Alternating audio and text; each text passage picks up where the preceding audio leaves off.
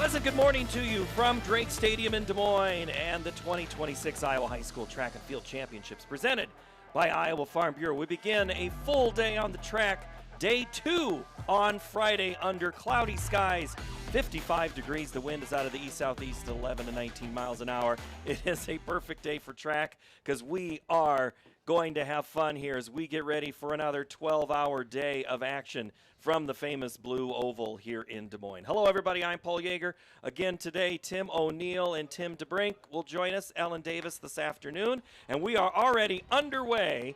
It is the girls' distance medley to start things off here today. Tim O'Neill, welcome back. Glad to have you here. What are you ready to see today? I'm excited to see all these teams. Had a great day 1, day 2 coming off. All these teams here setting themselves up. Not a lot of scoring opportunities today for teams, but just making sure they punch their ticket to the finals. We are in the distance medley, so that's 2248 Mount Ayr, Stanton, St. Ansgar, GTRA, Iowa Valley, East Marshall, Galen Catholic, and Riverside, Oakland. We're already into the second leg of this race so far. So walk me through what we've seen. I know it's just started, but Tim, this race it mixes a lot of great things. Sure. Ultimately, it's going to come down to the 800 runner, but these first 3 legs, the 200, 200, and then to the 400, just to get that 800 runner in a great position to bring it home. And it's not uncommon to see teams out of this first section go ahead and actually score because of the way that the district and state qualifying meet sets up. That was Nag for GTRA, who led off on the second leg of that 2 and had the great handoff. And now we're on to the 400 for Mount Ayr. It's Larson, and for Stanton, it's Roberts. Mayer for St. Ansgar, Wise for GTRA. Iowa Valley has Tyson, then Denham for Marshall, Ruthlin for Galen Catholic, and Roan for Riverside. The 400. All right, so in this section, is this where the race hinges the most on? Yeah, absolutely. Right there, you see all 8 teams were within 2 seconds of each other at the break at the 200-meter mark back there. So here they are coming down the home stretch, and yeah, again, just putting these half-milers in the best position possible here. Ultimately, they're racing against the clock, and they're trying to set that standard here for the next 2 heats. So it's Iowa Valley pushing hard there on GTRA, and at the exchange, it is 3 of them all tied up, and that is the madness that we're talking about that goes from the 4 to the 8, and then those 800 runners are off in a flurry as they head towards the back stretch. And our 4-camera view today that you will see as we get a chance to show as many runners as we can. I know we don't get all of them in, but we're trying to show them all. What do you see here in this 800? Yeah, I mean, top 7 right there, all of it. Now they're starting to stretch out, getting single file on the back stretch. Sitting there with a great, Iowa Valley's in a great spot right now. GTR right now, Stanton in 3rd, Mount Ayr in 4th. For Iowa Valley, it's Von Leenen leading the way for Iowa Valley. East Marshall, Hull, Schmidt for Galen, Riverside, Scott Dalby. GTRA is Huff, Powers for St. Ansgar, French for Stanton, and Mount Ayr has Friedrich out there on the track. As they come down to the front stretch, right in front of us, it is GTRA Mount Ayr. And now, Tim, like you said, a little bit of separation starting to emerge here. Yeah, out there in about 66 seconds here, first lap. And there's a look at our crowd from the low track angle this morning. We're all bundled up a little bit more. That wind, it's a little warmer than we started yesterday, and the fans they've been used to it this season. It has been a cool track season many, many nights this year. Keep talking about how Mother Nature rears her head. All of the seasons come in one day. Yes, they do. As long as we keep away the snow, we'll be all right. That's right. Iowa Valley in the lead. GTRA.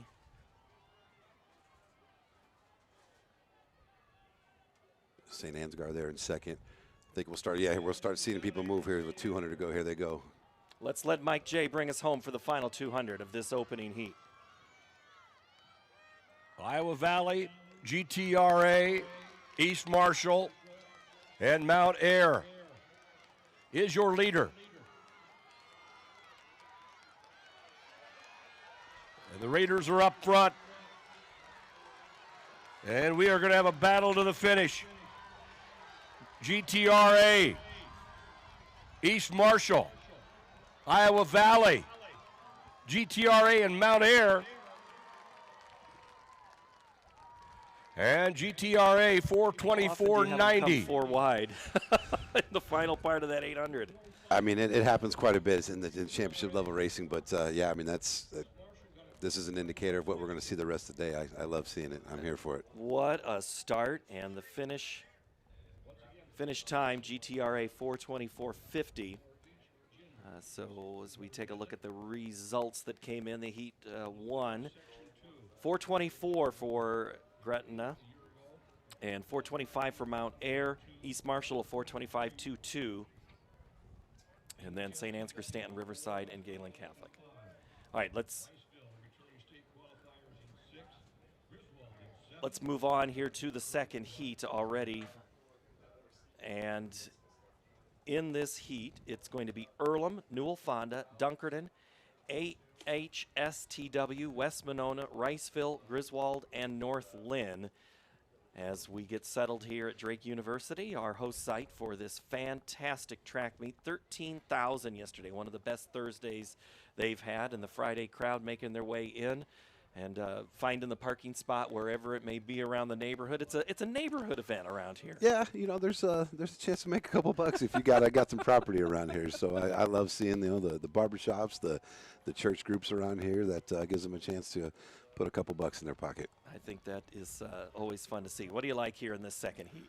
So what I like, it's so hard because you look at a team, you see their best performance. You know, when you look at Bound and some of the results throughout the year, the tricky thing is you know, you're putting your 4 best out there to make your best mark, and then you don't always see that at the state track meet. So certain teams, if that's all the eggs they have to put in that basket, they're going to go with that, and you'll see that. But then you'll see people switch runners in and out. You'll see it at the half mile and the quarter mile, and that's where you'll see, for example, Mount Ayr didn't run one of their talented kids, and they were, you know, 5-6 seconds slower than their best time of the season. So there is a look in Newell Fonda. That's Ava V. She is in lane 2 for the Mustangs.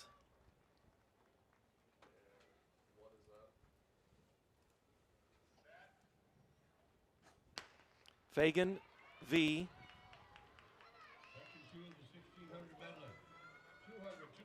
Dunkerton in 3, AHSTW in 4, West Monona in 5, Riceville, Griswold, and North Lynn. So there's a good look at the 200, and a little bit of that stagger made up out of lane 6. That's Riceville and Walthoff. And that first exchange, that camera gets a really good view of it. Newell Fonda had a great carry there out of lane 2.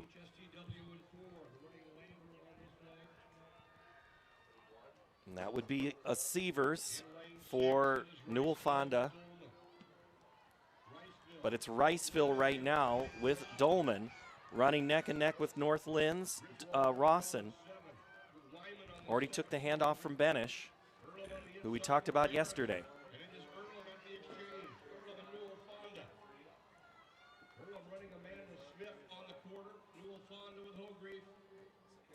Walk me through this cut and what the importance is here, this turn and then the cut. Geometry. We want to make sure you don't want to just bury yourself down on the rail. You want to take a nice gradual cut, kind of looking at the apex of the 200-meter mark on the back stretch down there. So you'll see this gradual cut. Some of these ladies are doing it very, very well, but you're going to see we're going to get bunched really quick because they're all about the same talent level right now, getting to the same spot at the same time. Third member of our broadcast crew is Tim DeBrink, and he is monitoring the field events, and we will check in with him in just a moment to kind of get us started on what we are seeing as we try to narrate what is happening and show you as much as we can, but tell you a lot about these field events that are going on, and it's AHSTW. That is Lamp, who is leading right now. Great carry by West Monona here, third leg. Quarter miler running well.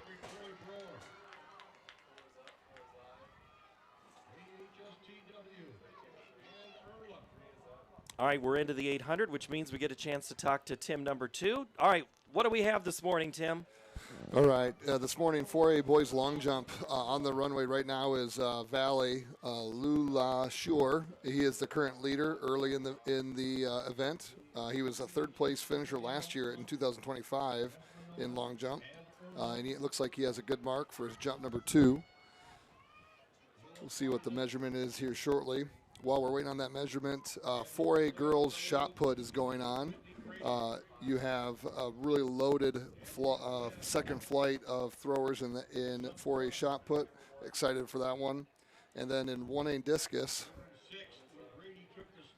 we've got Anna Hadley, who won the shot put last week or yesterday. She is now looking to repeat in discus from last year and win the discus title this week as well.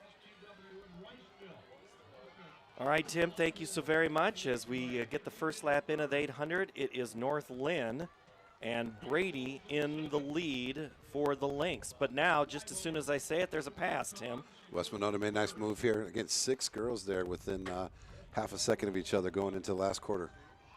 That's Brower for West Monona. Saw their coach on the landing making the last minute entries and any changes that were necessary before. And a little bit of nerves for these coaches. A lot can happen at 9 o'clock in the morning. We talked about the time yesterday, and we will discuss the morning run. And this is the biggest race of your life at 9:10 in the morning. You got to be ready to go. So we'll let Mike J. bring home the last of this race here in the distance medley section 2. Winning time in the first section, 4:24.90. And here comes your leader off the turn, West Monona.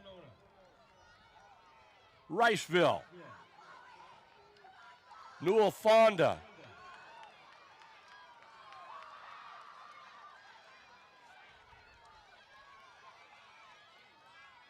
and West Monona is going to be your new leader. Great race there. West Monona is about a 4-second PR from the season, so well done.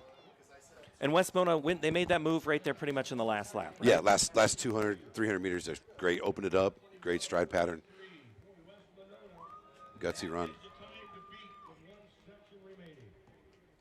So section 3 coming up here in a moment, but here's a look at your recap of section 2. The heat 2, West Monona, a 4:21.43. Newell Fonda, 4:24. Riceville, 4:24.89. So that's 4:24.25 and 4:24.89. Sorry, I need to have. How many times yesterday did we have hundreds determine? Thousands. Yeah. Determining if you were in the finals or not. That boy's 100-meter prelim going to qualify for the final. It's not even a chest hair for some of those guys. All right, section 3, Waco, South Winneshiek. Maquoketa Valley, St. Albert from Council Bluffs, Martinsdale, St. Mary's, Madrid, Pekin, and Turkey Valley. Section 3, what's it featuring here, Tim? So I think the clear favorite, we've got a young lady that's extremely talented that should be anchoring here on the 800 leg here, coming up with St. Albert, Council Bluffs, Lily Denton. She's scheduled to anchor. So I think that from a season statistic, they're well beyond the field.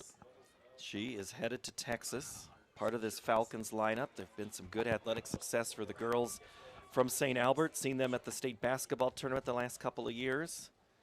Riding the waves. They're trying to ride their way around the blue oval here today as we get started on the heat 3 of the distance medley. The 2025 champion is on the track in St. Albert. They look to defend their title. Got a season best of 4:11. So that's Denton leading off for St. Albert. Tibbetts for Martinsdale, St. Mary's in 5. Smith for Madrid. Lauderman for Pekin in 7. For Turkey Valley, it's Kennan. In lane 3, Paris from Maquoketa Valley. South Wind has Galen in 2, and in Waco, it is Pepper. Here we are to the first exchange.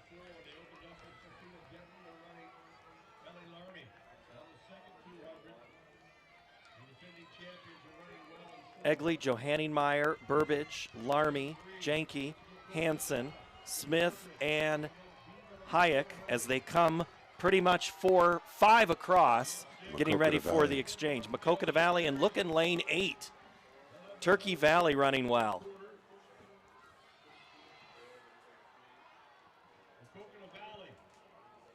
And now for your geometry quiz coming around as you get ready to make the cut on that at the little cones. They've separated enough here that there should be some pretty nice tangents here. We're in the 400 as there's a great look from our backside view. Maquoketa Valley in the lead. That is Beeman. Then in behind is Waco. That is Lunsford. Conway for Southwind. St. Albert Livingston. German for Martinsdale St. Mary's. Richards for Madrid. Going to see Page a little bit here so far. Sorry, yesterday. She's got a great leg going here. She's cranking it out in that 400. But it's Maquoketa Valley at the exchange. Beeman to Burbridge. What are we going to see in this 800 here, Tim? Well, she's got about 20, 25 meters, and she knows she's getting 100 right now, so we're going to see. Oh, look at that. Pull out just a tiny little bit. You are going to see a ridiculous distance there. St. Albert, you guessed it. Lily Denton.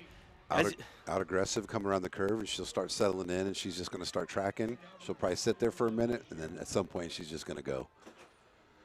There's a look on the back stretch of the first part of the 800. It's still Maquoketa Valley. It's Burbridge. And Burbridge is certainly super talented young lady as well.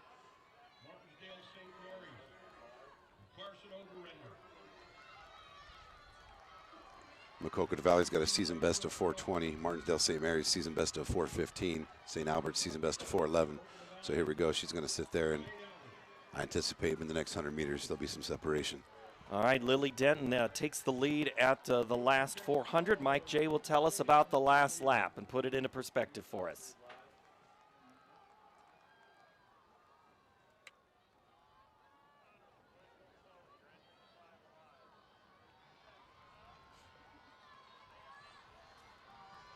St. Albert was in third, 3 seconds behind the leader when Denton got the stick. She's building on a lead on the backstretch. Maquoketa Valley running second with Burbridge. Martinsdale St. Mary's with Carson Oberender. St. Albert at the scoreboard.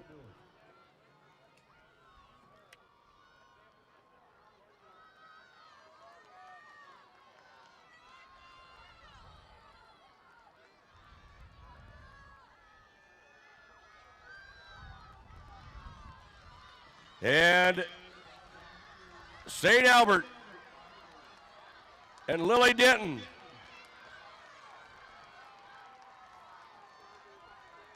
Martinsdale St. Mary's, Carson Oberender, and St. Albert will defend their title.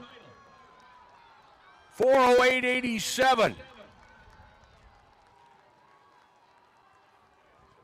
And Lily Denton has now run 14 events at the state track meet. Never has she finished less than 5th. She finished with a 2:13 split. Lily Denton, I mean, there's some names that you should know for the next 2 days if you're just a casual watcher. Lily Denton is one of them. Absolutely. So there's your champion. So here is how they finished in the 1A sprint medley. In the first 3 sections, starting in lane 1, returning state qualifier Southeast Philly. Cedar Rapids Prairie to Lindmar, returning St. Albert, Martinsdale St. Mary's, Maquoketa Valley, Waco, and Madrid. 4A distance med. I call it is not the sprint medley, it's the distance medley, and we were discussing that before we went on, actually. Iowa is one of the only states that calls it the sprint medley and the distance medley. Yeah. It still says in the, in all the track software, you have to really mentally, what it is. Right. So yes, it is. That was the distance med. I know where we're at. All right, 4A. Give me a handicap of this one. Well, I'll tell you, so first heat, we've got certainly some talented teams. I'm really intrigued to see what's going to happen. We'll talk to in that third heat because I know there's some lineup changes with some of the kids, and there'll be some strategic moves of kids that are listed on relay cards that may or may not compete yet. So we'll get into that because there's definitely some important point ramifications when it comes to that third heat between Ankeny, Centennial, and Cedar Falls. You had to look at Prairie in lane 2. So it's Southeast Polk in 1, Linmar in 3, Wash in 4, Dowling Catholic in 5, Muscatine in 6, Norwalk in 7, and Davenport Central in lane 8 as we get started here. And already to the first exchange. So Dowling Catholic in 5 and Muscatine in lane 6.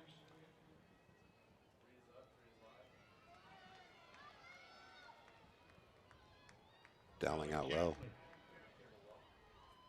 With Adeline Joe. Dowling Catholic off the turn.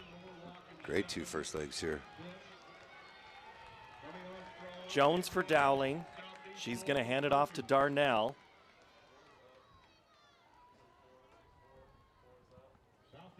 Norwalk goes Kelderman, Bush, and then Carlson. Davenport Central, Waglow, Walls, Moeller.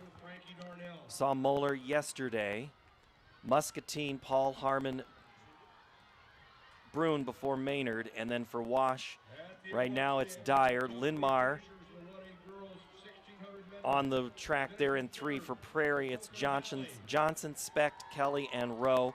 And for Southeast Polk, Stubbs, Curfew, Smith, and Barber. But it is Dowling right now. Southeast Polk with a great carry here. They always got great quarter miler, half milers, so anticipate them being there when the dust settles.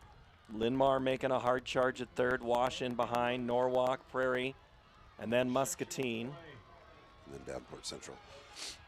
Dowling Catholic, Southeast Polk, Linmar with Seiko, moves them into 2nd. Great carry by Linmar. Dowling first to make the exchange.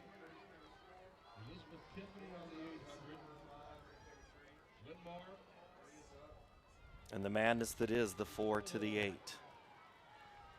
Stretched out here quite a bit. Tiffany leads the way for Dowling Catholic. Southeast Polk, that's Barber. For Linmar,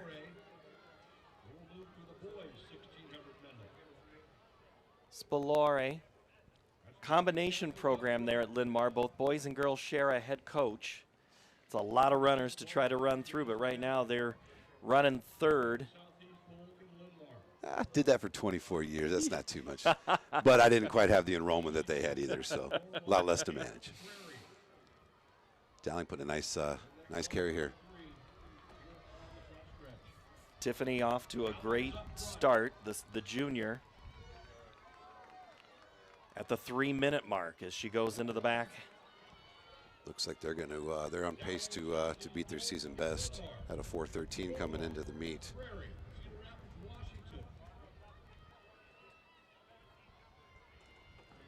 LeVake for Washington, Tiffany for Dowling, Maynard for Muscatine, DeRocher for Norwalk. It's Brack for Davenport Central, Barber for Southeast Polk, Rowe for Prairie. Right now, though, it is all Dowling Catholic. The lead, and there is a good look at just how far back the pack is. That is about 60 yards, 60 meters.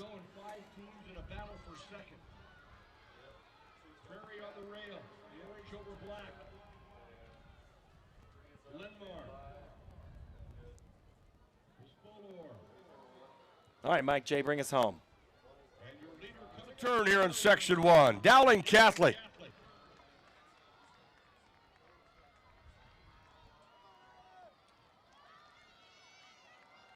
Dowling Catholic and Norwalk. Southeast Polk getting a good carry from Kenley Barber, freshman. Right at their season best time. Dowling Catholic 4:13. Good place to run it is here.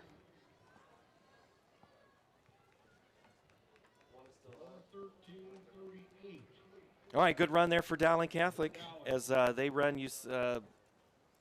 best time of the season. Good time to do it here at the end of the year. So their time is a 4:13:38.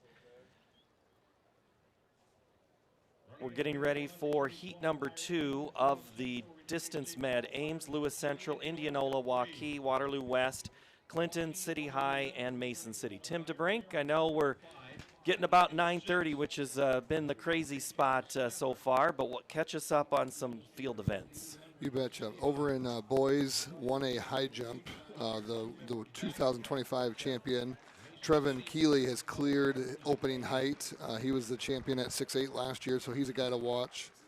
In the discus, they have already moved all the way through finals. We got it up on the screen right there. They are the leader out of discus right now is Hawkins out of HLVTC with a 119.06 throw. So we're through the first flight there, moving right along, and then for a shot put, they are also through the first flight and getting ready for second flight warm up. So a lot of action starting to heat up in the field events this morning.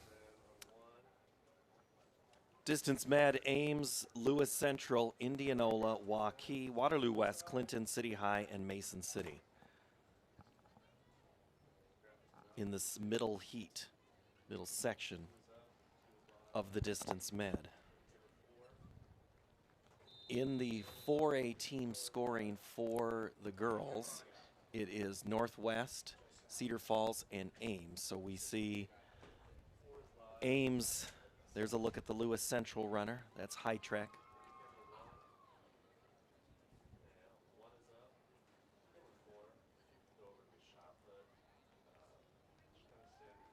Heat 2 gets us ready for a big Heat 3. We can't rush it, but we know we have a big one coming up here in a minute. So that's one you're looking for. I think Tim's looking forward to that one quite a bit. But let's get you started here in Heat 2. Johnson for Ames. High Trek for Lewis Central, Grip for Indianola, Chance for Waukee, Waterloo West sends Kennedy onto the track, Clinton's Jensen, City High, Abusafali, and Zilgi for Mason City on the track right now at the first exchange of the two.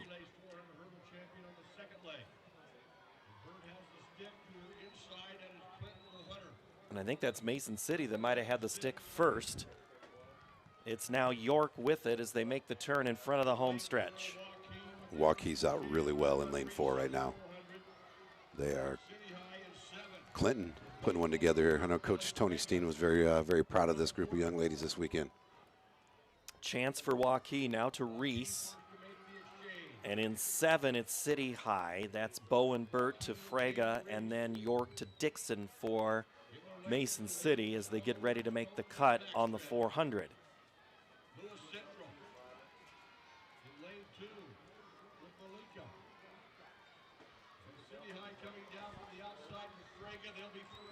It's a long way to go for Mason City for Dixon. But she makes the lead and keeps it as we split off here and start looking at some shot put during this race, Tim. You bet. Over here in 4A girls shot put, the first flight is in. Ella Staub from Waukee is the leader at 37.5 3/4. In the second flight, you've got 8 state qualifiers from a year ago. You have the second place finisher, Subson from Ottumwa. The fifth place finisher, Johnson from Urbandale. The fourth place finisher from a year ago, Hawk from Iowa City High. Sixth place finisher, Sam Grip from Indianola. So you got a lot of competition here in this second flight warming up for girls 4A shot put. Yeah, we got 4 teams here going on the backstretch here. They've kind of separated themselves from the other 4. You were liking Waukee in this. Yeah, you know, I thought they'd put some together. Indianola's had some great quarter-miler, half-milers here last few years.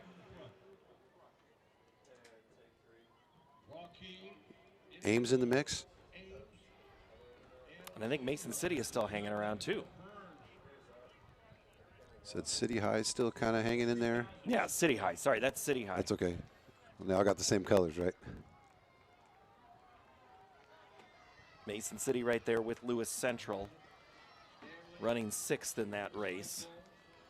See another Sadler girl running from Clinton anchoring. I feel like there's been a million of them through Clinton throughout the years. Father's a massive photographer, does some of the best track and field photos you've seen. For Waukee, It's Van Zee.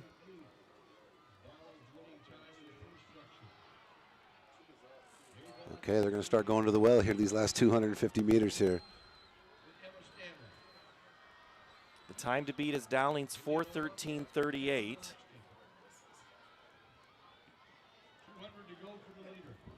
I like the cadence here on the lead runner here from Waukee. She's looking pretty solid. All right, Mike Jay's going to tell us about the final 120.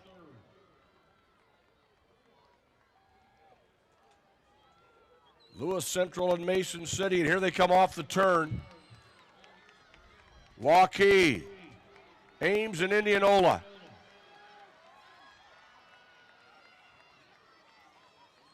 And Waukee will be the winner in Section 2 and is going to be our new leader as well.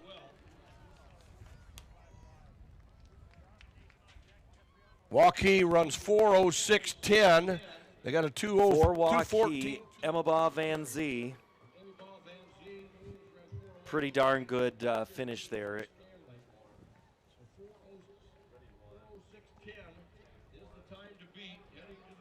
So here's how they finished: 4:06.10 for Waukee, Ames 4:08.09, Indianola 4:09.01, Lewis Central 4:11.65. So that moves Waukee into first place as we go to this Heat 3, which, Tim, this is a good way to start as well. Yeah, I think there's 3 teams here that have got the ability to go under 4 minutes. Cedar Falls, Ankeny Centennial, and Waukee Northwest. I really want to see who they're putting on the 400-meter leg, because that is going to dictate a lot of where they're at.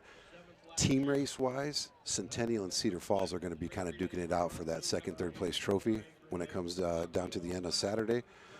I mean, Northwest they've got some powerhouses in here, and they're going to get after it. So this is, I think that they'll be the cream of the crop in this race. But again, just seeing what that's going to do with these quarter milers here, that if they were going to use them here, it might not give them the firepower in the 4x4 at the end of Saturday. I think we're looking at McCann right there for Northwest, and Stahl, Vogt, McCann, and Danny for Northwest. They start in 5, Centennial in 4, Drefke, Bush, Walashitis, and Flick due to run for the Jaguars. Cedar Falls, Russell, Davison, Tomlanovich, and Gall. Ankeny, Bruning, Buckley, Fisher, and Medetsky. Pleasant Valley, Dankwa, Powers, Wilson, and Edgen in lane 1. Johnston in lane 6 with Shaw, Pedic, Shaw, and Woodley. Valley has Garrison, Parker, Brown, and Reed, and Keller, Crawford, Pudens, and Dooley scheduled for Dallas Center Grimes, and they start in lane 8.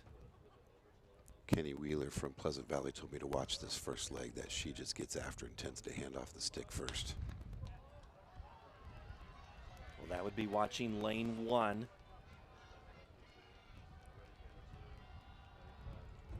Such a big stagger, though.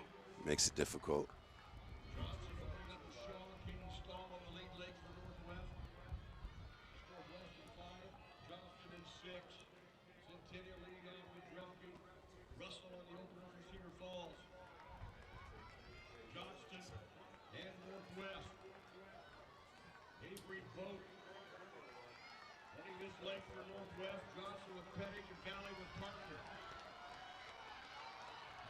Northwest with a big lead. Ankeny's going to sneak up in here, though. Fisher's a stud. Fisher had a great day yesterday, and now she is in lane 2, chasing down Northwest Sadie McCann. Actually in the lead ahead of Northwest by. Yep. And especially since Northwest is going to have to make up that distance on the cut. Fisher off to a great start for the Hawks. Great cut here by Cedar Falls. She's going to sneak in on the inside. Got there just ahead. Oh, little contact.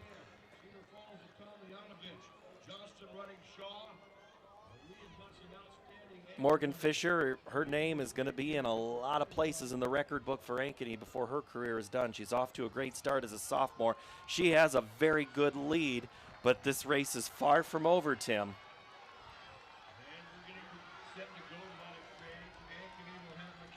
McKenna Medetsky, who had a great Drake relays, takes the baton in the 800.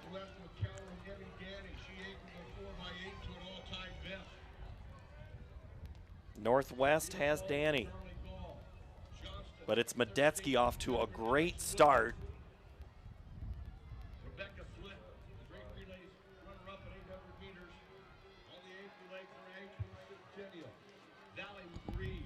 Alex Woodley moving up on the back stretch back there.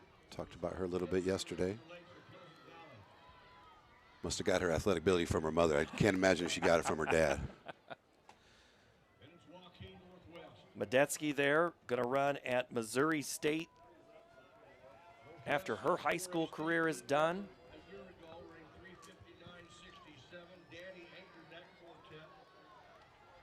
McKenna looking smooth there as she comes here on the home stretch. And then it's a race for second. We got Charlie Gall here anchoring for Cedar Falls too.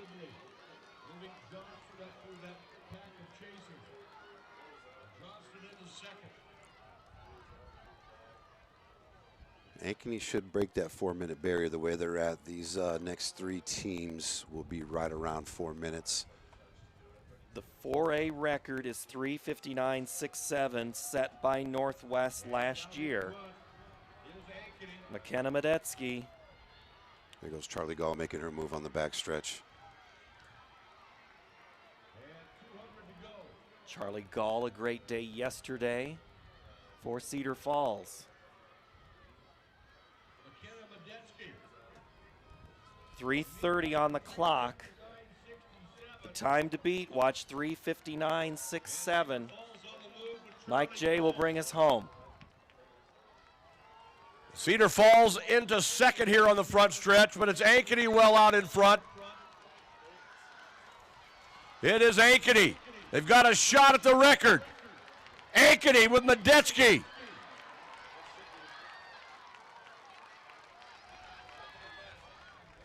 .3:55.44, an all-time best for Ankeny.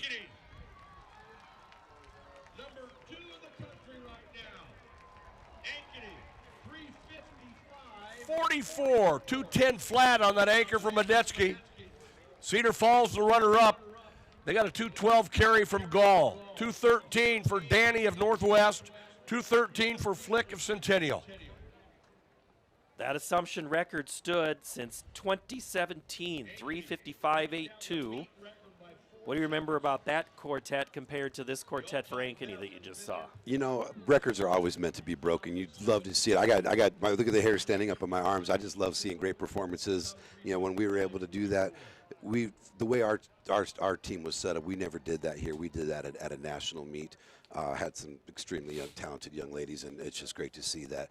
You know, somebody set a barrier that was, you know, just above 4 minutes. We got below it. Other teams are now getting there below it. Now these guys from, these ladies from Ankeny just did that again. That's fantastic to see. I love seeing it. Bruning, Buckley, Fisher, Medetsky. Remember that quartet? All-time record in the girls' distance medley. And they did it on a lane 2.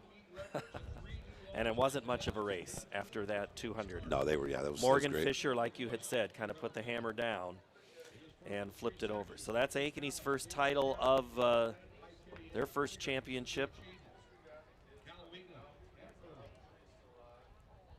And we're going to now move over to the boys' races, and Tim DeBrink has to catch us up because, or actually, hold on. Did I miss my traffic? I need to step away for a moment. When we come back, the boys will take the track in the distance medley. You're watching the state track meet from Des Moines.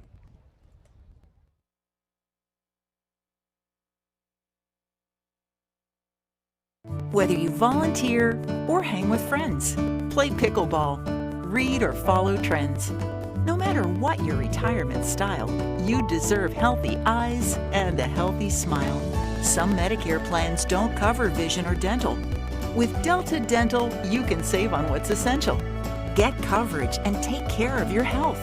It's peace of mind, so treat yourself. It's more affordable than you might think. Give us a call or visit this link. In our hometown, connections are personal, and trust is important. At Northwest Bank, we're more than just your bank. We're your neighbors. We're proud to give back to the communities we call home, supporting local businesses, schools, and the causes that matter most to you. Founded on integrity and honesty, we focus on relationships rooted in trust and care. Northwest Bank. We are commitment you can bank on. State Track and Field Championships brought to you by Iowa Farm Bureau here. We are now getting going in the 1A distance medley.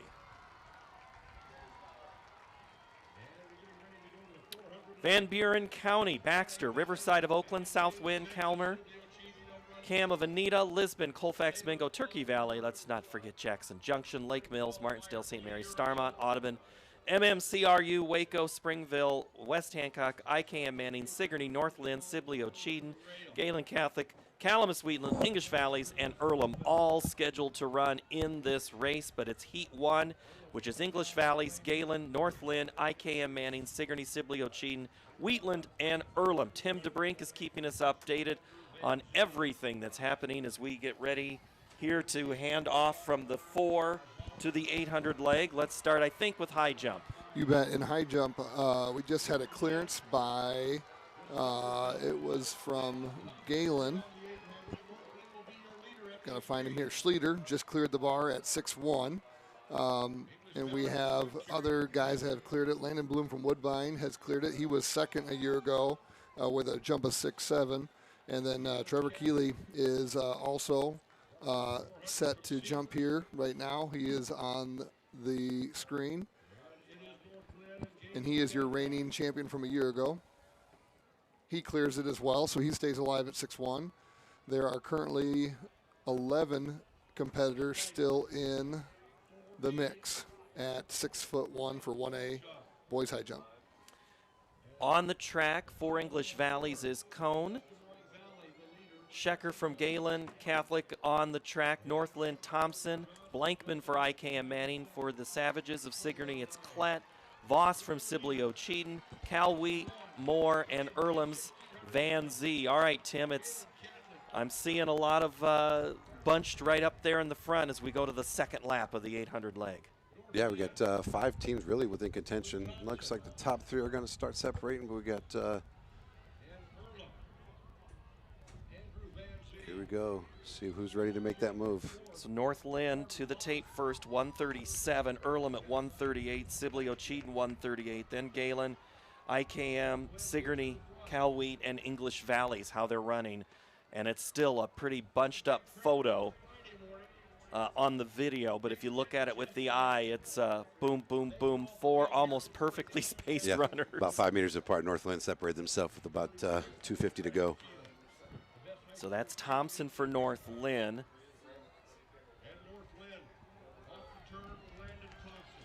Earlham's in second. Which would be Van Z. Then IKM Manning is Blankman. Sibley Ocheyedan, Voss, and it's going to be a heck of a finish. It's going to be Earlham who takes the tape. Van Z for the Earlham Cardinals. So they come from the west part of the metro. And they run to first place for that heat. And they put a time on the board of 3:37.93.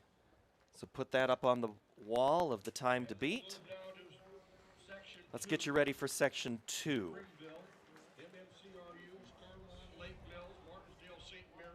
Heat 2, Springville, MMCRU, Starmont, Lake Mills, Martinsdale, St. Mary's, Audubon, Waco, and West Hancock. What do you like in Heat 2, Tim? Well, we've got several teams here within about 2.5 seconds of each other, which as we'll start seeing that gets condensed here as we move through the heats. Lake Mills, Martinsdale, St. Mary's, and Starmont in the middle of the track have put up some great times this year, so I was trying to draw my attention to those 3. But we've seen some athletes from Springville put together some nice competitions throughout the week. Love their coach. We get to see him at the state basketball tournament as assistant for the girls, a marathoner, his own right. And, I think we talked about Eric Cogdill yesterday about how he runs with the girls. And, what is it about a coach that gets in there and maybe has a perspective of a runner themselves and trying to translate that to their athletes.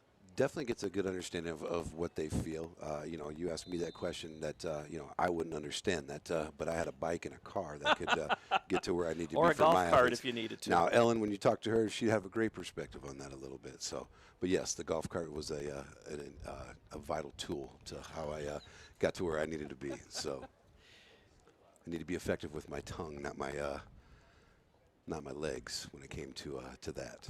Tyler Husak is who I'm talking about, and he was also part of Central College's 2009 Iowa Conference Outdoor Championship team. 16 marathons is what he has competed. He's also run in the Boston, and always love to see his orange tie when the Orioles are at the state basketball tournament. But right now is Springville team of March, Lansing, Hoy, and Rouse.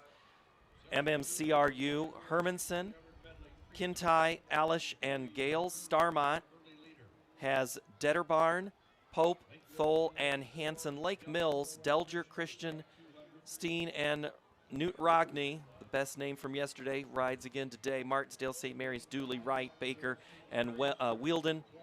Casper Bauer, Schultes, Nowatzki, and Giergard. From Audubon, Waco is Shellman, Waterhouse, Henderson, Dykstra. For West Hancock, it's Garcia, Gomez, Fox, and Collins. I'm talking fast because this race is going fast. Audubon's out well in 6.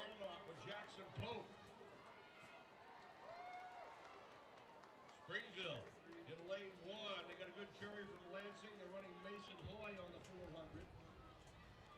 That is Audubon. In 6. The middle of the track, look at those guys all getting to that break. All right, let's look at shot put if we could here, Tim DeBrink. 4A girls shot put. The leader right now is Delilah Subson from Ottumwa with a throw of 44 feet and a half inch. And right behind her is Sam Grip from Indianola. She is up now after this thrower. She's sitting at 43, 5 and a quarter as well. And then Iowa City High, Rachel's Hawk is at 43 and 4.5. So we got a very tight race up top for the top 3 in 4A girls shot put.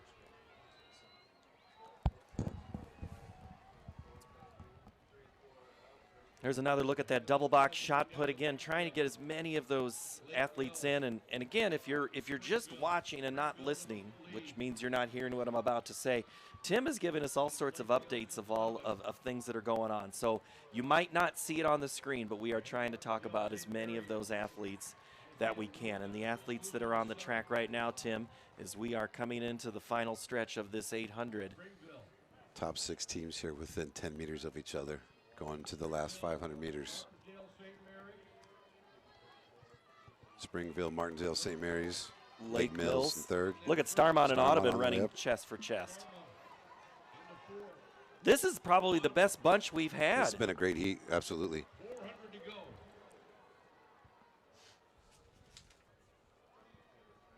And we just had a clear in the high jump. I looked up and caught that. I'm not sure who that was, Tim. That was Trevor Keeley, your reigning champion from Peyton Jourdan.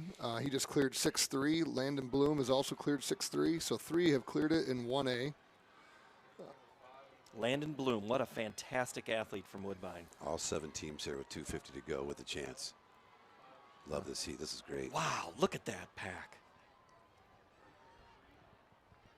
Springville's trying to separate. Here comes Lake Mills on the outside. All right, Mike J., finish us off here on this final. And here they come off the turn. Lake Mills with Rogney. Won the 3,200 title yesterday. And a great battle for second. We've got 4 teams vying for the silver in this second section. Waco with Jude Dykstra will get that spot. But Lake Mills, your winner in section 2. He is a machine. Glad we got to pull that one back out. There you go. His coach calls him the machine. What a great run for Lake Mills. So that will erase the Earlham. No, the Earlham time holds, right? Yeah, 3:37.93. North Lynn 338.03, Lake Mills 338.32 going into the final section. So Lake Mills 338.32, Waco 339.76, Starmont 340.31. And that's how they finished in that heat. Martinsdale, St. Mary's, MMCRU, West Hancock. So right now, Earlham leads over North Lynn. Lake Mills is in third, Waco fourth, Starmont in 5 as we get ready for heat number 3. Colfax, Mingo, Caminita, Riverside of Oakland, Van Buren County, Baxter, Southwind, Lisbon, and Turkey Valley. These third heats have been good. What do you expect in this one, Tim? Season best, Van Buren County has the best time of the season at 3:35.60. Lisbon right behind him at 3:36.8. Baxter 3:37.26. Boyer Valley 3:38. So should see 3-4 teams get after it here.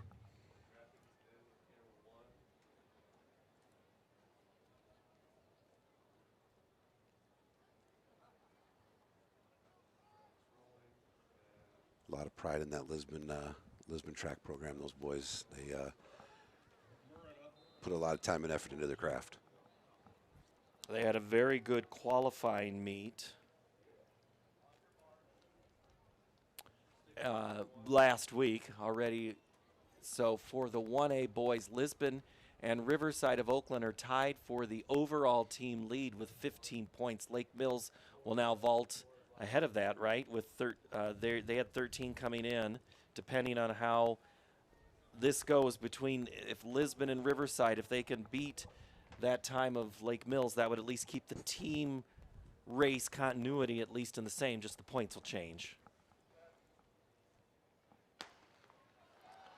Grove, McKee, Jepson, Duncan, Mergen, Bullerman, McFarland, and Franzen go 1 through 8.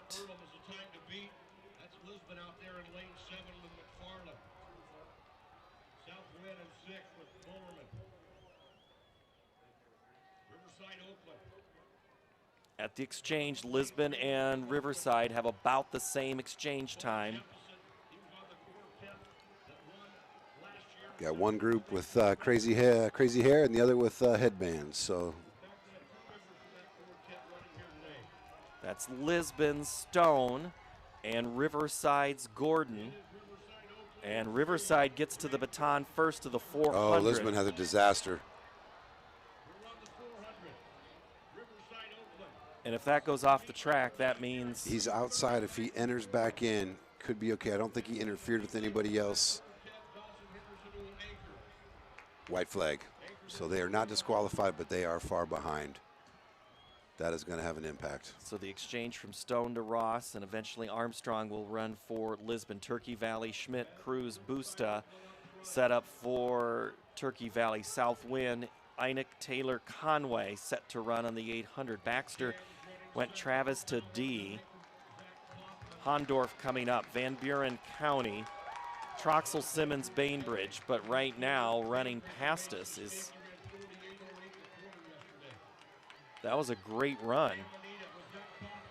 That was Cam of Anita. McCann to Bauer. Heck of a run. Now Kaufman, Colfax, Mingo, Trotter, Thornton, Wilkins. Riverside went Gordon, Fenner, Henderson. All right. What happened in that 400? It looked like that when he went to go open exchange, he just got up in too close to him. They got tangled up, and he didn't pass off the baton. Got tied up at their legs and crashed into each other.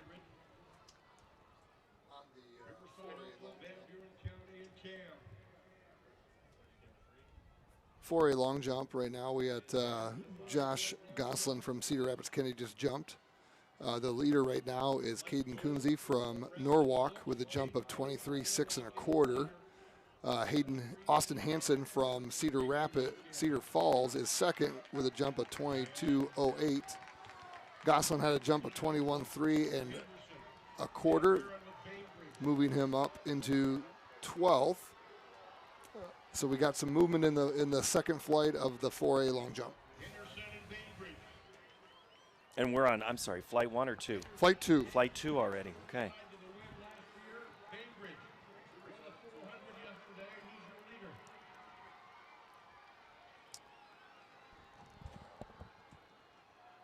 Baxter running third with Handorf. He's the runner-up in the 3,200.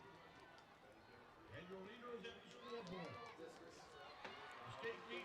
Mike J., bring us home. The time to beat is 3:37.93. And Van Buren County off the turn with Lincoln Bainbridge.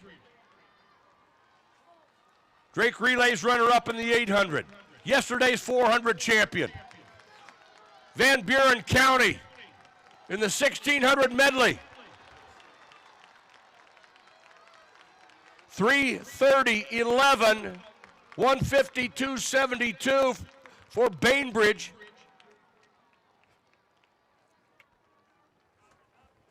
And meet record number 15. So Van Buren. Buren County.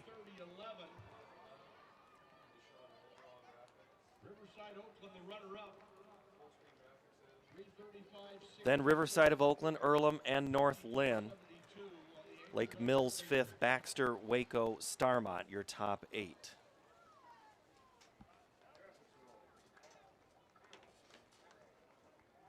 So that was your 1A distance medley. Now we're going to do the 4A distance medley for the boys. So if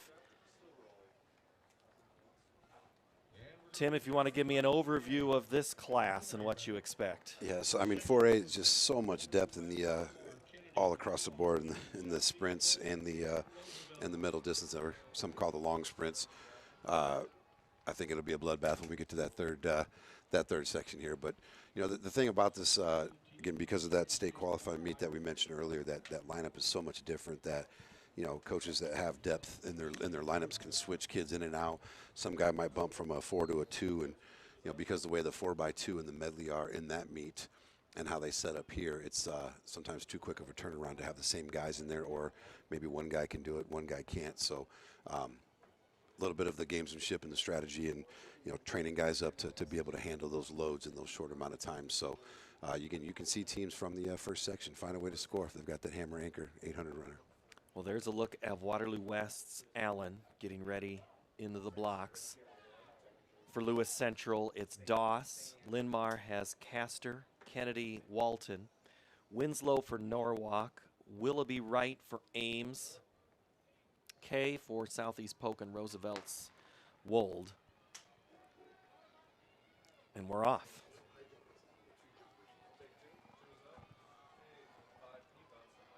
And we will have an update on the high jump in just a few seconds on what's happening there in high jump. So stay tuned for that as we get through this exchange.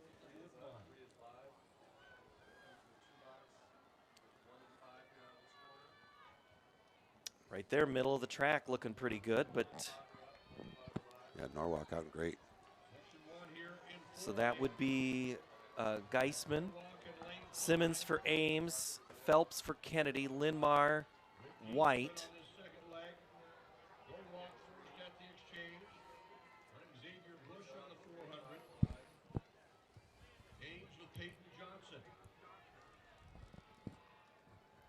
All right, we're getting ready for a high jump attempt here, Tim. Yep, here we go. In 1A boys high jump, Trevor Keeley from Peyton-Churdan is about to set up and go over the bar. It is set at 6'6". It is a two-person competition between him and Landon Bloom from Woodbine. These two were first and second a year ago, with Keeley winning it and Bloom getting second. Bloom has a season best, clearing 6'5" as well, so we got a really tight race here at the top for first and second. As we do here, first and second on the exchange from the 400 to the 800 between Norwalk and Ames. Got a little bumping and shoving here back here for 4th and 5th, Southeast Polk. Coach Jason Nolting, I know he doesn't shy away from those guys sharpening elbows a little bit. Happy to be here. They had some bus troubles throughout the season, it sounds like. Oh, really? Yeah, they had a meet where Waukee Northwest sent a bus to go pick them up and bring them to their meet. I was going to make a joke that I saw them walking to the meet Wednesday night just to make sure that they get here, but. Bloom has just missed at 6'6", and now it'll be Trevor is up from Peyton-Churdan. It's his first attempt at 6'6" on the screen here.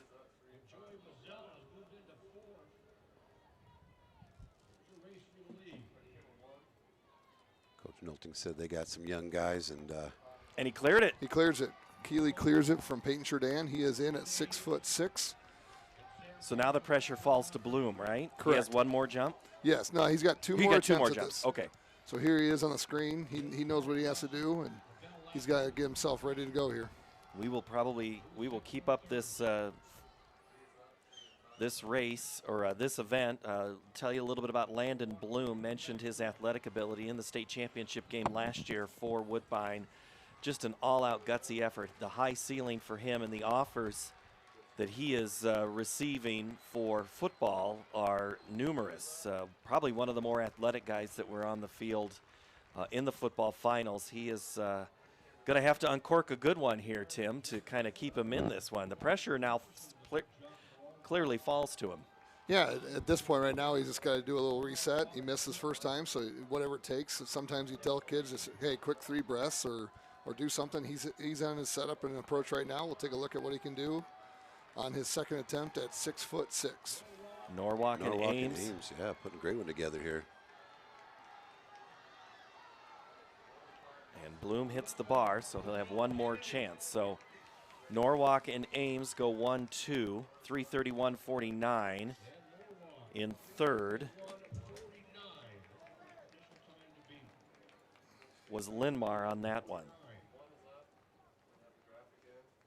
So here's how they finished. Norwalk, Ames, Linmar, Southeast Polk, 331.49.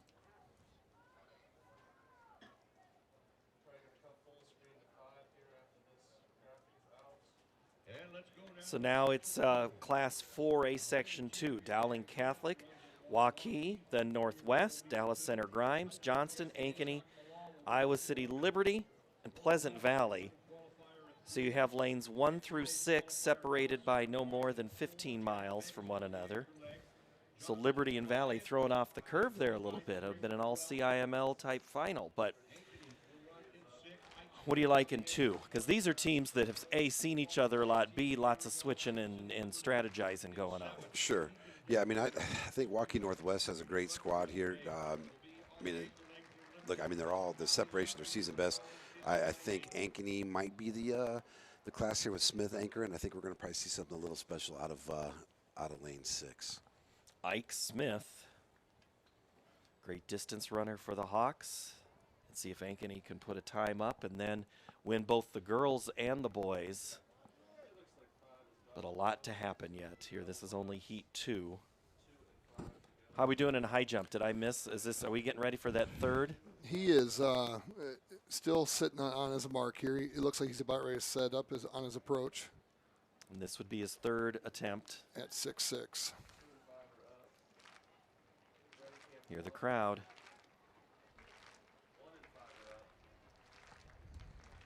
Oh. Yep, I think. Yep, he is out. So he will be a runner-up for the second year in a row at 6'5", and your winner will be Trevor Keeley from Peyton Sheridan. Will be your champion. He'll decide at what height he wants to go to next. So fun when you have the 1-2, just not if you're the 2 both times. I feel, that's always a tough thing to do, but you know that you are in on the final round. Always exciting there. So we'll see. We'll keep an eye on that height. Anything else going on in field event land? You bet. Over in 4A boys long jump, right now the leader is still Caden Kunze from Norwalk at 23.6 1/4. Austin Hansen from Cedar Falls is right behind him at 22.8 1/4.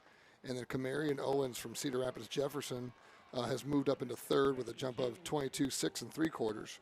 So those are your top 3 out of flight as flight 2 is about to finish up here. So good there. And then the next time we have time, we'll talk about 4A girl shot put. O'Brien to Raymaker for Dowling. Waukee goes Allen to Dennis. Northwest Oliver to Miller. Then Grimm Wright for the Mustangs of DCG. Quam to Armstrong for Johnston. It was Fisher from McClure for the Hawks. Liberty, Schweitzer to Baldwin. And then Zuderveen to Tillman for Pleasant Valley. Now on to the 400 leg. And it's Isaiah Swanson off really good for the Hawks there. They are wearing white and black today with a little bit of maroon on the bottom. So that's who you're watching. With the A, that's Ike Swanson. He's getting chased by Northwest. That's Van Horn. as they are on that backstretch. But right now it is Swanson for the Hawks.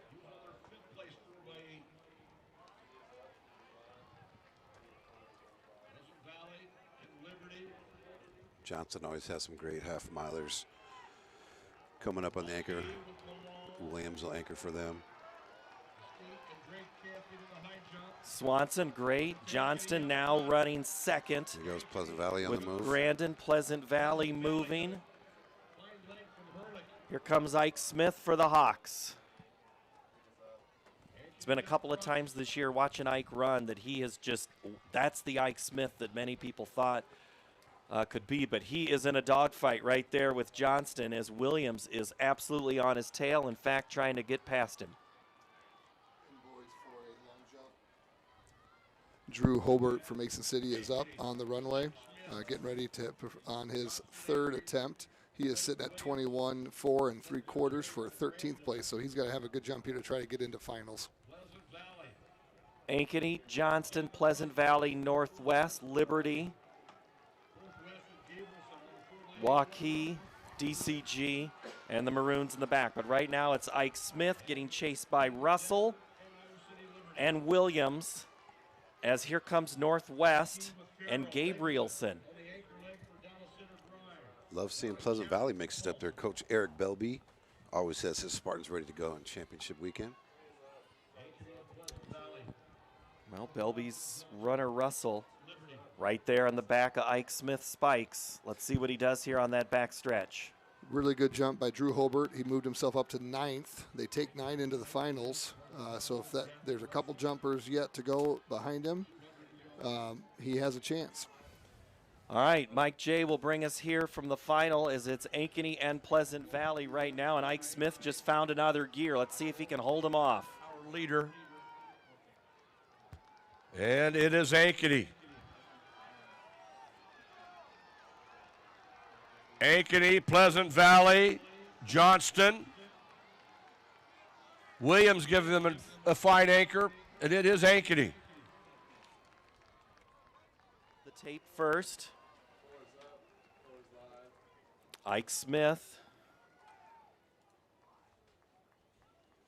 There he is. Now he's finally breathing. Didn't look like he was breathing too hard after that, Tim.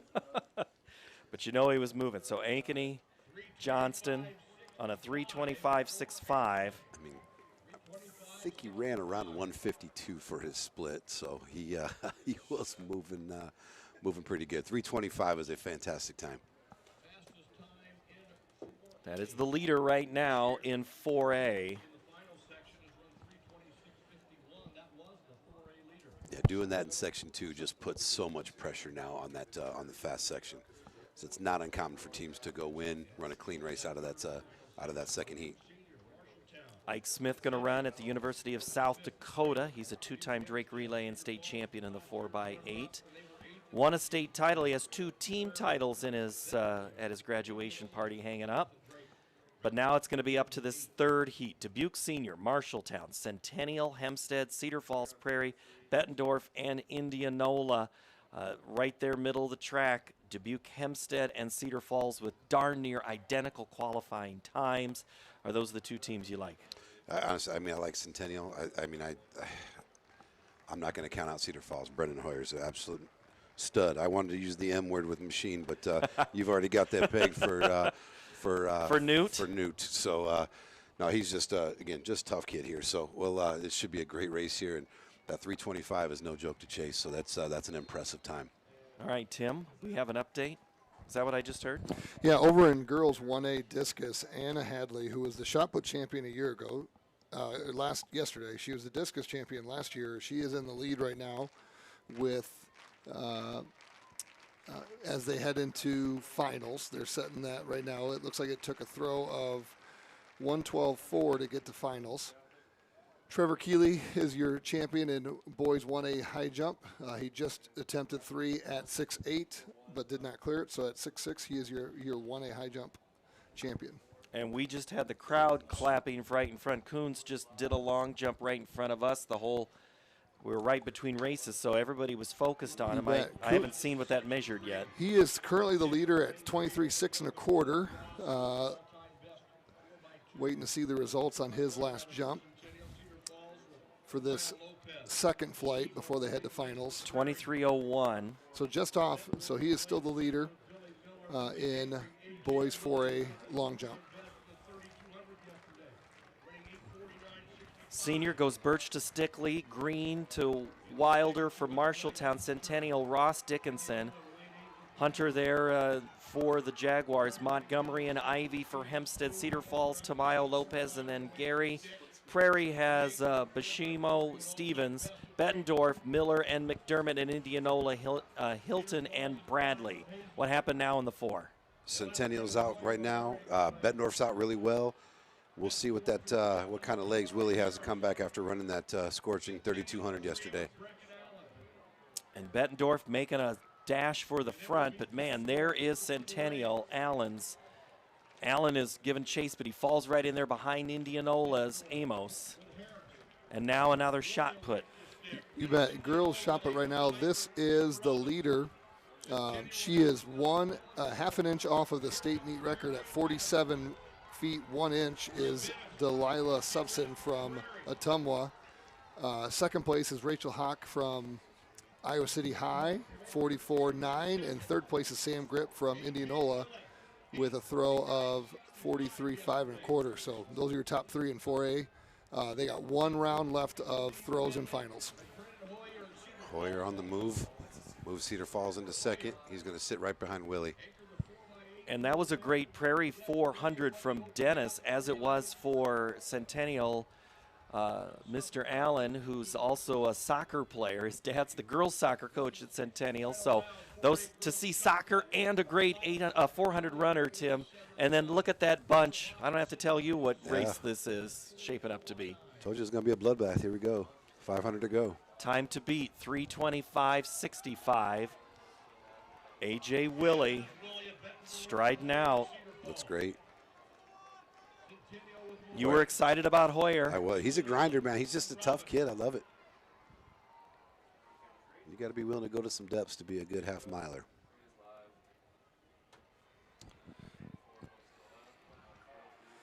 For a shot put, Anna Cassidy just fouled. I know there's a school record on the line here for Bettendorf Bulldogs too, so they look like they're in a good spot. Well, the 4A record is 3:24.39, held by Linmar in 2014. The 25 champion is Dowling Catholic, who ran already, but now let's see what is left in the tank. Last 120, here we go.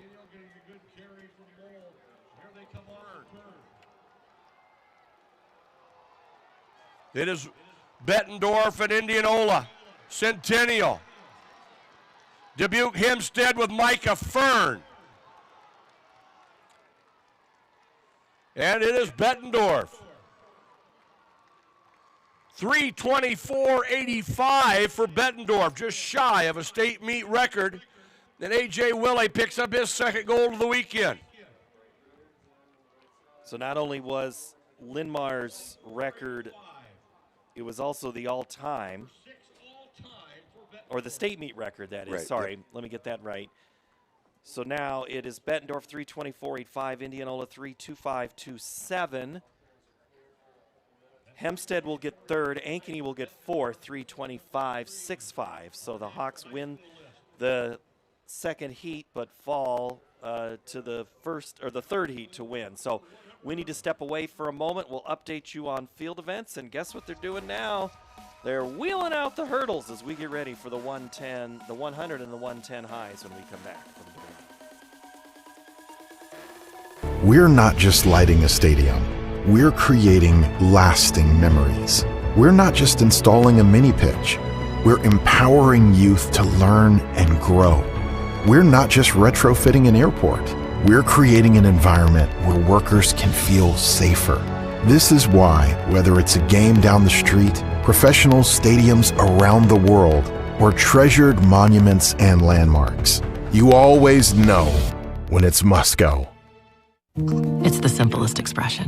The smallest thing that changes everything. A smile.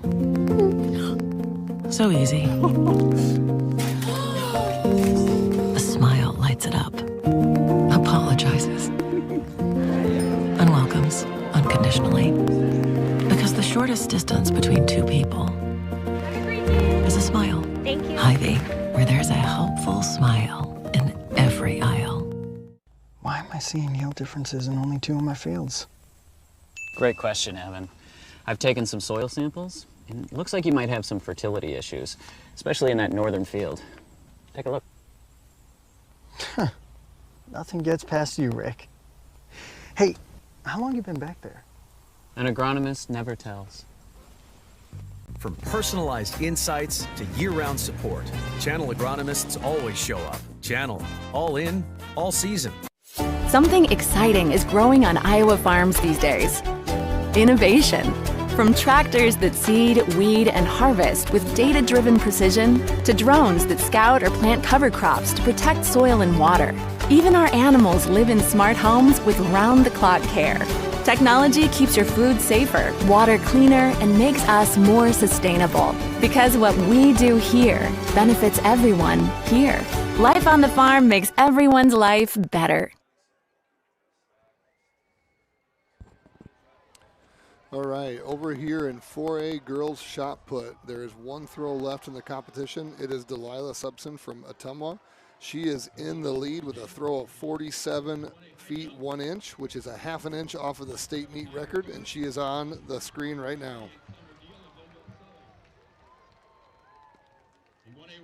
She's got a good mark. Her hands are up. Wait on the measurement here. She will be your 4A girls state champion in shot put. From Ottumwa. From Ottumwa. So the Bulldogs get a win there. And was that that was the last throw, right? That was her last throw. It Yep. wasn't her best one, but still really good series. I'm looking at her 6 throws right now. All of them were 43 feet or higher. That's a very good throw progression for her. Second place was Rachel Hawk out of Iowa City High. Third place will be Sam Grip from Indianola. Fourth place, Tatum Johnson from Urbandale. That was a star-studded group from last year. All 4 of those were state placers a year ago, and they all are state placers again this year. And it looks like maybe we're long jump is not done yet, right? Correct. Long jump is, they were doing their warm-ups. They are heading now into the first jump of finals with Isaiah Oliver, maybe? It is Isaiah, but that was, Kuntz just took a warm-up. Okay, that was a warm-up. Yeah, it'll be Isaiah Oliver will be up first. That was Kuntz, the leader in 4A. He is in with a jump of over 23 feet, so he's still in first place. Was Kuntz in that sprint distance men? No, did not. No, so but Isaiah Oliver was. I believe so. So Oliver has to have a little bit of that recovery. Yes.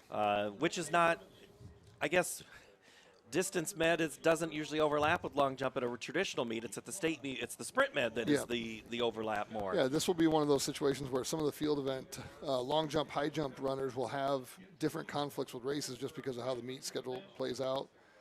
Track coaches look at that. They look at the schedule. They see what, sometimes they may run it at districts and say, hey, we got to sub a guy out. So that's what, Tim O'Neill is talking about with the deeper lineups. Teams can switch guys in and out or girl runners in and out if they need to based on field event schedule times. Well, that's Tim Tabrink. He's talking about Tim O'Neill. I'm Paul Yeager. Glad to have you here from Drake Stadium. We are through a couple of events. We're now getting ready for the 100-meter high hurdles. We'll get high in a minute.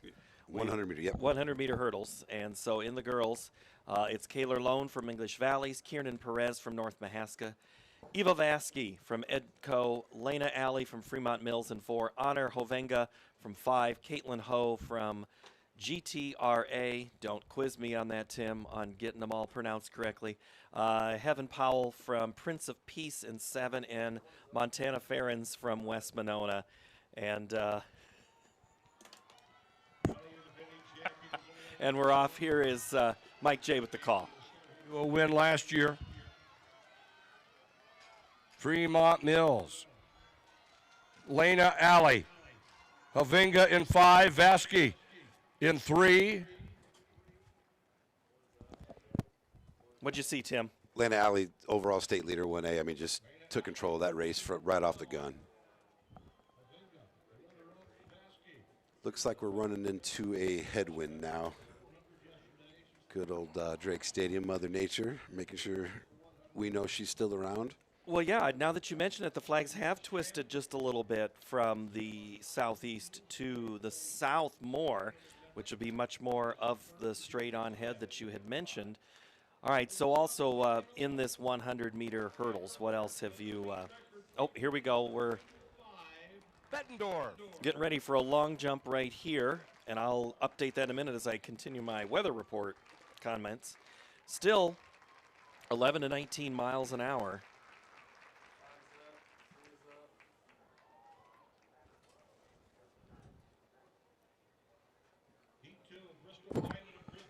Here's the introduction for Heat 2. In 2, Kennedy Brand of Gladbrook Rhinebeck in 3. Two-time medalist from Griswold, Junior Carson Adams in 4. Ada Hansen, 7th in the Drake Relays final, 4th at last year's state meet for Cam, and she's in 5. Brooklyn Weldon of Fremont Mills in 6. Emerson Meinert of BGM in 7. Alexis Rose of North Butler in lane 8.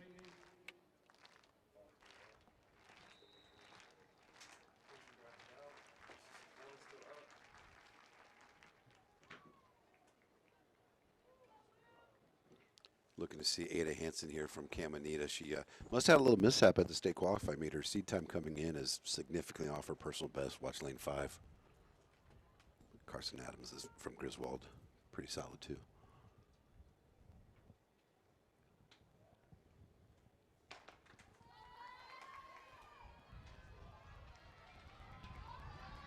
And here comes your field.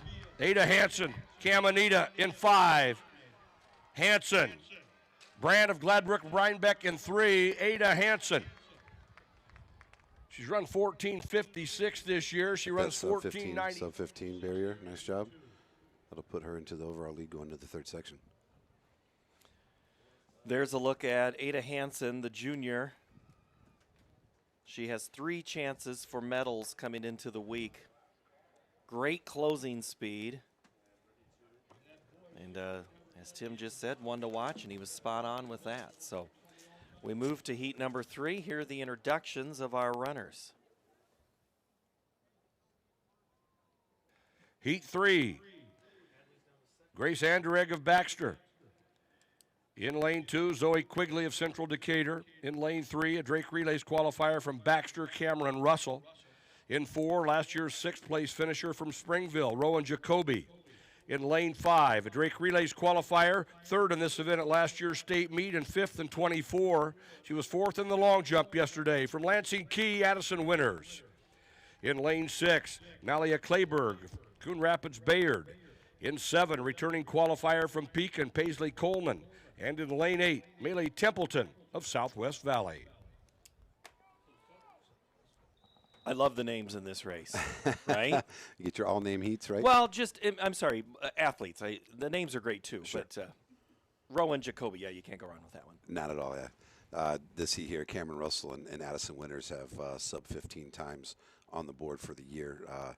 Not quite that same time at the state qualifying meet, but see those two and Jacoby here. Kennedy Brand, who ran 2nd in the previous heat, is going to Wartburg, as is Addison Winters, but different sports for the two in their next career. So here we're off. Here's Mike J. Jacoby in 4, Winters in 5. Jacoby and Winters. Russell and Clayberg.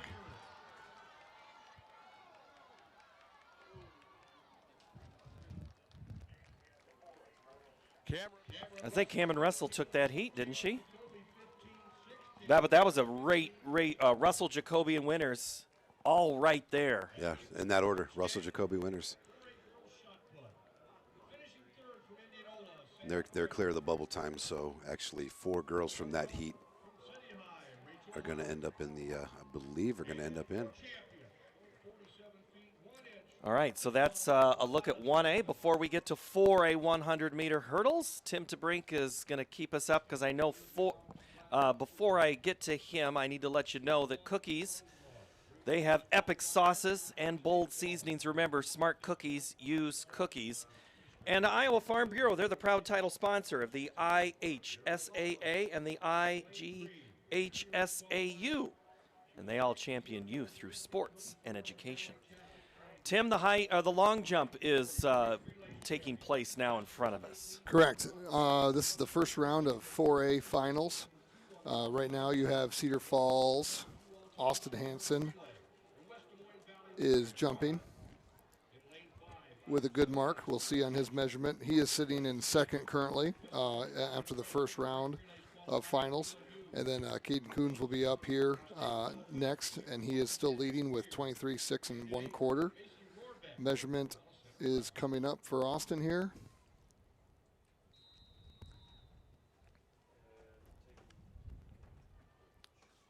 All right, Brylan Keister from Southeast Polk is at 1. Alyssa McLaughlin, Muscatine. Franny Brooks from Dowling in 3. Morgan Carr in 4. Sophia Hatcher in 5. Mila Hughes from Valley in 6.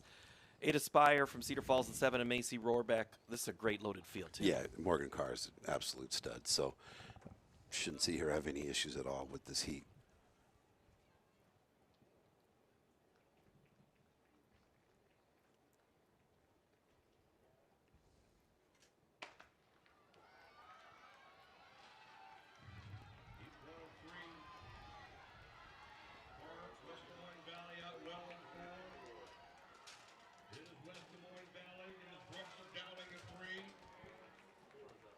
Her teammate closed well there too, Mila Hughes. A 13.75. That is that is knocking on the door of the 4A record of 13.62, held by a Valley Tiger. So 13.75, and Hughes runs second in that race. Yeah, Hughes and Brooks tied there. Had to go to the 1,000th of a second to separate them.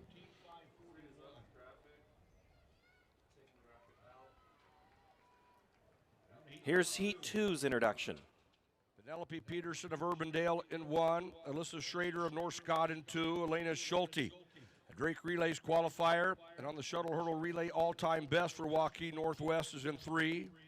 Katie Willits, she's on that all-time best shuttle for the Waukee Northwest. She also won gold at Drake 4x1 and 4x2 at all-time bests in both. She's run 14.11, number 10 on the all-time list. This is Katie Willits.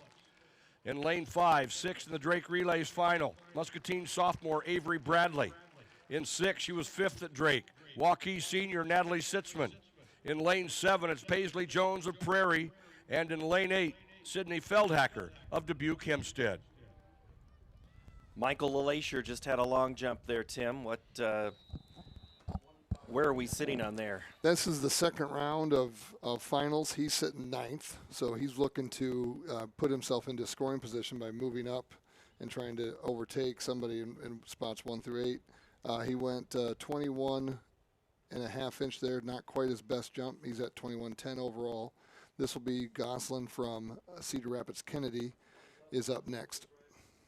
Back to the Heat 2. Katie Willits in the middle there, Tim. Yeah, Willits, her teammate Schulte. I really like Avery Bradley from Muscatine. Has had a great sophomore campaign this year. Got Alyssa Schroeder out of the MAC, North Scott, and then Natalie Stitzman too. And let's also look at 5, the Drake Relays champion hurdler as well.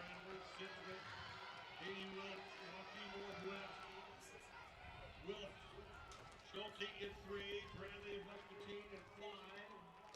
Katie Willits.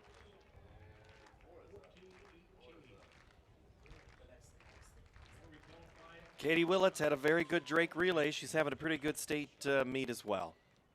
Yeah, look like when they wrote their lineup for this meet, they obviously have a chance to do something special, and they're hoping, obviously for her to get into the final has big points potential, but trying to get her teammate Elena Schulte in there too. Now back to the long jump. Yeah, Jackson Goslin fouled that last jump. Next will be McMurrin from Waterloo West.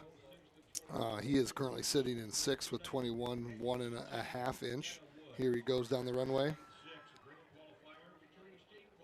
It'll be a measurable throw. Looks like he was a little bit off of the toe board there. He wasn't quite, his steps weren't perfect, but it's still going to get measured.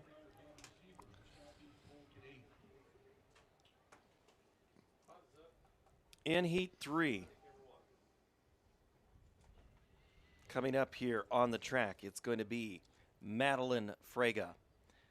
Elsie Kane, Natalie Lord, Jane Amari, Anna Woods for Centennial, Berkey Wasco for Cedar Falls, Atumwa's Jordan Mason, and Gabby Sievers from Southeast Polk. Yeah, Mahari of Waukee has a little separation between Woods and Natalie Lord here. Davenport North product. Father, schoolmate of mine back in the day, the old Assumption days in the 90s.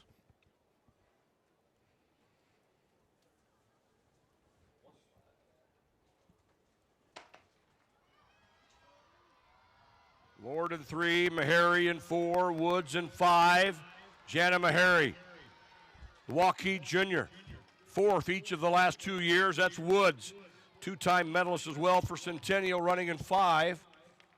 And Meharry runs 14:35.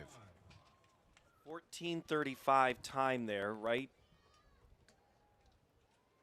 Not really anybody to run with for a while. After that third hurdle, really kind of put it into the middle and then cruised into the finals, as we now will have who is in our finals as we look at the results of that third heat. How'd we finish here, 1 through 8?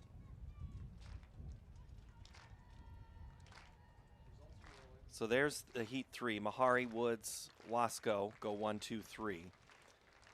And then here's how we're going to finish and make it to the finals. Carr, Willits, Mahari, Hughes, Brooks, Hatcher, Bradley advancing to Saturday's final, which is at 1:20 in the afternoon, and it'll be the 4th race of 4 for the girls in the 100 hurdles.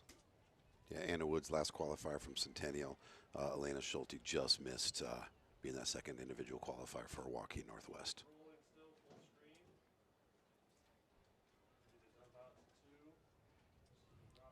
We move over to the boys. We'll step away for just a moment here from the state track meet from Farm Bureau as we get ready to go to the boys' 100 highs as they readjust the heights. We have a moment to pause in the action. We'll return to the state track meet right after this. Whether you volunteer or hang with friends, play pickleball, read or follow trends. No matter what your retirement style, you deserve healthy eyes and a healthy smile. Some Medicare plans don't cover vision or dental. With Delta Dental, you can save on what's essential. Get coverage and take care of your health. It's peace of mind, so treat yourself. It's more affordable than you might think. Give us a call or visit this link. In our hometown, connections are personal, and trust is important. At Northwest Bank, we're more than just your bank. We're your neighbors. We're proud to give back to the communities we call home, supporting local businesses, schools, and the causes that matter most to you. Founded on integrity and honesty, we focus on relationships rooted in trust and care. Northwest Bank. We are commitment you can bank on. Welcome back to the state track meet in Des Moines, Iowa at Drake Stadium. It's the Iowa Girls High School Athletic Union and the Iowa High School Athletic Association. The union and the association put on a party, and it's a pretty good one. 13,000 yesterday. We're starting to fill in. Not many empty seats here on the near side and on the far side. Right now, we are getting ready for the boys' high hurdles because it's time to get high hurdles onto the track. See, I'm aware of what I've done. Thank you. My apologies. Michael LeLacher just jumped, I think, Tim. Yeah, he did, and now we got Adam Hansen. He is currently sitting second. This is his 5th attempt. We got white flag is out. He'll have a measurable mark here. He is sitting in second with a jump of 22, 8 1/4. He's got to find about 8 to 10 inches here to get close to Norwalk's Kunze to challenge for that first place. I want to ask for a moment there. I know they're putting the stick in. It used to be the tape. Tell me about the technology update on this event. Yeah, so a lot of the field events are going to electronic recording where you put a marker down and there's GPS and it's laser measuring. We've used it a little bit at North Polk. I've seen it at Indianola and elsewhere where it does speed up the measurement as long as the technology is working.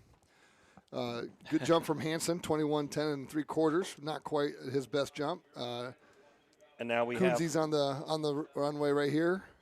That's a good one. That did look Flag good. is up. It's going to be measurable. That is a good jump. Right now he's 23.6 1/4 for his best jump. He liked it. No, you're good. I think he's going to be happy with this. It's going to be close, if not better. Can you tell Tim that Tim likes track? I mean, he's excited about it. He's wanting to get in on the field events and comment on, help you out with those. Heck yeah. No, it takes a team to do it. So Coonsey will stay. Yeah, there you go. Oh, 23.8 1/4. That's his best jump of the day. We'll start in with the last jumps of 4A finals for long jump. Isaiah Oliver jumping right now for Northwest, and we'll have his distance here in a moment. But we're getting ready for Heat 1 of the 110 highs. Garrett Shannon from Wapsie Valley, Wyatt Mendenhall from Southwest Valley, Jack Engel from Colonesco, J.W. Linkhoker from Fremont Mills, Ashton Rosendahl from Linville Sully, Jacoby Subject from West Hancock, Jake Bartles from North Butler, and Quentin Dalton from Bedford. Heat 1 of 3. Lincoln Hofer, Fremont Mills in lane 4. He's the 1A state leader.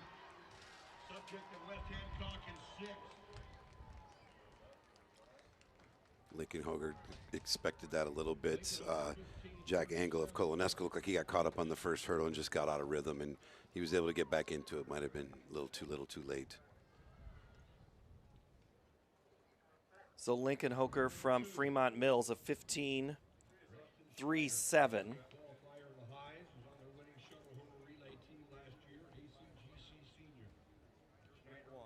In 2, it's Cameron Bartles of North Butler. Dawson Evans of Lennox. In lane 4, he was 7th in 2024. He was a state qualifier last year, a Drake Relays qualifier this year. Riverside, Oakland, Jackson Gordon.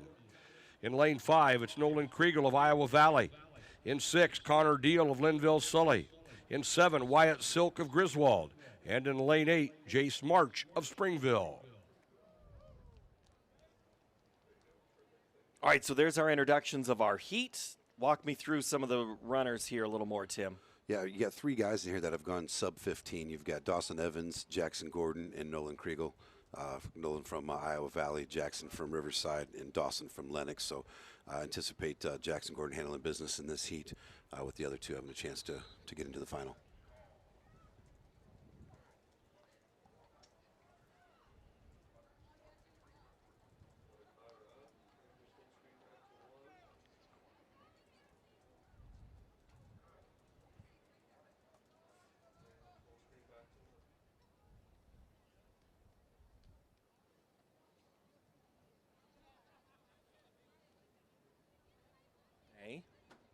As they settle in the blocks, Mike J. will walk you through the play-by-play of the race.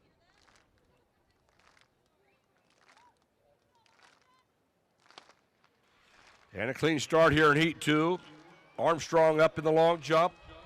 Gordon out well in lane 4. Jackson Gordon on the inside at Schneider. Gordon and Schneider. Evans of Lennox closing well in 3. Schneider pulling it together there on the inside. All right, what'd you see?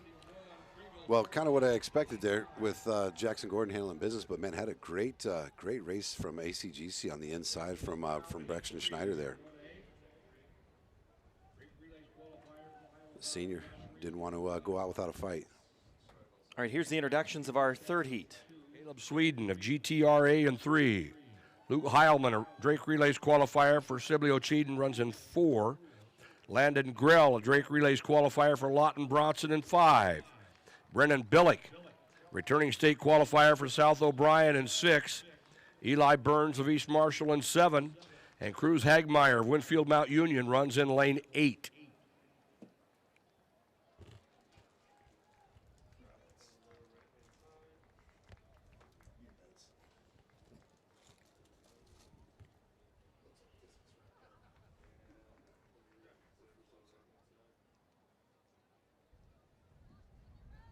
As they get settled in for Heat 3. Long jump, we had a foul, and looks like we have one more jump.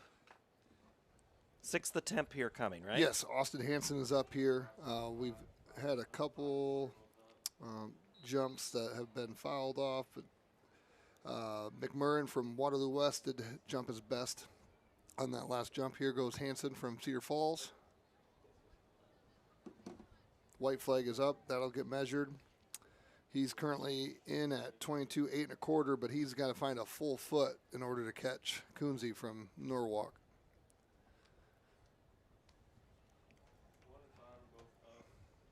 What's your mindset on that 6th attempt? I think you got to, again, it's a reset. You got to get yourself ready to compete and treat it like your first one. All right, here's our Heat 3 play-by-play from Mike. Heilman in 4, Grell in 5. Reed had a good close in lane 1. And Grell 14.78. Grell crosses first, and we'll settle up here on. We've got one more long jump we're going to show you here before we get to the 4A boys. You bet. Caden Coonsey's in first. This is his last attempt.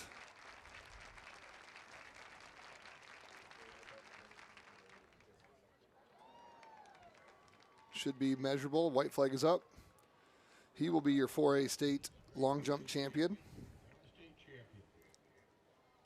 I think he liked it, but he didn't love it. Usually you know right away when those jumpers, they know where they look in that sand, they know where they're at. They got their own GPS.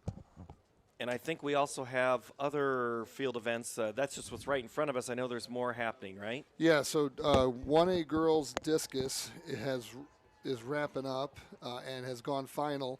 Anna Hadley, the champion from a year ago and the state champion in shot put yesterday, is going to get second from Pekin. She threw 145.7. The state champion was third a year ago, Lindsay Cruz from St. Agar. She had a throw in the 5th round that put her into first with a throw of 148.6, and she will be your 1A girls discus champion. All right, they qualified. We have their finalists for 1A. For 1A in the hurdles, it took 15-13 to make the final. And so Jackson Gordon qualifies with a 14.67 as the best heat, or the best time.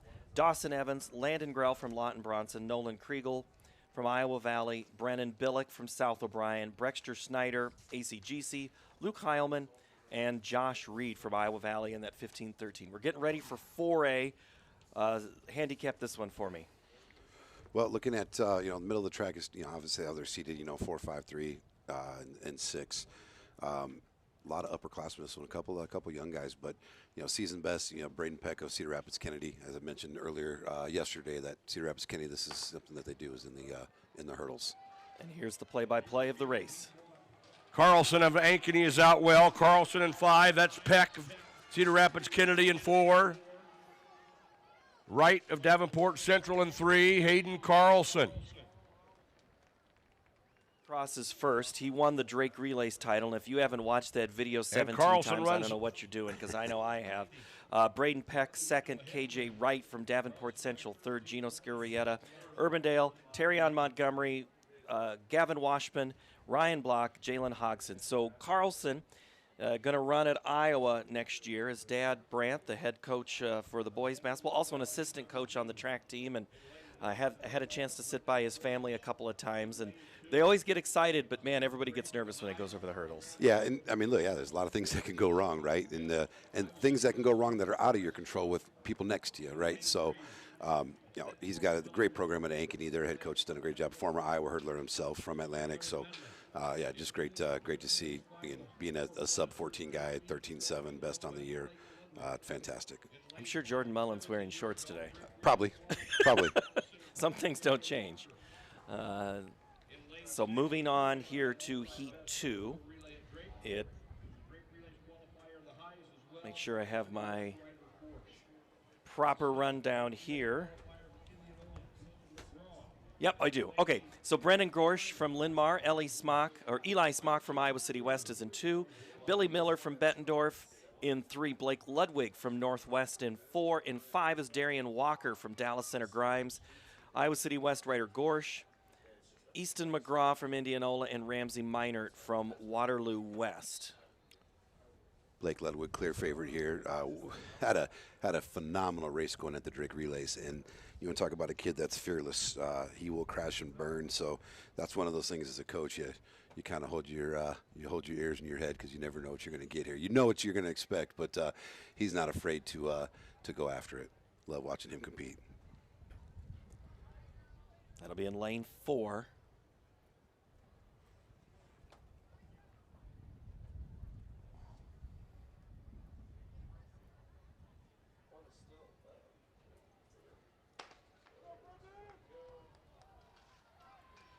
Heat 2 of 3. Blake Ludwig of Waukee Northwest in 4. That's Smock of Iowa City West in 2. Raced by Smock 2 out of Iowa City West in lane 2. Darian Walker was in that one, but yeah, I think Smock, snuck in front of him. He did. And darn near took out Ludwig there. About 2/10 clear of each other. Okay, so Yeah. Ludwig 14.32 was his time. Smock a 14.51, Easton McGraw 14.59. Here are the introductions for Heat 3. East Polk, A.J. Vanderbrink. In 3 from Cedar Rapids, Washington, Fidel Tia. In 4, Drake Relays runner-up, returning state qualifier. He's run 13.95 this year from Cedar Rapids, Kennedy, Jackson Goslin. In lane 5, 6th the Drake Relays final, 5th at last year's state meet, West Des Moines Valley's Micaiah Lelashur. In lane 6, he ran on the winning shuttle hurdle relay last year for Ankeny, Sam Madsen. In lane 7, Matthew Hannawalt of Cedar Falls, and in lane 8, Keandre Bush of Cedar Rapids Prairie. Third and final heat, 4A boys, 110 highs. This should be a crazy competitive feat. There's guys that have put together some great races, great times throughout the season. Vanderbrink out of Southeast Polk, has a 14:49 best, but Jackson Goslin of Cedar Rapids Kennedy's a sub-14 guy. So Tia, Madsen, Lelashur, is that how you say that? Michael Lelashur, and yeah. he's running the long jump already today, so he's certainly warm. Good and warmed up, right? We'll see what that brings. And then Sam Madsen for Ankeny in 6 won a state shuttle hurdle title last year and has qualified in the shuttle hurdle here to the state meet. You talked about training partners and what that group's having, hurdle buddies together like this. It makes them all better when you have one of those all-time Iowa greats in Hayden Carlson, and now you've got a teammate here with a chance to make the final too.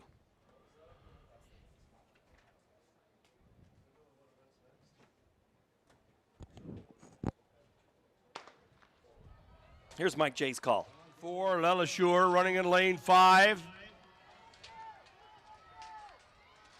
Running well in 3 is Tia of Cedar Rapids, Washington. That's Vanderbrink in 2.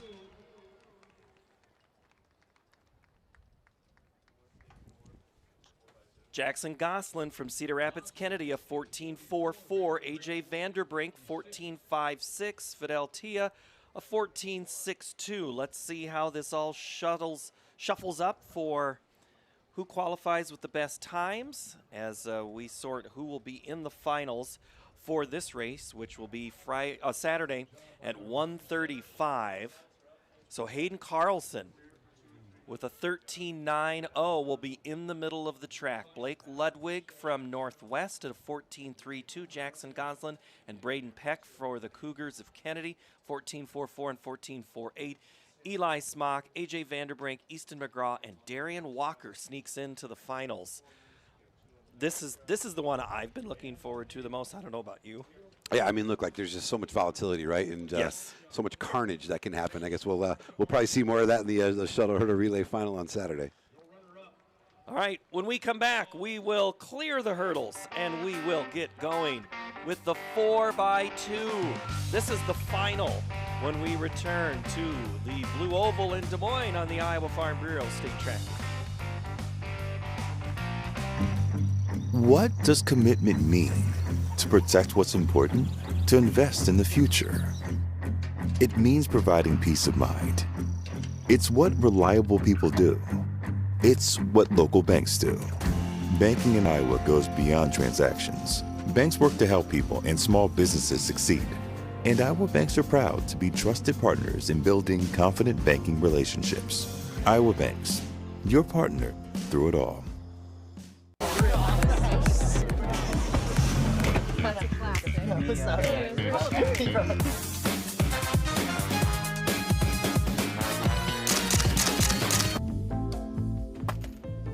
Excuse me, man. You dropped this.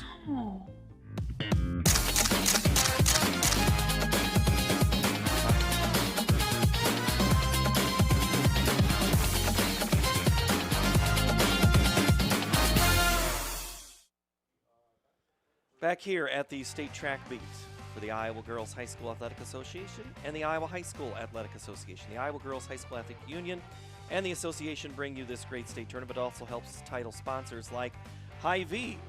This broadcast of the state track meet is brought to you here on the Hy-Vee Championship Network. And by Mid-American Energy.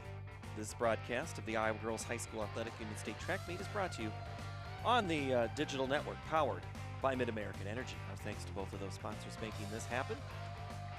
As we get ready for the 4x2, we clear the hurdles away. Tim DeBrink's going to help clean up anything that we've had so far. They did a presentation right almost in the middle of that third heat of the 110 highs. We didn't get a chance to talk too much about that long jump. You'd already told us who had won, but that was an impressive field. It was. Caden Kunze wins it from Norwalk. Austin Hansen gets second. Elijah Armstrong, we never had a chance. It seemed like every time he was jumping, they were getting ready for a race. We never had a chance to talk about him. He was able to get third, and then Kamari Owens, Owens from Cedar Rapids Jefferson is fourth. It was a tight pack there for second, third, fourth, and even fifth with McMurrin out of Waterloo West. Close competition all the way through, so fun to see that. We talked about the 1A boys high jump with Trevor Keeley winning it from Peyton Sheridan with a jump of 6'6". The 1A girls discus we hit on. Cruz from St. Angar was third a year ago, and she moves into being the state title winner this year. And then Lauren Dvorak from Madrid was second a year ago, and she was third again she was third this year. And then finally, the girls 4A shot put, Delilah Subson from Ottumwa. She was a half an inch off of the state meet record at 47 1 inch. Rachel Hawk was second from Iowa City High, and Sam Grip third from Indianola.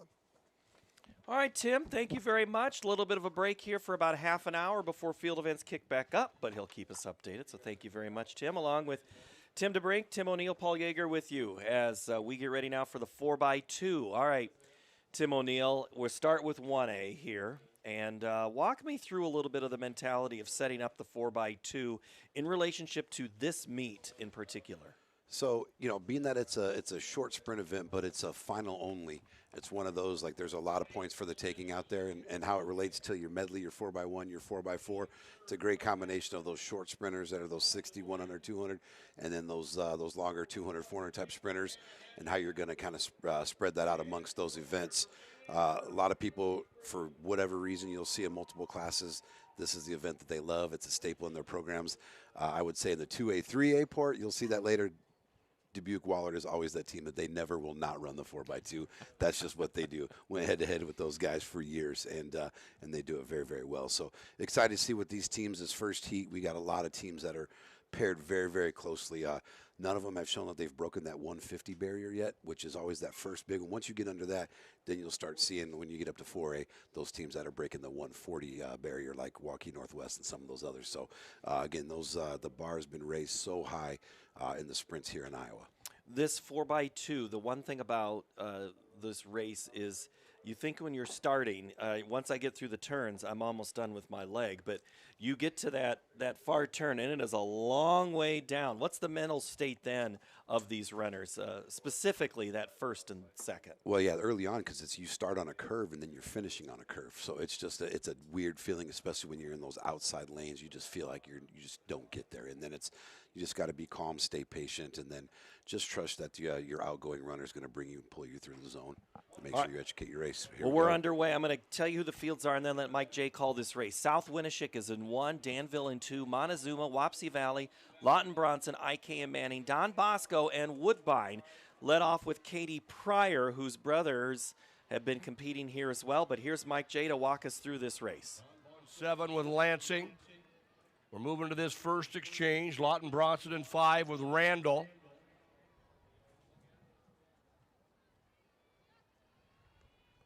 In lane 5, Lawton Bronson. Bree Jessen. In 7, Don Bosco with McMahon. IKM Manning in 6. They opened up with Macy Rasmussen. They're running Kaylee Rasmussen on the second leg. They're first to make the exchange. For those of you new to the sport, 4x200s are lanes all the way. IKM Manning in 6. That's Don Bosco in 7. Lawton Bronson in 5 with Mosman. They'll anchor Nelson.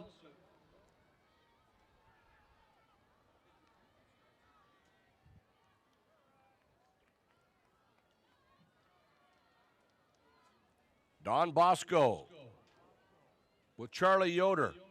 Don Bosco running 2 sophomores and 2 freshmen here today. IKM Manning and Lawton Bronson. Lawton Bronson with Laney Nelson. In lane 2, it's Danville with Newberry. Out in lane 7, Don Bosco.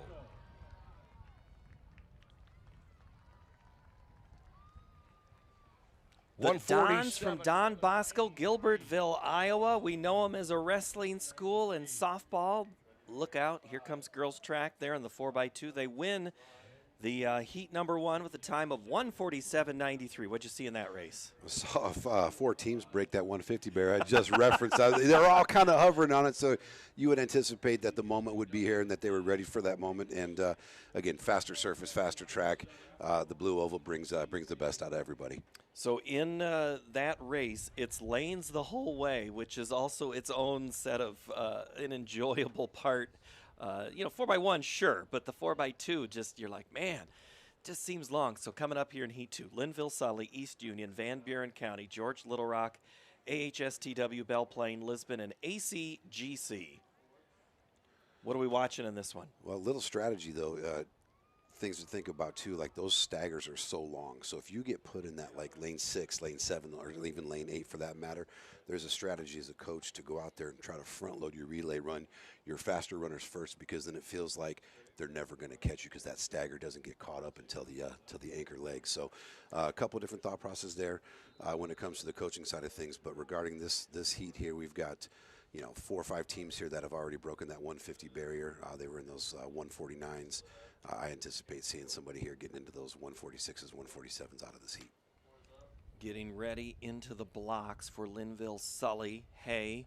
It's Lear with East Union, Coffin, Van Buren County, Stratman for George Little Rock, Barons for AHSTW, Belle Plaine, Hultquist, Jarko for Lisbon, and ACGC's Gruber. Mike J. will have the call of this race in the 4x2 Heat 2. Clean start here in Section 2. Linville, Sully with Hay, East Union with Lear. Van Buren opening up with Coffin, George Little Rock with Stratman. AHSTW with Barons, Belle Plaine with Hultquist, and Lisbon with Jarcho. And ACGC with Gruber.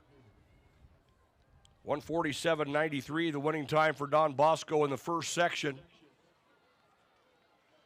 Lisbon in lane 7, running Quinn Roos to their outside. It's ACGC with Akers.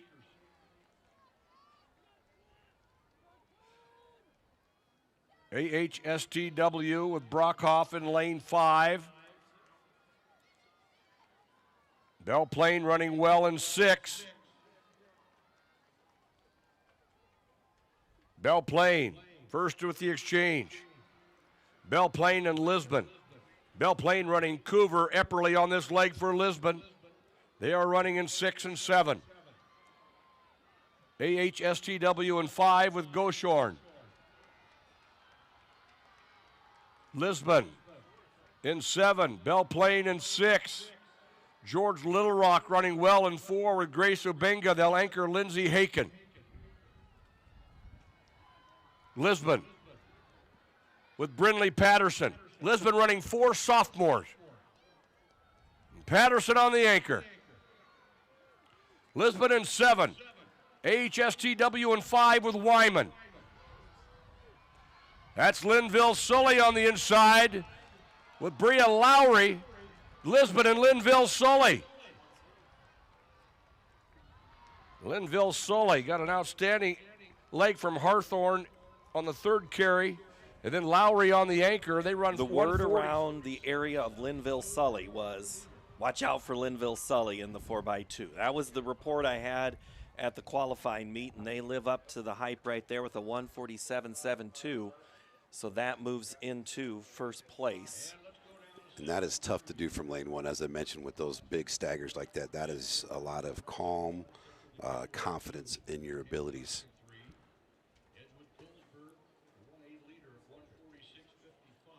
So now it's on to Heat 3, and this is where the names we're going to hear and see some very familiar ones so far. St. Albert is in 1.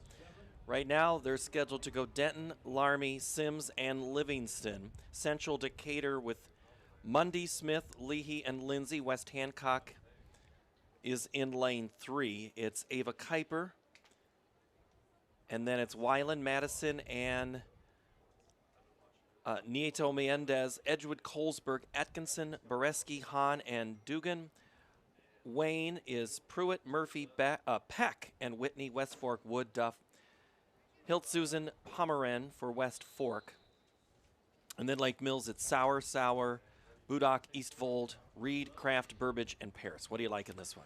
Edgewood Colesburg has the best time on the season here. I don't know. I think that they're going to be the clear favorite here, is what it looks like. But you've got a couple other teams in West Hancock and Wayne of Corden that could be right there nipping at their heels. The time to beat, Linville Sully's 147.72. They're in the blocks. They're ready to go. Here's Mike J with the call of the Heat 3 of the 4x2.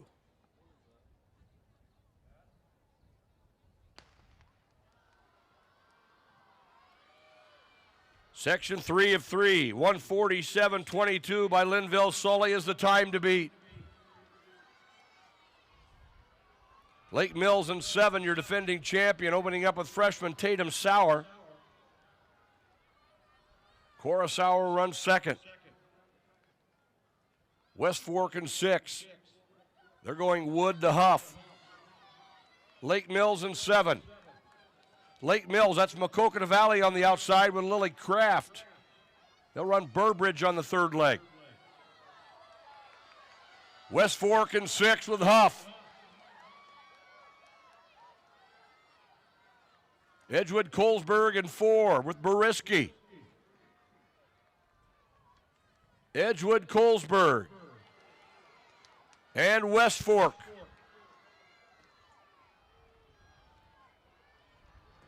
Edgewood Colesburg in lane 4 with Caitlin Hahn. Faith Dugan will anchor. West Fork in 6 with Hitsusen. They'll anchor freshman Talia Pomerane.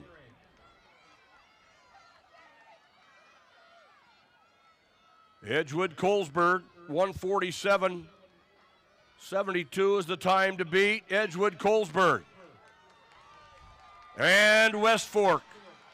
That's West Hancock in 3 with Nieto Mendez. In lane 4, it's Edgewood Colesburg.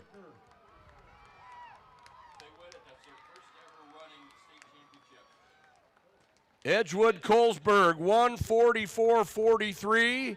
Their first state title ever in a running event. Edgewood Colesburg, 184x2 champions.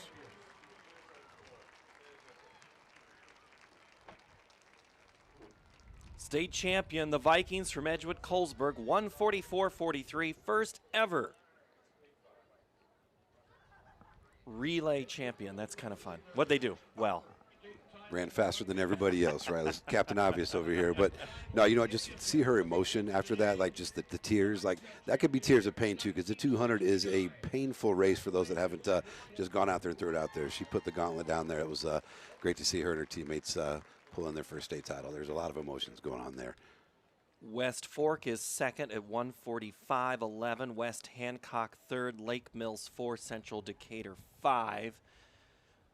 Mac Valley is how they finish. So that is how the girls 4x2 meter relay. And now we flip to the girls 4x2 meter relay for Class 4A. And this is the defending champion Waukee Northwest in this race. Last year's championship time, 1:38.55. The all-time, or the state record was that team from Northwest last year in this race.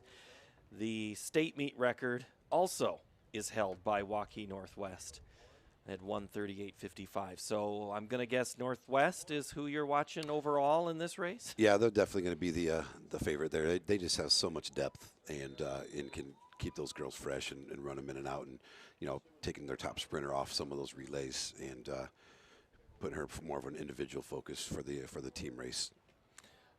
Up first, Davenport Central, North Scott, Johnston, Dowling Catholic, Iowa City West, Muscatine, Clinton, and Dallas Center Grimes are your heat number 1. I like Iowa City West. Haven't talked much about Coach Parker. He's had some phenomenal teams and individuals throughout the years over there at Iowa City West. Here is the 4x2 section 1. They're in the blocks. Here's Mike J with the call. Davenport Central, North Scott, Johnston, Dowling Catholic, Iowa City West, Muscatine, Clinton, and Dallas Center Grimes. From the inside out. That's Iowa City West in 5 with McClagan. Iowa City West in 5, Muscatine in 6 with Paul. Dallas Center Grimes on the outside, running Mayfield on this leg.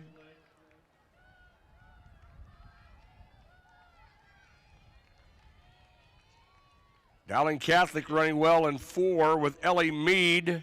They'll run Nagel third.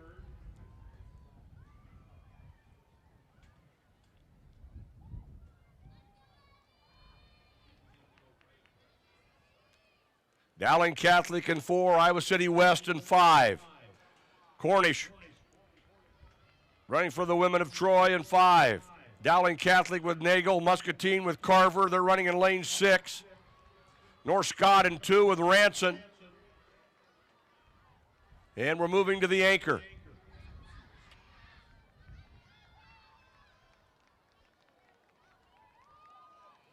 Iowa City West with Ramuni in lane 5. Dowling Catholic in 4 with Lauren McCoy. North Scott in 2 with Nwachuk. Iowa City West, Dowling Catholic, Johnston. Iowa City West, 144.28. Dowling Catholic, the runner-up, 144.68. Dowling was the runner-up in that first section. Iowa City West 144.28, Dowling 144.68, Johnston 145.96, and Muscatine 4th. So the Paralyzed and in ICU, and she has made it back to the state track and field championship. Lauren McCoy, welcome back to Drake Stadium. fill in a little bit about McCoy for me here, Tim. I don't know the entire story. I just know she had an accident, had some complications from it, and basically wasn't able to compete. Kind of took some time to get back. And Jared Herring was the one that actually told me, the boys coach over at Dowling, and just said that, you know, she had a long battle to get back, and so it's great to see her out there compete. So Lauren McCoy of Dowling Catholic, I believe that is an incredible journey that she has been on to get back here to run and to run like she just did. So that is a great testament to her mentality and overcoming lots of obstacles. Yeah, multiple weeks, I believe, on a ventilator. I mean, hospitalized. Yeah, some significant, severe challenges as a young woman to navigate through. And if you can navigate that and get back onto the track, hopefully that's the hardest hurdle that she has to cross right now. So we're done through 1. So Davenport Central. Let's see. So section 2 now is going to be Linmar, Bettendorf, Ankeny, Centennial, Valley, Ames, City High, and Cedar Falls. A lot of great teams in here, all kind of looking at Northwest, who's going to be in that 2nd and 3rd rank right now, but this 4x2 can go to a long way to get some points. Sure, yeah. I mean, Valley, Centennial, Ankeny, all 3 of them just absolute powerhouses here. We'll see what, I mean, Bettendorf's got a great anchor in Duke. We'll see here. I'm not sure if she will compete in this one. I think we have her scheduled to. She's listed as the anchor on the last heat sheet we had, so. I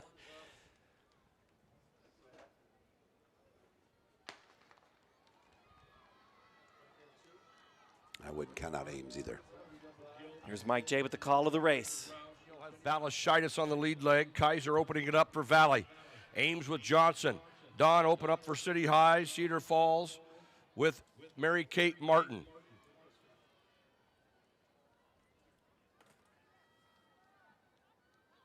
And we move to the first exchange. That's West Des Moines Valley in 5, running Garrison on the 2nd leg.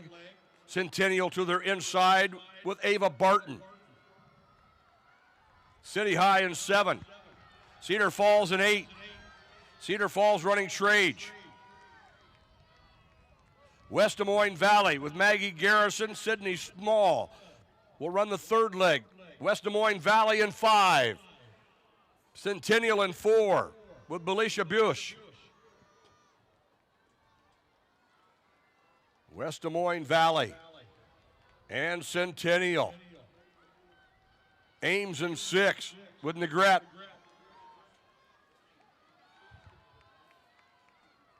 Ankeny Centennial in 4, West Des Moines Valley in 5, Ames in 6 to the final exchange. Centennial with Anna Woods, their outstanding hurdler. Brooklyn Brown on the anchor for Valley. Ames with Coles. Bettendorf in 2 with Haley Duke. 5th in the open quarter. But here they come off the turn. It is Centennial with Woods. Valley with Brown. Ankeny with Buckley in lane 3 with an outstanding leg. That did Duke for Bettendorf in 2. And Centennial, 141.77. So there is your time to beat going to the 3rd and final section, 141. So Valley girls head track coach Keith Bornis told me, he goes, hey, our goal is to never have that baton slow down. That's exactly what you have to do in this 4x2 is just you need to keep it moving. But talk about the close there in that race by Centennial. Yeah, I mean, Anna Woods. I mean, just there's some talented young women out there, right? And that's just that was great. Valley's relay, fantastic. They look the close. You talk about the relay zone and that baton. It should speed up. Unfortunately, when you have one athlete decelerating and another accelerating, there is a tricky balance to it. You see different styles of open exchanges, closed exchanges. Talk to 10 different coaches, you're going to get 10 different variations of the same answer to achieve what they're looking for. I know my old sprint coach, I'd want to wring his neck a couple times because we didn't practice it. We practiced on getting faster. Some way, somehow, we put it together at the championship level meets. With a couple catastrophes in there, but that's part of it when you're running fast. Centennial a 141.77, Valley a 141.95, Ankeny, nice close there, 142.11. On to Heat 3, Urbandale, Prairie, Pleasant Valley, Northwest, Southeast Poquaquie, Kennedy, and Hempstead. I know you like this race too. Yeah, I mean, this would be one of those races that I think Pleasant Valley was putting together here to try to get themselves on the board and establish themselves in the team race. You know, Waukee Northwest, that team going sub 140, but got some different kids switched in and out here, but they're tough to beat. And I never count out Southeast Polk. Their 200, 400, 800 runners always come to compete. Goldsberry's an absolute stud. multiple-time championship-level competitor, and I'm sure she's gonna throw it on. Yeah, Mahari of Waukee out there too, anchoring for the Warriors. They are on the track getting ready to start Heat 3. The best time right now is 1:41.77. We're off. Here's Mike J. Northwest in 4, opening up with Jorgensen. Southeast Polk with Leo in 5. That's Waukee in 6 with Sitzman. McDermott on the opener for Pleasant Valley in 3. Kapaya opening up for Prairie in 2. And we move to that first exchange. Waukee Northwest running Avery Vogt. Waukee Northwest in 4. That's Southeast Polk in 5 with Wheeland. They'll run Tarpla 3rd and anchor Goldsberry.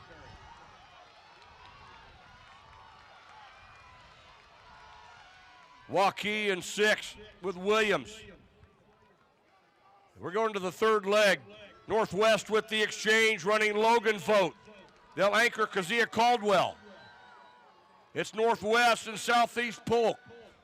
Southeast Polk with Tarpla. Goldsberry will be on the anchor leg. That's Waukee in 6 with Chance. And they'll anchor Mahari. 141.77 the time to beat. The state meet record 138.55. And Northwest with the exchange. Caldwell has the stick. That's Southeast Polk with Goldsberry in 5. She anchored their quartet to a Drake Relays title in the 4x1. And it is all Waukee Northwest off the turn. Kazia Caldwell. Southeast Polk. Pleasant Valley. Waukee Northwest. Do you remember when it was a big deal to go under 140 in the girls 4x2? Then when Northwest went under 139, we thought that was a big deal, and they just go under 138. This meet never disappoints. An all-time best in the 4x2. Waukee Northwest, 137.77.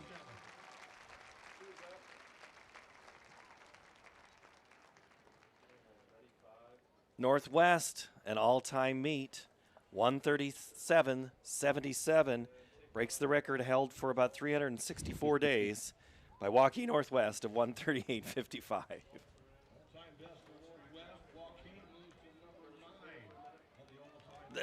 That performance, I mean, that's what we expected. Yeah, It was great. It's not. They don't even have one of their fastest girls on the relay. So that's just, and again, that's no slight to who they got out there, putting a phenomenal product out there. The depth, like on a big 4A school like that with a large roster, like, you know, you have 7, 8, 9. There's girls on their roster that we haven't talked about or seen on this track that would be a number 1 or number 2 on probably 90% of the teams in the state. So kudos to what they're doing. They got incredible training groups, coaching staffs. They got a good thing going right now. We'll move over to the boys here in a moment, but step away for just a half a second. When we come back, we'll look at some team scores as we're scoring points here, and it's moving day from the state track meet.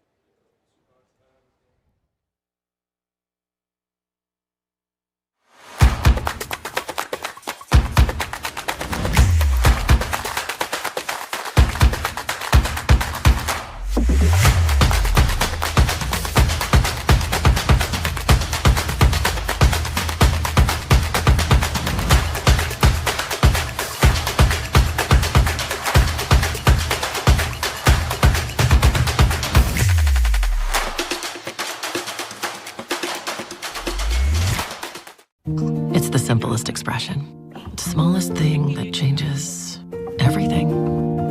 A smile. So easy. A smile lights it up. Apologizes. Unwelcomes unconditionally. Because the shortest distance between two people is a smile. Thank you. Hy-Vee, where there's a helpful smile in every aisle. State track meet from Des Moines for the Iowa Girls High School Athletic Union and the Iowa High School Athletic Association on the television product presented by Iowa Farm Bureau. Wherever you may be around the world, you've been watching some good runs so far. Just saw an all-time best in the 4x2. Getting ready for the boys now, Class 1A, then 4A.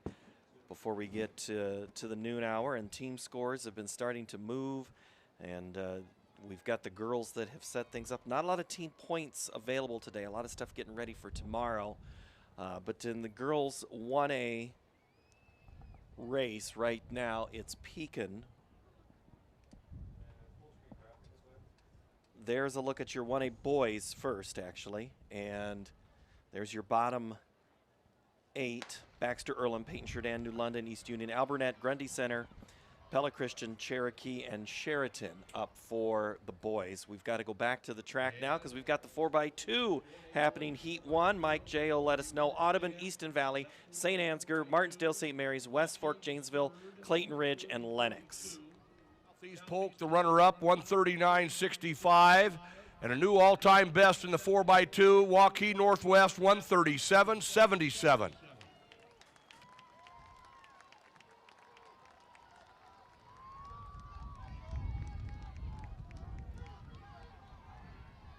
In lane 5, that's West Fork with Sunken. Martinsdale, St. Mary's in 4. West Fork ran Bear on the second leg. They're running Freiholz third. West Fork in 5.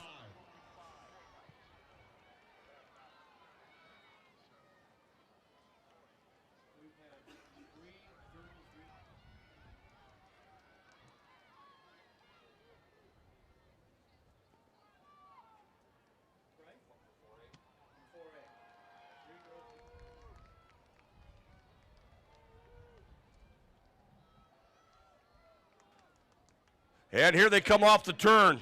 Lane 5 is West Fork. Dornkamp on the anchor leg at St. Ansgar in 3 with Muhlenbach. And West Fork.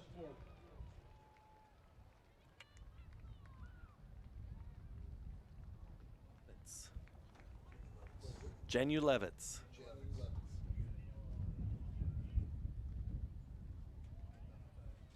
All right, we're getting ready for some field events here. Sorry, you might have heard me working on a pronunciation there when we came back. My apologies on that one. But that first race right there, it was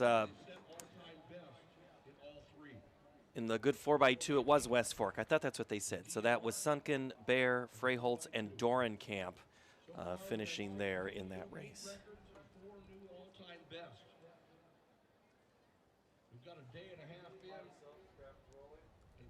So there's the rest of your boys, 4x2. Heat 2, ACGC, Northland, Springville, Madrid, IKM Manning, Linville, Sully, Mount Ayr, and MMCRU due up here in this race. Tim, is there anything that looks of interest out here? Springville, Madrid, and IKM and Manning, I mean, all 3 of them are only separated for their best times of year within 0.3 of a second. So wouldn't think you could flip a coin a couple times and get the same outcome or different, you know. All right, so Tim DeBrink is back to work here now. That break was short. We're getting ready here, warming up for our field events starting about 11:30. You bet. We got our second round of 1A, 4A field events. In girls 4A long jump, Abby Mecklenburg from Linmar was the champion in 2025, and she's looking to repeat. She has the best state mark in 4A at 20 feet, 5.5 inches. In girls 1A high jump, we have a couple state placers returning from a year ago. Aubrey Shields from Mount Ayr is looking to improve on her 3rd place finish from last year, as well as Rowan Jacoby. She was also tied for 3rd place a year ago, is looking to improve there. And then I'll hit you with the next 2 after this race gets going. 4x2, ACGC, Northland, Springville, Madrid, IKM Manning, Linville, Sully, Mount Ayr, and MMCRU on the track, in the blocks, and just about ready to start.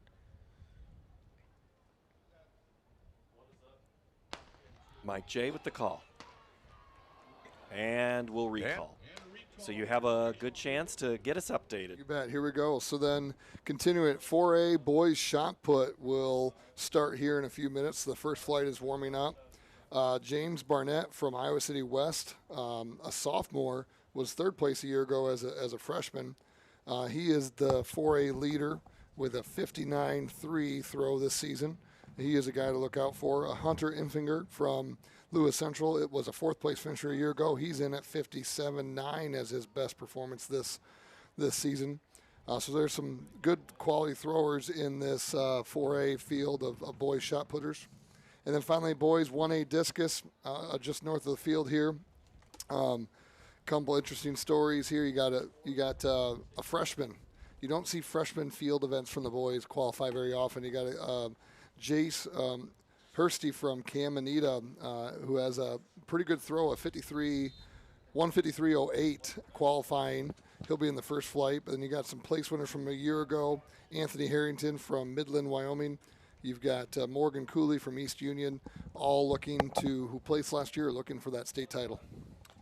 Mr. Barnett, he is from Iowa City West. His dad, known to Hawkeye fans as the offensive line. Do you know anything about? Do we have anybody in this booth that knows anything about offensive line? Tim, do you know? I know a little bit. There's a guy over here on the side here that claims to know a little bit too, and I actually listen to him quite a bit as well. So. I tell you this, anything about offensive linemen are like shot putters and discus throwers. They just love the craft. They like to be around each other, and it's a fun group to be a part of if you're in their circle.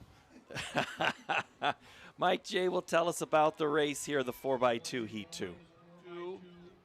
Madrid in 4 with Grimm. They were 7th a year ago. Linville Sully out well in lane 6. With Dunsbergen, they'll run Johnson on the second leg.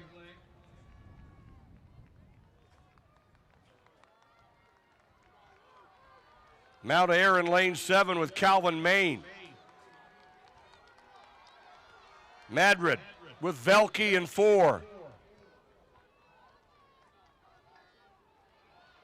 Madrid, Linville Sully, Mount Air.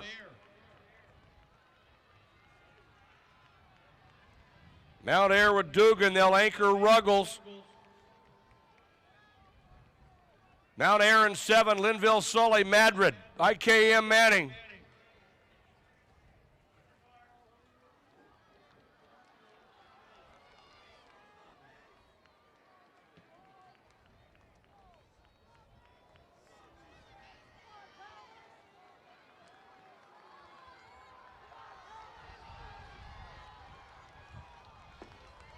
In lane 4, Madrid with Tyler Sonnenfeld. He was on that quartet that was 7th last year.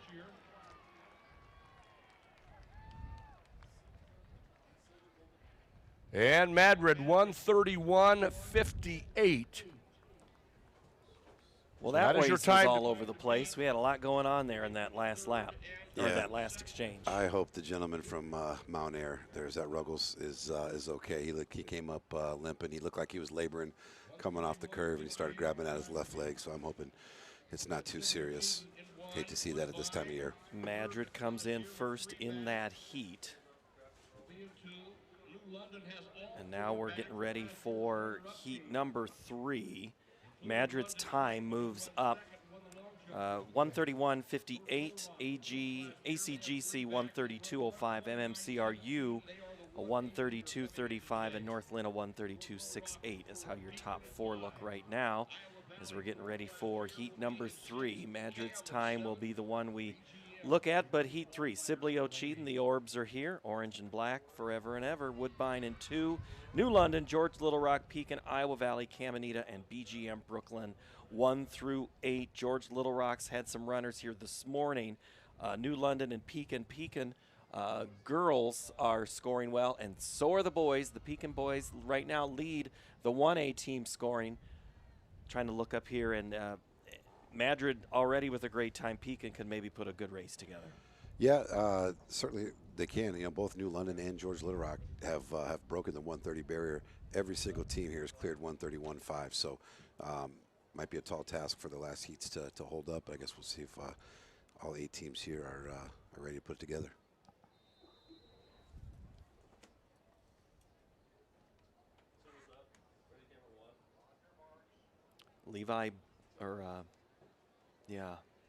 Pryor leaders Reed and Bloom for Woodbine, Porter, Franklin, Westerback from New London, as long as Strawhacker and George Little Rock. Sandbulti, Anderson, Bruns, and Minter, Pekin, Brock, Glick, Smith, and Brock due to run here. That's the middle of the track to watch here as we get ready for the 1A boys 4x2 section 3 heat 3 on the track now.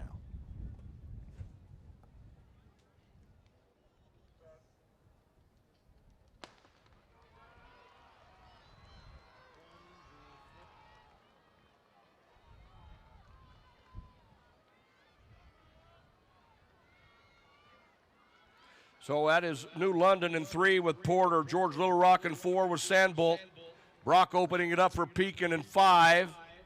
Woodbine led off with Brody Pryor. And New London, London Franklin, the long jump champion, has the stick for the Tigers. New London, last year's runner-up, all 4 back here today. Iowa Valley in 6 with Josh Reed, their outstanding hurdler. Pekin with Glick. Franklin with an outstanding leg for New London, and they make the exchange with the lead. New London in 3 with K.L. Westerbeck. They'll anchor Strawhacker.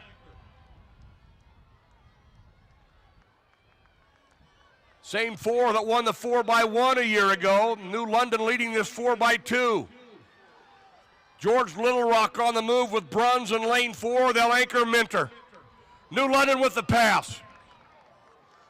Woodbine in 2 with Bloom. It's New London. And Pekin. Woodbine. New London with Gavin Strawhacker. Pekin anchoring Elijah Brock. It is New London.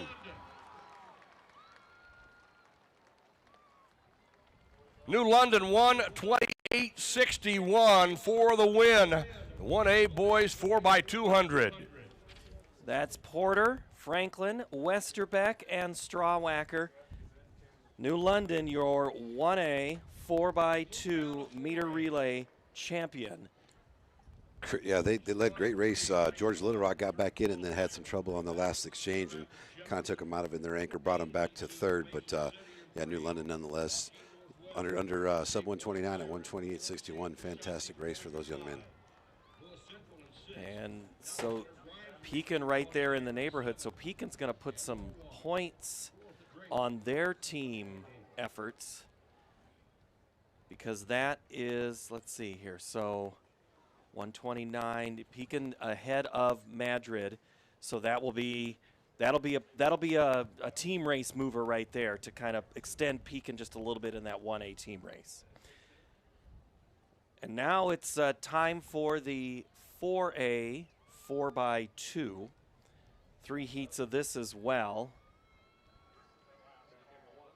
Jefferson, Ames, Mason City, Northwest, Southeast Polk, Lewis Central, Dallas Center, Grimes, and Norwalk here in the first heat. What's the overall outlook on this 4x2 for 4A? Overall outlook is that you can run 128 in this race and probably not score. It's 4A boys 4x2 has been ridiculously fast this year, and it just continues to get better and better every single year. And yeah, it's one of those things. So there's going to be a team here that's going to put up a great time. They're just going to sit there and watch the clock and all these other heats. Hopefully some of them can stand up to make it, keep it interesting, but just looking at the kind of firepower we have in all 3 of these heats, it's going to be a 125, 126 to win this thing. All right, so after this first heat, we have field events that have started, so we'll be able to give you an early look. I see the girls long jump class 4A. They were just doing their final meeting during that race, but Mike J is going to tell us about heat 1, and then we'll update field events after that.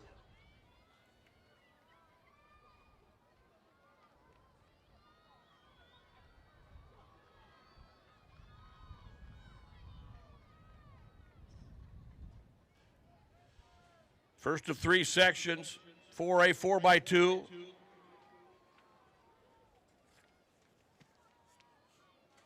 Norwalk on the outside with Welch. That's Dallas Center Grimes in 7 with Barber. Southeast Polk opening up with Eric in lane 5, and they are running well. Southeast Polk.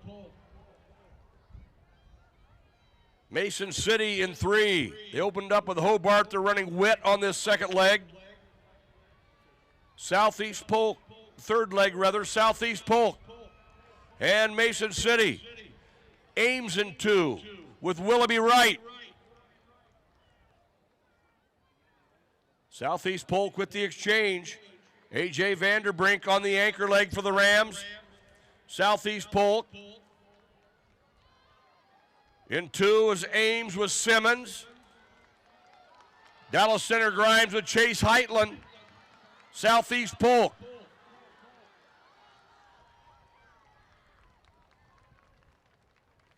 And Southeast Polk with the win in that first section, 128-32. All right, so the opener here of the 4x2. And there's our times, 128.32 for Southeast Polk, GCD G128 as well, but just a tick slower. Ames, Norwalk, Jefferson, Mason City, Northwest, and then Lewis Central. Here in Heat 2, City High, Cedar Falls, Johnston, Centennial, Fort Dodge, Kennedy, Davenport Central, and Pleasant Valley. We're into the 4A field events in a couple as well as 1A, Tim DeBrink. Yeah, boys 4A shot put has gotten going. They're already into their second throws of the first flight. Joel Yankun from Southeast Polk is the leader right now, 52.10 1/4. And then girls 4A long jump just got going. Jayla Parker is Edie Collins is now the leader at 16.7 3/4. Again, these are just the first starting throws. High jump is, we got somebody going over the bar right now, clearing opening height. That looks like that would be maybe Lake Mills potentially. West Monona, there we go. West Monona just cleared. Opening height, Kira Jones. And here goes Lake Mills. She's over the bar as well. So we're just getting started in field events. Yep, and putting you on the spot right away. You know, I'm just picking up where we did late in the afternoon yesterday. I knew that once you get a little bit of that flow, that you'd be right on. So in this 4x2, City High, Cedar Falls, Johnston, Centennial, Fort Dodge, Kennedy, Central, and Pleasant Valley. What else, Tim, is in this race besides these teams? Yeah, I mean, from an individual standpoint, this looks like most everybody's solid, good runners here. There's again, just because of how that state qualifying meet breaks out, there's some of these names get switched in and out. I'm seeing maybe a couple kids where they've got better chances to score in other events, and so they get a chance to kind of get some of those young guys in there, or maybe some less experienced guys. But from the all-name committee, and I've known it for a while, Heisman Dickinson for Centennial set to be their second runner. Heisman's always been kind of fun to watch, had an injury and has come back. He's the second runner for Centennial, which is in lane 4. Nair, Dickinson, Jones, and Cole. Mike J. to walk us through this race. It's been on some outstanding relays for Kennedy.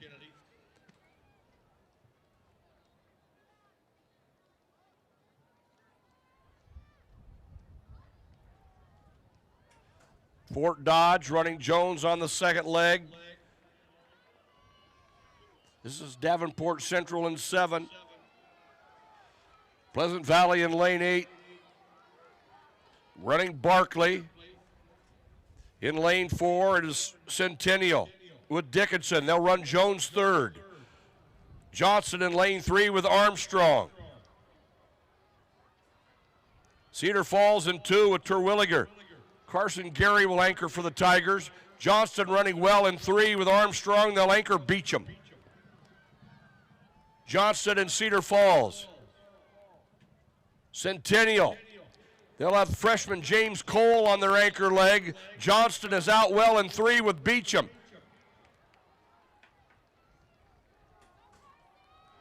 Johnson and Cedar Falls.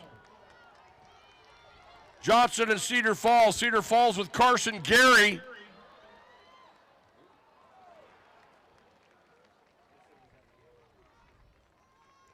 Johnston 127. Snuck that one in right there at the end for Cedar Falls, right? Phenomenal close. You could see he went hunting, and then those last 10 meters, and he held him off just just a little bit there. Great race. Saw the young man from Kennedy pulled up in that first leg. Hate to see that again. Yeah, so that would have been Doherty, and you know everybody's given their all-out effort here in the state meet, but you also want to, you gotta stay healthy as best you can. And I want to say a special hello quickly. I didn't get a chance for the PV. Mr. Barclay, I want to say hi to his dad. Marty, who's watching and cheering, and wanted to make sure that I said hello as best I could. So kind of fun to see how this shakes out, because now it all gets down to this Heat 3. You've been talking about the 128. So Johnson a 127.96, Cedar Falls a 128.05, 127.96. That's 127 is the best qualifying times, but if anything's going to hold, is 126 possible? Yeah, every team here has run sub 127.9. Yeah. In this heat. So, tough for Valley here. Valley's stuck in lane 1, but they've got a season best of 126.29.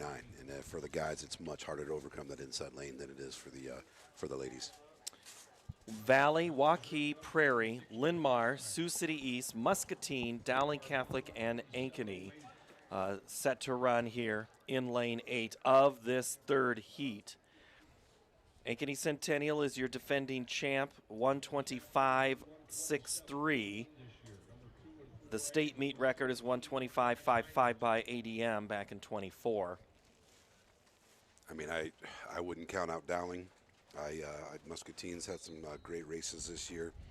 Linmar's got some in Cedar Rapids Prairie. Talked to Coach Mo Blue the other day. He's pretty excited about this group here and thought they have a chance to make some noise in this race particularly. Finn McClure, Cooper McDowell, Grossman, and Owen Fisher for Ankeny in 8. Miller, Strang, Williams, Drexler in 7 for Dowling. Meeker, Ganupe, Swaya, and Holiday for Muscatine in 6. East has Ford, Pollard, Loggins, and Boonstra. Linmar brings in Coolshall, Vanavasham, and then it is Rolling, White, Sheffield, Swisher. Prairie has Cooling, Patrika, Adams, Erickson, Waukee, Hinrichs, Williams, Haub, Jeter, Valley, LeLacheur, Grevengood, Gabali, and Alexander, 4 great runners for Valley. Here's Mike J. for the call of the race.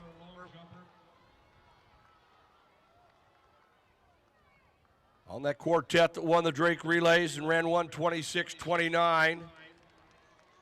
That's Prairie in lane 3, running Paterka on the second leg. Linmar in 4 with Rolling.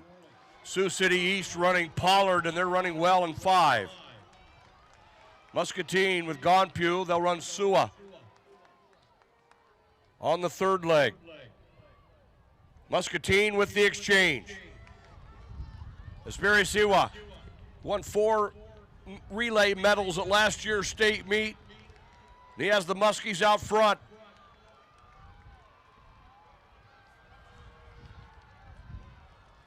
$127.96 the time to beat.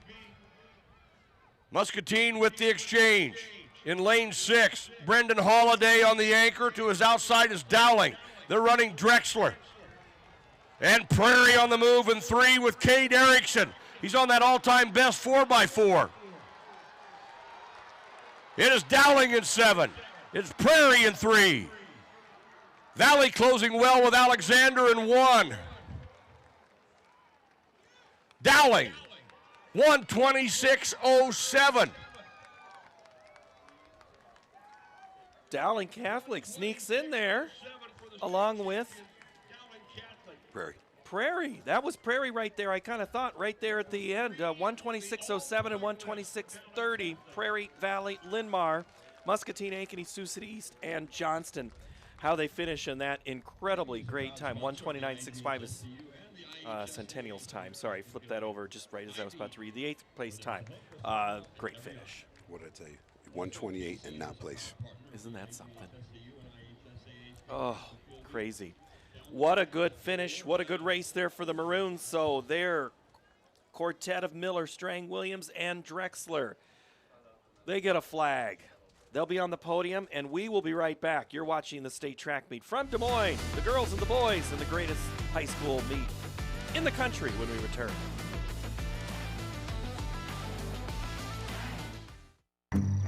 What does commitment mean? To protect what's important? To invest in the future? It means providing peace of mind. It's what reliable people do. It's what local banks do. Banking in Iowa goes beyond transactions. Banks work to help people and small businesses succeed. And Iowa banks are proud to be trusted partners in building confident banking relationships. Iowa Banks, your partner through it all.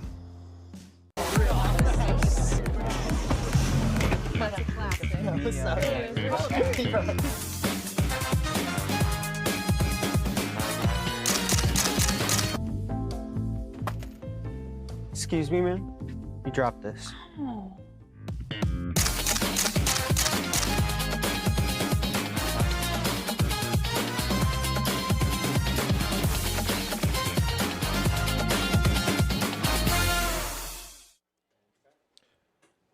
Back here at Drake Stadium on the campus of Drake University in Des Moines. It's the 2026 state track meet for the girls and the boys. We're just about midway through here as we are in Class 1A and 4A. We've got field events, and we're getting ready for the 400-meter hurdles. When we come back, we'll update the field events. We'll get ready for some running events, the 400-meter hurdles, when we return from the track and field state championships here in Des Moines, presented by Iowa Farm Bureau.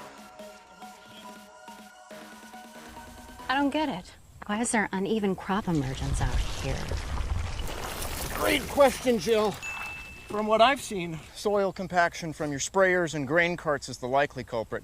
This can hinder root penetration and emergence along field edges. What would I do without you, Tom? Hey, that's what I'm here for.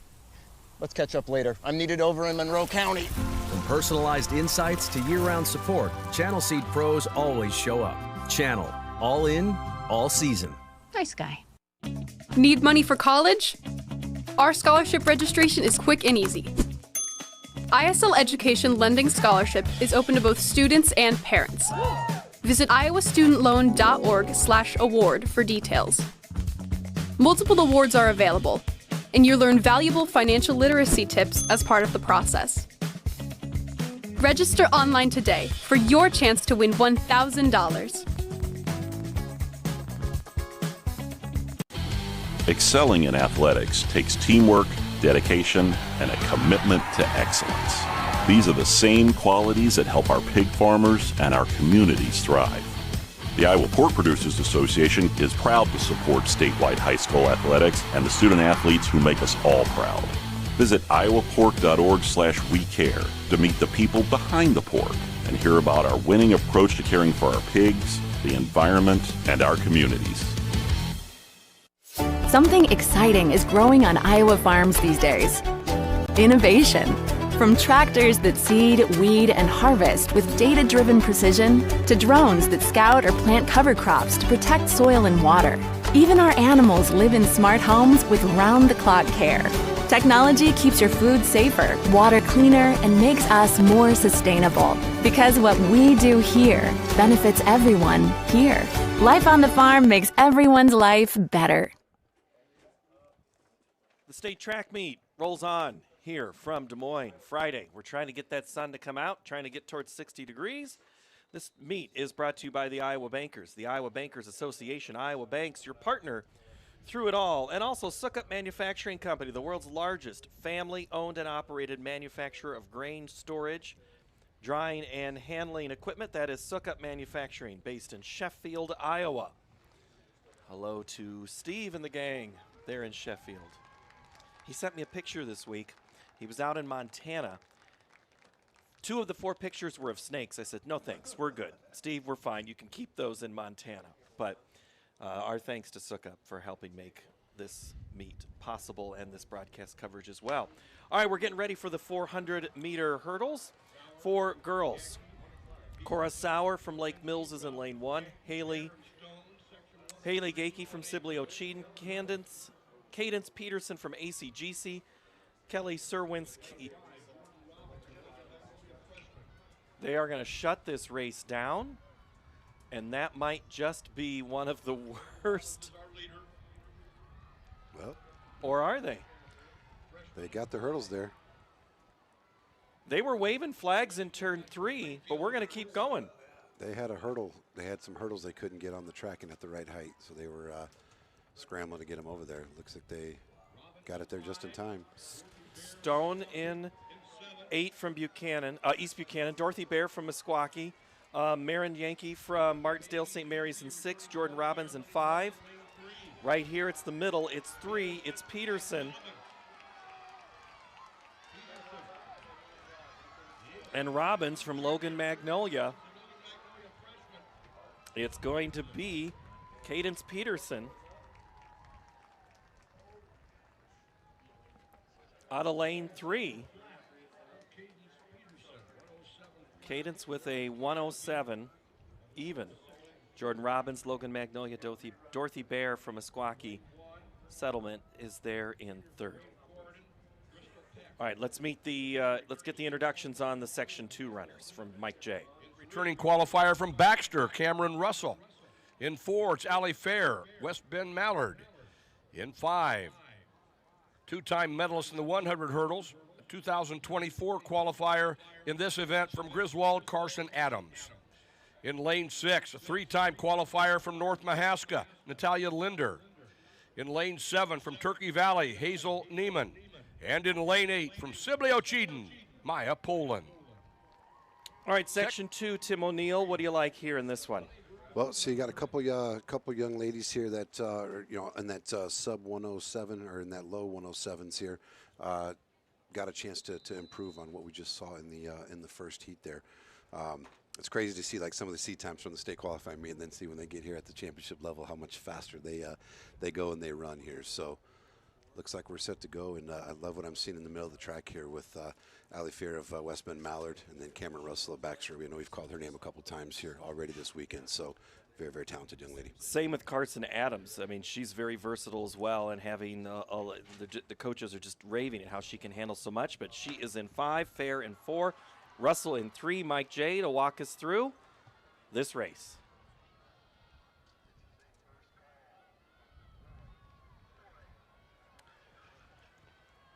Smith of Earlham in 2, Russell of Baxter in 3.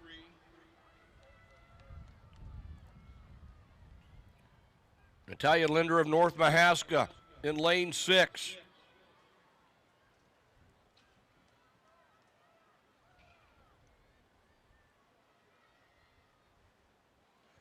Natalia Linder, 3-time qualifier in the 400 hurdles. She is our leader. Carson Adams, the junior from Griswold, running well in 5. She qualified in the 400 hurdles 2 years ago. She's been a 2-time medalist in the 100 hurdles. Adams of Griswold, Linder of North Mahaska. Adams and Linder. Cameron Russell of Baxter. Out of lane 5, Carson Adams. 106.89 for the new leader, Carson Adams of Griswold. So Carson Adams wins that heat with a time of 106.89. Linder from North Mahaska, 108.20. Cameron Russell from Baxter, 108.38. This is a final, by the way, so there's no prelims. They're not going to make them run this race twice, but coming up here in Section 3, let's get their introductions. 3rd a year ago from Gladbrook Rhinebeck, this is Kennedy Brandt. In lane 3, 6th last year and 4th in 2024, 3-time qualifier from Janesville, Honor Hovinga. In lane 4, she's your defending champion, 3rd in 2024, 7th at the Drake Relays. She, the 1A leader coming into the weekend at 102.64 from Cam Ada Hansen. In lane 5, 3rd in the Open 400. She's run 104.01 this year, number 2 in 1A. Edgewood Colesburg freshman Ava Vasky. In lane 6, she's a 4-time qualifier in this event. She's medaled already in the long jump this weekend from Lansing Key, Addison Winters. In lane 7, Bella Lamp of AHSTW. And in lane 8, a 3-time qualifier from North Butler, Lainey Brinkman.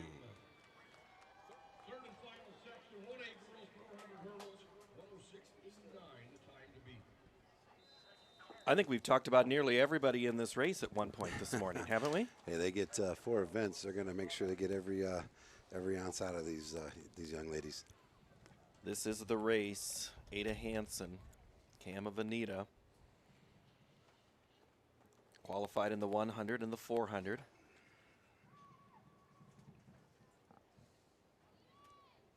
Vasky, part of the Edco team that's enjoying their time here.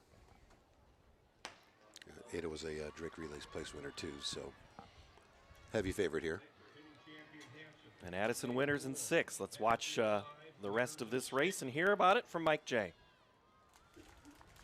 Ada Hansen, a junior from Camanita. She won it last year. She was 3rd as a freshman, and she is your leader on the backstretch. Havenga of Janesville, 2-time medalist, running well in 3. Hansen and Havenga.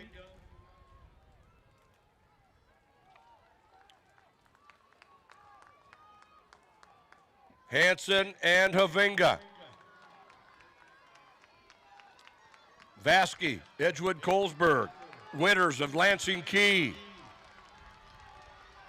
Ada Hansen, Camanita out to defend her title.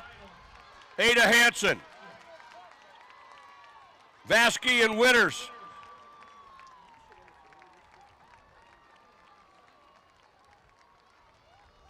Ada Hansen, 1:01:28 to add a 400 hurdle title to the 400 meter crown she won yesterday. Ada Hansen. So Ada Hansen from Cam of Anita ran away with that one. What a great race by Ada Hansen there. She just left kind of everybody in the dust on that backstretch. Yeah, 61:28, phenomenal time. That 60-second barrier has only been achieved by few people in the state of Iowa. And most people around the country run 300 hurdles, or on the men's side, the 300 intermediates. But yeah, the 400 hurdles, it's the perfect mix of speed, power, strength, endurance, and a little bit of finesse and coordination. And a little bit of check your mental state, because there's a little bit of that to run that as well. Takes a special breed to be able to do that one. So we finish Ada Hansen. Vasky was 2nd, Winters 3rd, Brandt 4th. In your top 4 is how that is. Okay, so we are going to try here in a minute. We've got the 4A 400 meter hurdles, 3 sections of that getting ready to take the track. We're having the introductions right now. Let's see where I'm at. Talked over them all, so I have to tell you who they are. Actually, Mike J. will. Cedar Falls in 3. Elise Kane of Pleasant Valley in 4. Natalie Lord of Davenport North in 5. Annabelle Schwartz of Urbandale in 6. Josephine Smith of Southeast Polk in 7. And Aubrielle Tuzzi of Johnston in lane 8. All right, what do you see in that one? Not one senior, so a lot of younger talent here. Ladies here getting some of them returners, but a few that getting their first chance here in the 400 hurdles on the blue oval.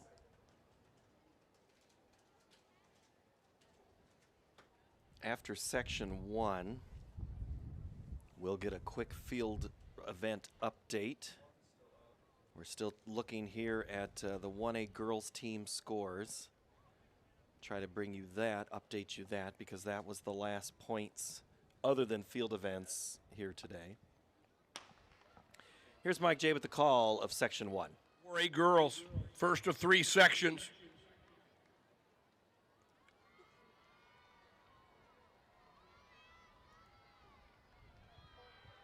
As they move down the backstretch, Shay Meyer, the freshman from Cedar Falls, in lane 3. Kane of Pleasant Valley in 4. Shay Meyer. Shay Meyer of Cedar Falls in lane 3.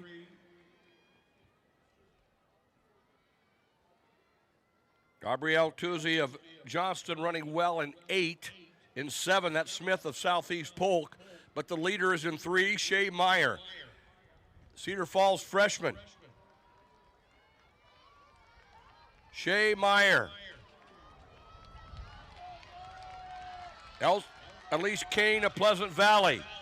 Meyer and Kane. Meyer and Kane.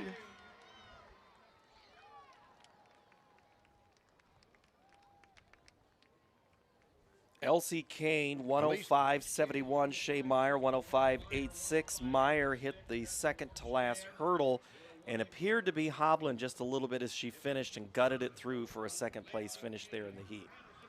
Yeah, those are two young ladies that, you know, as a coach, you look like maybe I can sneak a point or two out of that that second section. So we'll see if any of those times hold up here.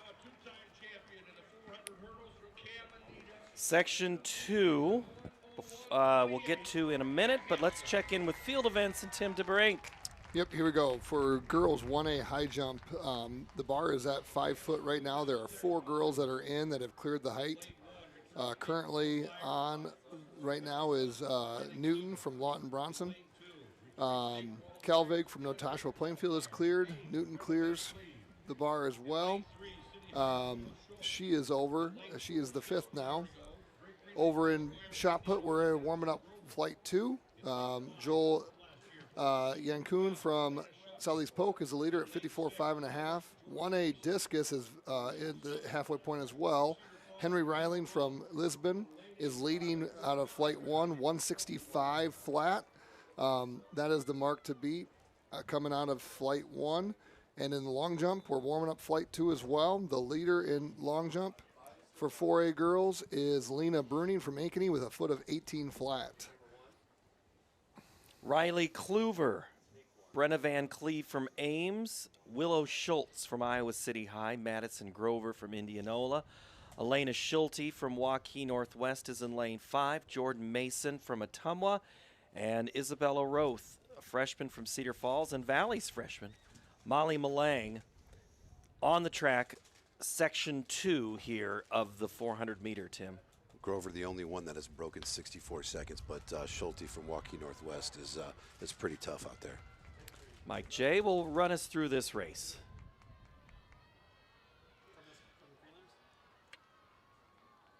Grover of Indianola in 4, Schulte, Waukee Northwest in 5.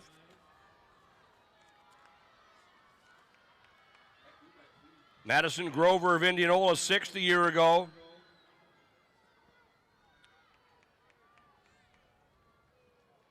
Madison Grover in 4, Schulte in 5. Schulte, 4th a year ago in the 400 hurdle. She's on the all-time best shuttle hurdle relay for Northwest. Madison Grover of Indianola in 4. Madison Grover, Elena Schulte, Willow Schultz of City High. Madison Grover, Elena Schulte, Schultz.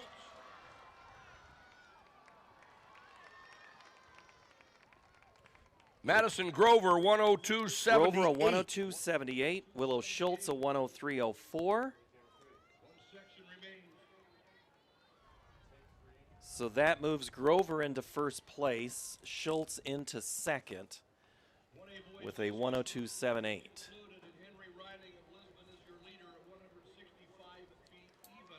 1,000th of a second separating Schultz and Schulte from City High and Waukee Northwest.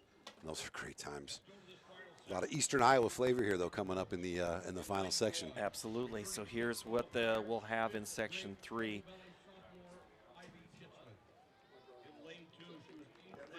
We'll let Mike J introduce our field.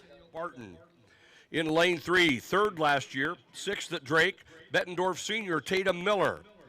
In lane 4, Drake Relays qualifier. She is the state leader and number 4 all time at 1 minute 47 from Waukee, Jana Meharry. In lane 5, 5th at state last year as a freshman, 3rd of the Drake Relays this year from Muscatine, Avery Bradley. In lane 6, your Drake Relays champion from City High, sophomore Maeve Bowen Burt. In lane 7, last year's state runner-up, this year's Drake Relays runner-up from Ames, Angelica Addinger. And in lane 8, returning state qualifier from Cedar Rapids Prairie, sophomore Paisley Jones. All right, so here we go. 3rd and final section of the 4A 400-meter hurdles, the toughest race in the whole meet, in my opinion. I would kind of agree. That in the 800, definitely you can go back and forth. But Ivy Kitzman out of PV, I know Kenny Wheeler's excited about her. Ava Barton, be a South Dakota State Jackrabbit. Yeah, absolutely. So I talked to her coach, Eric Hannenberger, excited to have her. And then we've got Mahari, who's got a chance here to go sub 60, one of the few ladies to do that. So very, very exciting race coming up. The time to beat is Grover's 102.78 from Indianola.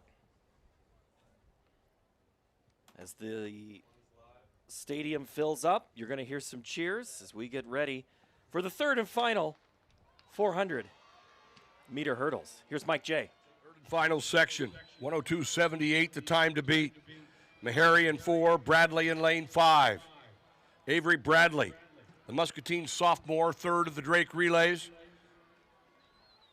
Bradley of Muscatine, Meharry of Waukee.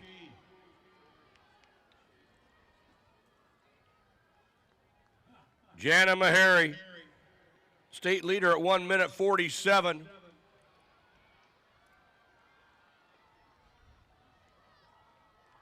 Jana Meharry.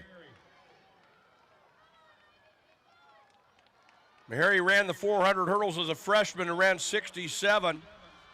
Didn't pick him up again till this year. And she's chasing a state title. Jana Meharry of Waukee, Maeve Bowen Bird of City High, the Drake Relays champion. Jana Harry.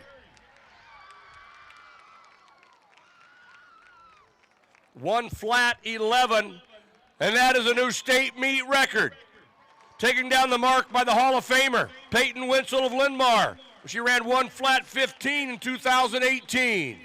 Jana Meharry of Waukee, state champion, state meet record holder. Great effort by her, but I was going to say that she actually stumbled going into hurdle number 1.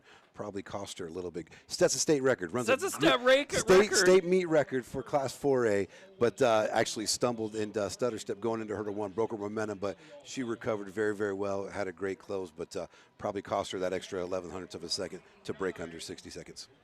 What a race by Jana Meharry. She's had a busy morning as we tick past noon here in Middle America. Glad to have you here in Iowa at the state track meet. Back in a moment from Drake Stadium.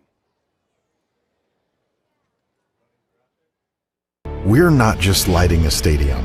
We're creating lasting memories. We're not just installing a mini pitch. We're empowering youth to learn and grow. We're not just retrofitting an airport. We're creating an environment where workers can feel safer. This is why, whether it's a game down the street, professional stadiums around the world, or treasured monuments and landmarks, you always know when it's must go. Hey, Frank. Oh, it looks like you spilled some grease. Grills are multiplying and you need flavor that's bold. There's nothing left for you to do but to go to Fairway, your dream for Midwest meat. It's the one you need. Yeah! Fairway, it's the one you need.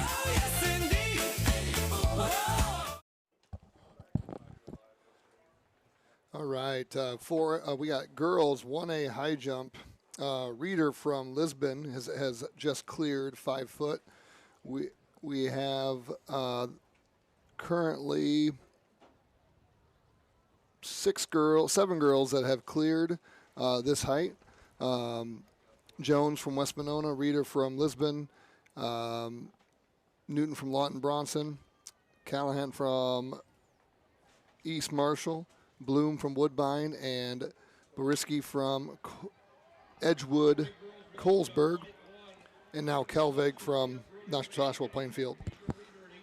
If you call Edgewood Colesburg, you can also go Edco. We'll take it easy on you. Oh, thank you. Edco works out. You know, like I said, I'm learning in parts of the state. I'm a Northwest Iowa guy originally and been in Central Iowa, so Northeast is new to me. Well, Landon Felsky is in 1 from Nashua Plainfield. That's Northeast Iowa, not too far from Edgewood. Chance Hoyt from Iowa Valley, Mason Pitts from Bellevue, Paul McNeil from East Union, Sawyer Veldeheisen from Linville Sully, HLVTC's Boston Rorda, Broden Schultes from Audubon is in 7, and Jaden DePold. Here comes Pitts from Bellevue. He came off these last 3 hurdles. Holy cow. Mason Pitts, the sophomore, makes it interesting, but I think getting him right, that was close right there. McNeil from East Union holds on with a 55.75. Mason Pitts a 55.97. Felsky 56.43. Go your top 3. So Paul McNeil puts the first time on the board, and we're over back to shot put. You bet. In shot put, we right now the leader is Lewis Central. Hunter Infinger through 56.8 3/4. Colin Whiters is IFC West is at second with 55 3/4 inch. Right now you're looking at the 1A boys discus. Leading it is Henry Ryland from Wisbon with a throw of 165. They're about ready to go into flight 2 in the boys 1A discus, where we'll see quite a few place winners from a year ago are in that second flight. So lots of big numbers coming up in the 1A boys discus. And of course, for the boys, when they start throwing the discus, the wind starts to calm back down. Not that it really matters for them, but yeah, the wind can provide you an advantage. Right to left if you're a right-handed thrower is nice, but down here it's usually pretty dead down there in that corner. You can see the flags moving a little bit out north of the track, so a little bit of a headwind. Maybe if you can throw a nice tight spinner, it's going to cut through the air a little bit better, and you're going to get a good throw. But these guys are good. Period. They're going to figure out a way to get big numbers. Caleb Sweden from GTRA is in lane 1 of the heat number 2 for the 4A, and there is a look at Blake Newroth from East Marshall, IKM Manning's Tyson Smith in 3, Caden Kaufman from Lennox in 4, Jaden Miller in 5 from Edco, Van Buren County's Caden Simmons is in 6, St. Albert's Jackson Walter in 7, and Wyatt Mendenhall from Southeast Valley. The Jaguars have a representative in lane 8. Yeah, Kaufman from Lennox has been the only guy that's broke 55 seconds, and then Jade Miller from Edco has broken 56 seconds. Here's Mike J. for the call of the race. Kaufman of Lennox in lane 4. To his inside is Smith of IKM Manning. Miller in 5, Simmons of Van Buren in lane 6.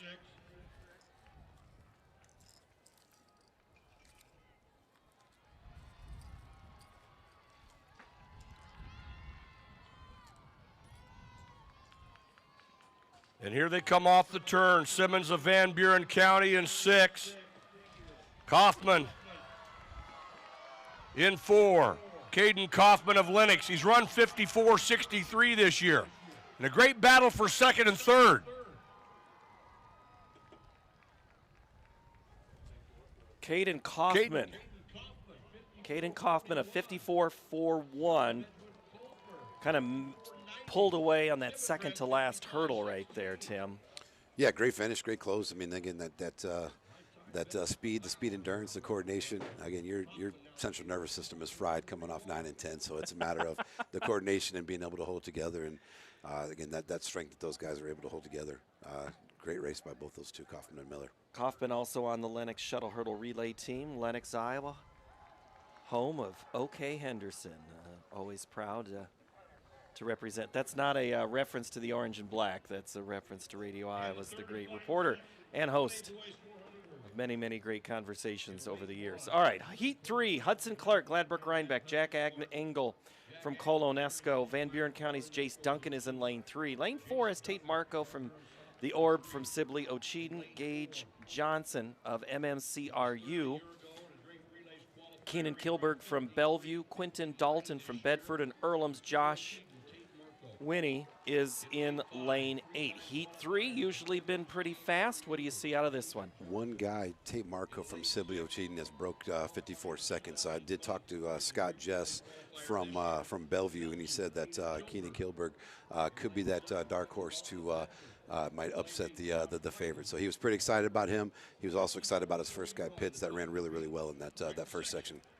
Have you been making friends or enemies this week talking about these teams and coaches and all these different relationships you have? Well, I'll tell you what. I walked out into the into Tent City out there where all the warm-up area was, and I had a coach from a particular team that said, "Hey, you gave my assistant coaches all the love and didn't talk anything about me." So I said I can't. I got so many bullets in the chamber, I can only use them. I told them they kept giving me the hot mic button. So I'll try to throw something in for some of those guys to give them some love here the rest of the weekend. And I've been saying the Orbs of Sibley Ocheyedan, they're the generals. Sheldon is the Orbs. Sibley Ocheyedan is the generals. I know that too. I know their colors.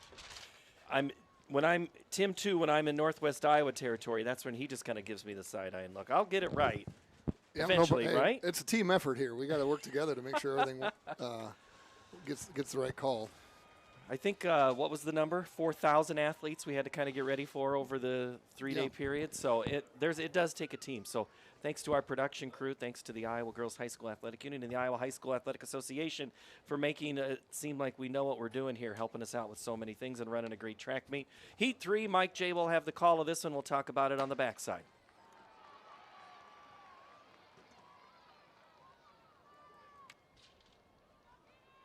And this is the final section, 54-41, the time to beat. Tate Marco of Sibley Ocheyedan. He was third last year, and he leads the field on the backstretch.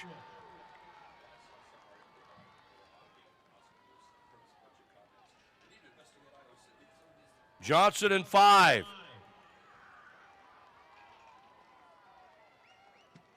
Kilberg of Bellevue running well in 6. Keenan Kilberg, Tate Marco, Gage Johnson, Kilberg in 6, Marco in 4. Keenan Kilberg, Bellevue. And Kilberg, your 1A champion. How about that? You know, you make a phone call, you send out a text message, and the coach gives you a great insight, makes you look like you're a smart man standing up here in the with the headphones on. What was so good about that race? How aggressive he was. I think that's the thing is so many kids are just, they would be cautious. It's a very rhythmic race, but to me it looked like he kamikaze did, and it was awesome. I love to see it. I love kids that are willing to put that out there, and I love kids like that, man. I love it. I'm happy for them. I'm cheering. I got the hair standing up on my arms watching races like that, so that's exciting. So there's how we finish in the 400 hurdles on the screen. So our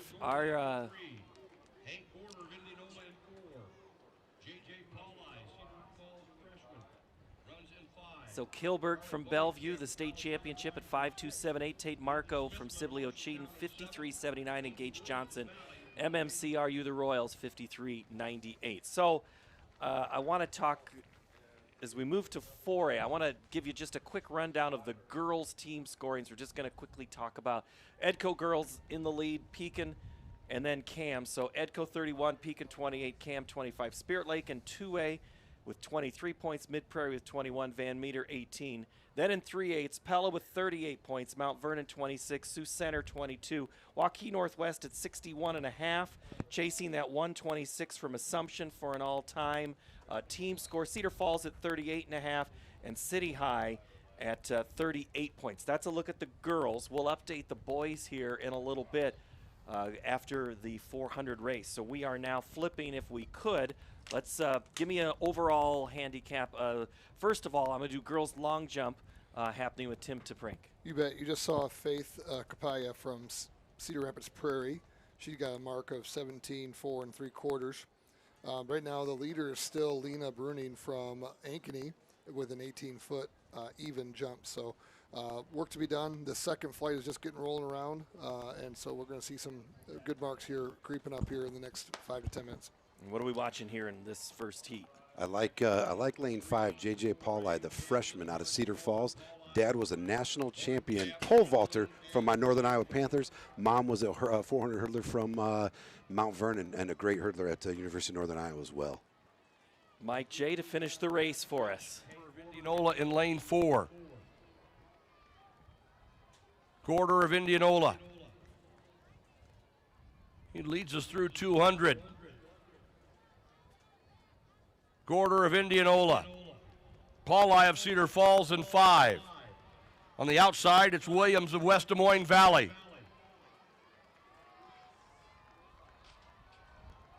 Smitherman of Marshalltown coming on strong in 7. It is Gorder and Smitherman. Pauli.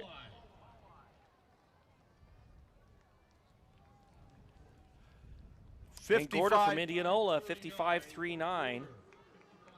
Smitherman sneaks in at second, 55.42, just ahead of Pauli from Cedar Falls, 55.95. A little bit of a youth movement there. Here we had a freshman, a sophomore, 2 freshmen, a sophomore, and then the senior Smitherman snuck in there for second. So looks like a bright future for several of those young men.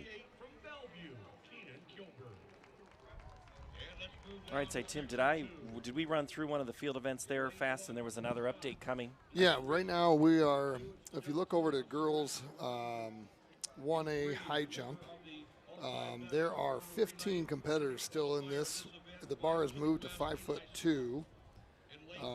Your leaders by just simply no misses is Barinsky from Edco. She has not missed and she just cleared 5'2" to be the first one to clear 5'2". So there's a lot of competitors still left as in girls 1A high jump. Well, and on the screen while you were talking high jump, we just saw Abby Mecklenburg from Linmar, and we're going to get her total. I just wanted to say that was the leader coming in to that jump. That's her first jump. That was the one kind of expected to maybe win that. She has a first jump of 19 even. Yes, so she's the leader by a foot now, and she is the state leader in 4A, and she was the champion a year ago as well. So she's the heavy favorite in the 4A girls long jump competition. On the track right now, Heat 2 getting ready to go. From North Scott, Nolan Reese is in lane 1. Cedar Rapids, Washington's Fidel Tia is in 2. Eli Smock from Iowa City West in 3. Dane Mai from Prairie is in 4. Zakar from Kennedy is in 5. Ibrahim from Iowa City West in 6. Wiseman from Muscatine in 7. And Loba from Lewis Central in 8. What do you like in this race? Dane Mai from Prairie is the only guy that's broken 54 seconds here. So looking to see what he puts together here. And again, part of that sprint crew that Cedar Rapids Prairie's put together. But I will tell you that Eli Smock is an impressive athlete out of Iowa City West. Here's Mike J to finish us off. Ibrahim and Zacher and May. Smock in lane 3. Dane May, Cedar Rapids Prairie. Eli Smock of Iowa City West. And Dane May brings it off the turn. Prairie Hawk Jr. May. Iowa City West teammates battling for second and third. Smock and Ibrahim. It is Dane May out of 4. Visible orange and white checkerboard of Prairie. Dane Mai looked really good. Yeah, tough. Really good. Tough. The Iowa City West guys too. Waleed Ibrahim. I mean, 54.01, 54.08 for those two guys. Great, great training group, training partners there. Great races, 54 seconds. So that time for Prairie is 53.35. Smock 54.01. Ibrahim 54.08. And then Zakar for Kennedy at 55.31. Such a tough race. And this is an incredible field. Heat 3, Austin Van Horn for Waukee Northwest. Easton McGraw from Indianola is in lane 2. Tavion White from Waukee. Jaden Jeter also from Waukee in 3 and 4. J.J. McDermott from Bettendorf, the Bulldog, is in 5. Another Pauli, this time it's Will from Cedar Falls.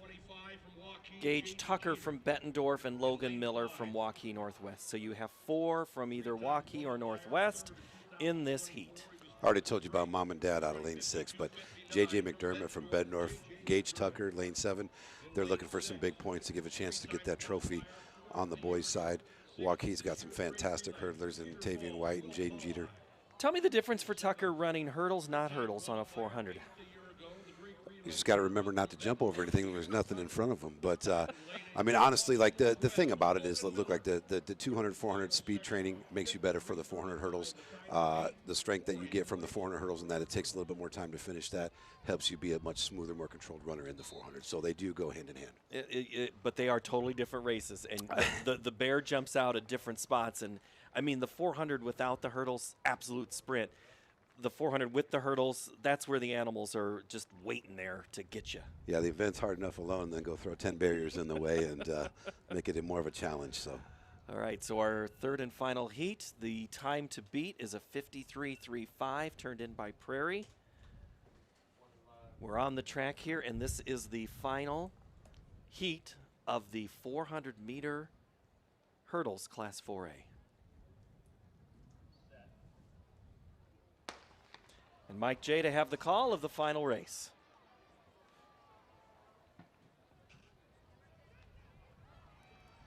(53:35) the time to beat. This final section moves down the backstretch. Jeter of Waukee, the Drake Relays champion in lane 4 and 3. That's White of Waukee, a 3-time qualifier. Jeter and White, Waukee teammates, running in 3 and 4. McGraw of Indianola in 2. Paul I in lane 6. He was 4th last year and 6th at Drake. Easton McGraw of Indianola. McGraw of Indianola. Tucker of Bettendorf.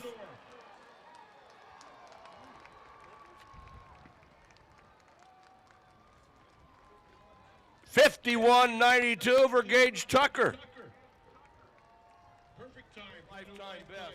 For the Bettendorf senior, Gage Tucker, 51.92. We kind of hinted about Tucker going into that one, and it's out of your favorite lane, lane 7. It's some about that magic lane out there. I'll tell you right now, though. Dave Tarana's head coach at Bettendorf, Adam Hinders and Sean Graves, 2 assistants. I wish I was over there celebrating with them right now because I know how hyped they're getting right now, excited for those guys. Probably one of the best races we've seen the entire state track meet so far. Look at those times. Those are incredible. Yeah, and I think 51.92 to 50. Yeah, just an incredible. Easton McGraw 2nd, J.J. McDermott, Will Pauley 4th, Logan Miller 5th, Jaden Jeter, Dane May, and Eli Smock finish number 8 there. So everybody getting personal bests except for J.J. McDermott, but it doesn't matter because his teammate Gage Tucker wins the state championship in the 400-meter hurdles with a time of 51.92. We've got field events to update. We also have some house cleaning to do here. We got to get rid of these hurdles off the field when we come back to the state tournament and the state meet here in Des Moines. Need money for college? Our scholarship registration is quick and easy. ISL Education Lending Scholarship is open to both students and parents. Visit iowastudentloan.org/award for details. Multiple awards are available, and you'll learn valuable financial literacy tips as part of the process. Register online today for your chance to win $1,000.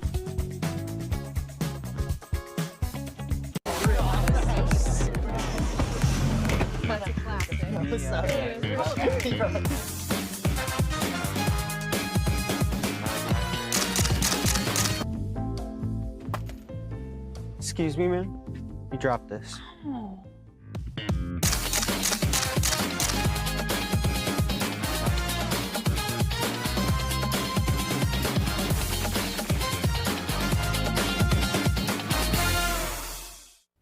It's the simplest expression. The smallest thing that changes everything. A smile. So easy. A smile lights it up. Apologizes. And welcomes unconditionally. Because the shortest distance between two people is a smile. Thank you. Hy-Vee, where there's a helpful smile in every aisle. Something exciting is growing on Iowa farms these days. Innovation. From tractors that seed, weed, and harvest with data-driven precision to drones that scout or plant cover crops to protect soil and water. Even our animals live in smart homes with round-the-clock care. Technology keeps your food safer, water cleaner, and makes us more sustainable. Because what we do here benefits everyone here. Life on the farm makes everyone's life better.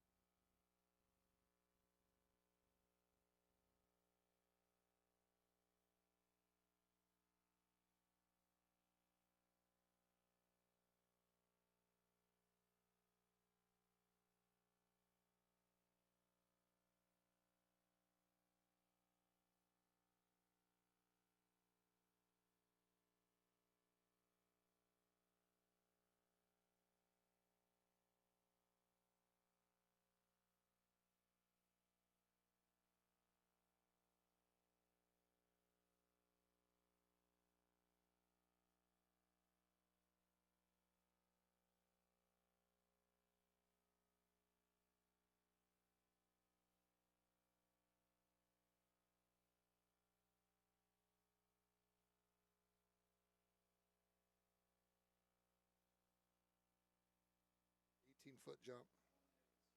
All right, it's time for the 4x1. We're going to go girls. We've got prelims to get into the finals on Saturday. Let's talk strategy, the 4x1, Tim O'Neill.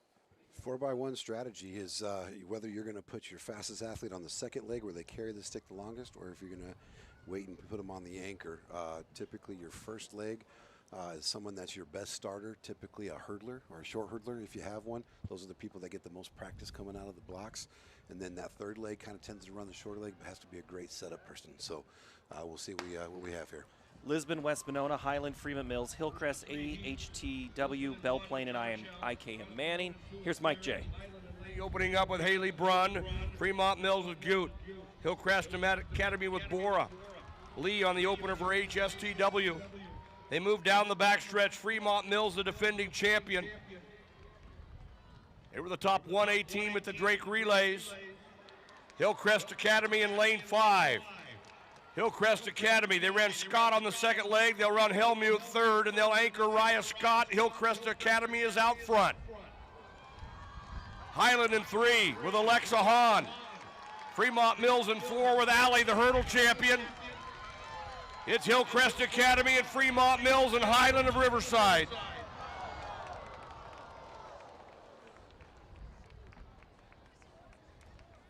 And what a finish in that first heat. Hillcrest Academy goes 49. 4x1, Jiminy Christmas. Saw what happened there. Hillcrest put the pressure on the defending champs from Fremont Mills. Has a faster seat time here.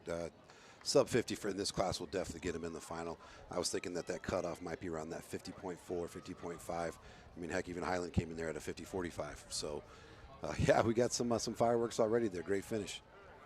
Hillcrest Academy listed as out of Kelowna, Iowa, if you want to have a little geography lesson there on where everything might be.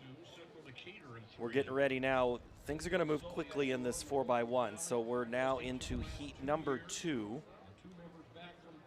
West Fork, North Butler, Central Decatur, Linville, Sully, Maquoketa Valley, George Little Rock, Lawton, Bronson, and Montezuma. Your 2025 champ has already run, and we're getting ready now for heat number 2. What do you see here, Tim? Central Decatur, Linville, Sully have both been under that 51-second barrier. Maquoketa Valley was right there at 51.02 at their season's best time. Looks like they ran that at the state qualifier too. So definitely attention to the center of the track with Central Decatur and Linville, Sully.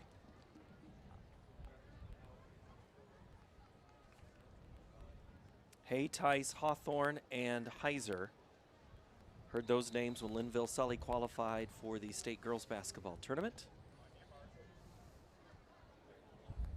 Love all the different multi-sport references that you continue to make.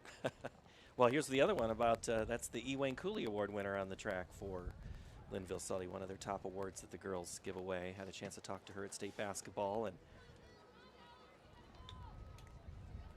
you want to talk about guys who've done it a long time. Coach Hulsane there at Linville Sully coaching girls basketball. There's not many of those guys from the 6-player era still out there doing it. So here's the race, 4x1, heat number 2. This is heat 2 of 3. Coconut Valley in lane 5, opening up with freshman Ambundo.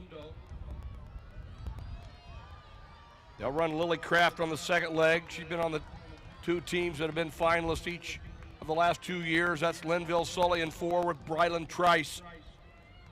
Tice and Linville Sully, they'll run Hawthorne on the third leg. And anchor Tatum Heiser. Coconut Valley in 5 with Burbridge. They'll be anchoring Paris. Coconut Valley. Coconut Valley and Linville Sully. Paris and Heiser. Coconut Valley and Linville Sully. Now standing anchor leg by Tatum Heiser. 50.20. I think that's going to be one of those hundredths of seconds difference there between those two. My 2 word. hundredths of a second, yes. Coconut Valley, Linville Sully, Heiser and Paris. What a finish there. How were the sticks for both of those? They had to be good to set them up. Pretty like solid. That, right? I didn't see anything too shaky there. Actually, early on, Linville Sully had a little bit of a hiccup, it looked like, but not terrible. This happened out of Hunter Infinger from Lewis Central on his 4th throw of the finals. Just put a pretty good mark out there. He's sitting at 59, 7.5, and this one was 59, 5 and 3/4. So really consistent throwing out of him right now, leading the 4A shot put. Flight 2? Flight 2, finals. Finals. Okay, thank you for that update. And high jump, we're getting ready here. Looks like for another attempt. What's our height at for high jump?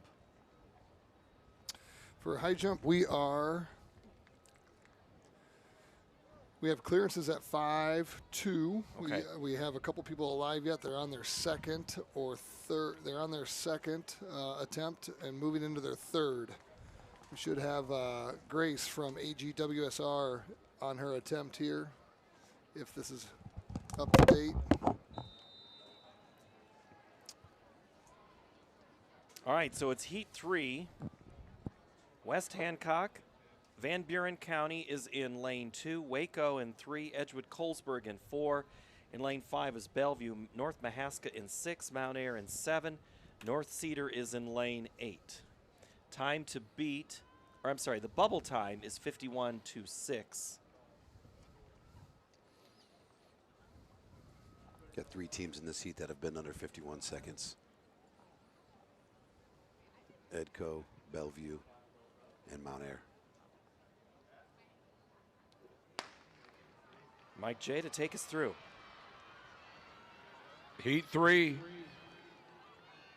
Edgewood Colesburg in 4, the runner-up last year, and they are out well with Atkinson.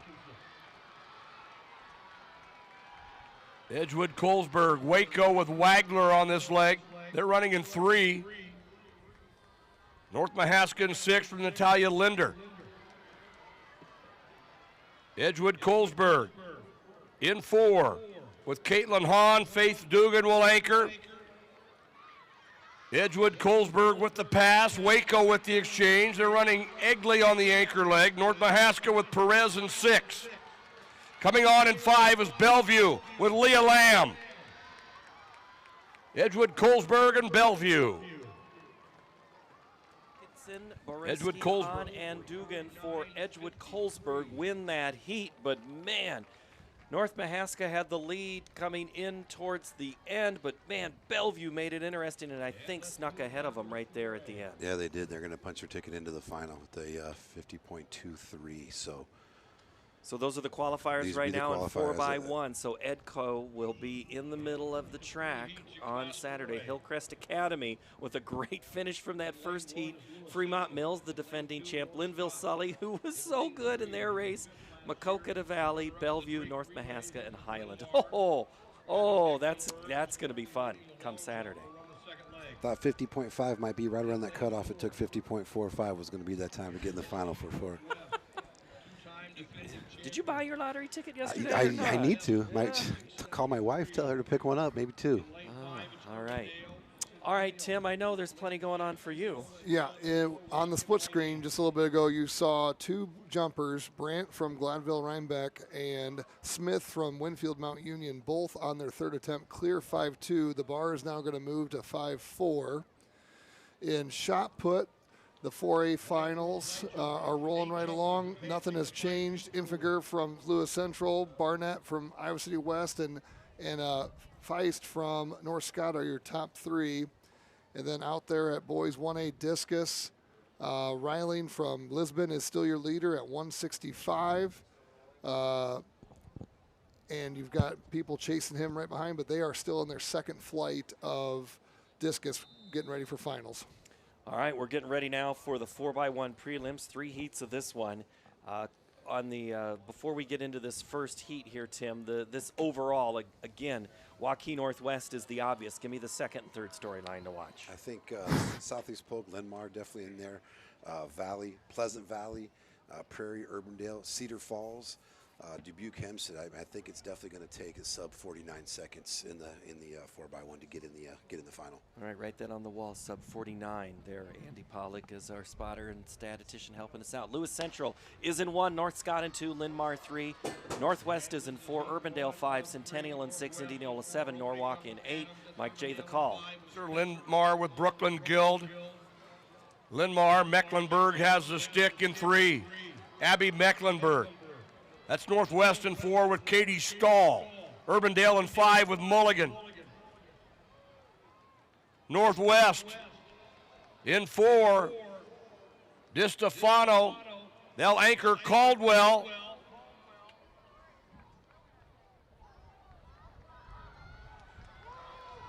It is Northwest with Caldwell. She was on that 4x2 record-setting team. Linmar with Cubbage.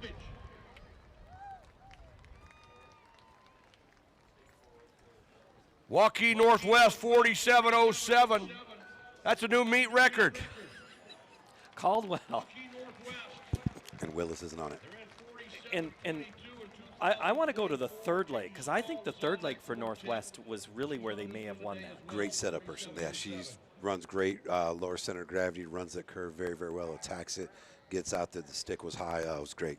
What was that time? 47.07. 47.07. Wow. Linmar, great. 48.53.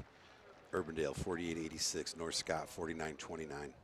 All right, so just remind us what coaches can do from prelims to finals in races like this. You've got 8 names you can put on your relay card. Any of those people from those names are eligible to compete.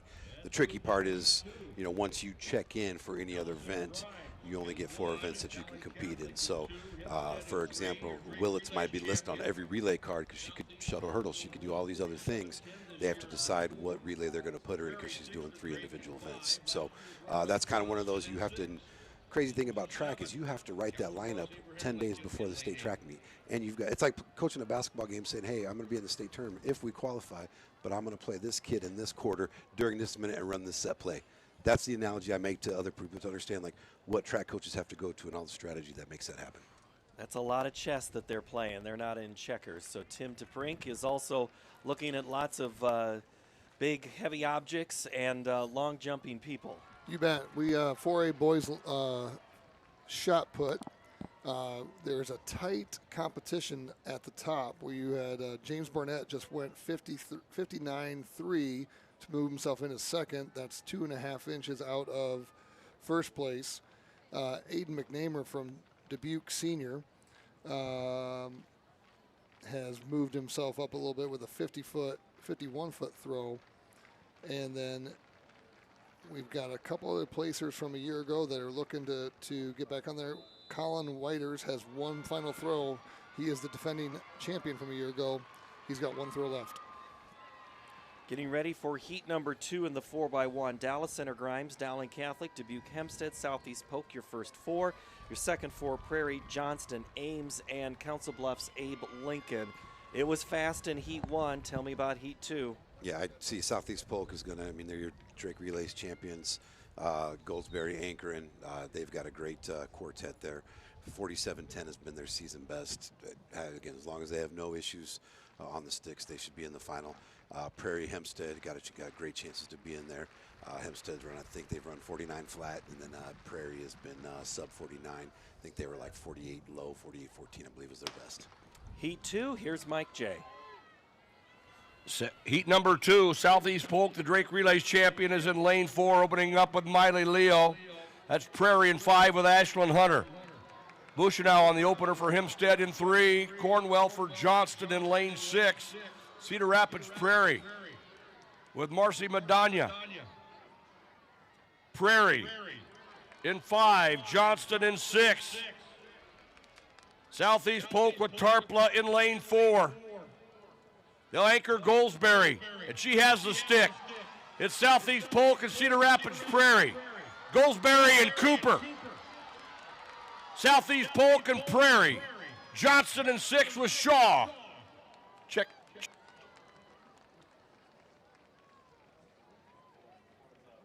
Southeast Polk 47-37. Prairie 47-51. Goldsberry with a great anchor for Southeast Polk there. I thought for a moment we were going to see Cooper take her over from Prairie, but just all of a sudden there was just a little extra from Goldsberry. Yeah, I mean, you tell me that you're running 47.51, and they're going to be the third fastest time going to the final potentially. I would have said you're crazy. 47.37. So Waukee Northwest's 47.07 holds right now as your top time. And do we have a bubble time? What is it at right now? 49.22. 49.22. Okay. So getting ready for heat number 3. And we'll get to heat 3 introductions in a moment, but first the discus. In boys 1A discus, it took 152.8 to make finals. They're on the screen right now. Ryling from Lisbon is leading it. And then you can see the remaining. It's a tight battle with a bunch of throws at 165, 164, 163, 162. Looking to be a really good competition heading into the finals of the 1A boys discus. And I see him clapping over in the shot right now. From Lewis Central, he will be the champion. He's not going to get that one measured, but it doesn't matter. He's got a 59-foot, 7-inch throw in. That is about a 3.5-foot personal best for him today. And the top 4 guys all had personal best in this meet, in this competition. That's impressive. All right, so I see Kennedy Brandt getting ready at the high jump, and she's been busy today. I think we've seen her in 2 different hurdle events. Right now the bar is at 5'4". You have one person that's cleared it. Mount Ayr, Shields from Mount Ayr has cleared it. And you have everybody else is trying to get over that height. Iowa City West, Kennedy, Cedar Falls, Pleasant Valley, Washington, Waukee and Bettendorf in heat 3. Here's Mike J. 2. West Des Moines Valley opened up with Kaiser. They're running Garrison and they're running well in 5. Pleasant Valley in 4 with Rebro. Cedar Rapids, Washington with Thurman in lane 6. They'll run Mari Crittenden on the 3rd leg. West Des Moines Valley with the outstanding freshman hurdler Mila Hughes in 5. Pleasant Valley in 4 with Kitzman. Valley will anchor Morgan Carr. Pleasant Valley with McDermott. It is Pleasant Valley and West Des Moines Valley. And West Des Moines Valley with Carr on the anchor. They'll win that 3rd and final heat running 47.76. Pleasant Valley 47.86. Number 11 all time for Valley. So Valley will finish with 4th overall. They'll qualify 4th with a 47.67. Waukee Northwest from heat 1, 47.07. Southeast Polk, Prairie Valley, Pleasant Valley, Linmar, Johnston, Urbandale is how that shook down. Didn't get a chance to get your thoughts on that heat 3, but give me a little preview to Saturday then with that, now that you know the finals. Well, I was going to say, I told you earlier about Kenny Wheeler, talked about his leadoff leg. She did hand off the stick first in that relay from PV. So didn't quite do it in the 4x2. She might be more on the shorter end, but I look at this. This is going to, look at this, 48.86 is the time to get in that final. This is going to be a phenomenal setup for Saturday's afternoon in that 4x1. And I think we've gone, we're going to go to the north part of the stadium and the facility here, Tim, for discus. Or right shot. Now, we're going back to shot? Yeah, right now shot put is on the screen here. You can kind of see how everything played out from first to last. But on the medal stand will be obviously the winner, Hunter Infiger from Lewis Central. James Barnett will be second from Iowa City West. Brandon Johnson from Ames. He had a really nice throw, fifth, right after we got done talking about it, and that put him into third from Ames. And then Trey Feist from North Scott, fourth. And Colin Witters from Iowa City West will be in fifth. 1A boys 4x1 preliminaries. We have, again, 3 heats of this one. Heat number 1. St. Ansgar, Riverside, Cam, New London, BGM Brooklyn, Midland, Wyoming, Fremont Mills, and Easton Valley. We got Smith from Winfield Mount Union on her third attempt, and she is over the bar. She's going to move on to the next height. Up will be Glenville Rhinebeck Brandt will be the next competitor to attempt to get over. For this boys, there's no points going to be awarded in this 4x1, but letting you know where the team standings are. Riverside, Van Buren County, and New London are 1, 2, and 3. Actually, it's Riverside and Van Buren tied with 23 points as we begin the 1A 4x1. Who do you like in this one? I think New London is going to be my favorite. I think they're just a scotch ahead of Cam and BGM of Brooklyn. All right, here's Mike J.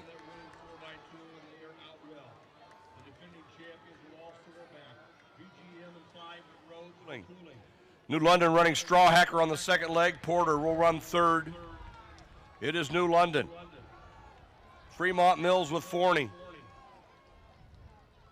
They're out there in lane 7. It is New London with London Franklin. He won the long jump. He anchored the 4x2. Anchoring the 4x1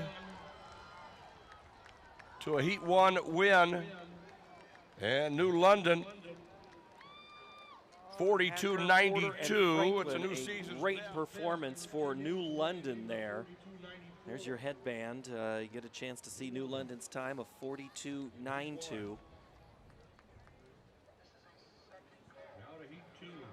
Turning qualifier South Wind 1, IKM Manning 6. Heat 2, South Wind, IKM Manning, Linville Sully, Lawton Brunson, Pekin, Coons Rapid Baird, Southeast Warren, and Colonesco. Yeah, 4 teams there in the middle of the track, all sub 44 this year, 43.95. IKM Manning, Linville Sully at 43.89. Lawton Bronson 43.43. And Pekin at 43.55. Should be a very competitive heat here. All right, Tim DeBrink, my squirrel moment says they're measuring the bar over at high jump. That means something happened. You bet. Bar's going up to 5'5". We got 3 competitors still alive. Shields from Mount Air has not had a miss yet. Barinsky from Edco is in second, and Smith from Winfield Mount Union cleared 5'4" on her last jump to put herself at 5'5". Those 3 competitors will be competing for first, second, and third. Okay, moving up the bar. It's when they get out the measuring sticks over there, I know what's something, they got to make sure everything is there and accurate. So here we go into Heat 2 for this 4x1.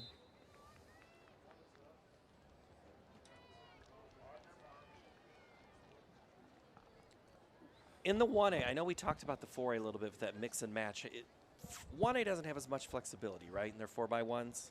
I mean, they do. They get the same parameters. It's just a matter of the depth, right? You just, there's just, you got 150 guys on a roster in 4A, and you've got maybe 30 in a 1A school, right? So Unless you get 30 of the right ones, if you have that kind of depth, right? That can happen. All right, here we go. Heat number 2. On the track now. The gun is up. They're in the, and they're off. Here's Mike J for the call. 2 of 3. Southwind with Bullerman, IKM with Rasmussen, Dunsbergen on this opening leg for Linville Sully there in 3, Lawton Bronson in 4. Lawton Bronson. Connor Clausen on the second leg. Brown will run 3rd. That's Pekin in 5. They'll run Riley Smith on the 3rd leg. Lawton Bronson and Pekin. Linville Sully in 3 with the Richards. They'll anchor Jack Bolin. In lane 4, it is Lawton Bronson with Landon Grell. Lawton Bronson with Grell.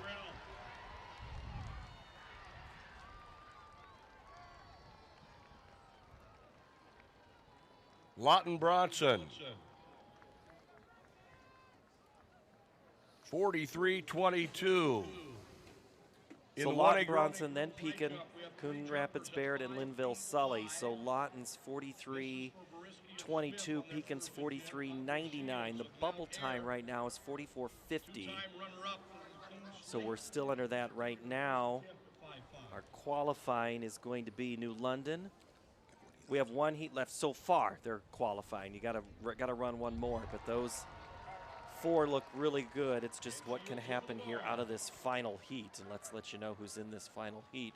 It's going to be Bedford, Galen Catholic, Madrid, George Little Rock, Woodbine, ACGC, Wapsie Valley, and GTRA. 3 teams under 44 seconds here. We got another one in ACGC that's hovering right at 44 seconds. So all 4 of those have a legitimate chance to punch themselves a ticket into the final.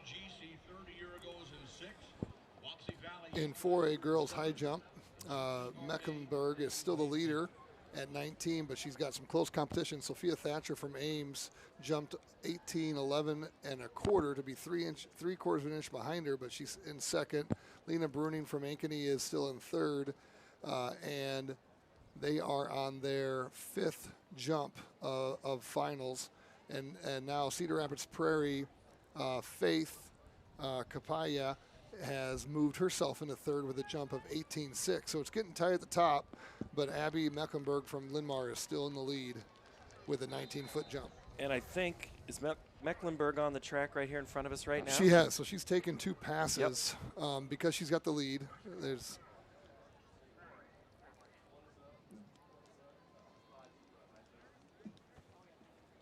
this.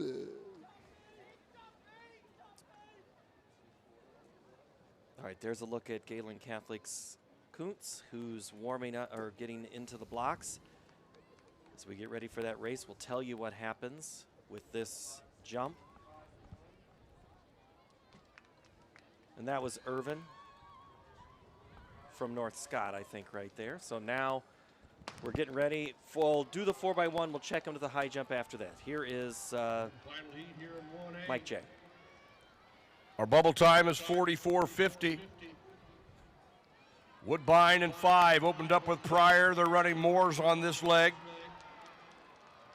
Woodbine in 5, ACGC in 6 with Schneider. Wapsie Valley in 7 with Shannon. That's Grettinger. Terrell Ruthven Airshare on the outside, running Ness on the 3rd leg. In lane 5, it's Woodbine. Landon Bloom on the anchor leg. On the outside, it's GTRA with Sweden. Woodbine. George Little Rock with Minter. Woodbine, 43-24. Anchors Woodbine to a 1st place finish in that heat. But let's check the time to see how it stacks up. It's a 43-24.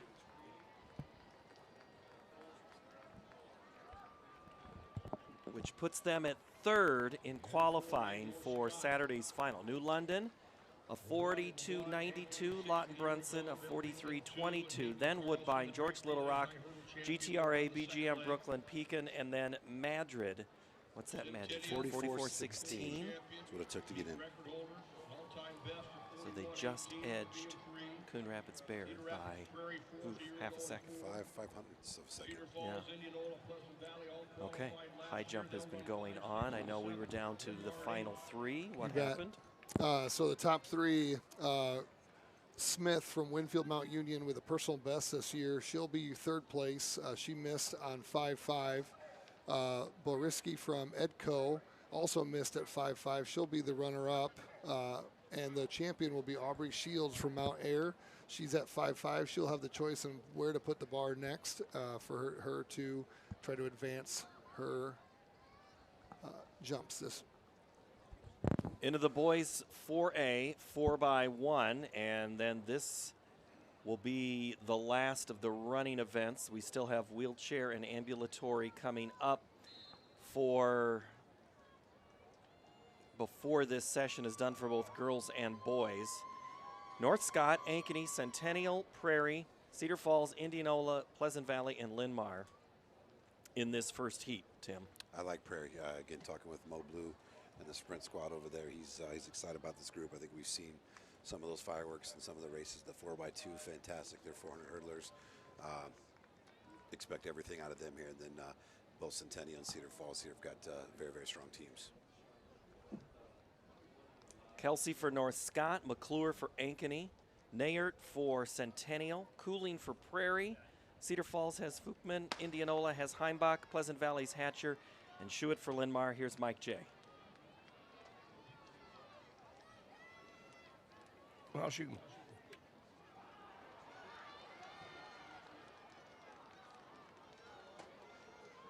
first of 3 heats, 4A boys, 4x1. Cedar Rapids Prairie in 4, Cedar Falls in 5. Prairie running Paterka on the 3rd leg, Cedar Falls with Tamayo Lopez. Cedar Rapids Prairie. Magnus Capon on the anchor leg, Cedar Falls with Will Remmert. It is Prairie and Cedar Falls. Indianola in 6 with Hilton. And a good close by Ankeny in 2 with Fisher. Cedar Rapids Prairie, 41. In there. I think they're going to end up getting 3rd or 4th. Indianola is 3rd, Cedar Falls 2nd, and Prairie 41.63. Won't say cruise to that champion or that first place finish, but they ran a really good race, just like you thought. You blink in this race and you get beat. So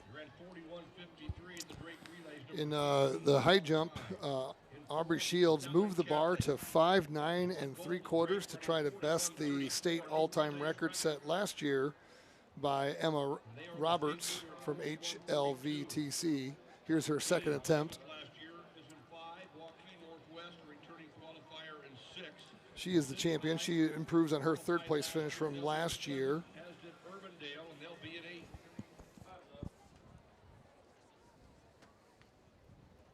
And she goes from a lot of the jumpers go from, as we're looking at it, on the left side, but she's on the other side. What's the difference there? Just your power foot, your jump foot. It's all like if I'm jumping to do a layup, I'm jumping off my left, and I may not get off the ground very high, but that's my more powerful foot. And some are able to do both. I know there was an Iowa State jumper years ago that tore her ACL on one foot, and she just started jumping off the other. That takes a special athlete to do that. Wow. Here she goes at her 3rd attempt.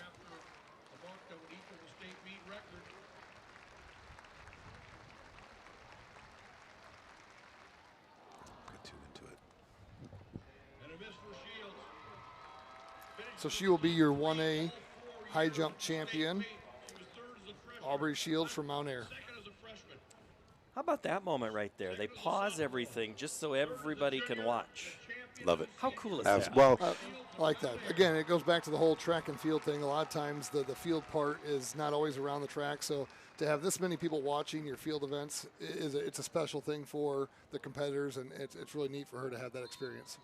Well, and you have the starter right there with the start of the 4x1, so they don't want those extra movements, guys jumping the gun here too. So, but yeah, absolutely. That's the moment that is more important, and the great starters and the Red Hats down there are the ones that recognize that. All right, here we go. 4x1, Heat 2. Southeast Polk, Dubuque Senior, Johnston, Dowling Catholic in your first 4. Then it's Muscatine, Northwest, City High, and Urbandale. The Jayhawks in 8. Eric Birch, Tour, Strang, Gonpu, Ludwig, Pufal, and Thomas, your starters. Heard those Ludwig names a couple times. Brother to brother here, the first 2 legs for Waukee Northwest. Then you have Oliver and Bosworth. They are in lane 6. Here's Mike J. Dowling in 4s run 41.32. Johnson in 3s run 41.53. Northwest in 6s run 41.81. Dowling, Muscatine, Northwest, Dowling Catholic. Running Jackson Miller on the 3rd leg, the anchor freshman Bo Williams. Dowling Catholic. Waukee Northwest with Bosworth. Muscatine running well with Brendan Holliday. Dowling Catholic. 41.52. Strang, Dexler, Miller, and Williams. Wide receiver for the Maroons. Caught the baton and then took off. First place in that heat, 41.52. A 4.181 for Northwest. Muscatine, a 4.22. What's our bubble time here as we look towards the third? 42.55. So 42.55 would put right now at least those 3. Centennial is the one holding that 42.55. Ankeny right now is clinging in at 42.28. So we'll see what comes out of this heat 3 in just a moment, because I think Tim DeBrink has, let's see, shot is done. High jump is done. They're taking the ceremonial photo. That leaves, I think. Yep, long jump. Long jump. 4A long jump. Abby Mecklenburg from Linmar jumped 19 foot on her first jump and was able to take passes for jumps 3 through 6, and she is your state champion. Sophia Hatcher from Ames will be the runner-up. Faith Kapaya from Cedar Rapids Prairie will finish 3rd. Lisa Bruning will be from Ankeny is going to be 4th. Kaylee Irvin from North Scott will be 5th. Jaden Woods from Sally's Polk will be 6th. So really good competition there.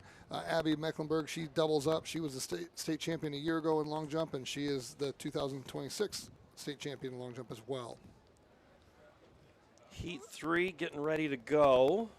Do we have time to squeeze in? Do we have any more? We have discus yet? Discus is live out there. Right now the leader is Elijah Ellie from Iowa Falls. You're going to have to help me out here. Or Iowa Valley. Iowa Valley. Iowa Valley. Yeah. He is the leader at 167 even. Henry Reiling from Lisbon is second. Oh, sorry. Go ahead. You got it. Yep. Perfect. Too many screens to look at up here. got a lot going on. So, again, the top 5 competitors in this one have all thrown their personal best today. So they're doing a great job of peaking at the right time. Heat 3 getting ready in the 4x4. Lewis Central, Hempstead, Jefferson Valley, Sioux City East, Dallas Center Grimes, Waukee, and Fort Dodge getting ready to go in this one. Yeah, Jeff Valley, Sioux City East, all been sub 42 this year. That window's getting tighter and tighter, though, to qualify for the final. So we'll see how these boys throw it down here.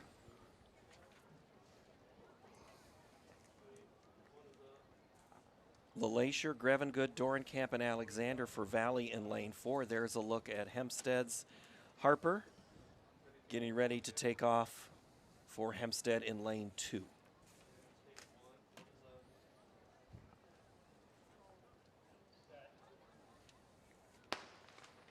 Mike J with the call. And this is the 3rd and final heat. Cedar Rapids Jefferson in lane 3. That's Valley in 4. They opened up with LeLacier. That's Sioux City East in 5. Dallas Center Grimes in 6. Running Heitland on the 2nd leg. West Des Moines Valley in 4 with Blake Dorenkamp. Alexander will be on the anchor leg. Sioux City East with Tanner Boonstra. West Des Moines Valley. Sioux City East 41.80. East sneaks in with a 4.186. Valley 4.195. Jeff's going to be our last qualifier in the if 42-17. Yeah, it just all depends. Yeah, is the bubble 42-17? Valley was in a great spot, had a little mishap. Looked like he, third leg, had a little misstep there going into the anchor and cost him a little bit on the exchange. And we are in the finals of the 1A boys discus, round 4 complete. And let's recap who is going to run on Saturday in this final, which is at 3:55 p.m. Dowling with the best qualifying time. Prairie, Cedar Falls, Northwest, Sioux City East, Valley, Indianola, and Jefferson. So Muscatine, Ankeny, and Waukee just outside of running here on Saturday in that final. All right, we're getting ready. Couple more things to get you through. The 4x4 is warming up. Then we got a couple of other things when we return. This is the state track meet in Des Moines at Drake University for the Iowa Girls High School Athletic Union and the Iowa High School Athletic Association. We know you're watching all around the world, so come on back here from Des Moines.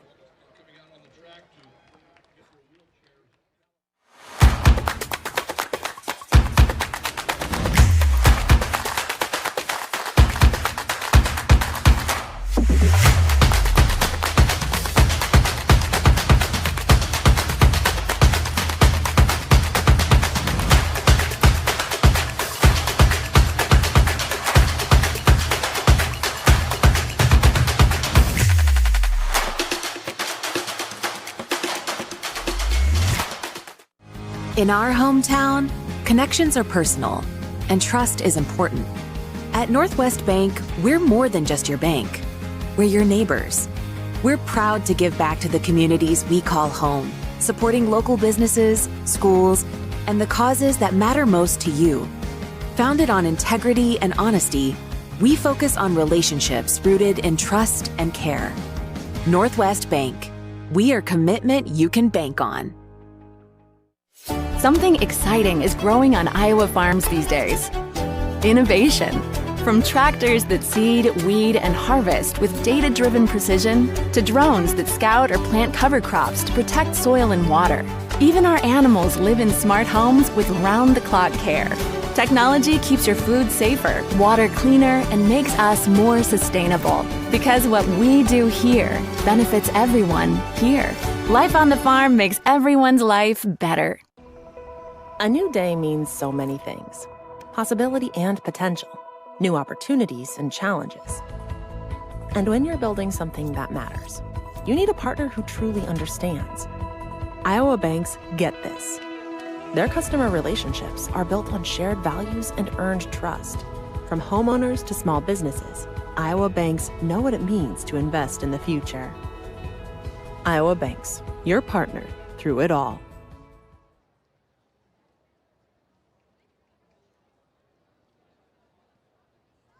State track meet from Des Moines Friday afternoon, just after 1 o'clock here in that stadium. We've been full for quite a while here, last hour or two as we get ready for that overlap. And 2A, 3A coming your way in a little bit. Ellen Davis will be with us here, and let's take a look at some of the team standings as we get ready here before 4x4 prelims. Edco, Pekin, Caminita.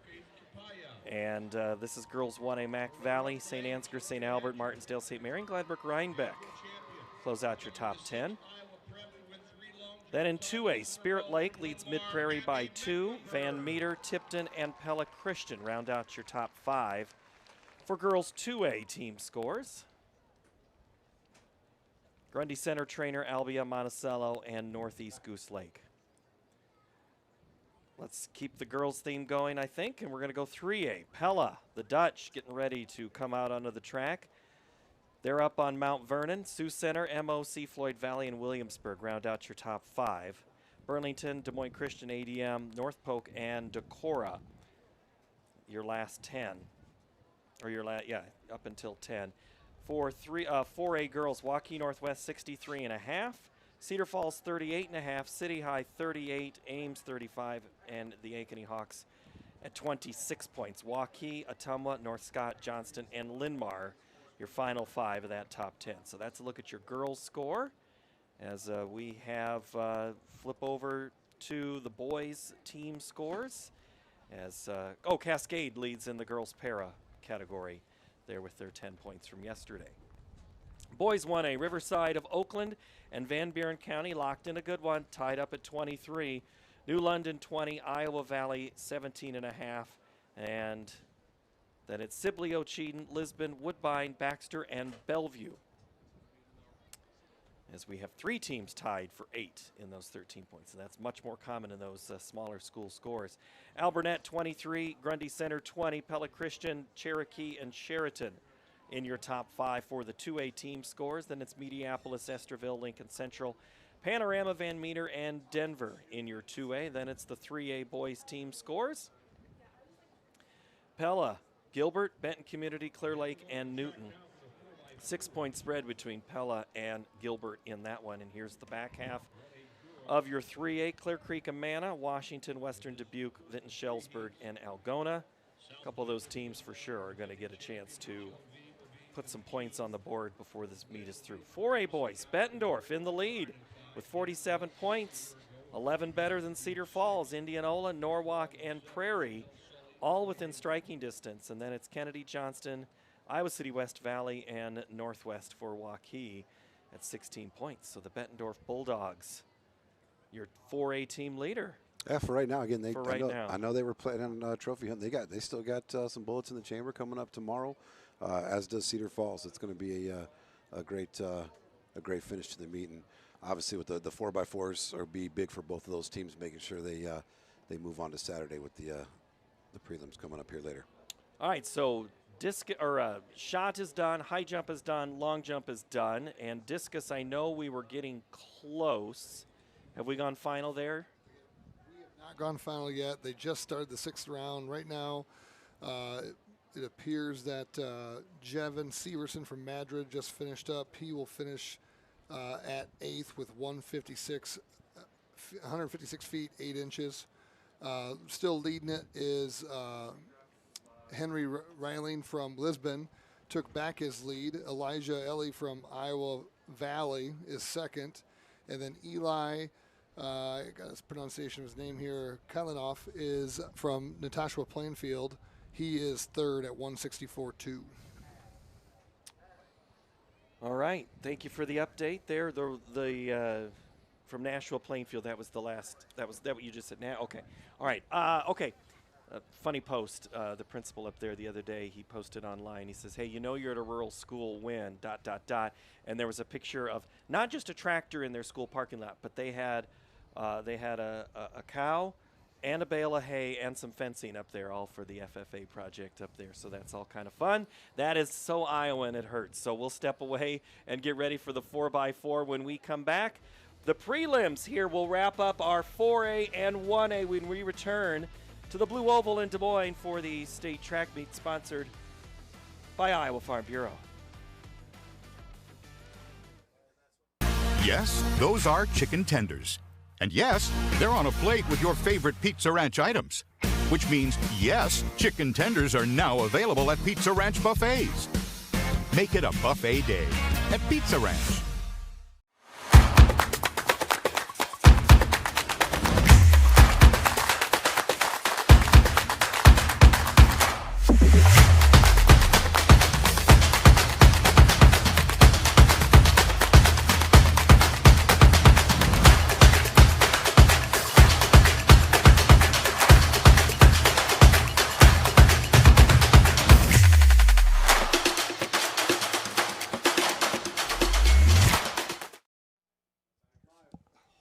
Here in Des Moines at the state track meet here on Friday afternoon. Want to say thank you to Sukup Manufacturing because closed captioning on today's over-the-air networks is presented by Sukup Manufacturing. Sukup is the world's largest family-owned grain bin manufacturer and a proud supporter of Iowa high school activities. Well, let's get ready here for the girls 4x4, the final prelim of the day for 1A, and it's going to be in Heat 1 Southwind, HLV, North Lynn, St. Albert, Woodbine, Danville, Griswold, and Linville Sully.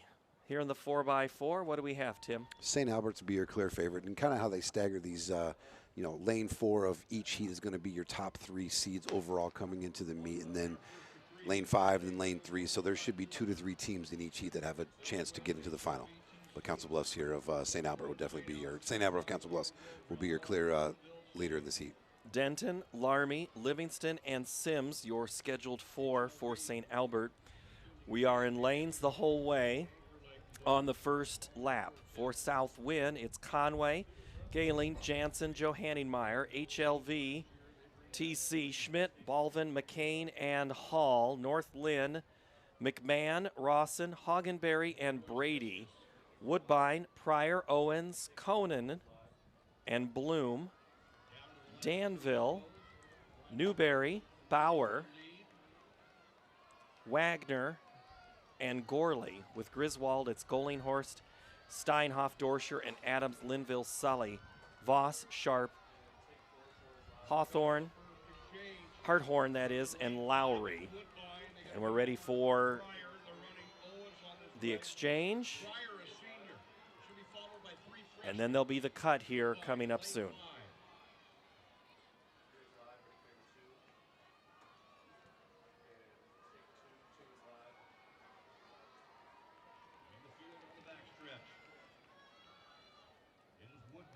Is geometry as big of a deal in this race, Tim? You know, just a little bit more.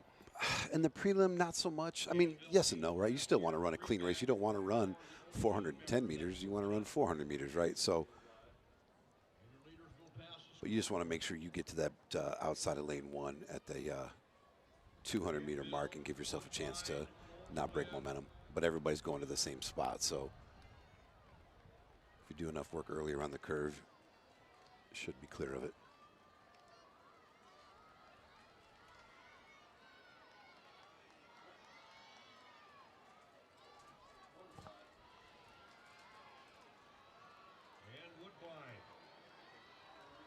So Danville to the exchange first, then Woodbine, North Lynn, Griswold, Southwind, St. Albert, Linville, Sully, and HLVTC. Let's talk strategy here then now. Prelim versus finals in the 4x4. I mean, if you have the depth, you know, you can, I don't know if any of these teams have, you know, 5 or 6 girls that can go out there and, you know, switch in and out between prelim and final. It'd be nice if you did, right? Because then you can manage a state qualifier meet to the final here. So, but if not, I mean, it's a matter of just making sure that you're in contention going into that last lap within, you know, depending on how good your anchor leg is. Very fast young ladies that run sub 60 can make up a lot of ground pretty quickly.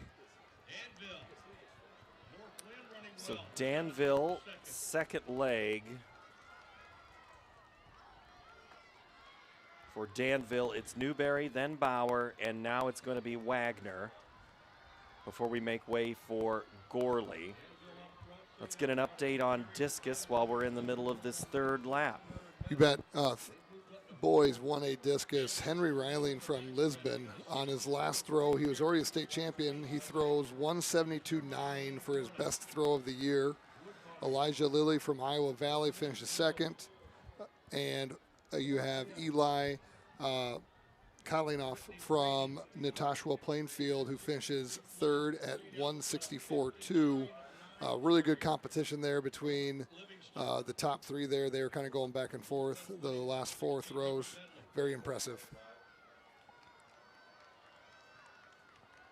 All right, thank you for that update. All right, so St. Albert starting to make a move.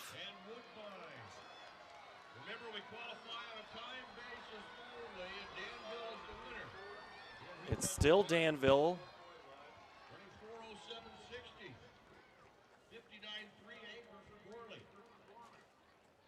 So St. Albert makes a move here into second on that last lap. So Danville 4:07.60, St. Albert a 4:10.72. Then Woodbine, Northland, Southwind. So we'll have a bubble time. And right now that's at 4:15. So that would put, and I'm sorry, I need to give you all of the numbers with that. Now they're moving it 4:16.50. So Danville had a massive season best right there. They were at a best time of 4:19 coming into that race. So then tell me a little bit about, again, we talked about the strategies of swapping in and out if need be, or running. Where are you stacking here in the 4x4, where you're putting fast, and good runners? So it depends on the four. Loaded question, right? But typically your second fastest leads off just to make sure you're in the race. If you get someone that's super competitive, they're usually in that second or third leg to make sure you're maintaining where your current status in the race is. Your third person is kind of that setup person that's just gonna, no matter what it takes, they're gonna make sure they get around the track, kind of grind it around, bulldog it around, and then you're anchored depending on if that's your hammer, then they're gonna do whatever they need to do to qualify for the next round. That being said, sometimes you just go front load, you go run your fastest, your second fastest, your third fastest, and then your slowest, 1, 2, 3, 4, and then just make everybody fight each other out, and you put yourself out there, and nobody else can try to come run you down. Well, already a swap with St. Ansgar. They had gone Meyer, Powers, Witt, Johnston. Already they switch Witt and Powers in positions. West Fork is in 2. Hitsusen, then Huff, Wood, and Pomeran for West Fork. For West Monona, they are in lane 3. It's Stengel, then Broer, Bryn Bellis, the sophomore, and then it's Ashley Pate. There's West Monona. Then for Mount Air, it's Tatum Friedrich, Casey Larson, Aubrey Shields, Emma Reynolds for Mount Air. They're in lane 4. Break this race down before I give you the rest of the runners. Well, I mean, yeah, Mount Air is a clear favorite. They're 6 seconds clear of any other teams from season best. West Monona and Riverside of Oakland are sitting at that 4:12, 4:10 for best times of the year. West Fork's run a 4:10. So, and right now, what it should take to qualify should be somewhere around that 4:08 to 4:10 range. So, all these teams are going to have to. They don't have to run necessarily their best this season, but they still got to run pretty well. Riverside sends out, they start here with Caden Schnack, then she'll hand off to Meadow Dalby, Bentley Roan, and Olivia Lund. For AGWSR, that's actually Geneva Wellsburg Steamboat Rock. It's Bryn Boisman, Gracie Wagoner, Elsie Olson. I'm sorry, that's Elise Olson, and then Piper Smith. For Central Decatur, Aubrey Perkins, Zoe Quigley, Grace Leahy, and Bregan Lindsay. And Wayne of Corden sends out Destiny Brown, Jolene Murphy, Bristol Peck, Kinsley Prunty is how that shakes out. So it's St. Ansgar, West Fork, West Monona, Mount Air, Riverside, AGWSR, Central Decatur, and Wayne of Corden. Catch me up on the race and what's happening. Well, we've got AGWSR is out with the great lead. She's kind of opened up here a little bit. We're working about an 8, almost a 10-meter lead, and then we're getting a big move out of here. 5th place. I can't see the uniform right now to identify it. Looks like Mount Air.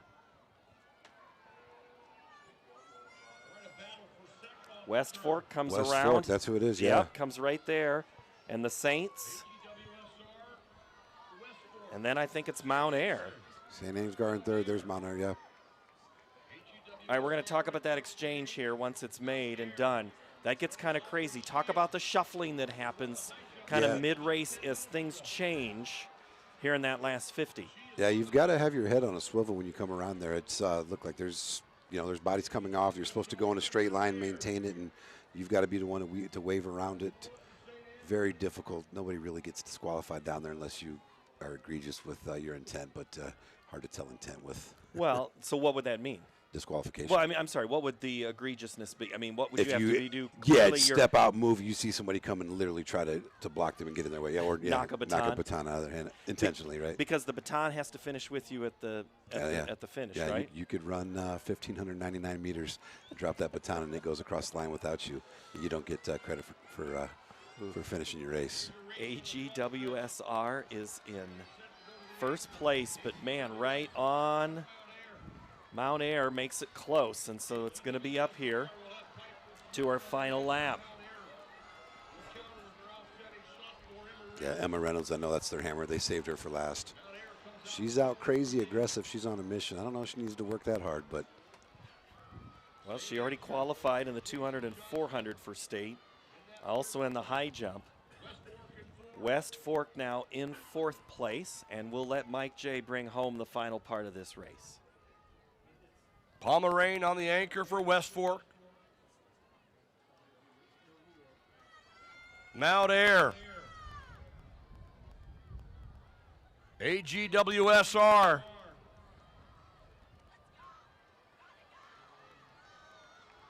Mount Air on the front stretch with Reynolds. AGWSR with Piper Smith.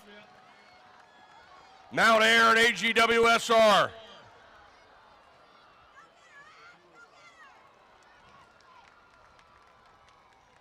Mount Air, 4:02:36, 57:32 on the anchor for Reynolds, a 57:60 for Piper Smith of AGWSR. Downs go to heat 3. Did not want to play second fiddle to anyone there, that's for sure. So Mount Air, AGWSR go 1-2 in the 4x4 relay in the 1A prelim. That was the heat. Heat number 2. Mount Air, AGWSR, St. Ansgar, and West Fork. And I should look. I'm better at looking at where the bubble time is. 4:11:07. Yep. So right now, that's Riverside, Oakland is under that at 4:10:89. So that's how those prelims are shaking out. But let's get ready for the start of heat number 3.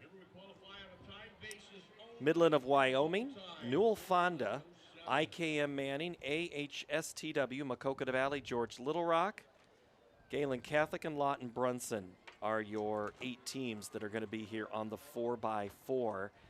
The best qualifying time here is AHSTW with a 4:06:43, and that has been Macy Gosshorn, Ava Paulson, Kennedy Wyman, and Bella Lamp. We've talked about Bella Lamp a couple of times here this week. That's the 4 that AHSTW, let's see, and then in 5, Maquoketa Valley. Stop me if you've heard this name before. Taryn Burbage. Stop. Anna Feltman, and then Audra Burbage, and Lainey Beeman for Maquoketa Valley. Those are your top 2 qualifying times. Yeah, I mean, again, 4:06 on a season's best there. Shouldn't have any problem getting into the final with this squad. And then yeah, it's those other 3 or 4 teams: the IKM Manning, Maquoketa Valley. Seeing if they can scratch and claw their way into one. IKM Manning's going to start with Macy Rasmussen, Carly Arp, Annabelle Bloom, Addison Bando.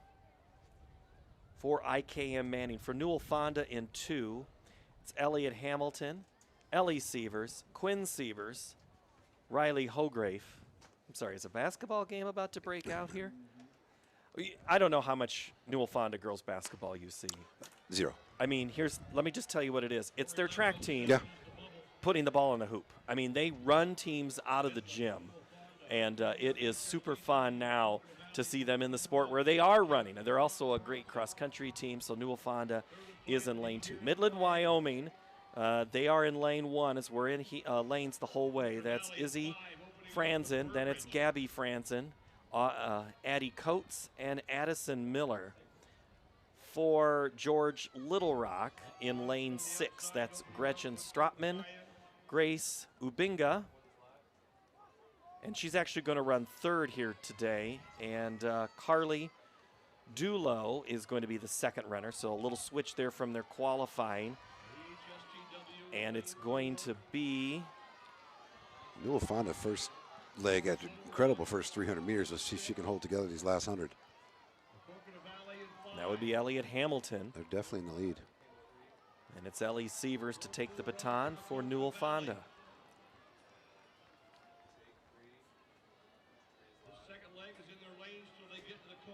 Ayla Schmidt to Ella Ruland for Galen Catholic, then Emmy Castle and Delaney Kearns. And Lawton Brunson, it's Aubrey O'Brien, Kaylee Mess, Bree Jesson, and Lainey Nelson. All right, let's look down the back stretch. We've got ourselves a pretty darn good race here so far.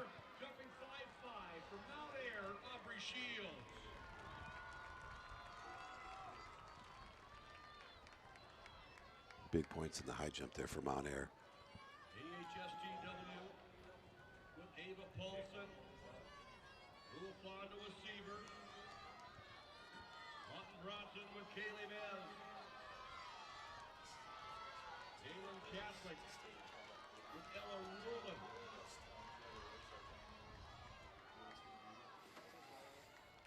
W and Newell Fonda.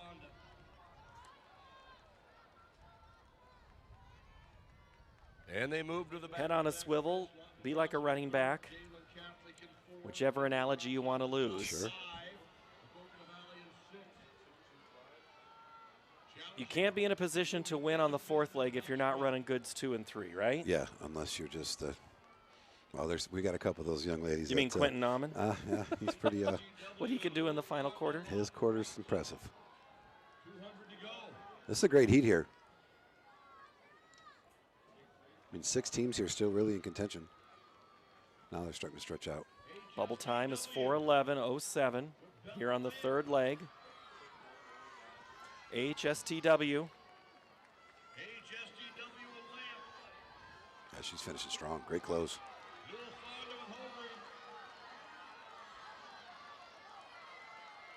Coconut Valley. Yep, here come the Wildcats in the yellow tops and black bottoms, and it's 2 blues and a yellow gold. And a really good sprint here from Coconut Valley. Beeman, shot out of a cannon. How far can she go? Coconut Valley. Lanny Beeman. Newell Fonda. Riley Hogreef on the anchor leg.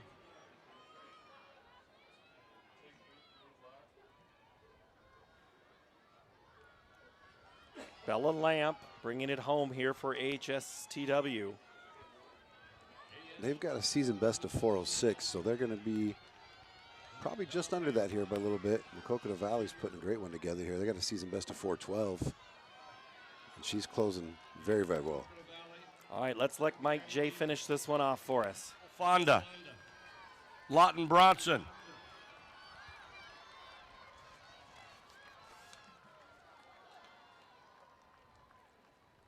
AHSTW 409.88, 61 flat on the anchor. Coconut Valley went 59.40. The Lady Vikes from AHSTW win the heat. And now let's settle in who is going to qualify. Mount Air, AGWSR, St. Ansgar were the top 3. Danville, West Fork, AHSTW the next 3. And then the last 2, St. Albert of Council Bluffs and Riverside of Oakland. So that has, I think you were whispering something about team scores and what Mount Air with a field event, but Mount Air here. Right.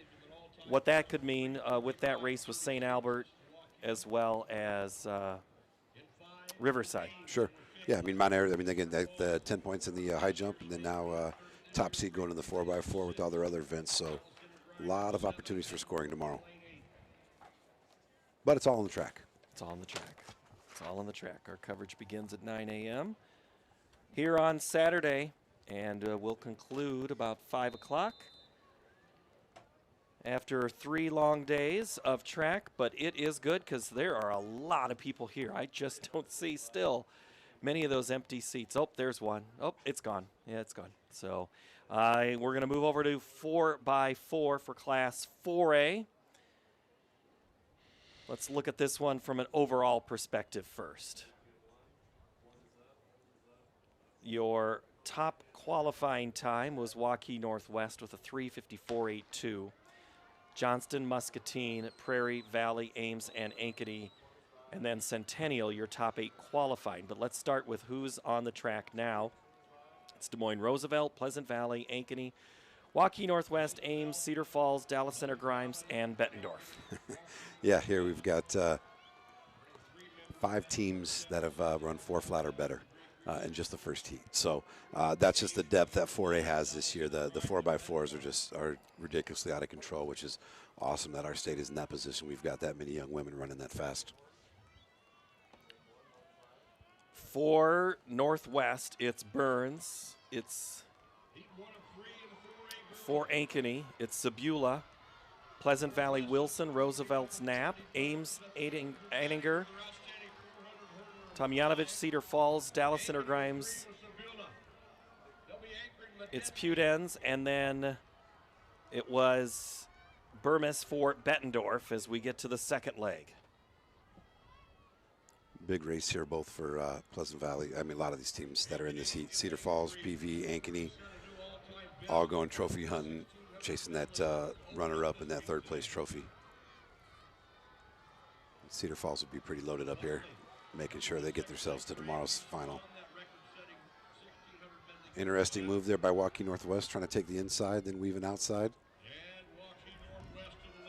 Don't know that Coach Wilson would love that, but. That's Quinn Jorgensen listed on the heat sheet, and it's supposed to be Sadie McCann next. Well, Ben Dewey will he'll switch his lineup 10 times because he'll outthink himself over there. Him and Coach Wilson will go back and forth. I don't know how much Coach Priest has input on the 4x4, but definitely the 4x8 over there.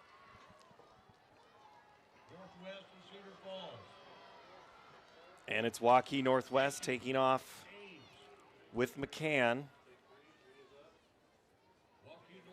Deerdorf for Ames to Hatcher. And to finish with Van Cleve, Cedar Falls, Rothmeyer, and Nissen. Dallas Center Grimes still try to get into High Gherkin and Sanford. Bettendorf, Huser, and Ripslinger. McCann and vote for Northwest. For Ankeny, they went Buckley, Schramm, and Medetzky to close out. Pleasant Valley, Kane, Erkey, and McDermott, and Roosevelt with Crawford, Johnson, and Gentry. It's still Northwest, but there is a couple of runners right there in the heels. Cedar Falls, Ankeny, and Ames coming down the home stretch.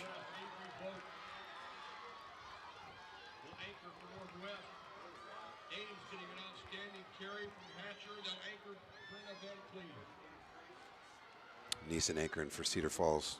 And Cedar Falls had a good exchange. So did Ames. They passed Ankeny there before Medetzky can take the baton from the home stretch. So now we're about 7 to 10 meters apart.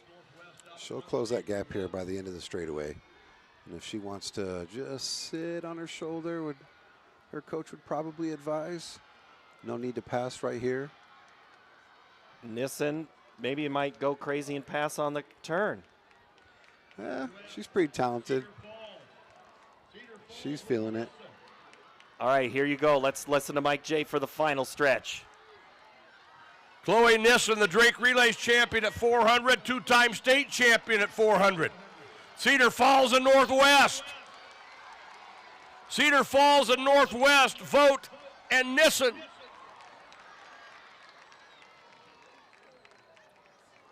Cedar Falls got a 53-47 carry from Chloe Nissen. I'm laughing because I can't believe it. You're laughing, and I would be upset with my athlete for working that hard in well, the prelim. That's what I was. I'm just like, okay, I'm listening to everything you have said to me in the last 2 days about management and swapping out. Maybe Coach Dewey knows what he's going to do. He is going to swap out. Let's just go and get a good time. We got a fresh one we can put in there, but not many much better than those. No, absolutely not. No, I'm looking at if I were Cedar Falls' coach, I'm like, what are we doing here? Like we got a busy day tomorrow. Like let's just pump the brakes a little bit and. Yeah, again, look, and sometimes hunters just hunt, right? You can't coach that out of kids, and you would rather have a kid that is that aggressive, that sometimes has that competitive spirit, and I would take those all day. Cedar Falls a 349.43 and a 349.46 for Waukee Northwest. Ankeny 354.43. So they finished third in that heat. The bubble time is 4:12 right now in the girls 4x4. So that's just heat one. So Johnston will have the time to watch here in the middle of the track to start this second heat, which is Dowling Catholic, Waukee, Centennial, Johnston, Valley, Southeast Polk, Hempstead, and Liberty. Outside of Johnson, who I said had the best time qualifying here, what else am I looking for? Ankeny Centennial. They've got some firepower. Jackson and Flick on the back end of the relay. They're pretty darn talented. They've run that low 3, I think stuff at 353, 352 high has been their time coming in, and Valley's in that 358 slot. Tegan Jackson will lead things off for Centennial. Her brother Braden last year was part of a couple of state championship wins for the Jaguars before he went to the University of Iowa to play football. Tegan ran yesterday for the Jaguars. Leading off for Dowling Catholic is Darnell. Bennett for Waukee. Well, actually, Jackson, they're slipping into the third slot. I've got her in the third slot, yeah, two. on You're my right. sheet, Sorry, so. and I looked at I got ahead of myself. And we are going to have a recall, so we're going to have one less team here. And I was just going to say that, that's just part of that game. We talked about, where do you put kids? Hey, like they see a race like that, they've already determined their lineup, but you want to make sure that you've got someone that's well established and mature that can handle that first leg and get you out in position to be competitive. Balashitis is who is scheduled for Centennial. We still have the starters conferring, so I'll let you know that Liberty is putting Prom on the track. Tompkins for Hempstead. Navy for Polk. Lespin for Valley. And I think we're walking towards 5.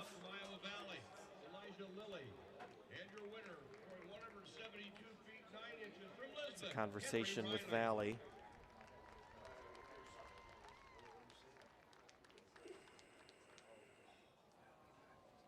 And Valley is not going to run this heat. I didn't see exactly what happened, but what could be things that what are the starters looking for there? Twitching, she moves early before the gun. It's so hard. So many people in the stadiums. We tout how great the attendance is, but sometimes there's people in the starting area that make noises. She might have heard something, or she might get nervous, flinched, or just couldn't hold herself in the block for that long. Yeah, there's a lot of things that happen there. It's unfortunate. So that takes out a team with a 3:58.01 qualifier. Leaves Johnston and Centennial in the middle. That opens the door to see what happens here in the 4x4. And we're going to step up again, and they've been in the block for a long time.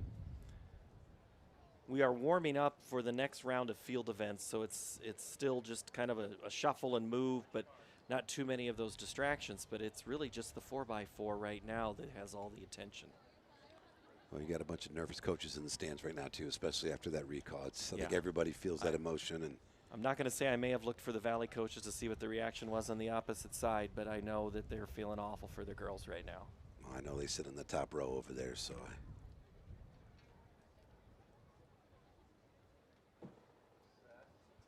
Dowling in 1, Waukee in 2, Centennial in 3, Johnston 4, Polk in 6, Hempstead in 7, and Iowa City Liberty in 8.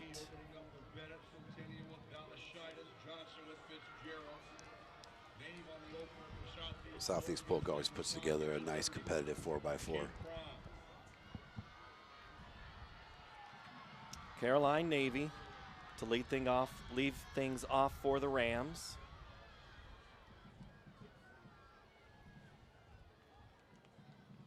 Then it's Barber, Weiland, and Ruddy. Centennial's out. In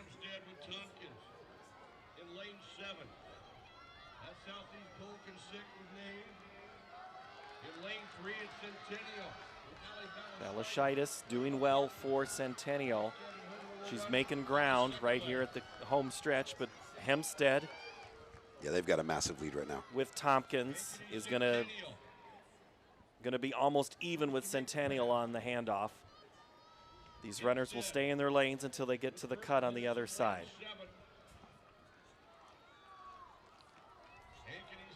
You'll see how hard Hempstead has to work on the outside of that curve just to try to maintain that lead already.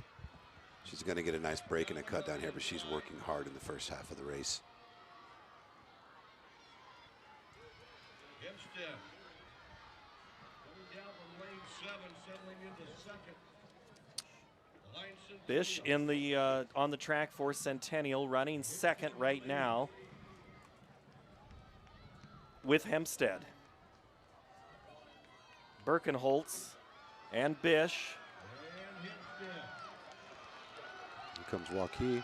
Waukee makes a run with Reese. Really tight bunch, 1, 2, 3. This exchange should be fun.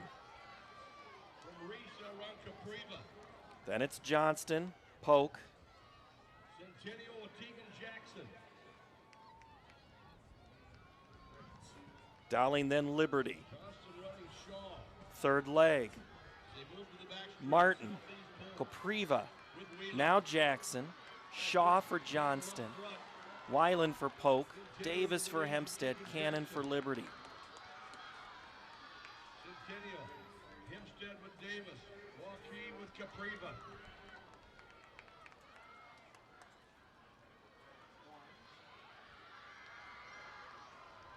Rebecca Flick, the great relays runner-up in the lead, hoping to reach the stick for Centennial. Centennial on Joaquin. Joaquin will be anchored, giving ball Van Zee. Joaquin, Centennial. Hempstead. Tim, you can't get much more even than that at the exchange. No, and pretty in good. The last two laps. Yeah, they've all managed legs very well, been very strategic, shown a lot of race maturity here with these ladies. All right, we're going to watch and let Mike J. talk us through this final section. Mainstay for Johnson in both the 400 and the 800. Moves them into third. Waukee is up front. Centennial running second. This is the second of 3 heats in 4A.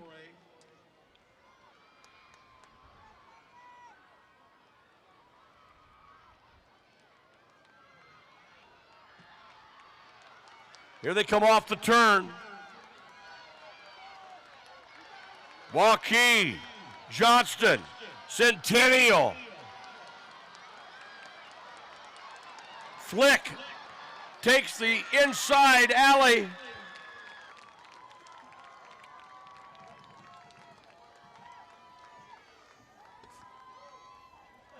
And it is Centennial. 3:55.58. Flick found some room on the inside, took advantage of it, runs 58.40, and Centennial with a win. With a 3:55.58, Johnston 3:55.77, and then Waukee. The freshmen and sophomores that Centennial put on the track the last 2 days have been super impressive, and it's going to make this race between Centennial and Northwest very interesting in years to come. Right now, though, it's still Northwest, but it's still some pretty darn good running so far in that 4x4. It's like the SEC of the college world over here in the CIML, right? They just beat up on each other week in and week out through the entire season. Well, we're going to do one more heat of the 4x4. Linmar, Iowa City West, Indianola, Muscatine, Prairie, Kennedy, City High, and Mason City. What am I watching here? Muscatine's got a great season's best here. Indianola's great. I mean, gosh, every one of these teams. I mean, City High has put some things together. They've got a 3:57 and change. Prairie's at 3:56. Yeah, Indianola 3:58. So yeah, this really could be anybody's race. Muscatine came in with the seat time at 3:57.50. So this should be if they want to get in the final, they've got to get after it in this heat. And the bubble time at last check was 3:58.23. Who holds that?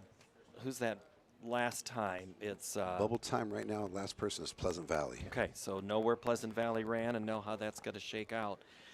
So in heat 3, again, a little bit of mixing and matching, but we're going to be watching Muscatine in 4, Prairie in 5, Indianola in 6, Kennedy is in 6, City High in 7, Mason City 8, Linmar, Iowa City West 1-2 with Indianola.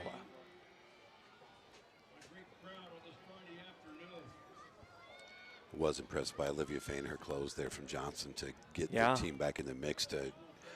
I think that time will be good to get in the final. 3:55.77 should hold, but they're sitting in that 6th spot. So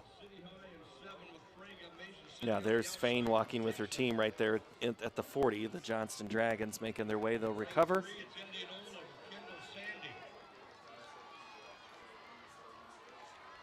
It's Mason City. City High. And City High in 8 and 7. But here comes Kennedy in 7. Prairie makes a nice little run.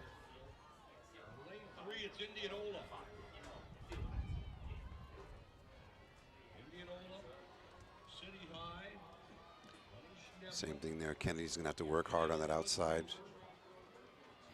Hit that tangent to try to stay in front of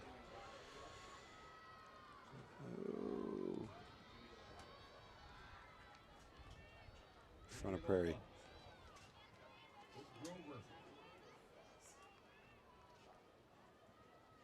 It's Specht, then Mudanya for Prairie before it goes to Jones.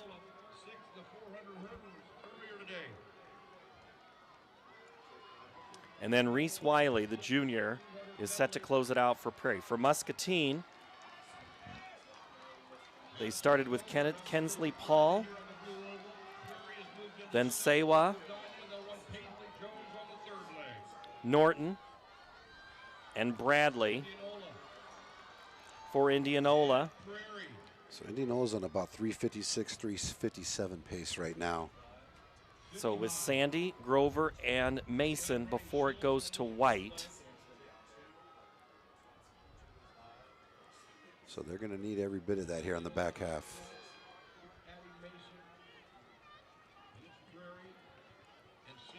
Prairie City High, they're going to have to get after it here. And Muscatine here.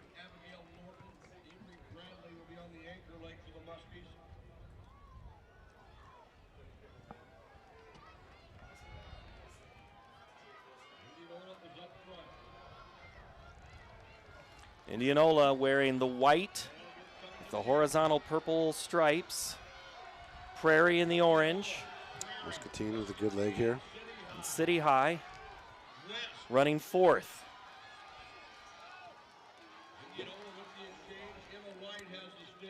They're going to need about a 58-second carry here to get him in the final. All right, let's let Mike J bring us home here on the last part of this lap. Indianola with Emma White. Cedar Rapids Prairie with Reese Wiley.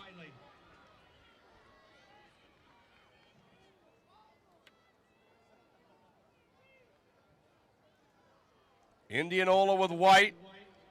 Prairie with Wiley. Muscatine with Avery Bradley. Wiley was sixth in the open quarter. She and Prairie running second. Muscatine getting a good carry from the freshman, or the sophomore rather, Avery Bradley. Maeve Bowen-Burt, the Drake Relays 400 hurdle champion, anchoring for City High. 56-3 on that carry for Indianola. 55-3 for Wiley of Prairie. Muscatine got a 56-5 from Bradley. Time, and they leave with the best time in that heat. That pushes them across and should move the them. Eighth qualified. Everything holds. Yes, they will be in.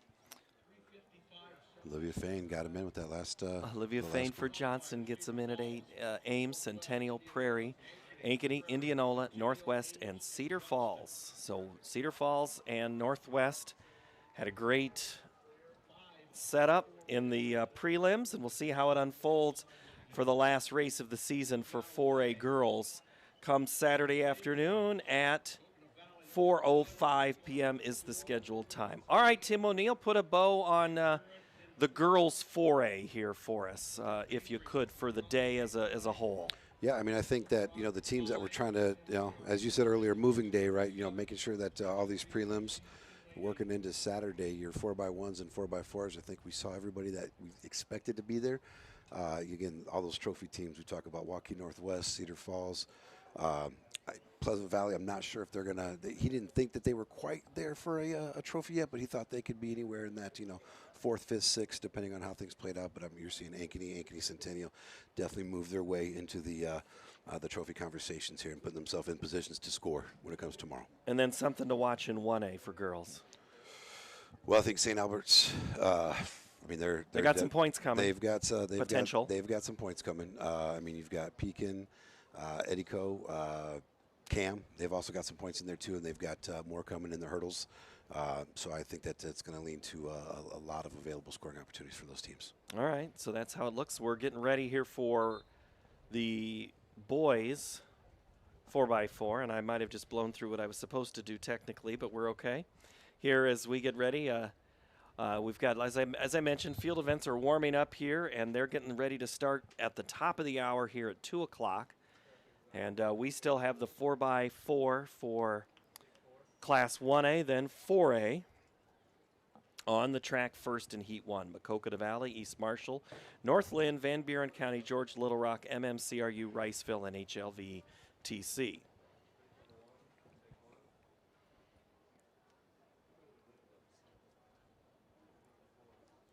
See, Van Buren's got a 323 on the board.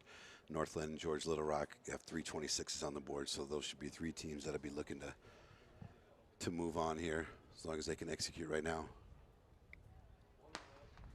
And that's easier said than done, as we hear only 1 gun on that, not the 2 on the recall. So it happens. We'll be in lanes all the way. Maquoketa Valley with LeClaire, Newroth for East Marshall, Thompson for North Lynn, Simmons for Van Buren County, George Little Rock, San Bolte, MMCRU, Alish, Riceville with Node, and for HLV,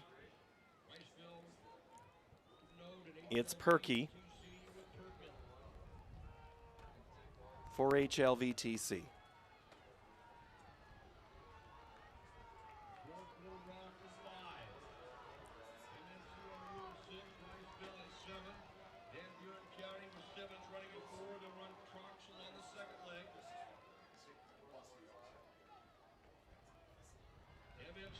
Pretty even at the exchange.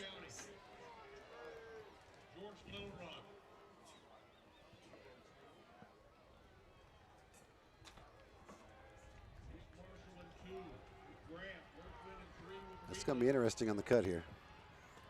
Hunt for Maquoketa Valley, Grant for East Marshall, Wheatley from North Lynn getting ready to hand it off to Woods. Van Buren County, it's Troxel, then Duncan, George Little Rock, Bruns, and Landis.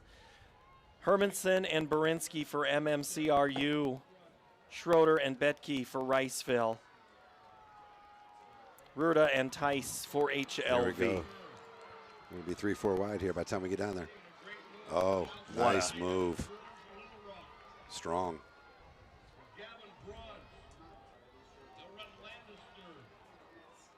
I think that was George Little Rock, right? Came in there and getting clean through there, yeah. So one thing that didn't happen there is the relay. The second guy stayed third, even though his guy was first because of that late move. Sometimes it's okay to just stay there, right? It is, and that's the tricky part too. Is like, once you get within about 50 meters, they don't want you to move and jockey around too much, and that's, I hate seeing the guys that worked away from lane 1 and 2 all the way out to lane 6. Sometimes the experienced people know how to apex that and meet at the start-finish line. Riceville, here comes East Marshall's runner with Burns.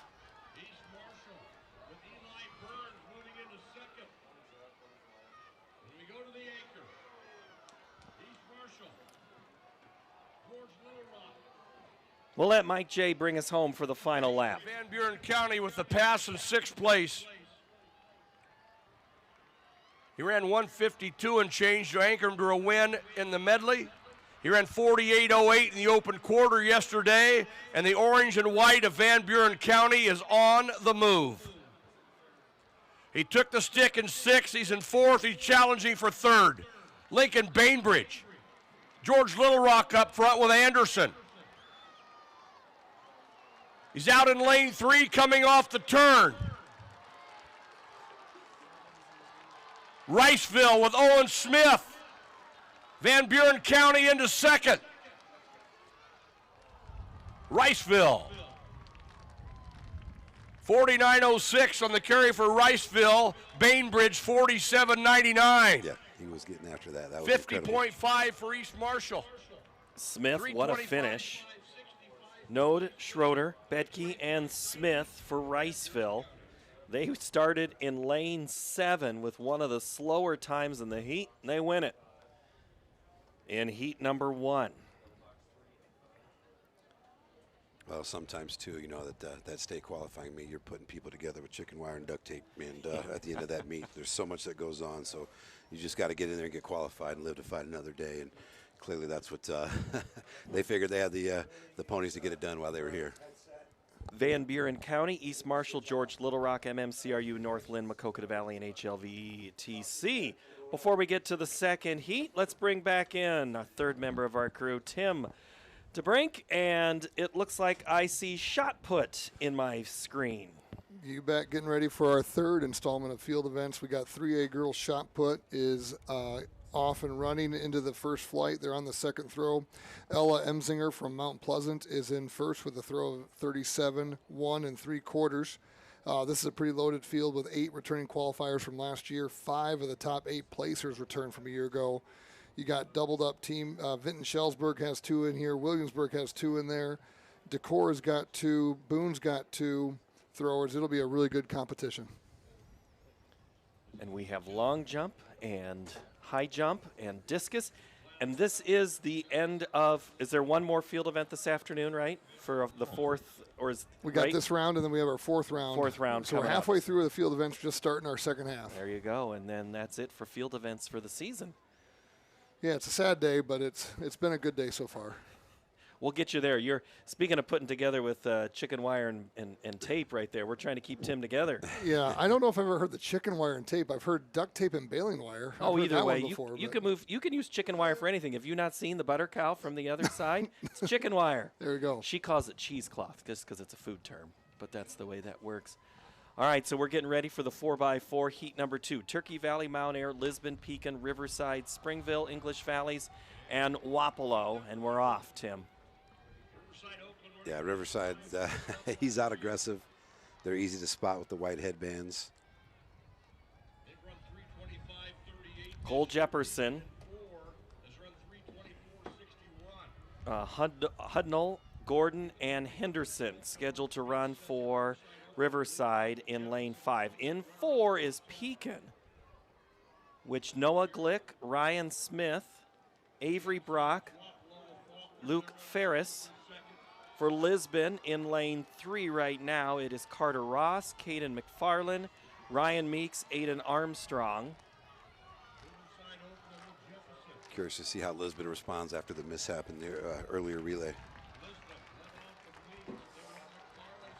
Well, let's also keep a look at Mount Ayr as well as Pekin. These are all 4 teams that were floating at the top of the board for a team title.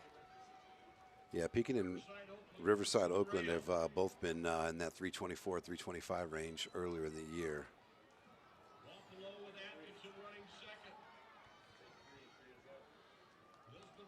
Wapello, a little eastern Iowa there for you. South 61. You betcha. South of Muscatine over there. We're just north of Burlington. Yep.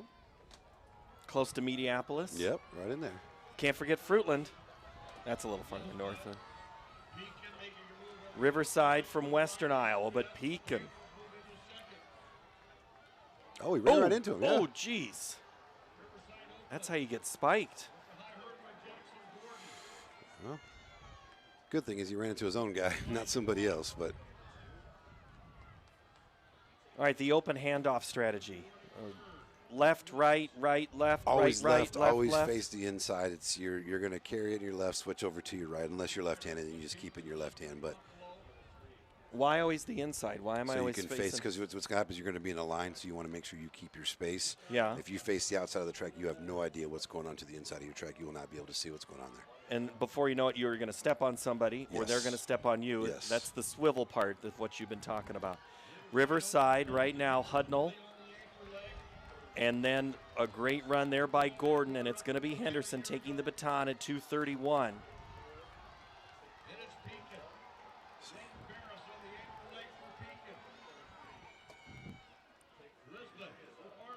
All right, we'll let Mike J finish us off here on the last lap. English Valleys with Braden Anderson. He's making up some ground on the backstretch. 200 to go for the leader, Riverside Oakland. English Valleys has moved into 4th.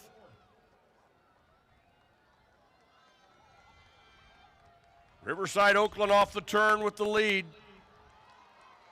Pekin with Ferris. Lisbon with Armstrong. And it will be Riverside Oakland. 3:23.89 for Riverside Oakland. Pekin ran 3:25.43, got a 49.7 anchor from Ferris. 49.5 for English Valley's anchor, Braden Anderson. So Riverside finishes first. The time of 3:23.89. Pekin second, 3:25.43. Lisbon, and then English Valleys, followed by Wapello, Springville, Turkey Valley, and Mount Ayr. So the bubble time of 3:28.73. English Valleys would miss the cut at this moment. So Lisbon, Pekin, and Riverside have qualified if the running was done now, but the long jump is starting. Tim? 3A boys long jump is just getting going. They're in the first flight. They're on the first jump. You got Rylan Peters from Waverly Shell Rock that is looking to defend his title. He'll be jumping in the second flight. Right now the leader is 20'10" Steffens from Western Dubuque, and then Eli Zillman, the runner-up in high jump yesterday, is sitting second right now with a jump of 20 feet 9 3/4 inch. We're just getting started. We're getting to round 2 here. Getting into the action here.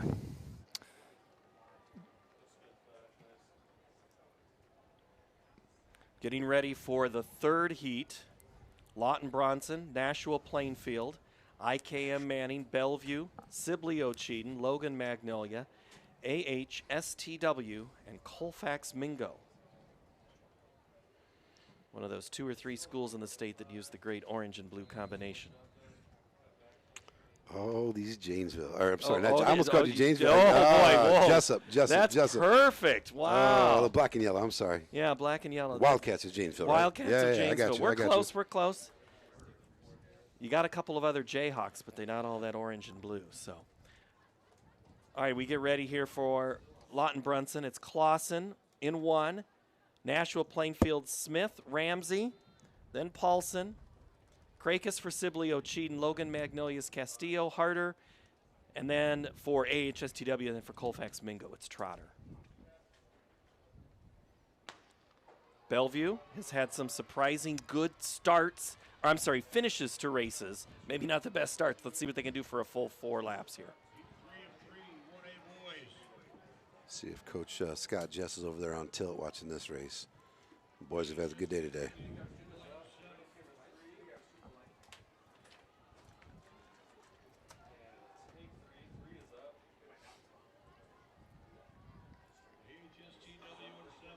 At 3:28.73 is that bubble time.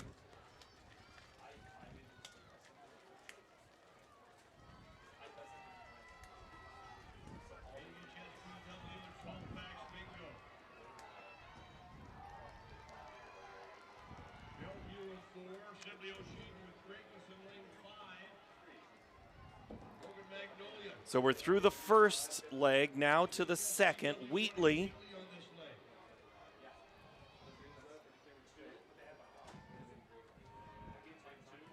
for the Vikings. HSTW with Chase Wheatley. Bellevue with Stark.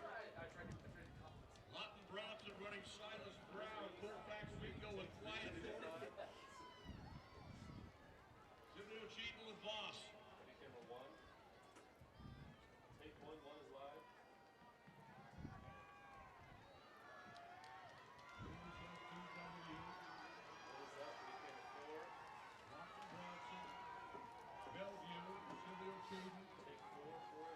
Colfax Mingo. AHSTW. With Evan Harder. So Avoca, Hancock, Shelby, Walnut, and Tennant. That makes up your AHSTW. Cass, Harrison, Pottawatomie, and Shelby counties in western Iowa. The Vikings have been running really well. Harder than Jensen. Lewis then Wilkins for Colfax Mingo. Edney then Davis for Logan Magnolia. Sibley Ocheyedan, Byers, and Marco. Look at this fight for second. Bellevue getting after it. And that Sibley is Ocheyedan. Pitts. Yeah. The young guy, the 400 hurdler. Pitts and Byers had a great leg. It'll be up to Marco and Kilberg for Sibley, Ocheyedan, and Bellevue. Those three are off. I like it. All right, Mike J., tell us how this one finishes.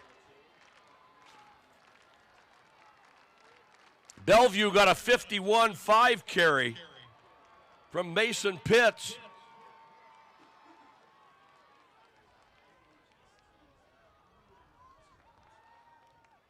And that is Bellevue up front with Keenan Kilberg. Sibley Ocheyedan with Tate Marco. They went 1-2 in the 400 hurdles. They're battling it out here in heat 3 of the 4x4.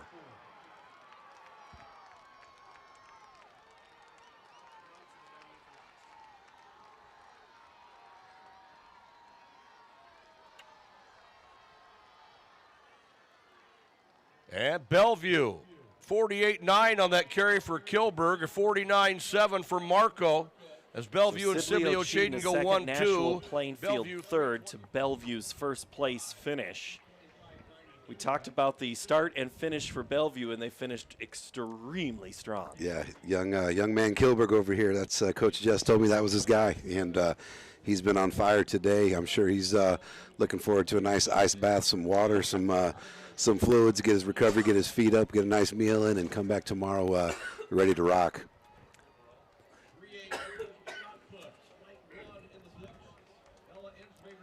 Bellevue, who qualified, for both basketball from both Bellevue and Bellevue Marquette. So a lot of good athletes right there in old Jackson County. So Riverside of Oakland, so south of the Council Bluffs area, will go completely to the other side of the state with Bellevue as your top two qualifiers.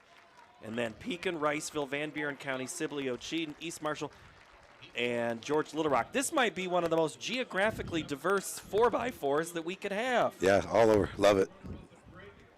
You've got extreme northwest Iowa.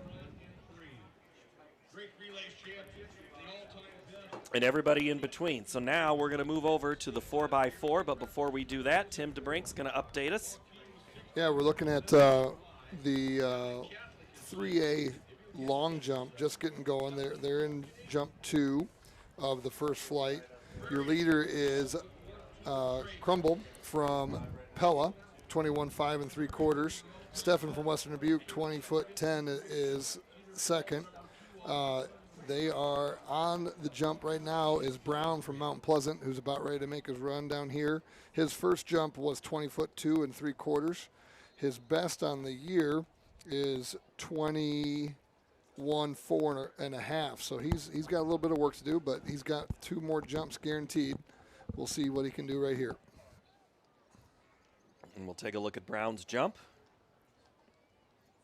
It's going to be good. Looks like he may have been jumped from off the toe boards. Maybe a little bit of refinement of his steps there a little bit. Just want to reiterate, the white is in, the red is out. Correct. Yep. And so you're trying to make it so your foot lands right on that white.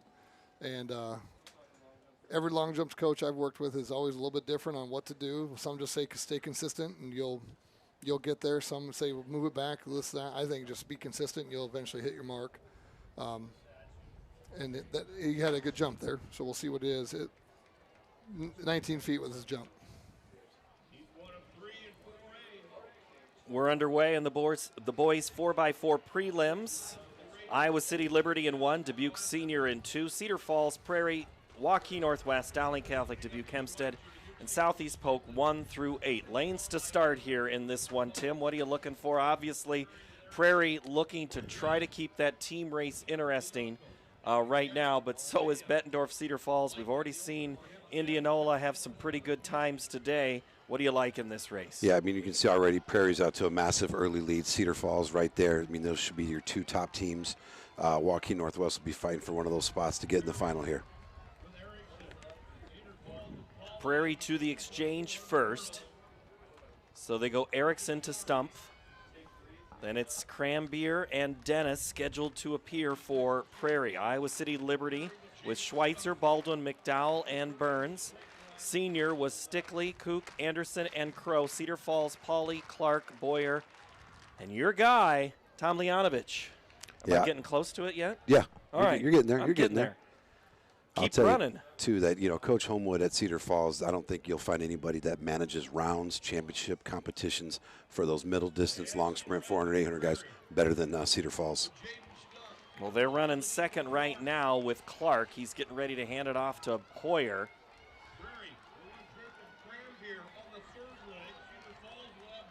But that was stumped to Cranbeer. Waukee Northwest, Caldwell, Toyas, and Van Horn. Dowling still has Agu, Timbo, and Hay. Ivy Plummer and Hen for Hempstead, and Southeast Polk, Lewis, Moberg, and Deutsch ready to go for the runners here in the first heat. It's still Prairie in the lead as we go into the scoreboard turn with Cranbeer. Talking about strategy here, you got Hoyer on third. Normally he anchors, right? So they put him third, make sure they're in contention, that Prairie doesn't get away from them. They still pull them to a decent time here. That is a very good finish there from Hoyer from Cedar Falls. He just grinds. Look at him. Yeah. He would not be the definition of being relaxed while he's running. I was going to ask you about but that. It doesn't look. It works for him. It works for him. I'm sure Coach Horn would like him to stay a little bit smoother controlled, but when you get results like that, sometimes you just let it slide. Well, the sun has emerged, and so has a great race between Prairie and Cedar Falls in the back stretch. Hoyer and Prairie. Cedar Falls and Prairie. Mike J to wrap it up for us. And two of the top three teams of all time are doing battle here on the front stretch. Prairie and Cedar Falls.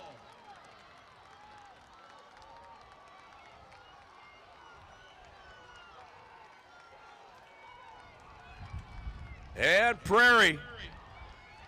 3:15:41, 3:16 flat for Cedar Falls. I mean, seriously.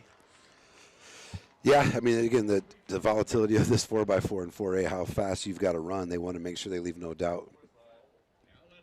I know it's based off time, not place in the heat, but I don't think there'll be a problem with those guys getting in with those times. Jeez Louise. All right, Heat 2 is going to be Clinton, Iowa City West, Indianola, Bettendorf, Waukee, Ames, Ankeny, and North Scott. All right, Tim, I know we've had some long jump going on right in front of us, but what do you want to discuss first? Looks like high jump. High jump. We got the 2A boys high jump going on. The bar is still at 5'11". You got quite a few competitors that are over the bar. Got a few that are remaining that have trials, but this is one event where we got a couple state qualifiers from a year ago, but no state placers returning from last year. So it's kind of wide open. New Hampton's got Carson Lors, who is the leader coming in throughout this year. So he's kind of looked to be as the favorite. But you also got four cities, Thompson and LaPorte, Union, LaPorte. You've got Winnicky at 6'3" as well. So you got some guys that can compete. Clarinda's got a Baumgart as well at 6'5". So some good competition coming up in this 3A, the 2A boys high jump. Heat 1 was fast in the 4x4. How about Heat 2? I mean, Bettendorf's going to be the heat favorite. Never count out Waukee. Indianola has shown they've got some great quarter milers. TJ Craig's Iowa City West Trojans, they usually come to, they welcome the fray and the fight and the battle there, so wouldn't count them out. And Ankeny's always got great kids, fast, skilled, tough, athletic, so this should lend itself to a great heat. Andy, get your pen ready. You got to do something. TJ Craig, former runner at Wartburg College. You get Wartburg Knights are everywhere. Wartburg Track and Field is everywhere you go. WTF. WTF, what would we do without that good phrase? All right, so in this race so far, you look at North Scott, it's Cranbrink, Lewison, Clayton, and Hager. Ankeny is Swanson, Summers, Smith, and McDowell. We've already seen Swanson run and Smith here today. Vanderwilt for Ames, Johnson, Vanderwilt's already run, Douglas and Johnson, Waukee, White, Malawi, Farrell, and Jeter, who we saw earlier as well. Bettendorf, Miller, Harris, McDermott, and Tucker. Tucker had a nice earlier afternoon. Absolutely here. here. Johnson, Gordon, McGraw, and Amos for Indianola. Iowa City West has, let's see, that's Gopinath, Dunham, Nelson, and Gehring. and Clinton will finish with Lemke. Their third is Shannon. Anderson is second, and they lead off with London out of lane 1. We're underway. The sun is out now. Starting to see shadows on these runners. Beautiful day for track here in Des Moines. And early on, Ames is out well. Bettendorf's out really well. I think this is Miller from Bettendorf. Swanson running hard for Ankeny. But it's a very good start for Ames, the Little Cyclones. But look at Bettendorf right there with Harris. He did a nice job. His runner was kind of fading toward the end. He stayed patient, didn't get away from him, allowed the baton to come through the zone.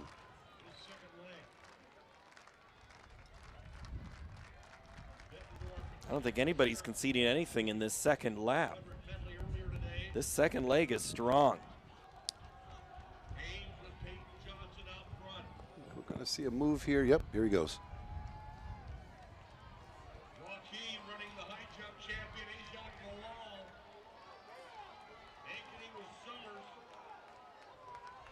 Quinn Summers gets their PV, or Waukee, I mean. Bettendorf, Indianola, Iowa City West, Clinton.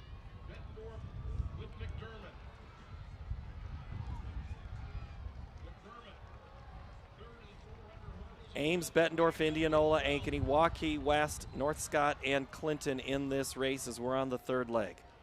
Bettendorf overcame a bobble there on that exchange, settled in there. 5 teams here, still in contention. And they're running Ike Smith for Ankeny. He is making some noise right here on the edge. Ike Smith cutting into that lead. Let's see what that can do for the final lap. They're going to go with the freshman, Caden McDowell, for Ankeny. And we got ourselves a 4-team race coming around that turn.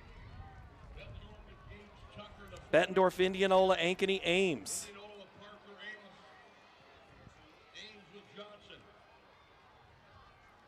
Oh, look at Tucker go. I'd like to see his chin down a little bit and his hips underneath him, but this is working for him. Ankeny, nice little move here. Moves him into third. All right, Mike J., bring us home They here come for the off final the turn. stretch. Bettendorf with Gage Tucker. Indianola with Parker Amos. This is heat 2 of 3. We qualify on a time basis only.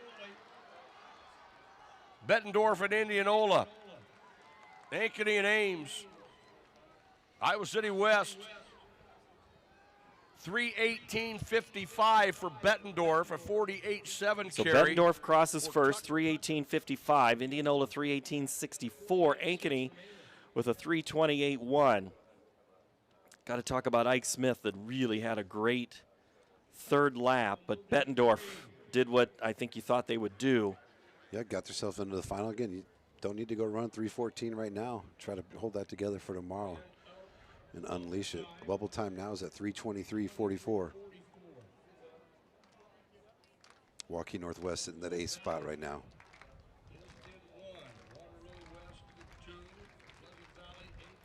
All right, so on the track now, Valley of West Des Moines is in lane 1. Waterloo West, Pleasant Valley, Linn-Mar, Johnston, Ankeny Centennial, City High, and Kennedy. Johnston, Linn-Mar have both run 3:18 this year. Valley's run 3:21. Waterloo West has run 3:23. Pleasant Valley's run 3:21. Should be a great heat here. All right, let's go back to long jump if we could. That's what's on our screen right now. Yep, right now in long jump, they were on the third jump of the third jump of the first flight for 3A boys. We've got a bunch of jumpers at 21.8 1/4 all the way down to 21 feet and 3/4. So it's the top 5 is all separated by about 7 inches right now. So tight competition. You just saw Stefan from Western Dubuque jump, and you're about ready to see Fairfield's Eli Zillman take his third jump in the first flight of 3A boys long jump. He looks more like a high jumper than he does a long jumper right there, he right? was second place high jumper yesterday. Yeah, I mean, how often do you see that where you can do both of those? More than you think. I think especially when you start thinking about, okay, what does it take to jump out? Well, if I want to jump far in the long jump, I got to get up in the air too. So it's fun to see. All these guys like to get the crowd going and clapping, so it's been fun to see that happening right in front of us. It looked good, but he kind of sat down in it, so I don't know if that's going to cost him a little bit. And that was his third jump? That was his third jump. Right now he is sitting third in this first flight. All right, we're underway with Valley and Ziegler. Thank you. Muller for Waterloo West. Kraus for Pleasant Valley. Swisher for Linmar. Johnston sends out Grandin. Allen for Centennial back on the track. Washburn for City High. Wilkes for Kennedy.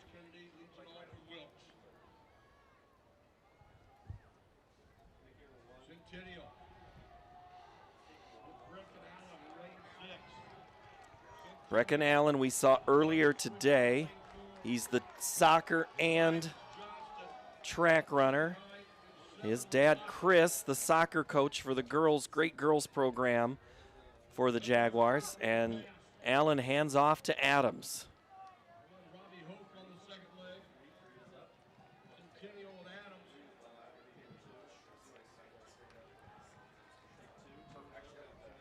Great battle up front here. Watch this cut.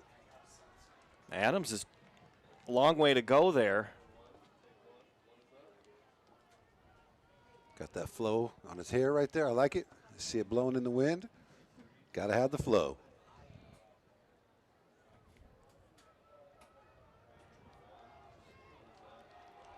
Baseball guys would be loving that right now. They would. This is going to be an interesting exchange. Here comes Johnston with Wilson. Wilson makes a pass right at the end. Big move here by Pleasant Valley as well in the back half. Kennedy will have to work hard to get back into that pack. City High back there as well, but right now Linmar commanding lead, about 15 meters there. Johnston. Right Sheffield for Linmar. Jones for Centennial. Johnston has Quam. And Williams to close it out for Johnston. He's had a good meet as well. But right now it's Linmar. Vanavazam is ready to take the baton for the Lions.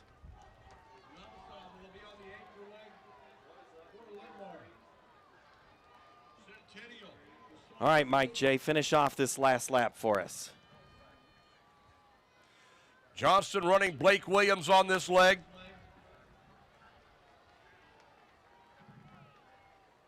City High and Pleasant Valley. City High with Emmett Palmberg. Pleasant Valley with Gavin Russell.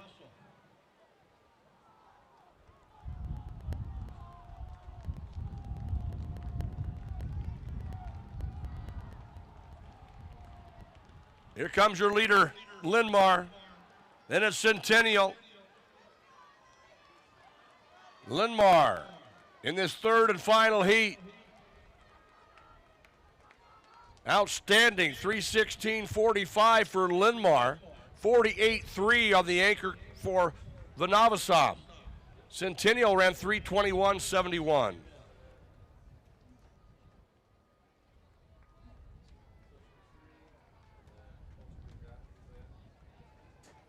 There's a look how the prelims, Prairie, Cedar Falls, Linmar, then Bettendorf, Indianola, Ankeny, Ames, and Centennial just ahead of Johnston to make it to Saturday's finals here on Friday afternoon. When we come back, we will, before we go to break real fast, if I could, get his thoughts. I want to get Tim's thoughts on the 4A field for boys. I think 4A is setting up really nicely as the teams we've been looking at. Cedar Falls, Bettendorf, Ankeny Centennial. Waukee Northwest in there as well. Dowling Catholic not quite having the firepower on the depth, but in their sprints, it's going to show some explosive things on Saturday. And 1A boys, Riverside's looking good too. Riverside, Van Buren, New London, I feel like we see them in every race, and they're just at the front of every pack. And Pekin should be fun to watch as well. Absolutely. Tim O'Neill, great to see you. Thanks for your work today on Friday. We will see you tomorrow at 9 a.m. We're back in a moment here from the state track meet in Des Moines.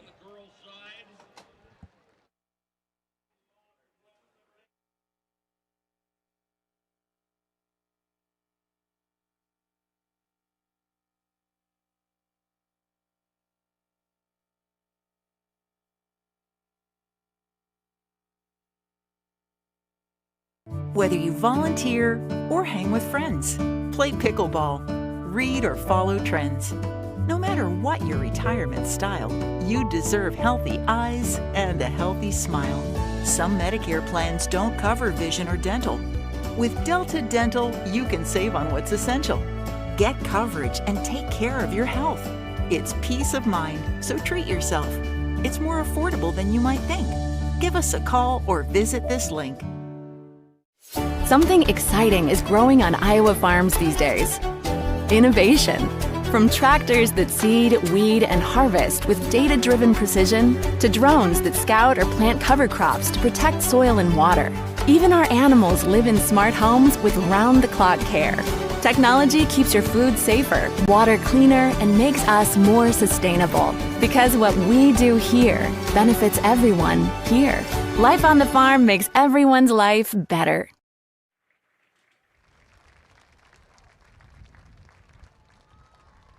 Peyton Moss of West Liberty with 400 to go.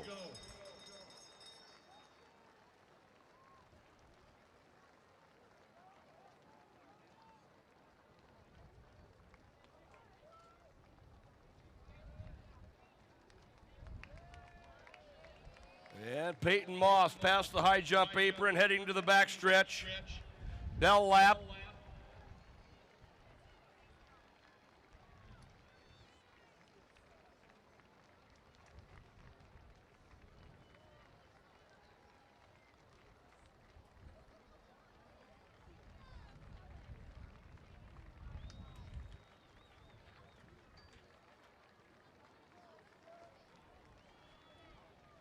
Peyton Moss from West Liberty.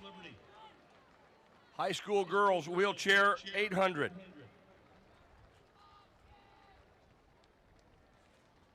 With 200 to go.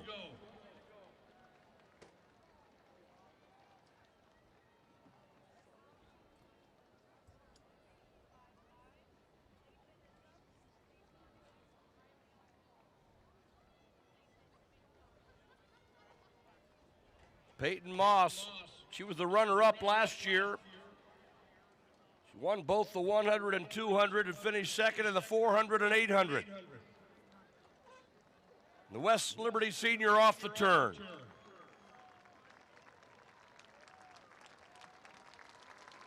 Peyton Moss.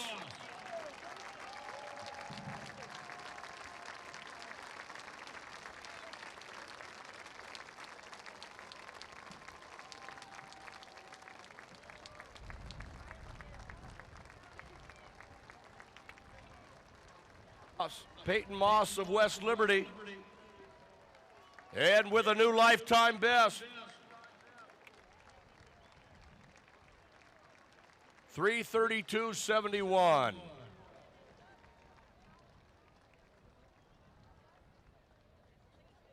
And next up will be the high school boys, 800 wheelchair. In lane 3, he is your defending champion. 4-time cross-country champion, Drake Relays runner-up in the 400 from Bedford, Eli Johnson.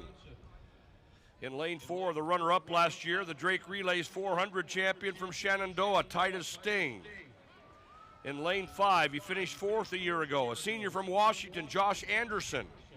And in lane 6, freshman from MOC Floyd Valley, Titus DeCoster.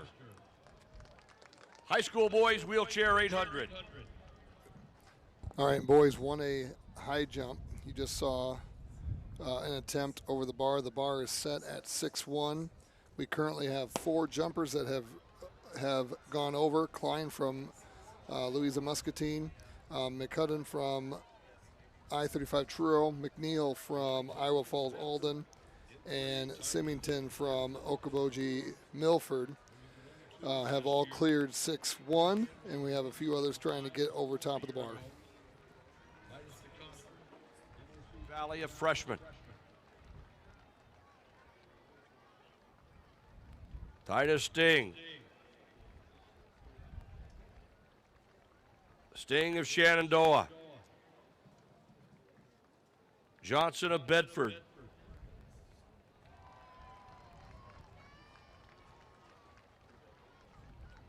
And here they come off the turn.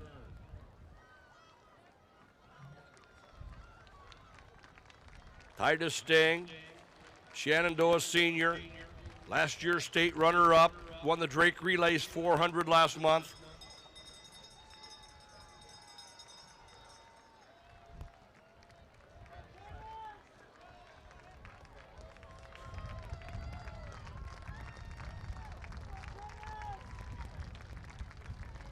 .64.16 at the quarter for Sting as he heads down the backstretch. Sting, Johnson, Anderson, and DeCoster. 200 meters to go for our leader, Titus Sting.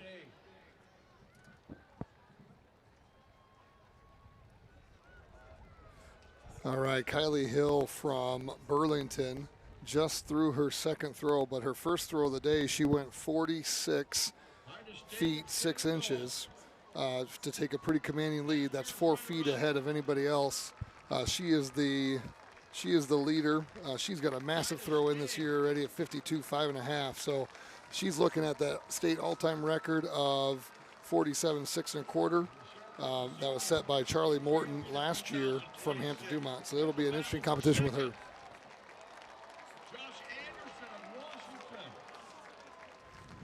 Final 100 meters. Anderson with a lifetime best. He's your runner-up. Eli Johnson of Bedford finishes third. Now coming off the turn for the final time, MOC Floyd Valley freshman Titus DeCoster.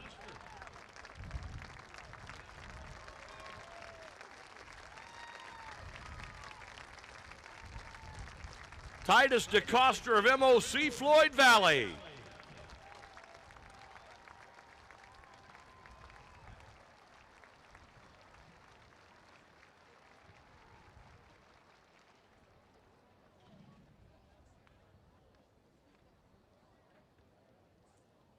Lifetime best for Titus, 2:59.16.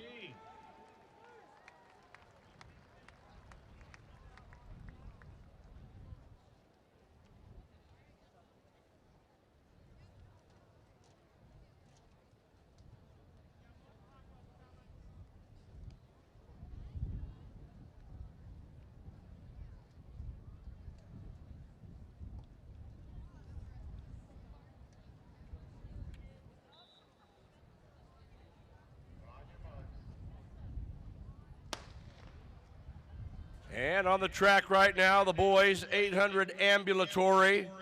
Kyle Simmons of Macokota, Cameron McGraw of Alburnett, Carter Swanson of Hudson.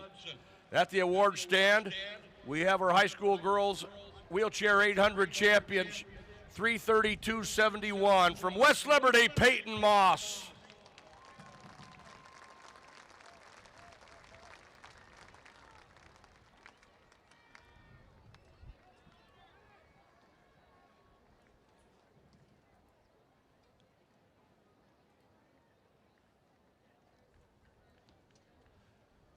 Kyle Simmons of Macokota. He won the 400 yesterday, 104.90, leading the field here in the 800.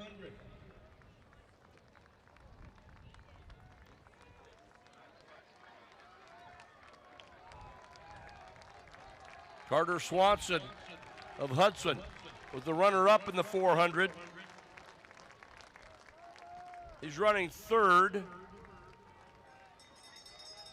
It's Simmons, McGraw, and Swanson at the bell. ambulatory 800. One of the best things we've ever done at track and field was to add the wheelchair and ambulatory events. It's all about inclusion in the state of Iowa, and we're very proud of it. Kyle Simmons of Maquoketa on the backstretch. He won the 400, he's leading the 800.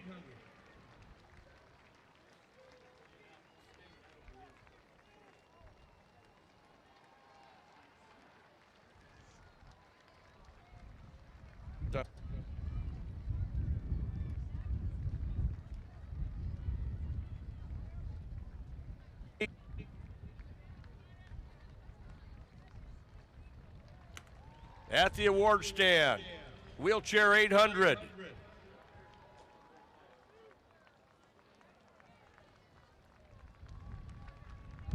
Finishing third from Bedford, Eli Johnson. Your runner-up from Washington, Josh Anderson. Winning his 4th state title at 2:12:57 from Shenandoah, Titus Sting. And in this ambulatory 800, it's Kyle Simmons of Maquoketa, your 400 champion and now your 800 champion.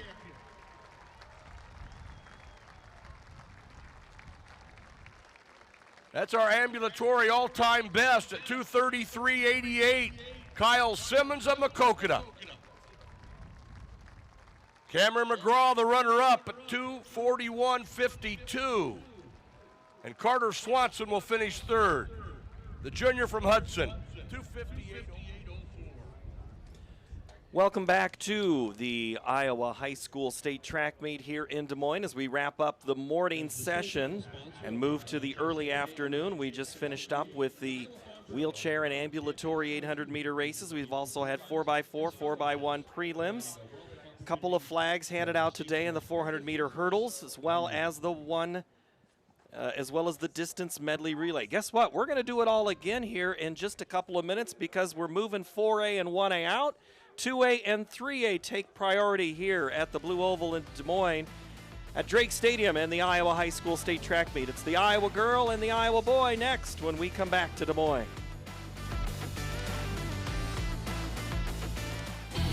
Excelling in athletics takes teamwork, dedication, and a commitment to excellence. These are the same qualities that help our pig farmers and our communities thrive. The Iowa Pork Producers Association is proud to support statewide high school athletics and the student athletes who make us all proud. Visit iowapork.org/WeCare to meet the people behind the pork and hear about our winning approach to caring for our pigs, the environment, and our communities. It's the simplest expression, the smallest thing that changes everything. A smile. So easy. A smile lights it up, apologizes, and welcomes unconditionally. Because the shortest distance between two people is a smile. Thank you. Hy-Vee, where there's a helpful smile in every aisle. How do you make everyone's favorite buffet even better? How do you make the country's best chicken even more exciting? How do you make Thursday the best night ever? Wing night at Pizza Ranch. All the wings you want, plus all your other buffet favorites. And for a limited time, try the sweet heat of our new honey hot sauce. The country's best wing night is here. Taking flight Thursday nights, only at Pizza Ranch. Something exciting is growing on Iowa farms these days. Innovation.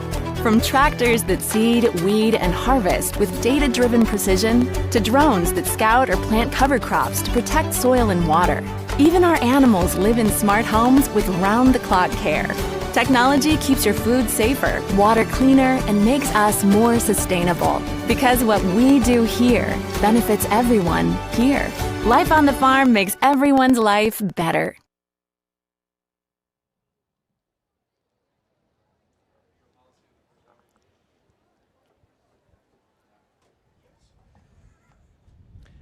Good afternoon from Drake Stadium in Des Moines, and welcome to the 2026 Iowa High School Track and Field Championships presented by Iowa Farm Bureau. We are in the middle of our Friday session. We've had one. Now it's time for two. I'm Paul Yeager along with Ellen Davis. Tim TeBrink will keep us updated on field events, and we are started like a rocket. The girls' distance medley is how we begin the afternoon session.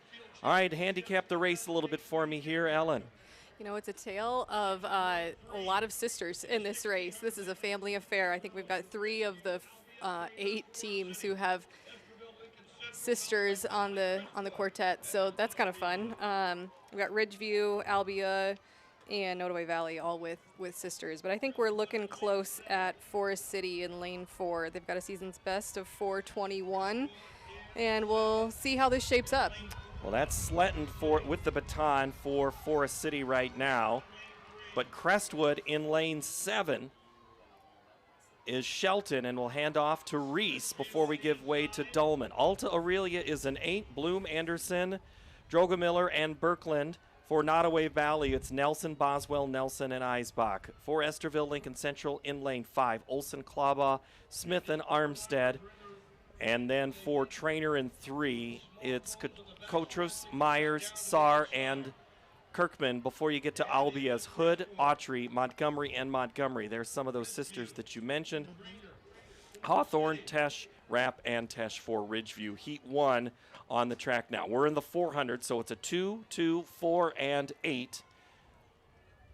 What's the most important leg of this one in your eyes? Well, you know, they're all important, of course, but I think we're going to see the most shuffling happen between now and the end of the race. This 400 handoff to the 800, you know, it's just a matter of amount of time and amount of, you know, coverage that the anchor can make up. So I think the most important thing, in my opinion, is you get the baton to your anchor leg.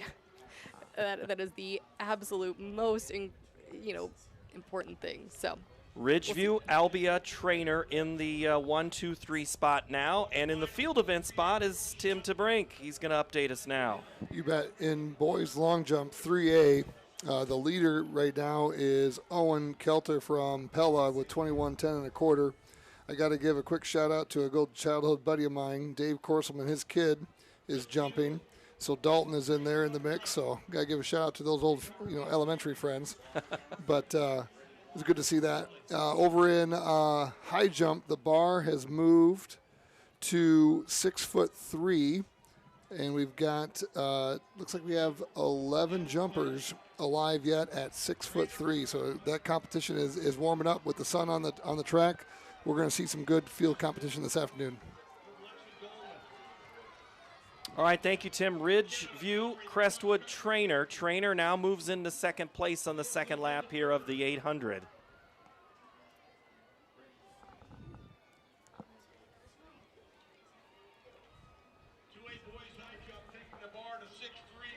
Looks like our Ridgeview anchor opened up in a 69 first lap, so we'll see how she comes home. And Trainer takes the lead back there. With Kirkman, let's go to Mike J to finish off this race for us.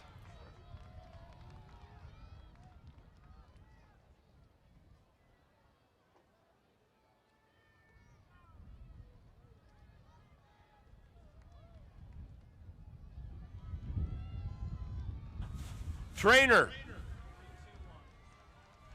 It is Trainer, Albia, and Ridgeview.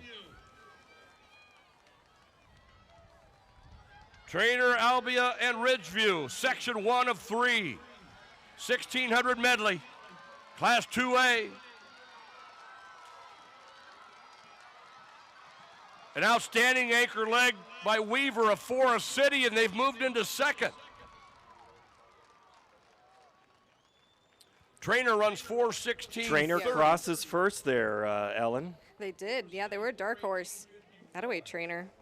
don't worry, I've got you for the rest of the day. That's right. Don't doubt after yesterday's performance by trainer. In fact, I ran, as I was leaving the stadium last night, I ran through some trainer folks, and I should have just said, don't worry, we know all about you. That's right. We've been following everything that you do. I got to meet Coed Cones in the hallway right before I came in the... Really? Yeah, I did. I apologized to him. I told him I called him Carter, and I felt really bad about that, so never again. All right, so Forest City moves into second with a good finish right there at the end. That was Chloe Weaver. So now we're getting ready for heat number 2. Waukon, Sheraton, Monticello, Mediapolis, Greene County, Unity Christian, Sumner Fredericksburg, and Grandview Christian all slated to run on the track here.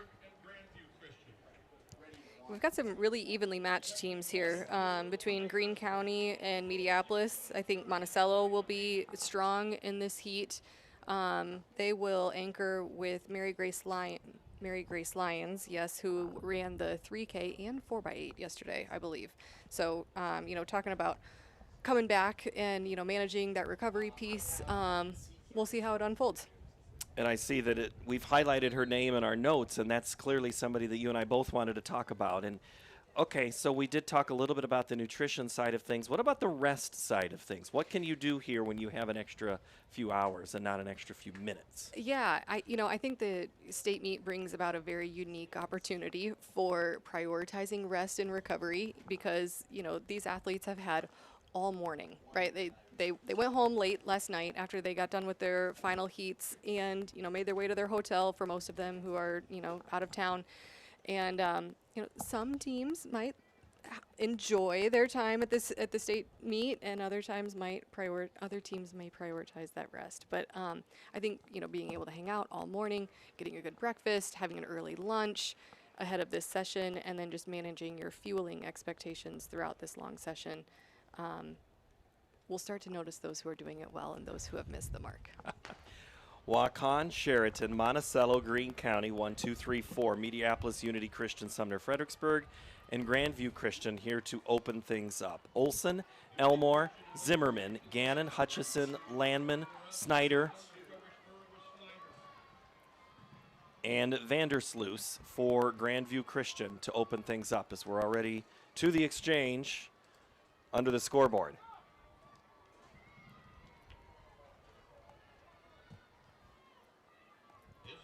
Unity Christian running well out of lane number 6.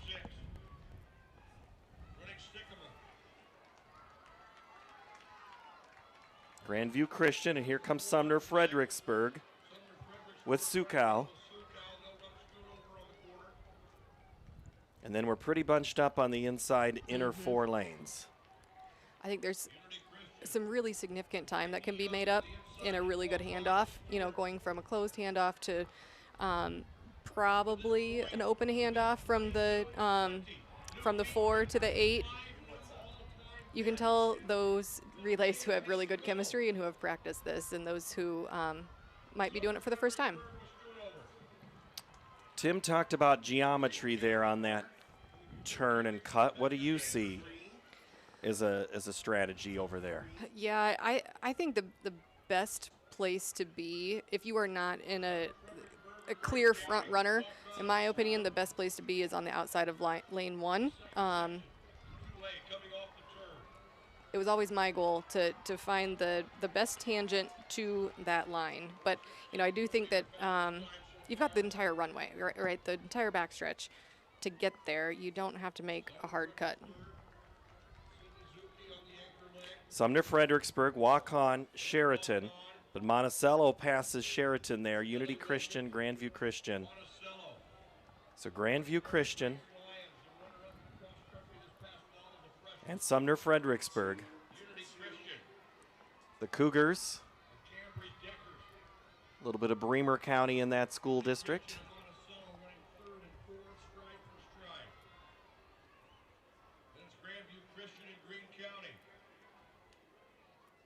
Waukon.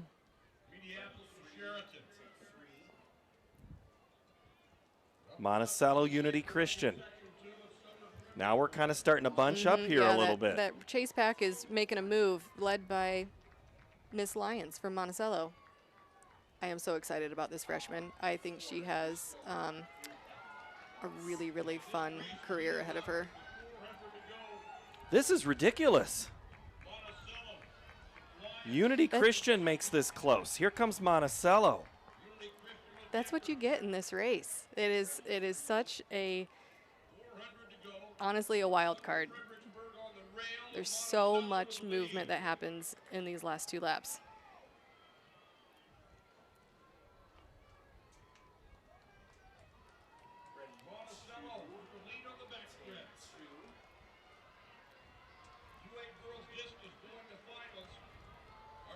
Would you say Mary Grace Lyons has maybe managed her rest and nutrition so far I with think what she has she's been able crushed to do? Yeah. I think she went to bed last night at a reasonable hour and maybe brought her own pillow and had some, carb-rich breakfast this morning and hydrating well now that the sun is out and it feels a little bit warmer. We can talk a little bit more about hydration, which, by the way, I brought each of you some hydration if you need it, because I was very concerned about your well-being this morning. As you should.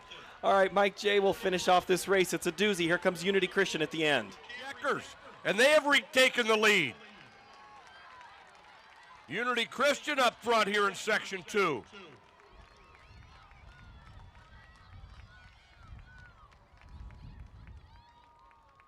Unity Christian.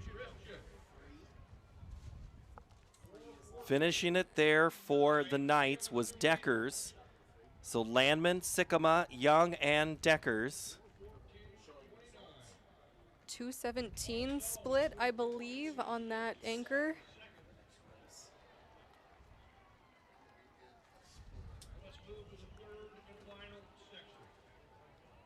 Mary Grace Lyons with a 2:19 anchor.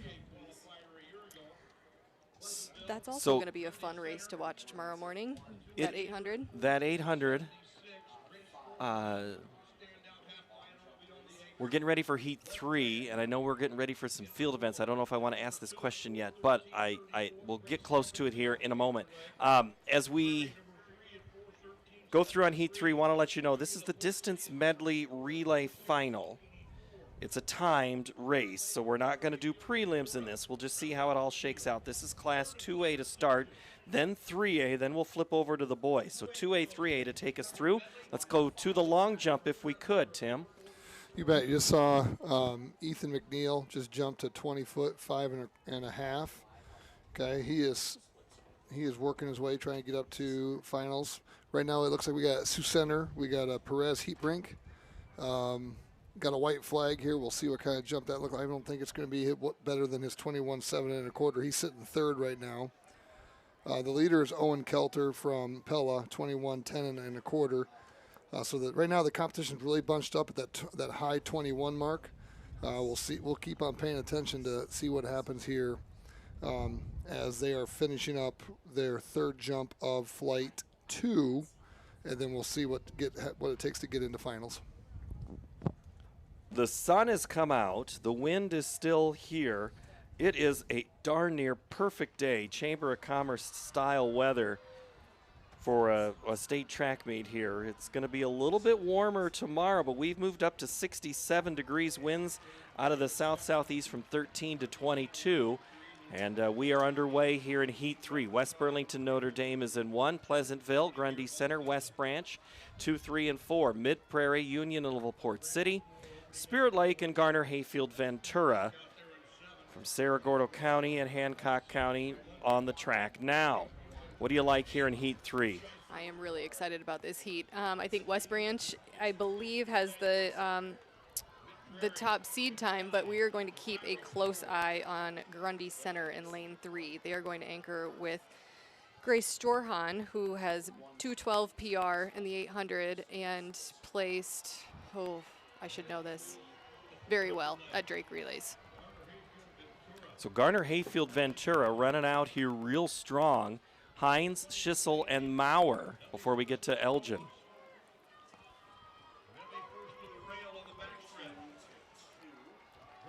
Grundy Center looking good. So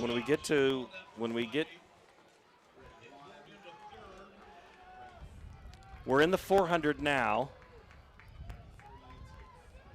And that's Garner Hayfield Ventura Maurer on the 400 leg.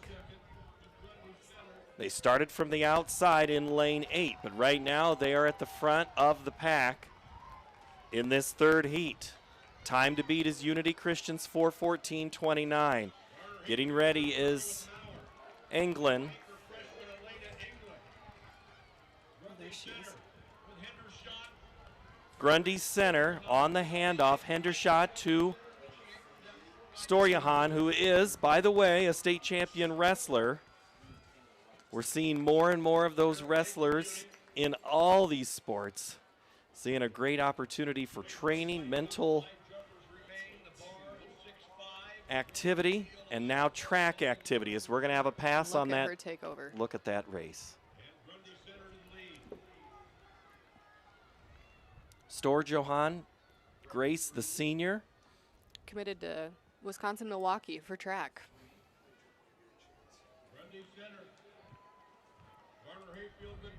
All right, we are in the first lap of this 800, so let's do a chance, if we can, update the high jump. We have an attempt going on right now that just falls short. Tim Tabrink's going to bring us up to date on what we just saw here in high jump.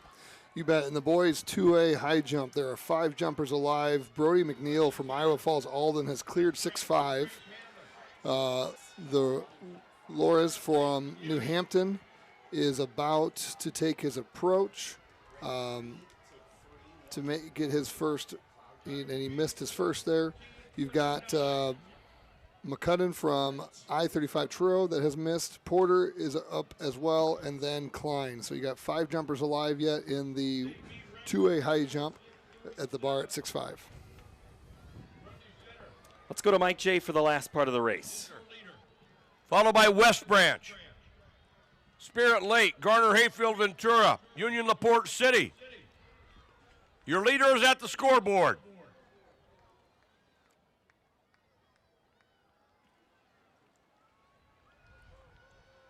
And Grace Storjahan and Grundy Center coming off the turn.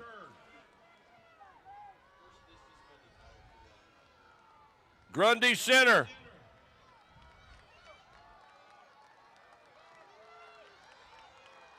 Grace Storjahan and Grundy Center. Their first state title ever in this event. Garner Hayfield Ventura with England with a fine anchor. West Branch, the runner-up in that section. Grace there, 2:16 anchor.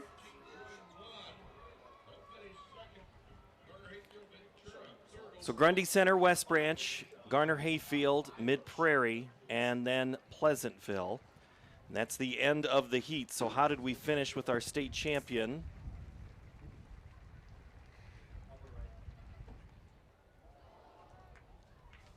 And I just heard an O, so we had something just happen. We'll get it to high jump in a minute, but first I just want to talk about who won the distance medley as we get that graphic onto the screen. Grundy Center with the state championship. West Branch, then Garner Hayfield, Unity Christian's 4th, Mid Prairie, Pleasantville, Monticello, and Spirit Lake close out your top 8. In the high jump, what was the crowd all about there, Tim? Second attempt for New Hampton, missed at 6.5. So right now we got 2 over at 6.5, McCudden and McNeil.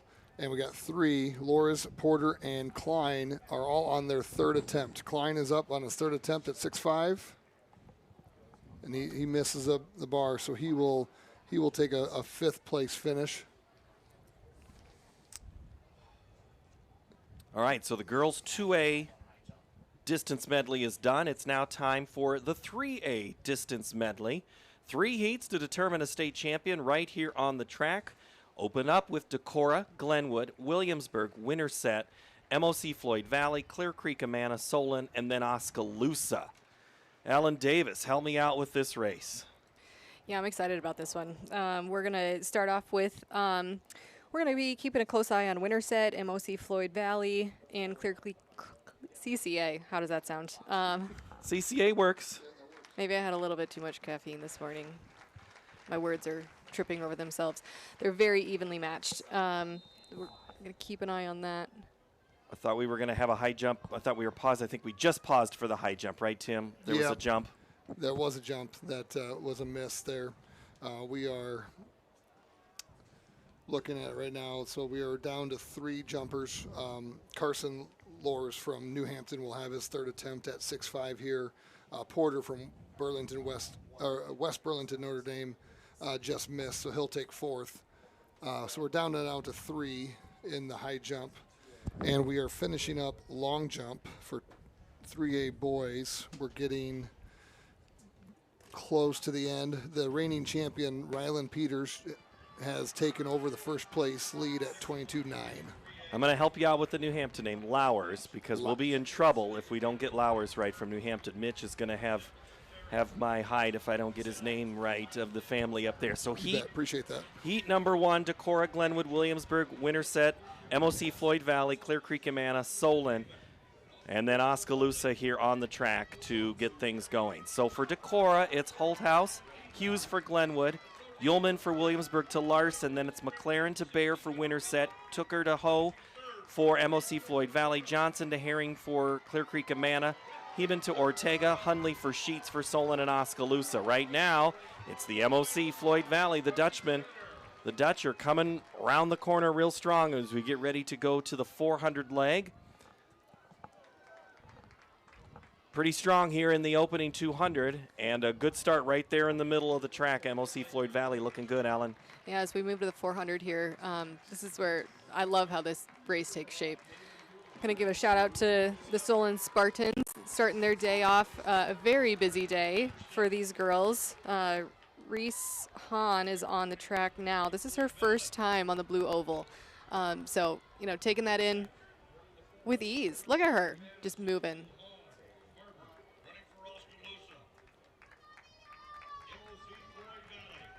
Coaches Jess Hotek and Emmy Williams do such a good job with the girls team over at Solon. Got to give them a shout out. Jess is a first-time mom this spring, and she had a baby in beginning of March. And oh my, right? She's just rocking it. Yeah. What a battle here, 2nd and 3rd. At the exchange as we get ready for the 800 at the 153 mark. And it's a good old sprint on an 800. There's no pacing yourself for that.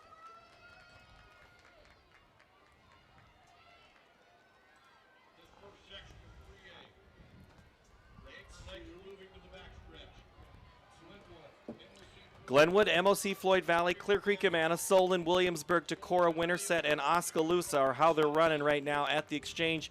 Right now it is anybody's race as we are all bunched up here in this 800. Volkman for Decorah, Berglund for Glenwood, Axmere for Williamsburg. Back is representing Winterset. Anderson's running for MOC Floyd Valley. Clear Creek, Amana has Seidel out there. Schmidt for Solon and Wright for Oskaloosa as they come into the turn of the middle part of the 800 with just under about 500 meters to go. Tim DeBrink, this is the time we talk about the long jump or the high jump. Which one's, look, did we move a height? I see a measure in a bar. You bet. So we have 2 that are moving on to 6'6". McNeil from Iowa Falls Alden and McCudden from I-35 Truro. They both got over 6'5". Now we're going to 6'6". In the boys 3A long jump, we are getting close down to the 3rd jumps of the second heat. Rylan Peters, Waverly Shellrock is in the lead. Owen Kelter from Pella is 2nd, and Pella, the Crumble kid, Pella's junior, the Crumble, is in 3rd. All right, Mike J will bring us home for the final part of this 800 as it is maybe a little bit of stretch out happening. We'll see what the final kicks are here. Anderson was 4th in the 3,000 yesterday.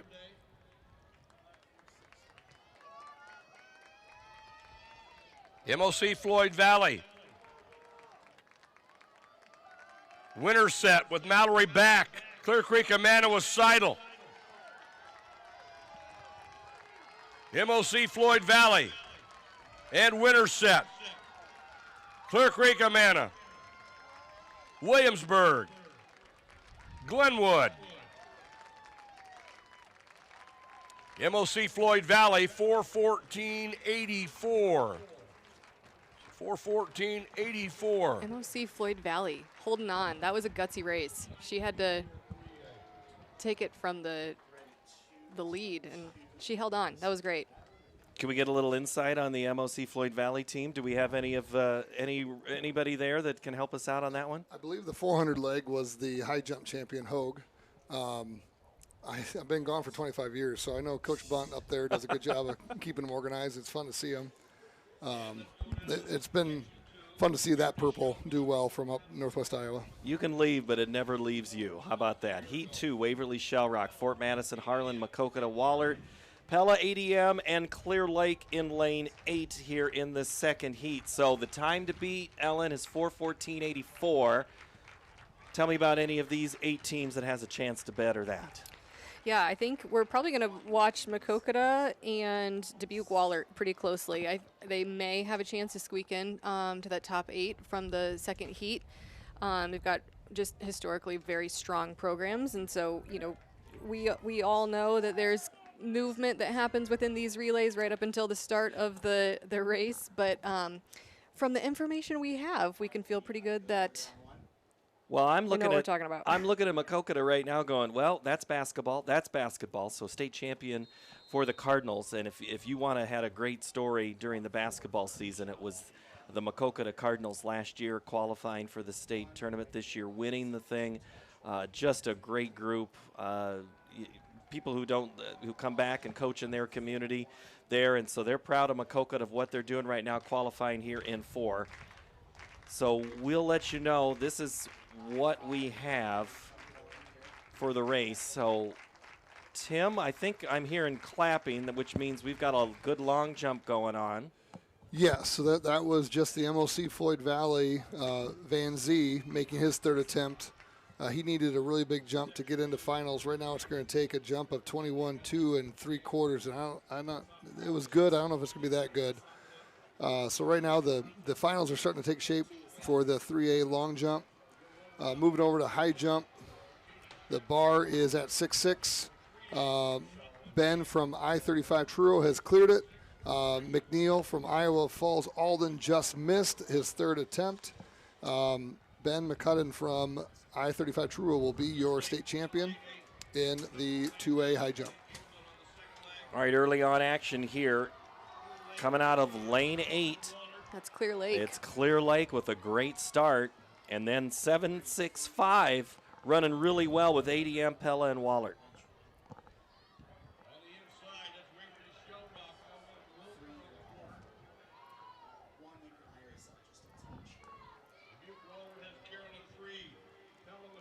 Croyman, Wedeking, Wilker, and Priest for Waverly Shell Rock. Fort Madison running Mason Smith, Hubner, and Rump. Harlan, it's Sunderman, Wegner, and Hesslink. And Brewster, Hobson, Weidel, and Hackman for Maquoketa. And then for Wahlert, going to finish here with Lucan. Vandervoort for Pella. And then ADM and Clear Lake. Clear Lake right now with Schmidt looking good. Lizzie Well, getting Newman ready for Schmidt. Sorry, quick first. Sorry. Lizzie Newman bringing it home in this 400. We talked about her yesterday and the range that she has from the track to a really strong cross-country athlete. Just love to see that. Lizzie Newman doing her parents, David and Denise, proud right there. And I had said Nauman last night, but we just got done talking about Quentin, and I said, I know the Newmans. Or I said the Naumans and the New. I was all confused. So that happens. But Pella off to a good race here right now. In this 800, again, it's a sprint. It's a little different in the 3A field than maybe it is in the 2A field, right? It is, yes. You know, I think we can. These 3A races may be a little more honest, maybe not as much shuffling that happens over the course of these last 2 laps, but this is shaping up to be a good race. Pella, ADM, Waverly Shell Rock as we come. Pella, Wahlert with Lucan.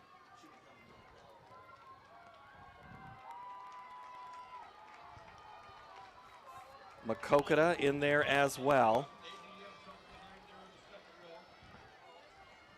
as we get to the final, the bell lap here, the 800 at the right now at the 3-minute mark. So a very good pace unfolding right here, right now. Shot put looks empty, so we must be done with shot. Yes, the 3A girls shot put is finished up.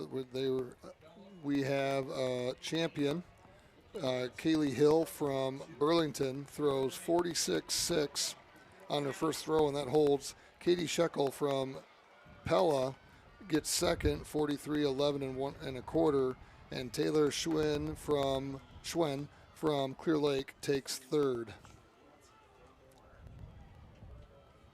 All right, thank you very much, Tim. And now we'll have Mike J. bring us home on the 800 here in the Heat 2 of the distance medley. Waverly Shell Rock is your leader heading into the finals at 22.9. Pella is at second and third with Kettler and Crumple. Pella with Elizabeth Vandevort. McCoqueta with Hackman. And Pella will be your new leader at 4:09.29. Really solid anchor by Elizabeth Vandevort. So cross off MOC with the best time and put Pella on the board there with a 4:09. 4:09, I missed what the last digits were. And we just had a clearing in high jump. Ben from I-35 clears 6.8, and so he betters his mark of 6.6 on his third attempt. He goes 6.8. He is the champion, and he can decide what he wants to do next. Pella was 4:09.29, so that is the time to beat. 4:09.29. Thank you very much. Heat 3, Sioux Center, Des Moines Christian, Mount Vernon, Center Point Urbana, Marion, Gilbert, North Polk, and Washington. The beauty of state, you get to run with people from all over at any given time. Center Point Urbana has the best qualifying time at 4:12.09. There's a look at the Tigers from Gilbert. That is a team of Rash, Hansen, Olswing, and Anderson set to run for the girls from Gilbert. North Polk, Rasmussen, Manick, Heather, right? And then tell me their anchor, Hergen Redder? Hergen Redder. Alexis. Yes. So handicap us a little bit on the North Polk girls. Frankie's the daughter of the head coach, Coach Heather, and then you've got the Mannock is a twin. They used to be babysitters for my kids when they were little. This is a good group of girls. They work hard. They really like running with each other, and it'll be a fun race to watch, especially when Alexis gets the baton. And then for Mount Vernon, Frank, Hale, Swart, and some girl named Moeller. I wonder how she's done at the meet. Any idea? My heart is racing. She had a pretty good day yesterday, and I was thinking about this when I was getting ready this morning. I am her aunt, and I think I probably downplayed her performance yesterday a little bit because, one, I was crying, and two, I didn't want to play favorites, but holy buckets, that was a performance. To break the state record by nearly 10 seconds from the great Peyton Noe, that doesn't just happen on a random Thursday. Very, very proud of that girl. Now we'll see what happens in the DMR. They are leading off with Miss Taylor Frank, who is out for track for the first year of her life. Really? Yes, she's an incredible I was basketball going to player. say, she's done almost every other sport there, I thought. Frank Yes. is a great basketball Yeah, player. so they convinced her to go out for track this year, and here she is at the Blue Oval. Well, in 8 right now, it's Washington. Messinger swinging around the outside and runs past the crowd on the home stretch first. Then it's Manick for North Polk, Hansen for Gilbert, Arhaus for Marion, Miller for CPU, Hale for Mount Vernon, Des Moines Christian's Mull, and then it's Holverson for Sioux Center.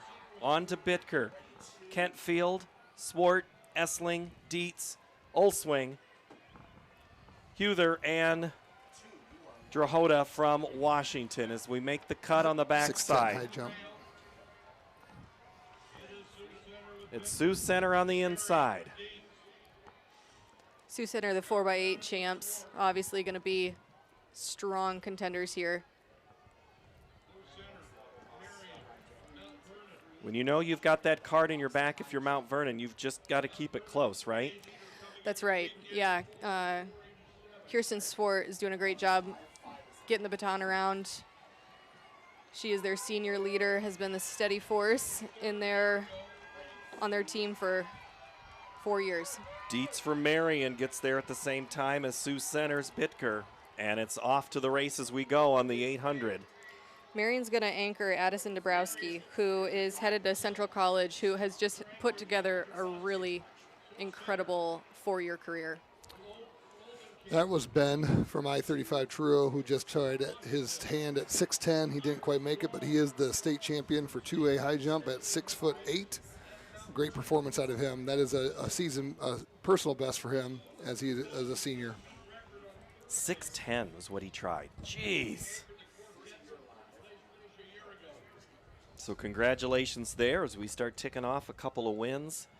And now we get into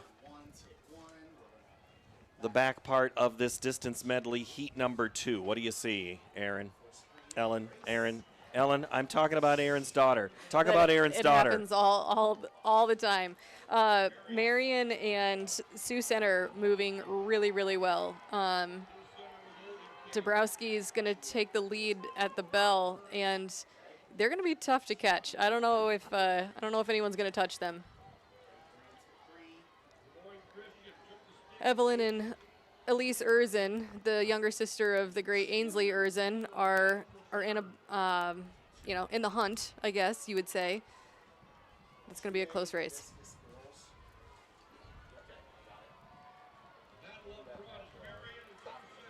All right, we'll let Mike J bring us home for the final bit of this race. Mount Vernon and Des Moines Christian in a battle for third. Sioux Center with the lead. 4:09:29 is the time to beat. Sioux Center and Marion. Mount Vernon.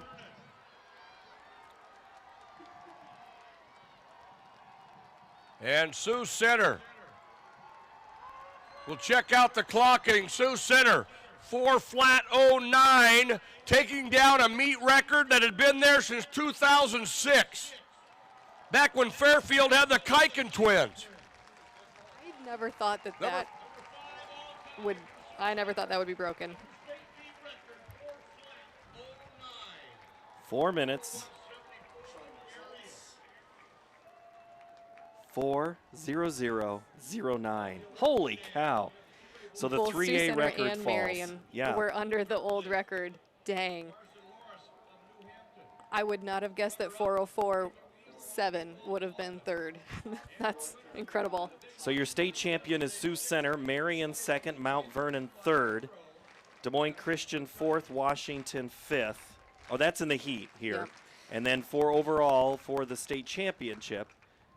We've got Sioux Center, Marion, Mount Vernon, Des Moines Christian, Pella, Makokata, ADM, and Washington round out the top 8. All right, so we are done with the 2A, 3A girls, and we'll get the boys on the track here in a minute from Des Moines at the state track meet. And we'll now move to the 2A boys 1600 medley.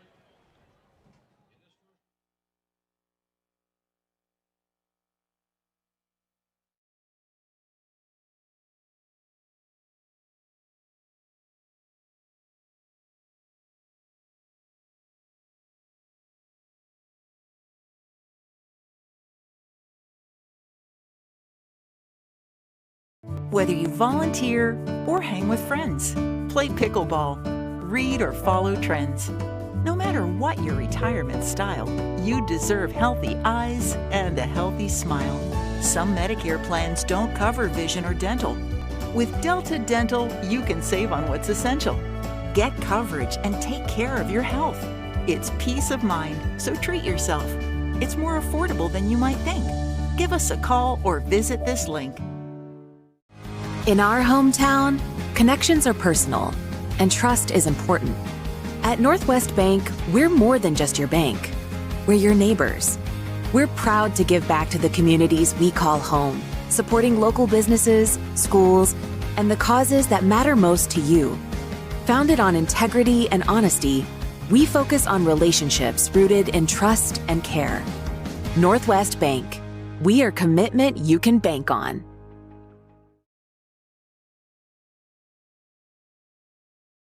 To the 2026 Iowa State track meet here in Des Moines. Brought to you by Farm Bureau. From Drake Stadium and the campus of Drake University. Along with Tim DeBrink and Ellen Davis, I'm Paul Yeager. Glad to have you here on this afternoon as we tick towards 3:30 on Friday. More than halfway home now of this meet as we get into Class 2A and 3A. We just had the girls' distance medley. Now it's time for the boys in 2A is where we're going to start. What do we see here, Alan? Well, overall, Grundy Center enters with the top seed and elite distance firepower from Mr. Vokes. So we saw him yesterday in the 3200, and we'll see him back in to anchor this, I believe. I believe that is the case. Well, we had a recall, and I see 8 still on the track, so we did not send anybody home. That is right. You never like to see that. No. You never like to see anyone walking off the track. Let's check in with discus. We have some video in now from the north side of the stadium.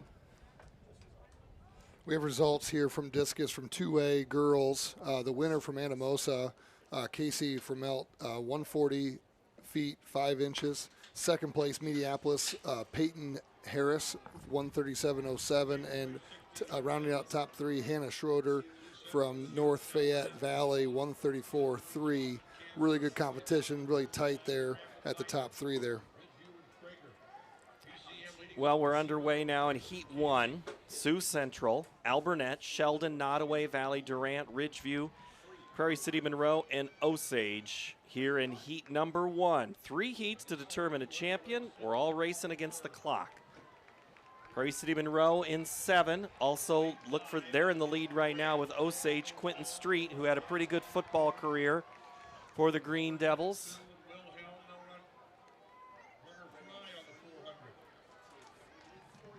Very evenly matched in that handoff. In those early 2s, Houghton to Spooner, Haw to Wilhelm, Kamstra to Yeager, and then it was Burnside to Lance for Nottoway Valley. For Durant, Miser to DeLong, Krager, Heelman, now Colfin, Heater, Ferrending, and Durad from Prairie City Monroe, Keeling, Heisman, and Street for Osage. So Street is actually the 3rd runner in that race. So he's on the track right now. Durad is moving. Boy, look at him. He placed very well in the open 4 yesterday. Was he 3rd? I can't remember, but no, I don't think that's right. But he plays very well. Oh, get out of the way, buddy. On the screen here, 3A long jump. This is your leader, Rylan Peters from Waverly Shell Rock, making his 4th attempt in the finals. He currently has the lead. He's got a jump of 22.9. He leads by about just under a foot over Owen Kelter from Pella. And then Kelter's teammate, Aiden Grumble, is in 3rd. That's your top 3. And I'm sorry, flight 2 or flight 1? This is finals. Finals. Thank you for that update.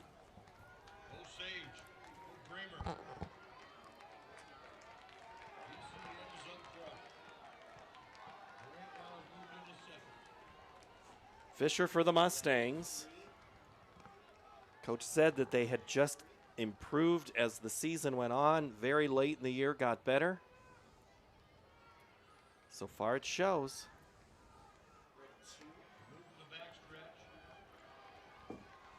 Yeah, you love to see that. You know, I think really good coaches manage workload really, really well throughout the season so that their athletes are performing their best at the championship meet. Not, there's no reason to set a season's best in the first time out and then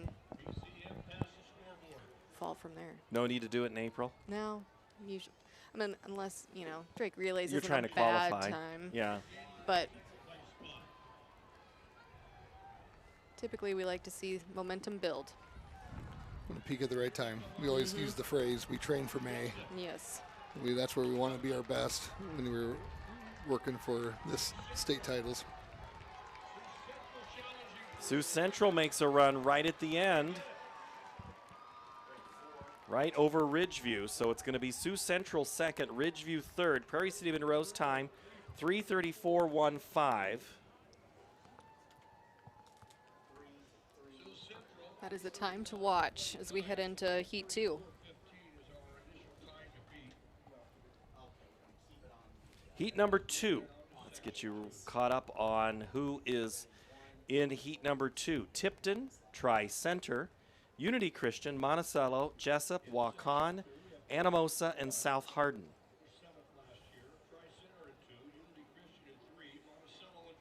And this is something where yesterday we talked about that 32 to the 4x8. What does that impact yesterday on today? Yeah, some of these guys are coming back after running both of those events. You know, for some of these anchors, this will be their third event of the weekend.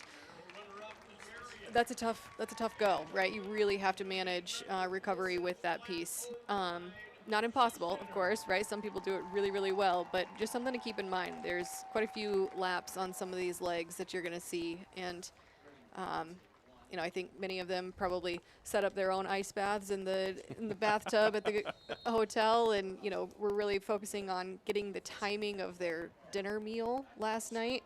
You know, that can, like we talked about a little bit last night, that can be tough when your shuttle hurdle is still running at, you know, 8:45 or so, and if you're leaving as a team, that pushes back your dinner meal quite a ways. So I know a lot of these athletes are door dashing or Uber Eats. I know, whatever. I'm old. I don't do that. I just drive to the restaurant and do my thing. But you know, getting food delivered here or relying on their support team to get their refueling needs. But we've gotten creative over the years. It's changed. It has, and I think about, you know, some bring some meals and some have to get other sources, as you mentioned, from maybe off campus. So Tipton, Tri-Center, Unity, Monticello. So that's Spangler, Kuntz, Wynia, and Cray. Then it's Sullivan, McCormick, Shaw, and Balvance for Jessup, Waukon, Anamosa, and Hardin. Already to the exchange.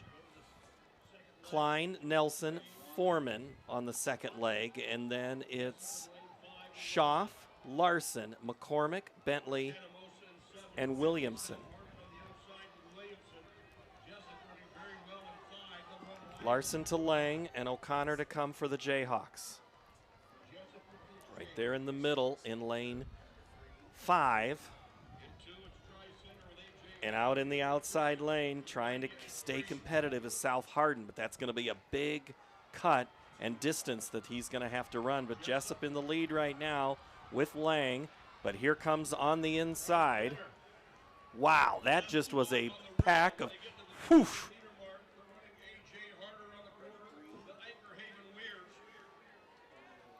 Tri-Center.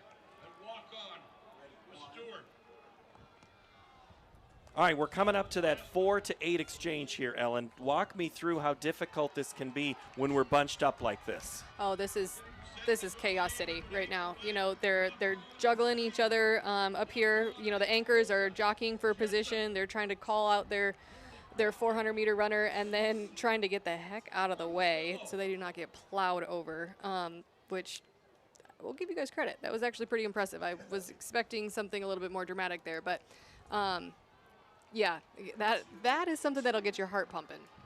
Foreman for Unity Christian makes a pass right there in the turn into second place. Tim, this is the time where I say, is there any update in the long jump? And I see we got a guy on the track right now, or on the runway. Yep, we got a Pella jumper here, Aiden from Pella. He is currently in third. Looks like he just was over the toll board there. We got a red flag, so that won't be measured. Nothing's changed in the top 3. 4 through 6, you got Perez Heatbrink from Sioux Center, Steffens from Waverly Shell Rock, and McInnes from Lamar's are the top, that make the top 6. So nothing's changed in this last round. We got one more jump left for Kelter, and one more jump for Peters, and then we're into the final jumps of the day for 3A long jump. Foreman is running possessed for Unity Christian right now. He is for, and now all of a sudden he's going to get passed. I'm watching.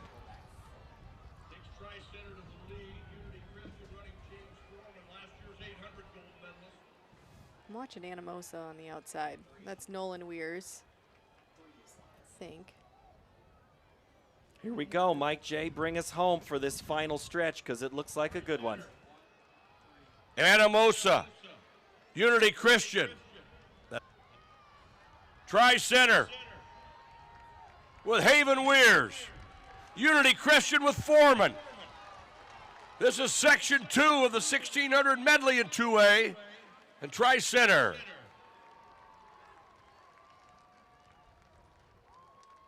.335.91 for Tri-Center. 335. So Tri-Center wins the heat, but they do not overtake Prairie City Monroe's 334.15. PCM holding strong.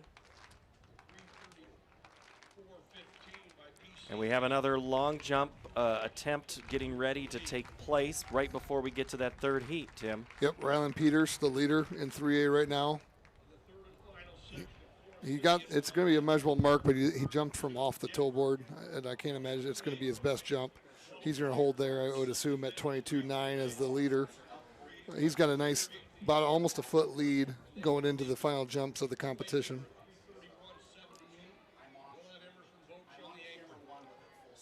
All right, heat number 3. This one I've been kind of watching a little bit, waiting to announce what we're going to here in lane 4. Forest Cities in 1, Aplington Parkersburg in 2, Denver in 3, Grundy Center in 4, Spirit Lake, Mediapolis, Ogden, and Sheridan. I think we have an NICL conference meet going on here in 2, 3, and 4. Grundy Center, though, is a team loaded athletes. We just saw the girls have a very good run. The boys have been on a pretty good stretch for overall all sports at Grundy Center here lately. Yeah, they're having themselves an era, quite honestly. With Emerson on the anchor, you can never, count him out. I mean, I would bet on him any day of the week. But in addition to that, we got Jurovsky. I haven't had to say that one Judd yet. is an incredible athlete. Going to Stanford to golf. Going to Stanford to golf. He is. What a stud. He is unbelievable in anything he does. Football player, anything. He's fun to watch at football. He's fun to watch. You're not wrong. Anything he does, he's competitive. There is a good story that Iowa PBS did on him earlier this year that kind of talked about all of the runs and the athletic ability that group has right now, and that's super fun to see. All right, so we are done championed in high jump. We're getting ready. Shot put is clear. We're still in the long jump, and we still have discus going on. Do I have that correct, or we're done with discus? Discus is done as well. Okay, so we're just in the long jump? Yeah, everything is in the books except for we got one round of jumps left. This is Zillman from Fairfield that is currently sitting in 9th place. He's looking to get on the medal stand and score points for his team here with this jump. Forest City, Fox to Thompson, Kruger to Prusner for Aplington Parkersburg, Yeager to Rabenhorst for Denver, Lebo to Jurovsky for Grundy Center. It's Spirit Lake with Beaulieu and to Grau, then Lutnager to Crow, Ogden's Miller to Cliff, and Masters to Jacobson. Here comes Crabb for Sheraton. And the exchange now into the 445 seconds into the race. We got a good jump by Zillman here. It's going to get measured. This might be good enough to move him. 2 through 9th right now is all separated by about 10 inches total. Wow. It's a very tight competition from 2nd place to 9th place.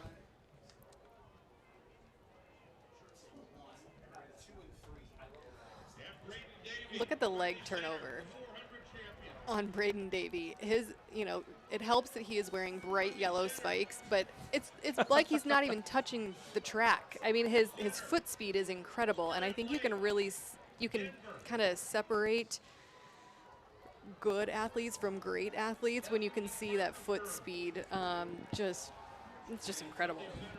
Zillman on his last jump improved by 4.5 inches, and he moves all the way up to 5th place, and that's where he's currently sitting with Brown from Mount Pleasant on the runway right now.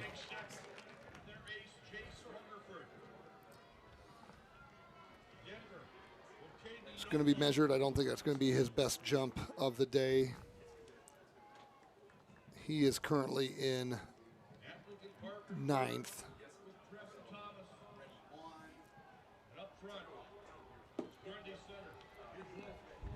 Thomas for Appleton Parkersburg, Gaither for Forest City, Knobloch for Denver, Vokes for Grundy Center, Hungersford for Spirit Lake, Schmeigel for Mediapolis, Tremblay for Ogden, and Sheraton has Anderson.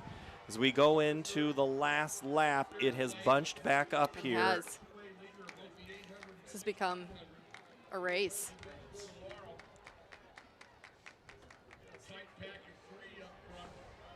Is that Spirit Lake on the move? Spirit Lake, Grundy Center, and Denver is how they run on the backstretch. There's a good look from the scoreboard camera. We're going to let Mike J bring us home on this one. 4:15 is the time to beat.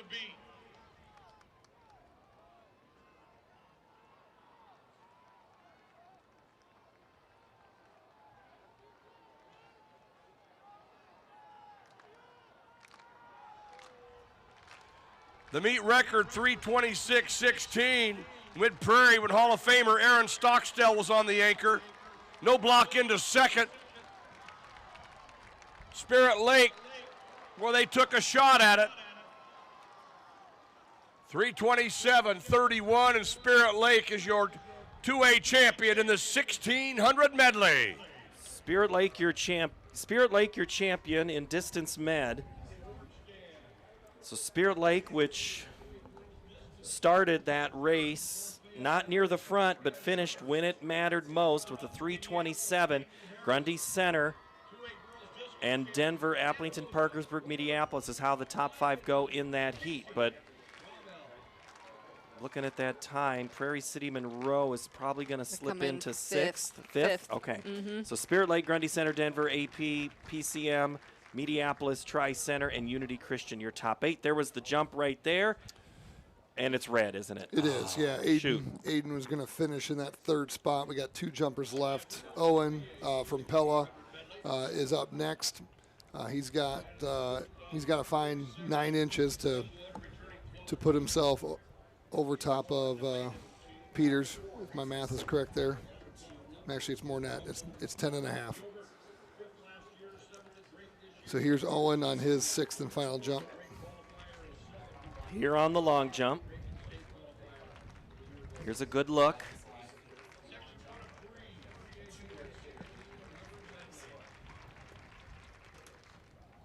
Going to be foul as well. So your champion will be a repeat. He was the champion in 2025 with a jump of 22.6 1/4, and he's going to be your champion this year. We just don't know what the final number is going to be yet. Right now he's in at 22.9. He's on the runway for his final approach. So Ellen, this is, a little emotion yesterday. This is where I get emotional right now is what I'm about to say. One of the things, Tim, that just happened there, and I know you were watching the runway, but I was watching the other competitors. The other competitors were clapping along, trying to get the crowd going as well. That, to me, is awesome. Yeah, I think with long jump, sometimes it's in the stadium, sometimes it's outside throughout the year. So you kind of hope that they have this type of tempo when they jump. Here he goes, Rylan down the runway. Ooh. Looks pretty good. A lot of sand came out of the hair too there. Not a problem that I have, but great jump for his last jump of his senior career. We'll see what it measures here. All right, let us know in a minute. Right now, we just got started in the 3A distance medley. Glenwood, Nevada, Ballard, Sergeant Bluff, Luton, 1 through 4, Humboldt, Gilbert, Solon, and ADM. And we're already to the exchange for the second 200.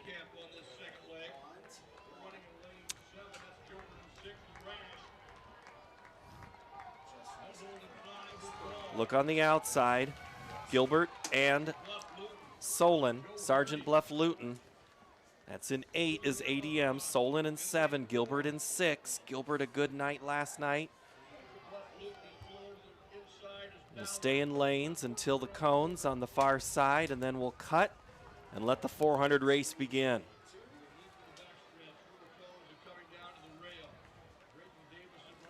It's a big cut for those 7-8 lanes. Especially when you're trying to get to the front of the pack. Mm-hmm. Yeah, there's a couple different things to manage with that.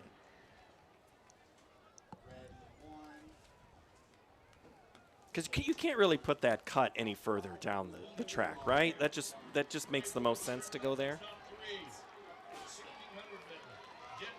I suppose. I mean, wow, dang, look at Ballard on the move. That was a carry for Ballard. Wow. That was Ortner handing it off to Herman. Jace Ortner was in the Open 4 as well. That kid is special. He has just overcome so much adversity in his high school career, and he just keeps showing up and crushing it. Solon with the lead right now. Svalstad and the outstanding freshman from Solon, Max Valstad, has had himself a phenomenal season.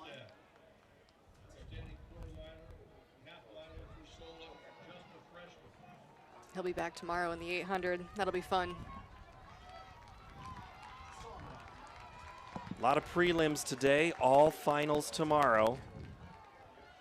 On the last day of the high school track season here in Iowa, will come your way beginning at 9 a.m. Solon running away with it right now, but still a lot of race to go. This is heat 1 of 3.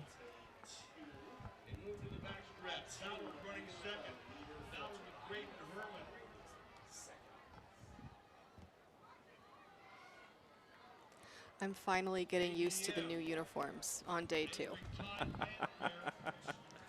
That's something that has changed since our days. We had one uniform and we wore it, whether it was clean or dirty. You never maybe hand washed it in the sink, put it into the bus No, windows on the way out? I did. Yeah, I think that happened. I also had the same uniform from my freshman year through my senior year. By the time I graduated, there was just a comma. There was no longer an NL. It was just just a speck. So nice carry. Solon finishes tough here, 3:27.58.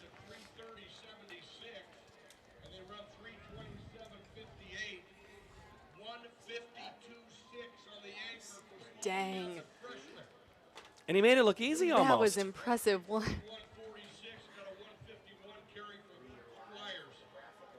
Wow. So 3:27.58, Gilbert 3:31, and ADM also just 0.3 of a second behind before Ballard and Sergeant Bluff Luton finish out your top 5. Heat number 2, Sioux Center, South Tama, Grinnell, Clear Creek, Amana, Williamsburg, Marion, Decorah, and Bondurant Farrar go 1 through 8 as we get a nice little look. As we are going to update you on the long jump. They're presenting the medals right now in front of us, but we're going to have Tim DeBrink tell us. He's going to spoil the results. In fact, he already has. We already know who wins, but tell us a little more. You bet. It was a heck of a competition. 3A boys long jump, winning it with a jump of 22.9 was Ryland Peters. Kelter was second, Crumble third. Perez Heatbrink from Sioux Center was fourth. Zillman fifth. Stevens from WSR was sixth. And our seventh and eighth, McInnes from Lamar's was seventh, and Sam Dodge from Clear Lake eighth. Sam Dodge. Remember his dad, don't you? Former Hawkeye Tim Dodge. That's his dad? That is his dad. That's cool. Yeah, so Tim had a pretty good career here, running for Rockwell Swaledale, which is now part of West Fork. Now I'll get to the other ones in that one. I have to just think for a minute. Sheffield, Chapin, Meserve, Thornton, Rockwell Swaledale make West Fork in north central Iowa. All right, Heat 2. What do you think here in this one? It's going to be another good one. Grinnell, Clear Creek, Amana, Williamsburg, you know, those three teams in particular are very familiar with one another. They have run against each other many a times this season. But I think we've got a good one shaping up here. Hillsman, Overman, Timmerman, Meskimen for Clear Creek Amana. They are in 4. We're getting ready to start. Clear Creek Amana wearing all black. At least backs on their uniforms. Because, yes, the front and the back don't match either sometimes. But no, it's the all-black look for CCA and the Clippers. The time to beat is Solon's 3:27:58.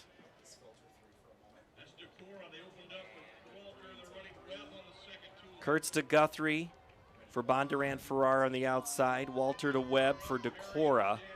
Neal and Daniger for Marion. Williamsburg, Stratton, and Brown. Ringer and Mahoney for Grinnell. Brandt to Upa for South Tama. And running for Sioux Center is Swagger. As we're into the 400 leg now. How'd that exchange go? That looked good. Decorah handed off first, and it looks like they're about to make the cut. They've got Marion to their inside that they're gonna jockey for that position on the rail. So it's Stemper for Decorah, Austin for Marion as they pass the scoreboard on the north end of the stadium and make their way into the turn. The Wolves is the new nickname for Marion, and they are hunting in that pack looking for a Viking, but right now it's a great finish by Stemper for Decorah. Wow!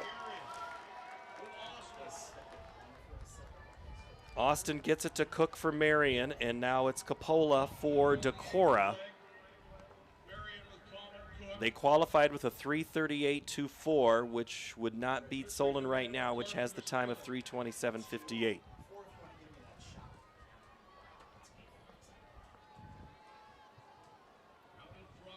Heat 2 on the track now here, Ellen. A race of their own right now. We'll see if this chase pack closes the gap. They look to be moving.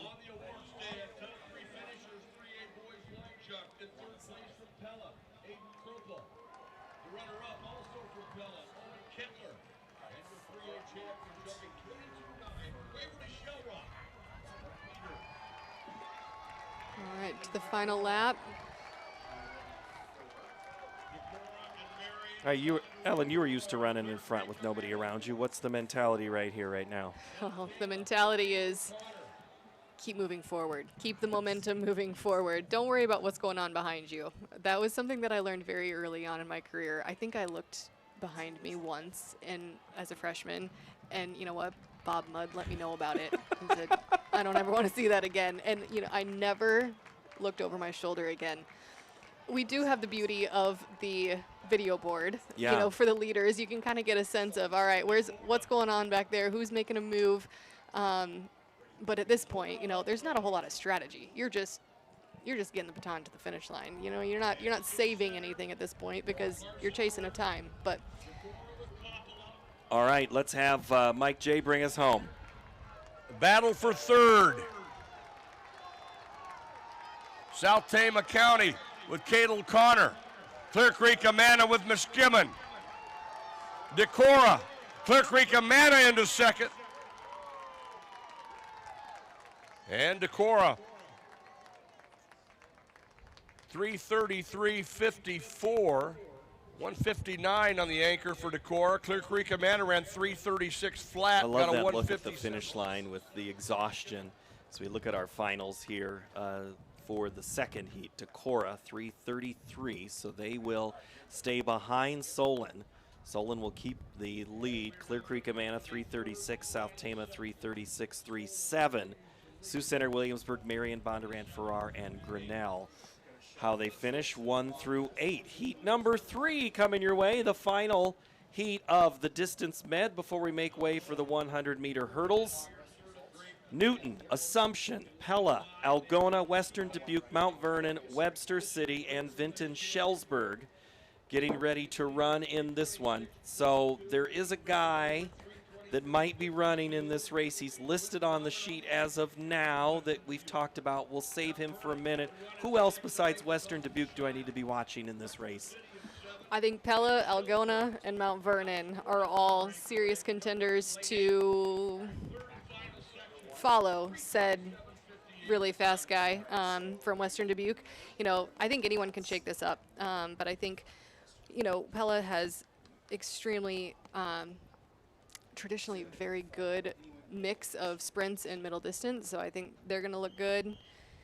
Algona has really impressed me in the last 24 hours, and you know, Mount Vernon will anchor with Dawson Scheil, who is just a veteran leader on that team. So he's been on this track many a times, and he knows what he's doing. I'm going to say I agree with you on Algona. I've seen Algona run a couple of times this year, and I know in April it's not the same as it is in late May, but yes, putting together a good time. Look for Pella in 3. Western Dubuque, though, is the team we're talking about. LaRue, Stefan, Nepper, and Quentin Nauman set to anchor the 800 section of the distance medley. We'll see what he can do and where the baton is when he gets it in about 90 seconds. Western Dubuque, the defending champion here, they set a state meet record last year.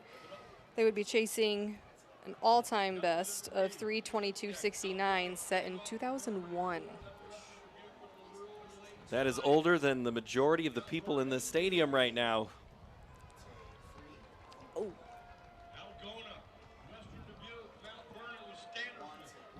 Newton with Thomason to Yahi.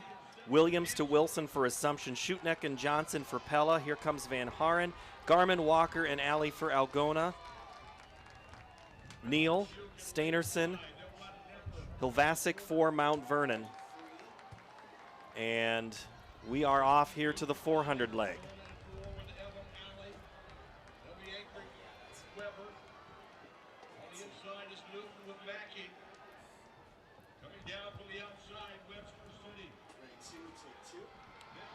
Stroner for Webster City. Primrose for Vinton Shellsburg.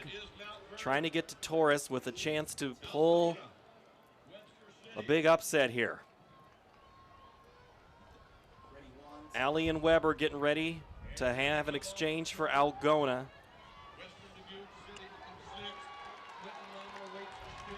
Here we go. Watch this. This is going to get very interesting. Western Dubuque is in 6th place, handing off about 15 meters behind the leaders. So Nauman's going to have to navigate some traffic, and let's see what he wants to do. He has the 1500 or the 1600 left. He's already on the outside making passes. Nauman is just doing what he does last night. If you did not get a chance to see the last 400 of that 2 mile, go back and watch it. But look at Nauman run there, Ellen. Yeah, I mean, I can't say that I'm surprised. If anyone is watching him for the first time, you might think, does he realize he has another lap? And he does, of course, but this guy is just, you know, honestly, 1 in a million. Up in the front, though, we got to talk about who's actually in the front of this race, and that is Algona a very good. and Mount Vernon. What a great race there between the Bulldogs and the Mustangs. And here comes Nauman. He's now pulled it in within 10 meters. Here comes Quentin Nauman on the outside. And I'm going to let Mike J. tell you about the end of this race because this one is special. Wants to make it 3 in a row in the medley. It's Mount Vernon. It is Western Dubuque. Nauman to the lead with 200 to go. He took the stick in 6th. Western Dubuque, Mount Vernon, Nauman and Scheil.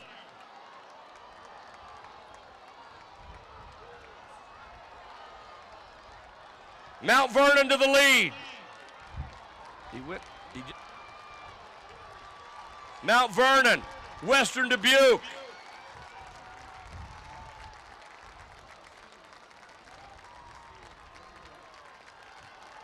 Mount Vernon, 3:28.40.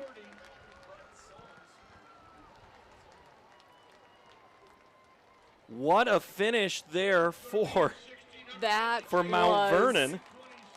Awesome. Dawson Scheil for Mount Vernon. Incredible, but not enough to get the win. Solon is going to win from the opening heat with a 3:27.58. Campman, Holtkamp, Burke, and Svalstead. Congratulations to them. That is amazing. That Eli Campman knows a thing or two about being a stud athlete. He's he's the son of Aaron Campman. Aaron Campman. From where? From Parkersburg. All roads go to Parkersburg. Or no, where is he actually? He's from Kesley. Okay, that's where it goes back. So I'd have to know what the conference meet was between Solon and Mount Vernon in this race, and I know things change, but that's interesting that you have the top two teams coming from the same conference. Fun how it is. So let's recap that there.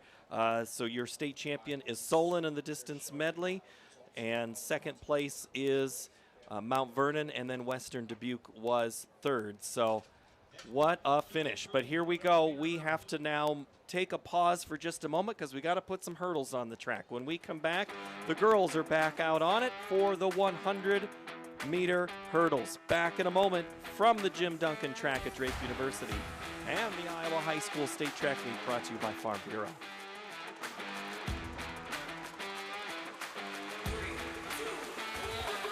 Creating lasting memories. We're not just installing a mini pitch. We're empowering youth to learn and grow. We're not just retrofitting an airport. We're creating an environment where workers can feel safer. This is why, whether it's a game down the street, professional stadiums around the world, or treasured monuments and landmarks, you always know when it's must go. It's the simplest expression. The smallest thing that changes everything. A smile. So easy. A smile lights it up. Apologizes. And welcomes unconditionally. Because the shortest distance between two people is a smile. Thank you. Hy-Vee, where there's a helpful smile in every aisle. Why am I seeing yield differences in only 2 of my fields? Great question, Evan. I've taken some soil samples, and it looks like you might have some fertility issues, especially in that northern field. Take a look. Nothing gets past you, Rick. Hey, how long you been back there? An agronomist never tells. From personalized insights to year-round support, Channel agronomists always show up. Channel, all in, all season. Something exciting is growing on Iowa farms these days. Innovation. From tractors that seed, weed, and harvest with data-driven precision, to drones that scout or plant cover crops to protect soil and water. Even our animals live in smart homes with round-the-clock care. Technology keeps your food safer, water cleaner, and makes us more sustainable. Because what we do here benefits everyone here. Life on the farm makes everyone's life better.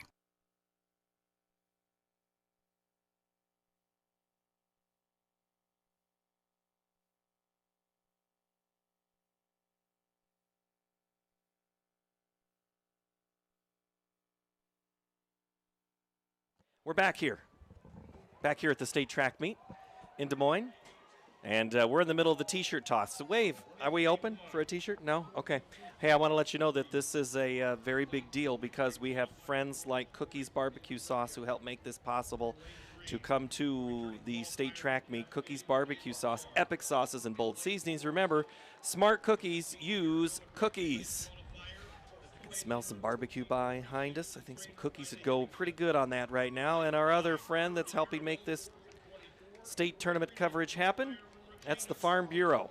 And they are, from rural roots to statewide pride, Iowa Farm Bureau proudly supports student athletes across Iowa. Our thanks to Farm Bureau for making this happen. So we're getting ready for the girls 100-meter hurdles. The introductions are happening now. I'll be able to have Mike J. do the introductions after I get started right now, but Tim DeBrink is with us, Alan Davis, as we get ready for a new event, and we'll start. We're going to update the point totals for team standings here with the finals that we just had, but on the track here in the 100. It's going to be Rachel Reeves from Northeast Goose Lake, Taylor Reckmer from Roland Story, Micaiah Parr from Cascade, Riley Hemmingson from Trainer, Reese Navy from Regina, Sophie Miller from Mid Prairie, Janessa Kolar is from OABCIG, and Macy Westendorf from Owine. Talk to me about heat number 1 and then the race as a whole. Yeah, I'm really excited to see Riley Hemmingson back from Trainer. She's in lane 4. Lane 5's Reese Nave. They were number 3 and number 5 on the finisher list last year at championships, so they're very familiar with racing one another, and I think we'll see another good battle. Overall, this race has a lot of top returning performers. We've got the champion, 3rd place, 5th place, and 6th place, and the runner-up. I missed that one from 2025. So.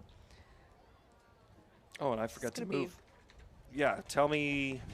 So yesterday we had shuttle hurdle. We'll have the finals of that tomorrow. This is also a prelim with finals tomorrow in this race. So is there much of a strategy in this one of preserving, just qualifying and advancing? What are we thinking here? You know, I think with hurdles, you can't take anything for granted. I think you have to race a prelim as if it is the final, right? Because as soon as you start to chill, you're going to hit a hurdle, and that's going to be a problem. I am speaking like I know what I'm talking about as a hurdler. I never did hurdles, remember this? Right. But if I were doing this race, I would attack it as if it were a final. That's my opinion. All right, we're in the race right now. We're just about to get into it. Here's Mike J to make the call. And a clean start here in this first heat in 2A. Hemmingson in 4, Nave in lane 5. Riley Hemmingson of Trainer. She was on that state-winning shuttle hurdle relay a year ago. Hemmingson and Nave. Riley Hemmingson of Trainer out of lane 4. So Hemmingson from Trainer, 14.62. I need the dry erase mark. I got to write this one down.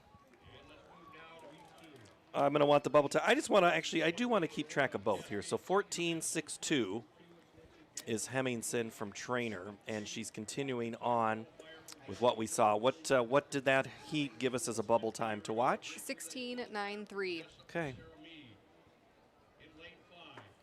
Here's our introductions. 8 as a freshman. A Drake Relays qualifier from Spirit Lake, Leah Beloit. In lane 6, returning qualifier from Tri-Center, Layla Mader. In 7, it's Peyton Reinert of Cherokee. And in lane 8, Zoe Payne of Tri-Center. Frake from Cascade is in 1. Gangwish from Underwood in 2. Van Meters. Berkeley Harkins is in 3. Sarah Mead from Jessup. Blewett from Spirit Lake. Beloit, and I know that because a certain teacher who I work with in basketball had told me that. I should know those things. That's what I'm here for. I know. I got your back. Matter, I appreciate that. And Reinhardt from Cherokee, and then Zoe Payne from Tri-Center. They're getting into the blocks now. What do you see? I think our eyes are going to be on lane 4 and 5. Miss Mead and Beloit have been here before. They know what it takes to get to the finals. Mead's already been on the track a couple of times for the Jayhawks.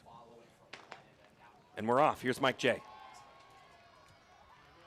And here comes your field. In the middle of the track, that's Harkins of Van Meter, Mead of Jessup, Beloit of Spirit Lake, Leah Beloit, Sarah Mead. And Beloit, 15-20, 15-25 for Mead. So a 15-20. That moves the bubble time to 15.94. And when we say bubble time, that means who's qualifying and moving on. I guess I should have defined that, right? You did a better job describing what that is than I would have done, so I'm just going to let that sit. Technology is great. You know, in the old days when you had to, you know, you didn't have all this electronic timing. You know, everybody was kind of like, and then you just have to physically move, and there'd be a lot of radio talk. I know I asked Tim about this earlier with the digital updates on like long jump and things like that. Because remember, if you were ever working out there and taking the number, what was it? 15:07:34, and then you'd write down 37 or something, and that could happen. First part of my career as a throws coach, I spent a lot of time writing down all of their throws, every single one, keeping track, so you knew where your kid was at. Now it's all on your phone or on your tablet, and it updates right away, so you know right away if your kid's going to be in finals or not. Whereas 20 years ago, you had to keep track of yourself, otherwise you didn't know, and that's not a feeling you want to have as a coach. And the kids know it too. They know it, and the parents do. Heat 3. East Sac County's Libby Veit, Kylie Keller from Van Meter, Lexi Eisbrand from Forest City, Miranda Neighbor from Alburnett, Iowa Falls Alden's Isabel Jansen, Brinley Boovey from Hinton, the freshman, Lacey Taylor from EBF, and Olwine's Hayden Becker on the track now. All of these names, almost all of them we saw yesterday. Here's Mike J. Third and final heat. 2A girls hurdles.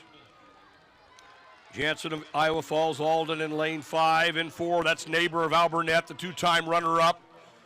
Neighbor of Alburnett. Keller of Van Meter in 2.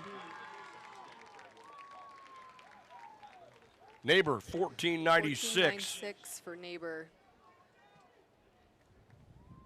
And and that puts our finals, our lead, our middle lane is going to come from the first heat, right? It is. Mm-hmm. Yeah, so Riley year's Hemmingson champion. from...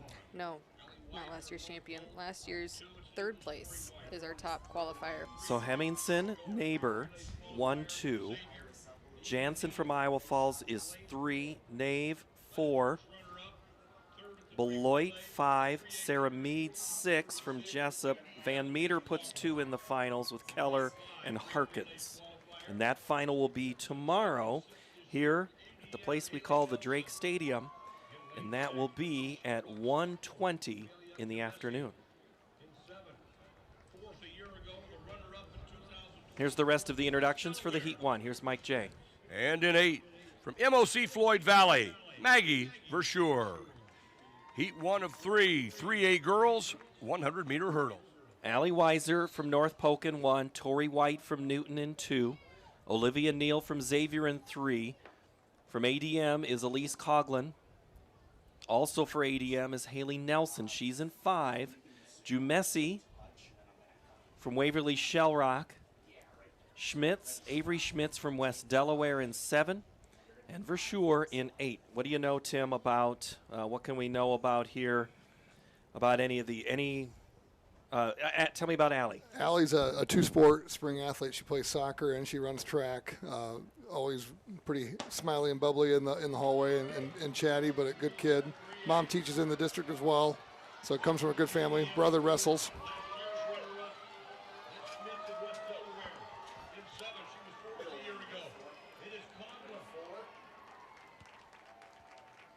So Elise Coughlin advances as the best time here as we start 3A. ADM goes 1-3. Can you imagine why they might be going for number 3 state championship in the shuttle hurl relay? It's possible. So what was the time then for Coughlin? A 14.48? Correct. And that puts our bubble time at 16.81 with 2 heats to go. 8th in the Drake Relays final from Decorah, Renee Wilson. In 5, it's Aubrey Johnson of Gilbert. In 6, Sophia Calpido, 7th a year ago for Charles City. Max Sims of Newton in 7. Megan Hughes of Glenwood in 8.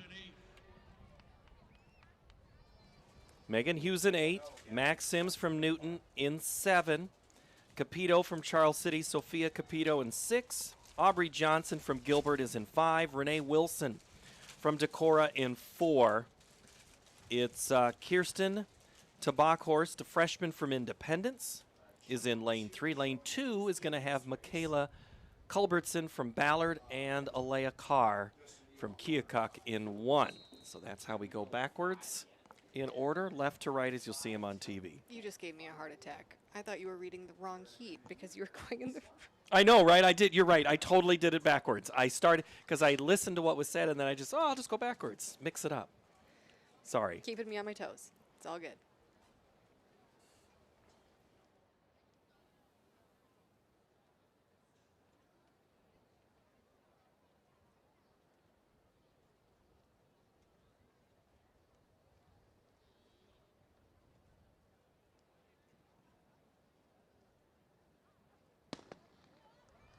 And heat number 2 of 3 here in 3A. Aubrey Johnson of Gilbert, the freshman in 5. That's Wilson of Decorah in 4. To Bockhorst of Independence in 3. Wilson. Good second half from Wilson. Aubrey Johnson gets the lean there. Yes, actually, that away, Aubrey. 15:08. Renee Wilson for Decorah, 15:09. So right now, Coughlin's 14:48 stands as the best time, and the bubble moves to 15:44. Okay.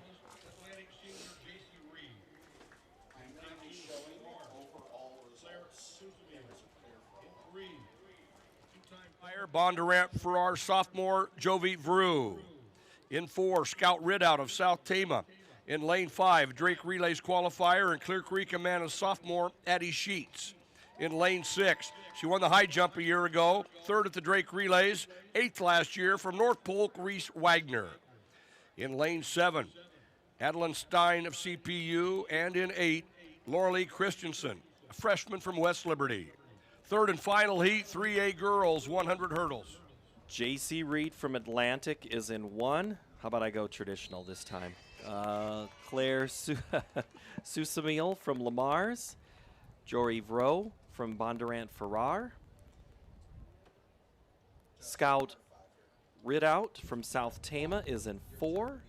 Adeline Sheets represents Clear Creek Amana. She's a sophomore. Reese Wagner from North Polk. The junior in 6, Adeline Steen from CPU, and from West Liberty, it's Lorelei Christensen. We're in the starting position. Mike J will have the call. And the final heat here in 3A. Sheets in lane 5, Addie Sheets to her inside. It's Ridout of South Tama. It's Ridout and Sheets. Wagner of North Polk. Ridout and Sheets in 4 and 5. 15:08. Snuck that in. A 15:08. Scout Ridout from South Tama. Addison Sheets. Adeline Sheets from Clear Creek Amana, 15:14. That puts Ridout with the second fastest qualifying time. That was a great race. And here's who qualified. Coughlin, Ridout, Johnson, Wilson, Sheets, Schmitz, to Bockhorst, and I missed the 8th right Haley there. Nelson. Haley Nelson from ADM. So that's how your girls 100-meter hurdles 3A final will set up tomorrow afternoon. But right now we need to step away from the track here at Drake University. The Iowa High School State Track Meet continues after a moment on our coverage brought to you by Iowa Farm Bureau.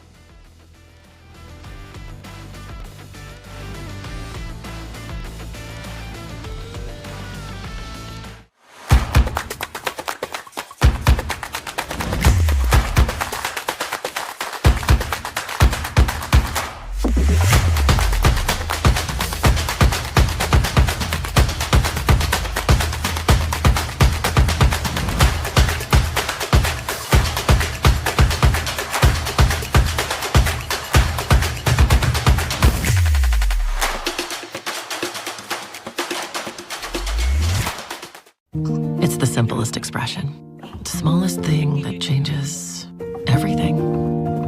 A smile. So easy. A smile lights it up. Apologizes. Unwelcomes unconditionally. Because the shortest distance between two people is a smile. Thank you. Hy-Vee, where there's a helpful smile in every aisle. School state track meet. It's the Iowa Girls High School Athletic Association and the Iowa High School Athletic Association, the Girls Union and the Boys Athletic Association. I'm going to just mix them all together. My apologies there, especially when the boss is standing in behind me. Drake Stadium is the site of this track meet. We are halfway through, more than halfway through, not quite of this session, but we've had 1A, 4A. Now it's time for 2A, 3A. We just had the hurdles for the girls. Now we've bumped them up, put them up high, and it's a 110 race. And we'll start in 2A, Ellen Davis, and give me a little overview of this field. Yeah, we've got a lot of opportunity for some fresh blood in the finals of this. 7 of 8 of last year's finalists were seniors, and so they obviously have moved on, and their opportunity for some new names. Well, here they are getting introduced right now. In lane 3, it's Nolan Staker of West Branch. In lane 4, Drake Relays qualifier. He was the runner-up in 1A a year ago. He's run 14:34 from Columbus Junction, Lamar Sion. In lane 5, two-time qualifier from Roland Story, Jaden Strum. In lane 6, from Osage, Parker Kisley. In 7, two-time qualifier from Trainer, Brock Casey. And in lane 8, Rylan Maxwell, senior from Central Lyon.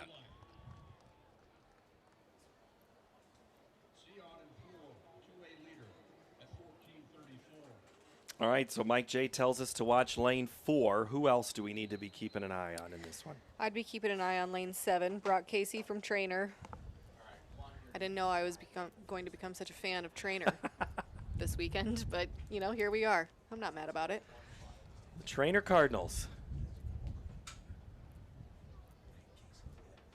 Is he the head coach?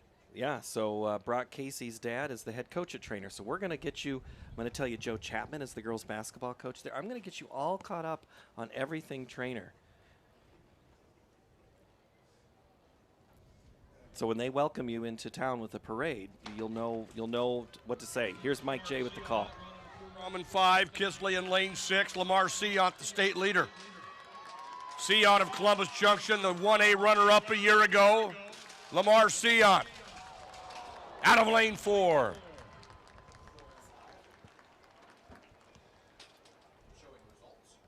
And the crowd does the same thing.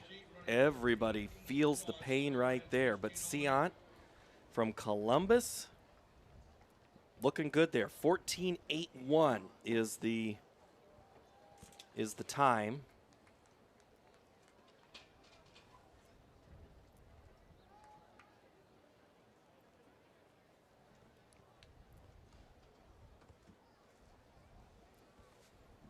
Columbus from southeast Iowa. We were talking about Highway 61 earlier, just off of that.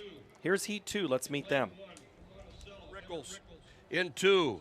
A Drake qualifier, two-time state qualifier from Okoboji, Jaron Heller. In lane 3, Drake qualifier from Southeast Valley, Colin Johnson.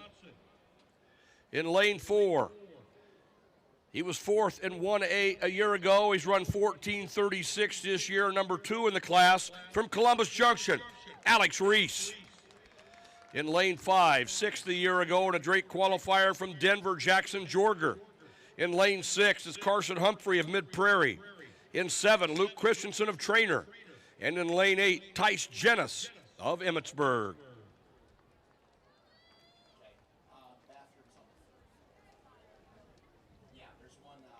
All right, another runner for Columbus right in the middle of the track. Yep.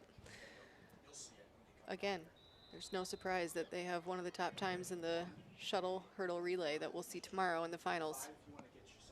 You can only qualify 2 individually, but some schools could qualify 4 if it worked out because they are so good. But when you have 2 to start that really sets the stage and you have elite hurdlers like that. So we're getting ready for Heat 2. We'll update you here after this race on what's about to start here at 4:30 in the field events.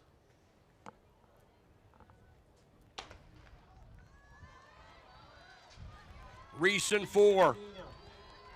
He was the #1 2A hurdler at the Drake Relays. Reese from Columbus Junction. That's Heller of Okoboji in 2.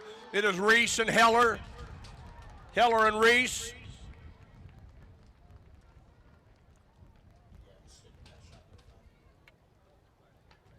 Heller and Reese were close. Let's see how this one times out. Yeah, there's. They were. That's why. Pretty close, yeah. Within. That's a No, that's that's a still tie. a tie. That's still a That's tie. still a tie. 14-9-3-4 for both Reese and Heller. Now they updated Heller to 14-9-3-5. All right, I don't let's. think we've seen a race any closer than that. No, I don't think so. Not today, anyway. Heat 3. Let's meet them.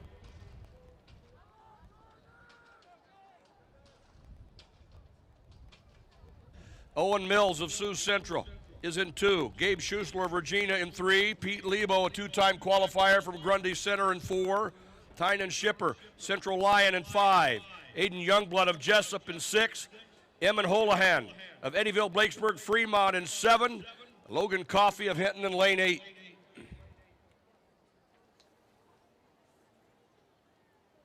Aiden Youngblood for Jessup was on the track last night. Shipper for Central Lion as well in the shuttle hurdle. Pete Lebo also has been running from Grundy Center. So right there in the middle, a couple of those key ones to watch. But as we just saw, lane 2 can also be pretty good in hurdles. But you just got to watch out. These hurdles have been running up and grabbing a couple of guys. They're trying to be, some of those on the outside, just looking to push just a little bit, see if they can make their way in.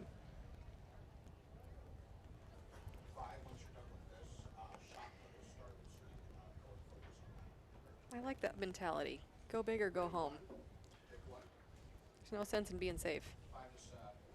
You only get to run this once sometimes. That's right.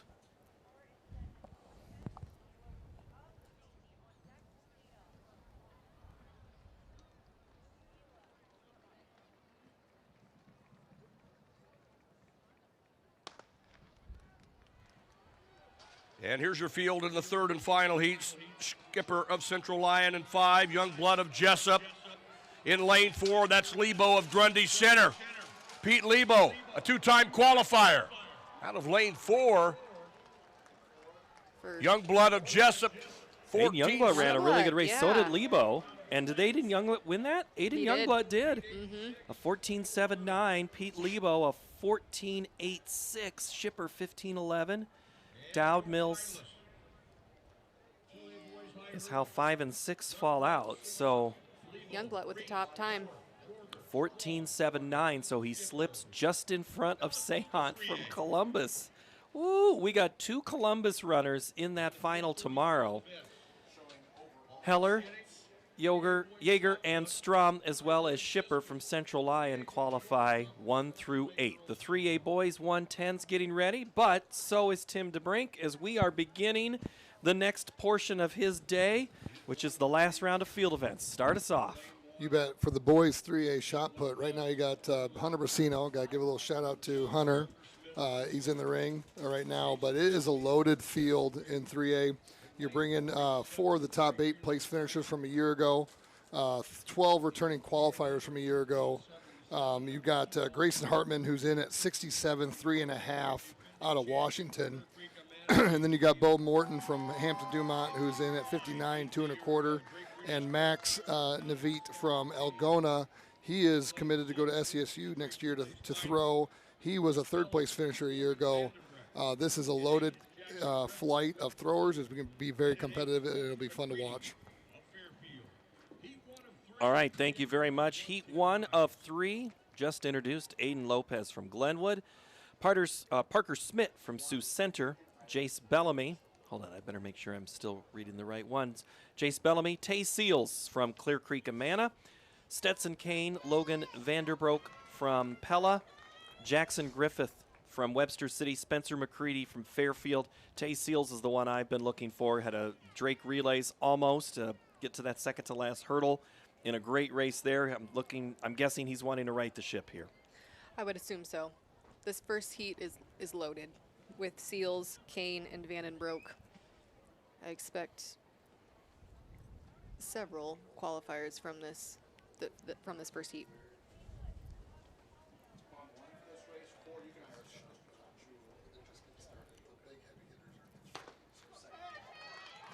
Seals in 4, your defending champion. Tay Seals of Clear Creek, Amana. It is Seals. Kane of Ballard, Vandenbrick of Pella. It is Tay Seals out of 4. He had a hiccup at the Drake relays, and there's no hiccup today. I think Tay Seals wants to run even more. Look at him go. So 13.67. Holy cow. I want to know how tall he is. Those hurdles look like they go halfway up his abdomen. Well, he holds the 3A record at 13.58. You think that's on his mind? Bubble time, 15.96. All right, let's meet the runners here in Heat 2. Paul Harjatot of Carroll in 4. Connor Vanderpleg, a Drake Relays qualifier from MOC Floyd Valley. Caden Johnson, 5th in the Drake Relays final for Pella, is in 5. Dylan Mosdam, MOC Floyd Valley in 6. Xander Killian of Atlantic in 7. Marquise Olson of Waverly Shell Rock in lane 8.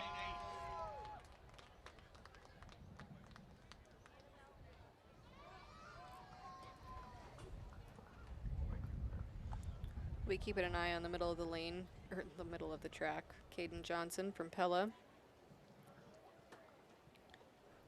Both Waverly Shell Rock hurdlers in this race. If I remember correctly, I think both of them are on that shuttle hurdle quartet.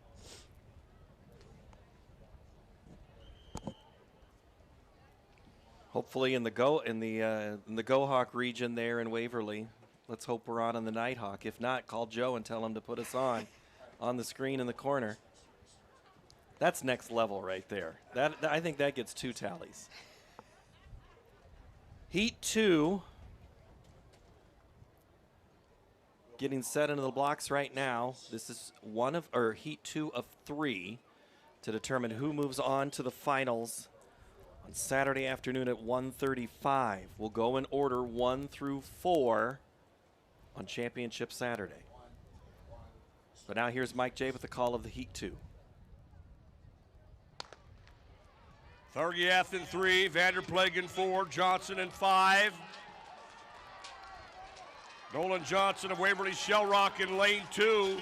In lane 5, it's Caden Johnson of Pella.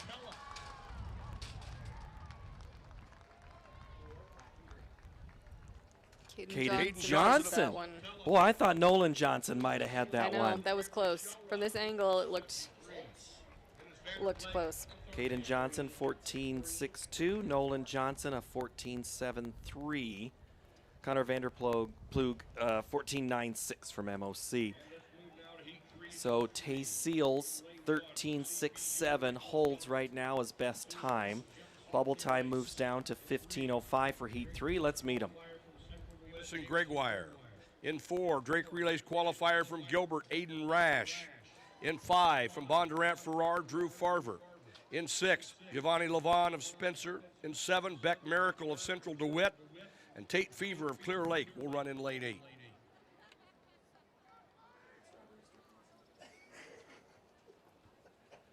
So there's heat number 3. Nicholas Miller from CPU is in 1. Jeppesen, Keaton Jeppesen from Clear Lake, Central DeWitt's. Jameson Grigore, and then Rash, Farver, Loven, Maracle, and Fever. So a couple of Clear Lake runners in this race.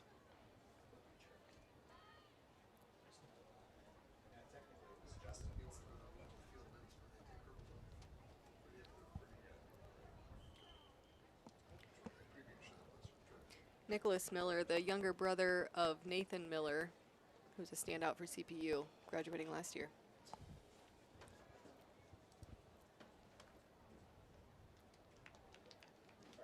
I was really hoping they'd be in the blocks by now, so I didn't have to resort to saying they're all running, trying to chase Norman down the track. The Stormont Pointers. We could do I think you're onto something about the mascot race. Who do you think would be some other players in that race? Put that on Facebook and let them debate that one. Here's Mike J with the race.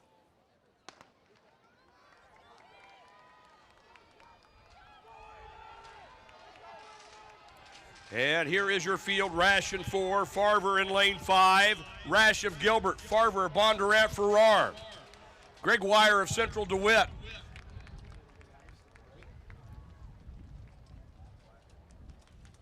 Bondurant Farrar, Drew Farver.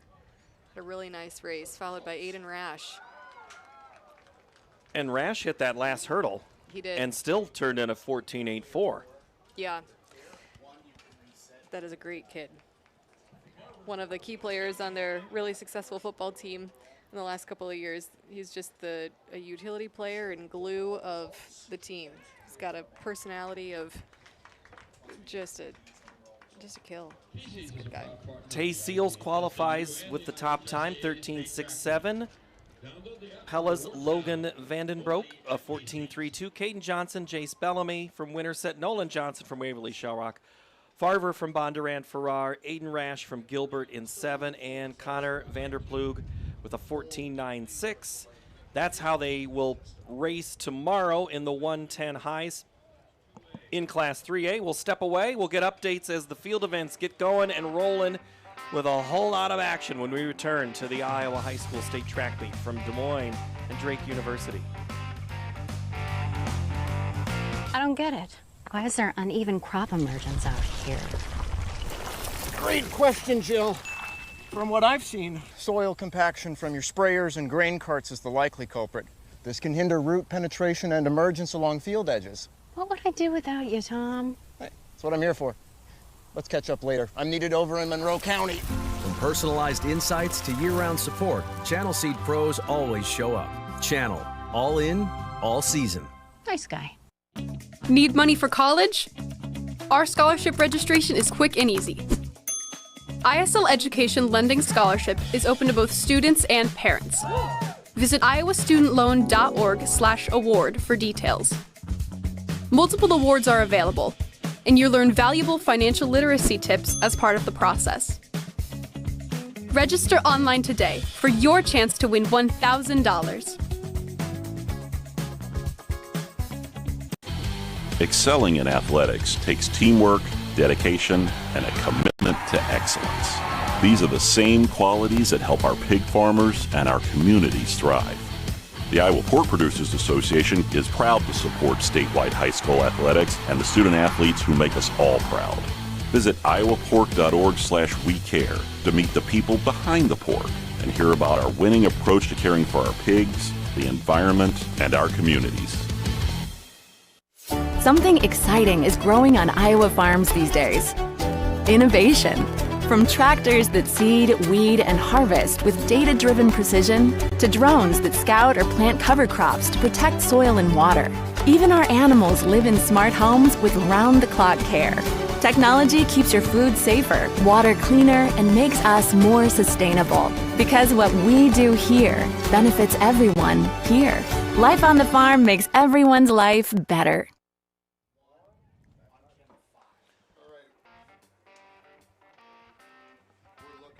Girls 3A long jump is just getting started. Ellie Wilker from Waverly Shellrock is in the lead with a jump of 16.7.5. Sarah Munn from Denison Schleswig is right behind her at 15.7.5. And then Sophia Capito from Charles City is 15.7.2.5. This is a really good jump class of long jumpers. There are 11 returning qualifiers from a year ago and 5 of the 8 top placers from 2025 as well. So there'll be a lot of competition as we get into that second flight and then head into finals. And then out at discus, boys 2A discus is just getting started, but Lucas Clark from Columbus Catholic has already put in a 172.1, his best throw of this season and personal best overall. So big number out of that first flight for Lucas. Time for the 4x2 meter relay final. Girls 2A, Section 1 on the track now. West Branch, Milford, Okoboji, New Hampton, Beckman, Monticello, Columbus Catholic, Woodward, Granger, and Underwood. And now we'll get a chance to talk a little bit more about the race as we have a recall. Wait, watching lane 2, Okoboji, last year they were 5th place. Looks like they have a pretty young team, so I assume they might be in a refresh year. There you go. I don't like reload.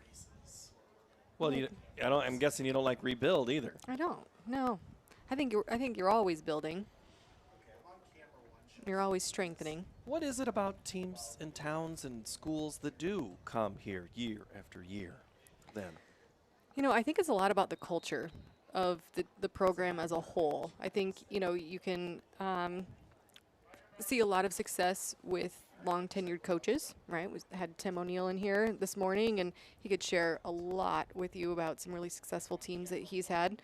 I think the community really breathes success and support into all of their athletes, and that's the cool thing about track and field, right? You see so much overlap between basketball and softball and football, and it shows up on the track. Well, on the track now, we are off and running with West Branch, Okoboji, New Hampton, Beckman, Monticello, Columbus Catholic, Woodward Granger, and Underwood. Mike J will have the call of the 4x2. This is section 1. Second final of the day. 1600 medley was a final to start the session. Now the 4x2. Columbus Catholic in 6. Running Perro on this leg. Woodward Granger in 7 with Kraus. Underwood with Brett on the outside. Monticello in 5 with Atkinson.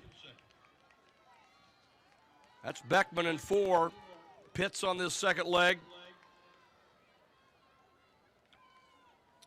New Hampton in 3 with Lester. Underwood on the outside running Ambrose on the third leg. Columbus Catholic in lane 6.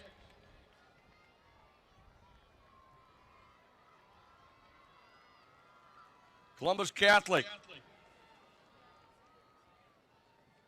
Monticello.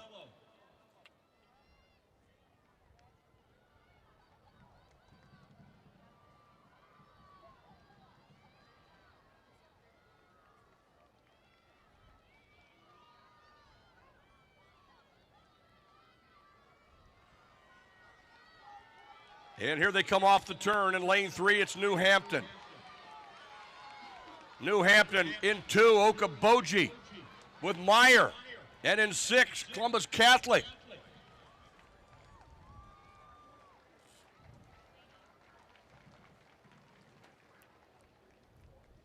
Waterloo Columbus Catholic, 147.69.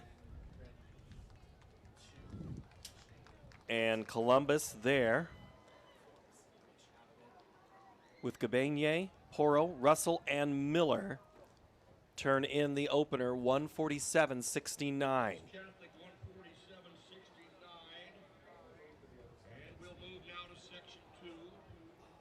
We talked about this morning, Ellen, about this race and the stagger.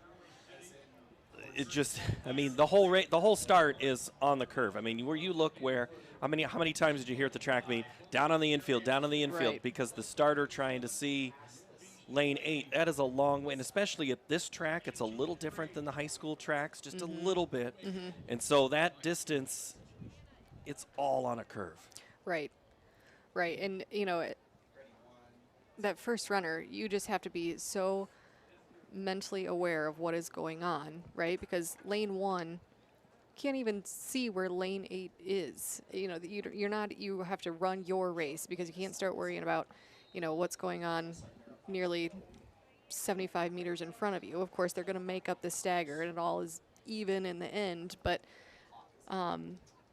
yeah, I think you definitely put someone on the first leg that is, potentially a veteran, or they have the experience. They know how to run that curve and how to do it well. Well, and you think about 8 in this setup. The runner for lane 1 is at the 20-yard line, right? And they're behind, and they still have to run all the way through the end zone, through the back before they they go. Well, it is halfway around the track, of course, but it is a long way to go here for Crestwood, Southeast Valley, Forest City, South Hardin, PCM Monroe, Pocahontas area, Waukon, and Northeast. To Mike J for the call of this heat. Area in lane 6, running well in 4, South Hardin. South Hardin, PCM, Pocahontas area. Forest City in 3. South Hardin in lane 4. Running Allison on this leg. In 7 is Waukon with Olson. Waukon and Northeast Goose Lake.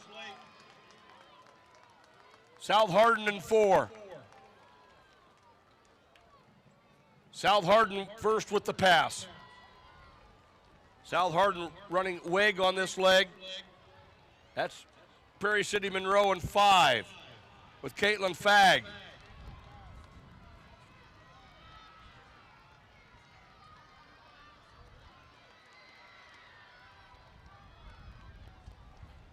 South Hardin.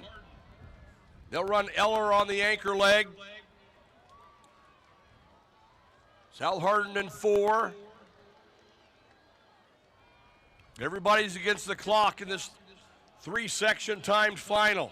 Northeast Goose Lake on the outside with Tegler. And Tegler making up some ground at 8.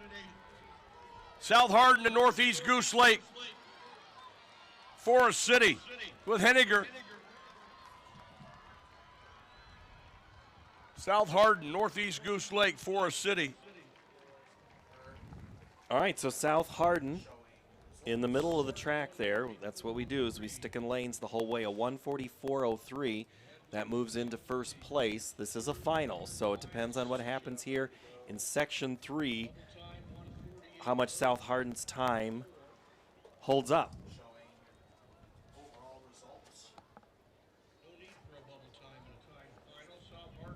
Dykeman, Allison, Weig, and Eller right there. South Hardin, here we go. That's right. Hubbard Radcliffe, Eldora, New Providence. Right? You got them? All right, so that's what South Hardin is. Oh. So if you're going up I-35 and you see Hubbard Okay. to the east, there you go. Hubbard Radcliffe, home of the great Lisa Brinkmeyer, longtime Drake Bulldog and worker for the Iowa Girls High School Athletic Union. And she was a multi-sport athlete, but let's talk about some of these field events, Tim. You bet. Over in 3A boys shot put in the first flight, Cameron Corey out of Grinnell, 56.4 1/4, his best, personal best. Dylan Wieskup of Williamsburg, his best throw, 54.2 1/2. And Gavin Holt of Carroll throws 50 foot 7.5 inches to be the top 3 in that first flight. Second flight is starting to warm up, and the second flight is loaded with 3rd through 7th place finishers from a year ago and 3 other state qualifiers. Heat 3, Applington, Parkersburg, Spirit Lake, Trainer, Dyke, New Hartford, Garner, Hayfield, Ventura, Pella Christian, Hinton, and West Lyon. This heat also loaded with speed. The best qualifying time comes from Dyke, New Hartford, Silman, Varney, Stumbo, and Paulson. But Garner, Hayfield, Ventura right behind. And here's Mike J for the call of the 4x2. The time to beat, 1:44. Ventura, Pella Christian, Hinton, and West Lyon in Wood. Pella Christian, the 2-time defending champion, running in 6, opening up with Lexi Terpstra. She was on the winning quartet a year ago. That's Trainer in 3. They were 8th last year. Pella Christian. Pella Christian with Bailey Voss. Pella Christian with Voss. She was on that record-setting quartet 2 years ago. Pella Christian. That's West Lyon in 8. Pella Christian first at the exchange. And they're running Agri on the 3rd leg. Agri was also on that meet record team in 24 and on both of the previous 2 winning teams. Agri, Pella Christian, and we move to the anchor. And Meredith Van Wyk on the anchor leg. Van Wyk. Meredith Van Wyk and Pella Christian. These Pella Christian quartets, some of the best of the state in any class. In 2, that's Spirit Lake with Leopold. Pella Christian, they took a shot at their state meet record, and they get it. 139.70. Wow. Pella Christian, a new meet record. 2A girls 4x2. Number 6 on the all-time list. So a state record for Pella Christian in the 4x2 and a state championship. Spirit Lake is 2nd, Dyke New Hartford 3rd, South Hardin 4th, Trainer, Garner Hayfield, Ventura, and West Lyon 7, Hinton 8. That Pella Christian team, they could fly, and they didn't even have in that race one of their fastest runners. That's right. Yeah. Nokak Rachel, Marinsky. that's incredible. You know, Bailey Voss coming back after her 400-meter championship yesterday. You know, it sounds to me like they are monitoring their recovery very well. They're just showing up. All right, we're getting ready for 3A girls 4x2, so we have those. So in this moment in between things, Tim TeBrink is going to update us on the field part of the track and field championships. You bet. The bar in 2A girls high jump has moved to 5 foot. We have 2 clearances. Williams from West Central Valley has cleared it, and Jada Wiltz from Iowa City Regina have both cleared the bar at 5 foot. And there are about 16 other jumpers still in the mix here. And you have Willow Ray from West Central Valley who took a pass at 4:10, and she will come in at 5 foot as well. And she is the leader heading into this. She was 2nd place a year ago, so she's cleared 5.7 this year already, and she's got the overall lead in 2A. So we're just kind of right there, just past the midpoint of the high jump, it sounds like. 4x2, 3A. Ballard in 1. Benton Community in 2, Gilbert, Solon, Spencer, North Polk, Mount Vernon, and Lamar's run 1 through 8. We're in lanes the whole way. We are underway in heat number 1. Real quickly, who am I watching most in this race? I think Gilbert and Solon will be pretty speedy. Gilbert was 4th last year. I think they have some newcomers to their team this year, but they've historically been really, really strong on both the boys and the girls side in this race. All right, here's Mike J for the rest of the call. Spencer running in 5. They opened up with the Reynolds. They're running Hopkins. Solon opened up with Staley. They're running Ashbacker on the 2nd leg. They'll run their senior hurdler, Treya Idle, on the 3rd carry. Spencer in 5. Spencer in 5. North Polk in 6.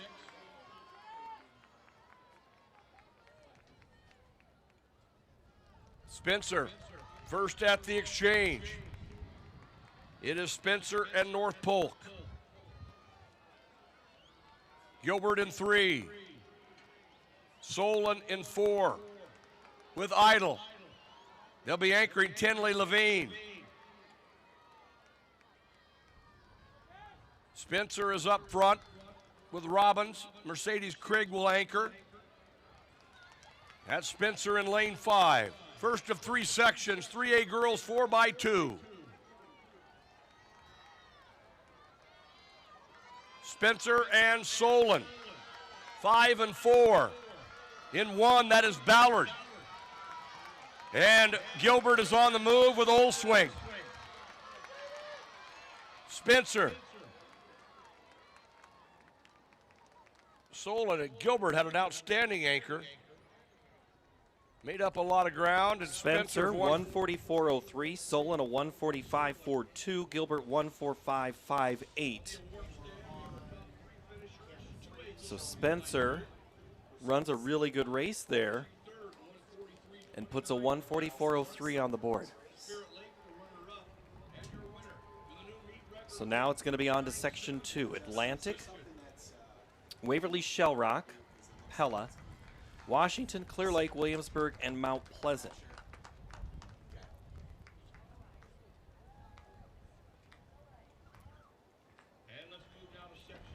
And Washington and Pella have not, at least at the qualifying, they did not beat 1:44.03. So we'll see how Spencer's time holds up, Ellen. That was a really nice race by Spencer. They were moving. If our information is right, Pella is going to anchor with Miss Newman again. She's been busy today. She has. She's had a busy 2 days. I think that's what you want, right? I think Do you so. really want to sit around? No. And that's a settles in 3, Jess and Joanna's daughter. In girls 3A long jump, Maddie Martin from Bondurant Farrar just jumped up into the second spot with a jump of 16.9. Ella Wilker is still leading with a jump of 17.1 1/4. And Sophia Capito from Charles City is third with 16.3 1/2. So we're starting to see some big jumps in the third set of jumps for the first flight. First flight's about over here. We got about 4 jumpers left, and then we'll be warming up for our second flight. And that was Capito that we just saw jump. Is that right, from Charles City? I think? Yes. Yep. Right, she just jumped, and currently she's in third. We're waiting to see. I think I saw a flag go up. Now we just wait for that timing or the measurement system to come through. So let me tell you who the runners are. Grinnell, Atlantic, Waverly, Shell Rock, Pella, Washington, Clear Lake, Williamsburg, and Mount Pleasant. And we will update you on that distance if it impacts the lead. But let's go to Mike J for Heat 2 here in the 4x2 for Class 3A. Lane 8, it's Mount Pleasant with Delaney Anderson. Mount Pleasant with Anderson in 8, Williamsburg in 7. Clear Lake running in lane 6. Washington in 5 with Grahota. They'll run Messenger on the third leg. Pella with DeVries. They'll run Josie Settles on their third 200. Pella in 4, Washington in 5.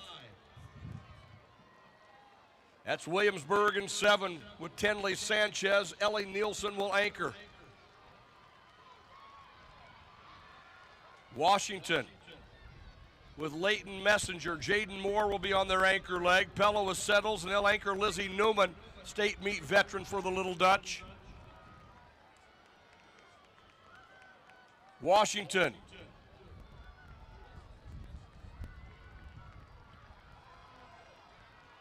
And here they come off the turn. Washington with Jaden Moore. Waverly Shell Rock with Wedeking closing. Pella with Newman.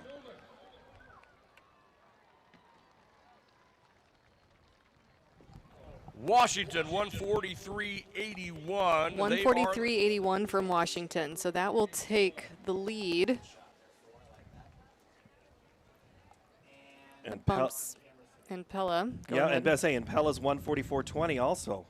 Well, no, that'll be behind. So Spencer keeps the silver spot as of now with 1 heat to go.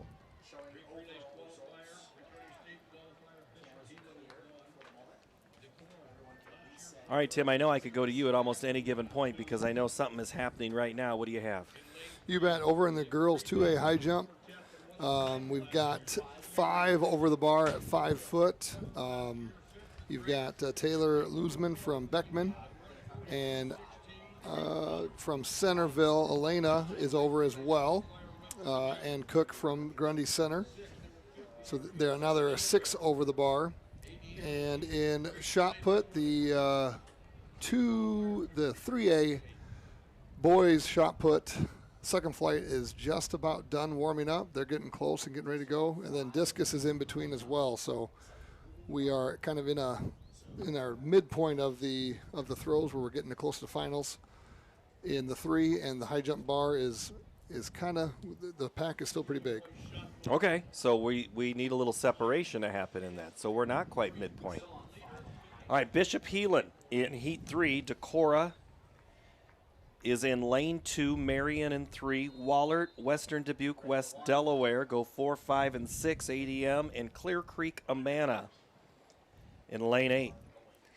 And here we've got Marion as the defending champions. Decorah was 2nd place last year. ADM was 3rd place, and West Delaware was 5th place. I would say we're loaded. And that's, all of these are. And don't you want it to be that way? Yeah. I mean, you want the best to get the opportunity to compete, win, and cement a lifetime memory. Absolutely. And do it here.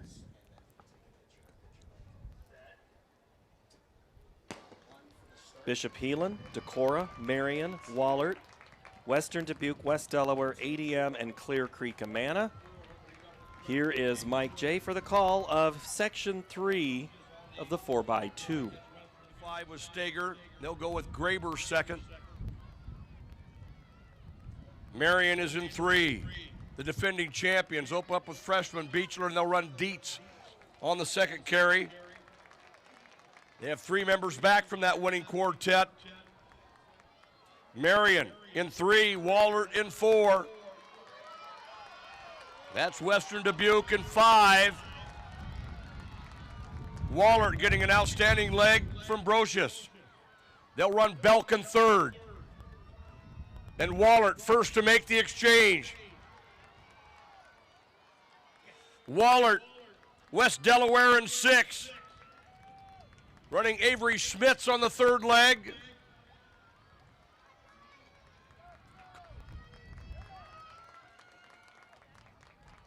Dubuque Wallert in 4. West Delaware in 6. Marion in 3. And we move to the anchor. And Wallert has the lead. Dubuque Wallert.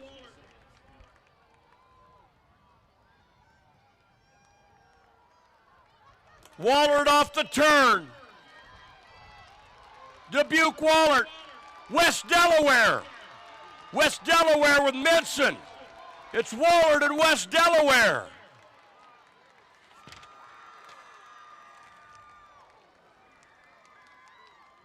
And Wallert, 141-16. And Dubuque Wallert, 141-16. One thing Tim O'Neill said, I'm going to steal it for just a minute. He said, at Wallert, they love the 4x2. And right there, they just took home. They proved it. They proved it. That was a commanding win. That was really impressive.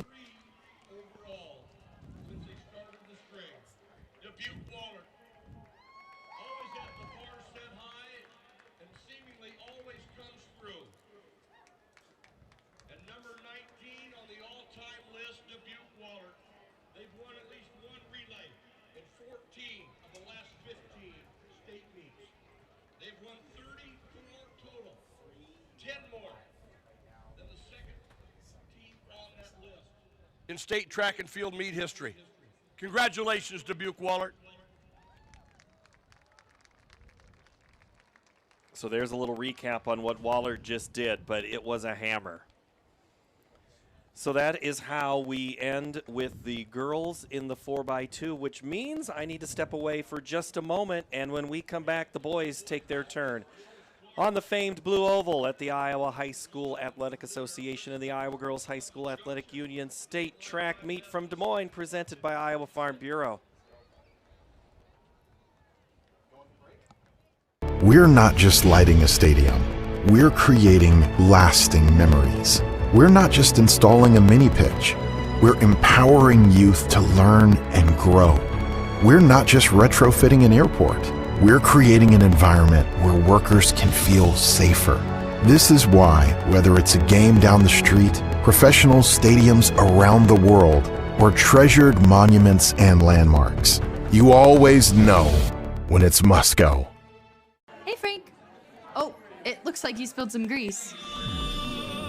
Grills are multiplying and you need flavor that's bold. There's nothing left for you to do but to go to Fairway, your dream for Midwest meat. It's the one you need. Yeah! Fairway, it's the one you need.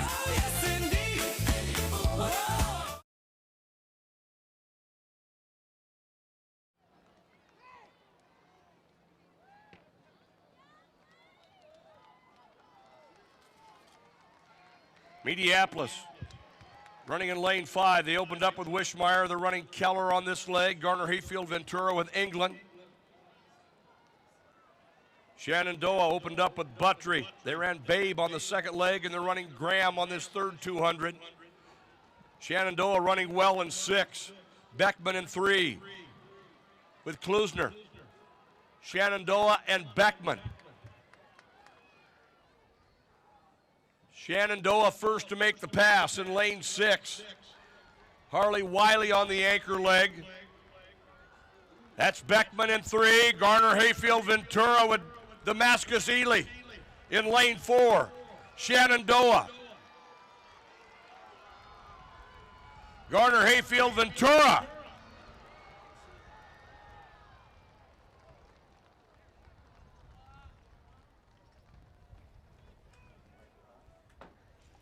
That was a close race. So close that I need the times to pop up before I can actually talk about it. I think it was Garner Hayfield in lane 4, but I can't confirm. I don't know why this isn't coming up. Nope.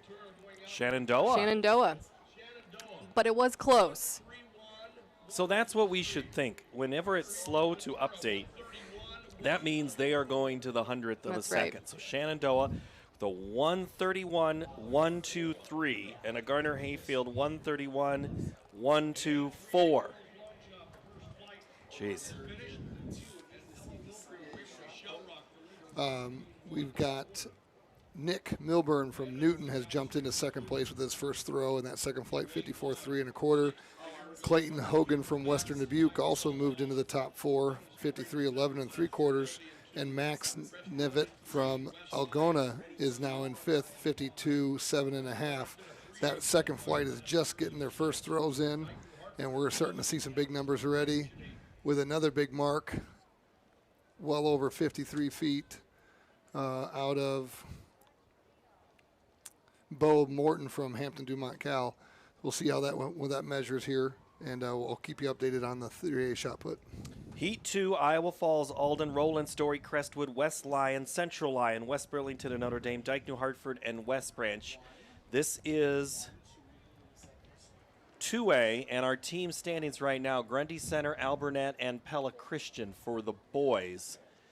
So none of those teams in this heat, but still, you're running at the state track meet, and we found that you can win from any heat. That is true.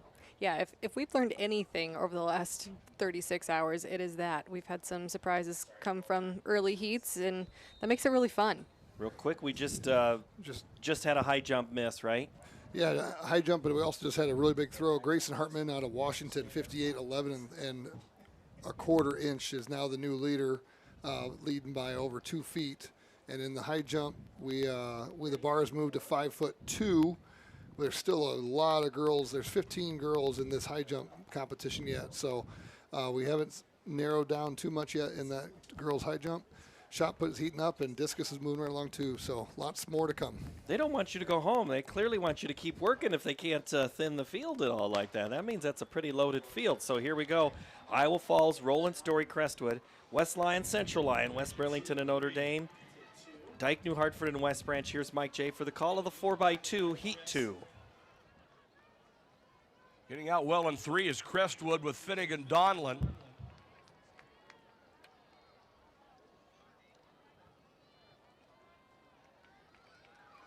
In lane 8, it's West Branch with Neighbor. Dike, New Hartford in 7 with Gabe Metz. West Burlington, Notre Dame with Hamma. They're running in lane 6. They qualified to last year's state meet in 3A. They'll be anchoring Haber-Richter. That's Crestwood in 3 with Dertina. West Lyon in 4 with Hildring.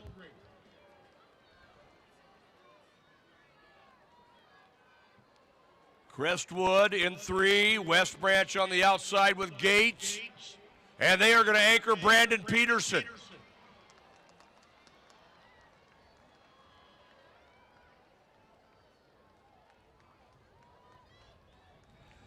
Brandon Peterson and West Branch out here in lane 8. Crestwood in 3 with Marr. West Branch and Crestwood. West Lyon.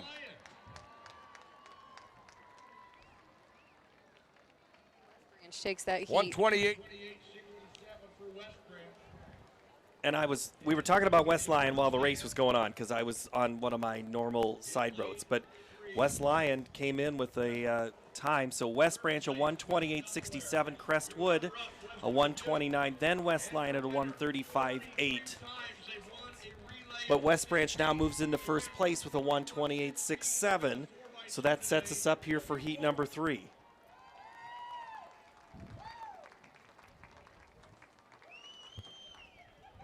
Which means it's Pella Christian, Trainer, Regina, Mid-Prairie, Cascade, Clarinda, Okoboji, and Applington Parkersburg. I've got some football historic and some athletic teams here. Gangba we saw last night run for Trainer. Do we just go ahead and give all the Trainer details right now, or do we save that for later? Let's save it. Okay. Let's let the excitement mount.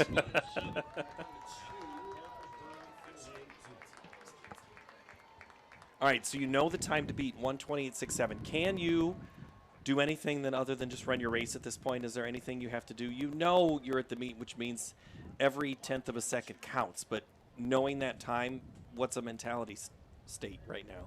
I think this is where relay chemistry really comes into play. You know, the teams who have practice handoffs relentlessly are going to succeed. Hallelujah. Hallelujah. Practicing the sticks matters. It's the little things that are not little at all, you know? Pella Christian, Trainer, Regina, Mid-Prairie, Cascade, Clarinda, and then it's Okoboji and Applington Parkersburg. Here's Mike J for the final heat of the 4x2. 128.67 by West Branch is our leader. This is the third and final section. Mid-Prairie in 4 with Juergens, Cascade with Topping. They were 4th last year, and everybody's back this year. Clarinda in 6. Clarinda in 6. Okoboji in 7. Applington Parkersburg in lane 8. Mid-Prairie with Koss in 4.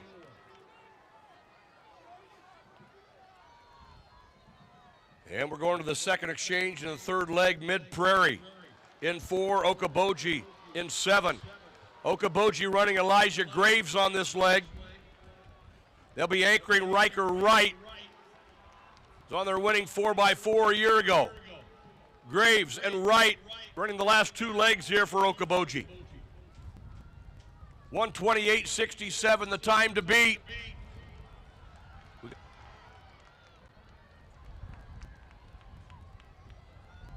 And it is Okoboji. Okoboji. That's Regina with Gangba in lane 3. Mid-Prairie with Ryan Henry. Regina is on the move. Edwin Gangba.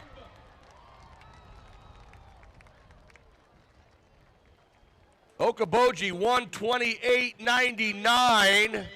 And that means West Branch out of the second section is your champion at 128.67.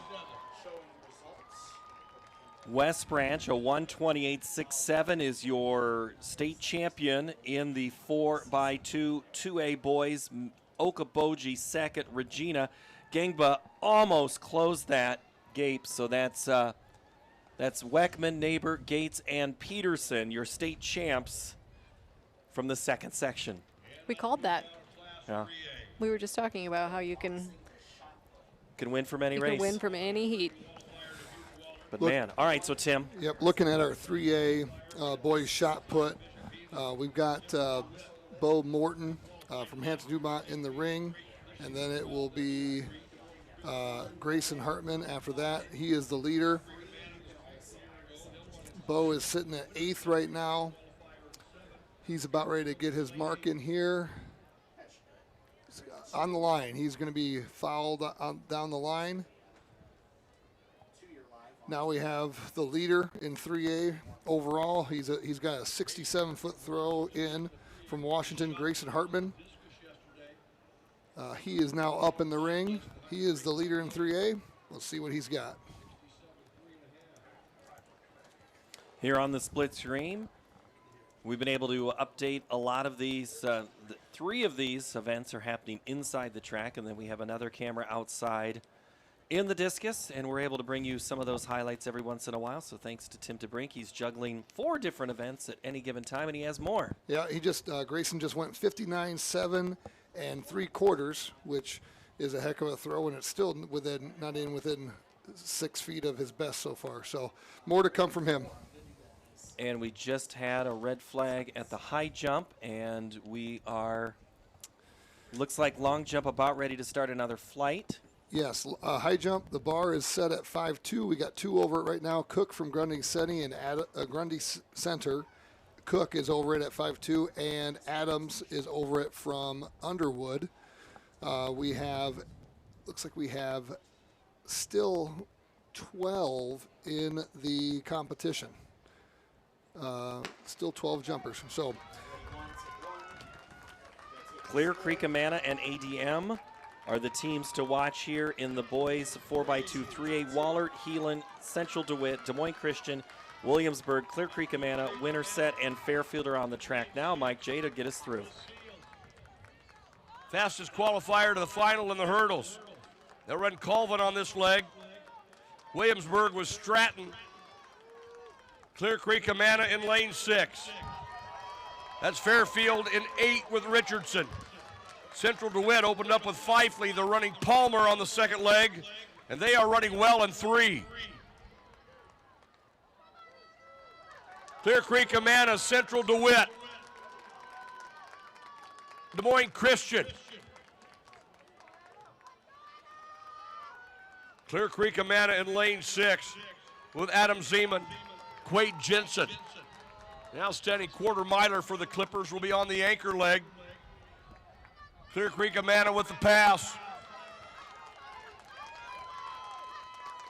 That's Des Moines Christian in 4 with Williams. Central DeWitt in 3 with Alexander Brown. Clear Creek Amana in this first of 3 sections of the 4x2. Clear Creek Amana, Central DeWitt, Alexander Brown.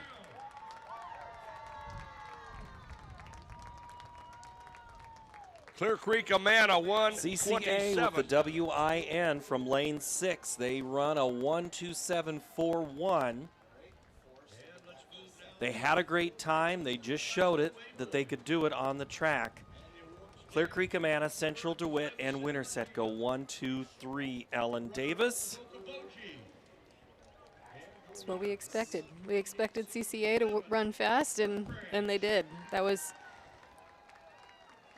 They took command of that race very early. And, you know, the Central DeWitt anchor closed very hard. Right, and darn near took that out. Yeah. So just maybe not enough of an opportunity there. All right, shot put is up right now. Colson Havla from Vinton Schellsburg just fouled. Next up, we have, waiting for results to update here, Kason Thomas from Bishop Heelan is up. He is sitting with a 51.1.5 right now, looking to improve that. He's 13th. He's got to jump up about a foot. He's got to jump up 3 feet to get himself into position for finals. Very competitive field here. And Hawkeye fans, pay attention. Kason Thomas, future Iowa Hawkeye, Heelan in the finals last year in football. Thomas he's a big dude, if I remember correctly, when I stood next to him and went, oh my. Really good linebacker. Girls 3A long jump is just moving into the second flight. Lucy Wishmeyer from Mount Vernon takes the lead, 17-2 on her first jump of the competition.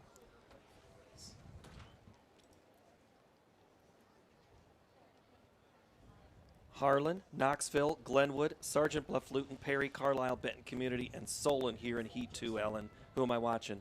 I think our eyes will be on the middle of the tracks. Sergeant Bluff, Luton, Perry, Glenwood. They're all very evenly matched according to their seed times. Yeah, Glenwood had a really good couple of events last night. We know we've got some burners right here, and they are off. This is Heat 2 of the 4x2. The team, or the time to beat, is 1:27:41 from Clear Creek, Amana. Let's go to Mike J. Knoxville with Hyatt, Glenwood getting out well in 3 with Pratt, Sergeant Bluff Luton with Pearson, Modlin leading it off for Perry, Carlisle with Hoverston. Benton Community opened up with Nolan, Wildrick on the leadoff leg for Solon. Solon out here in lane 8 with Burke. Carlisle in 6 with C.J. Haug. Perry with Brian Chavez. And in lane 4, that is Sergeant Bluff Luton with Warren. Sergeant Bluff Luton, Benton Community. Sergeant Bluff Luton with Beckett Veros. Sergeant Bluff Luton in 4. Blake Harsma will be on the anchor leg. That's Solon on the outside with Holtkamp, and they'll anchor Campman. Sergeant Bluff Luton. Perry, Carlisle, Benton Community, and Solon. And here they come off the turn. Sergeant Bluff Luton and Solon. Sergeant Bluff Luton, Perry, and Perry. Machajic with a fine anchor for Perry. They run 1:29:57. The Clear Creek So Amana Perry with a great finish there. By golly, Solon and lane 8 almost made it. That was Campman coming back after the championship DMR. That was a nice leg from him. Still not enough to take the lead, though. Clear Creek Amana still holding strong with 1:27:41. So CCA, so it's teams with blue and white, have won the first 2 heats. We go to Heat 3, but before we do that. Yep, Grayson Hartman on his last throw of prelims just went 60 foot 4 3/4 to stay in the lead. We got Corey from Grinnell, Milburn from Newton to round out the top 3, and they'll be transitioning to finals here, the top 8. It took a throw of 53.4½ to make it to finals in this 3A. Very, very competitive 3A shot put for boys.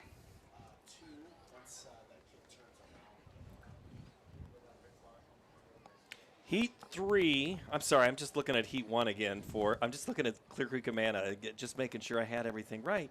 All right, so Decorah, Western Dubuque, Grinnell, Clear Lake, Gilbert, North Polk, MOC, Floyd Valley, ADM in 5, 6, 7, 8.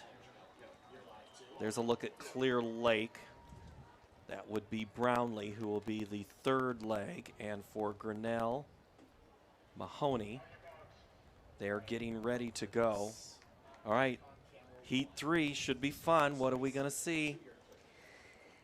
I think we'll see Clear Lake and North Polk.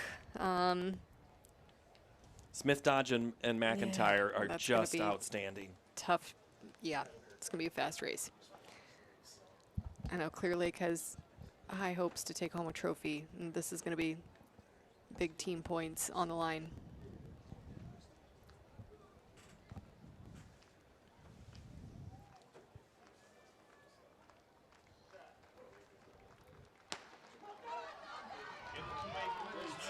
All right, Mike J will take us in here. The time to beat for CCA is 1:27:41. Gilbert in 5 with Rash, Clear Lake in 4 with Isaac Smith. That's ADM on the outside with Zane Johnson, and they've got the lead. ADM with Parker Hook on this 2nd leg. ADM, MOC Floyd Valley with Klein Hesselink running in 7. North Polk in 6 with Ackerman. That's Gilbert in 5 with Eldred. Clear Lake in lane 4, running Sam Dodge on that leg. And they'll run Brownlee third.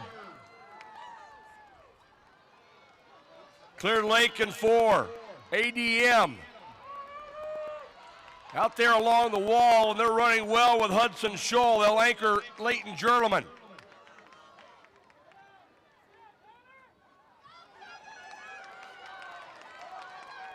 Clear Lake with McIntyre, running in lane 4, and Grinnell in 3 with Harder. It's ADM on the outside with Leighton Jerleman. ADM, Clear Lake in 4 with Madden McIntyre. Clear Lake in 4. 126.99 for Clear Lake. ADM 127.29. Western Dubuque 127.73. Clear Creek Amana will end up third overall out of that second section. So Clear Lake beats Clear Creek. And Clear Lake is your state champion, 126.99. ADM almost did it out of lane 8. But Clear Lake in the middle of Smith, Dodge, Brownlee, McIntyre. We talked about some of these great players. Great football team here. We mentioned Dodge. His dad, Tim, ran at this meet, played football for Iowa, ran track at Iowa, played for the Quad City Steamwheelers. What else do you want me to say about him? But that's the way that race went. Was that a pretty fun one there for you? That was pretty good.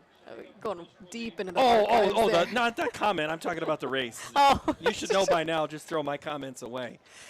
That lived up to our expectations. That was a really gutsy performance by ADM. But man, Clear Lake with that anchor, that was incredible. Yeah, no, that was. All right, Tim, I know long jump is, are we flight 1 or flight 2? We are in flight 2 of girls 3A long jump. Frankie Huther from North Polk is in the lead with 17.7.5 on her first jump. Lucy Wishmeyer from Mount Vernon is second. She just fouled her second jump.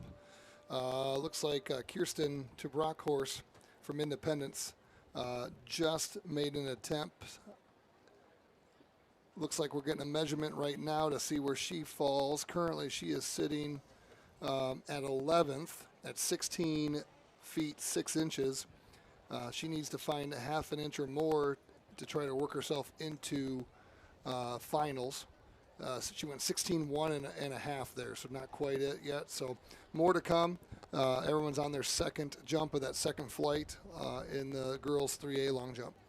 All right, thank you very much. When we come back, the 2A girls take to the track for the 400-meter hurdles. They're getting the track ready when we return here from Drake Stadium for the best track meet in the country for high school athletes. Come back, will you?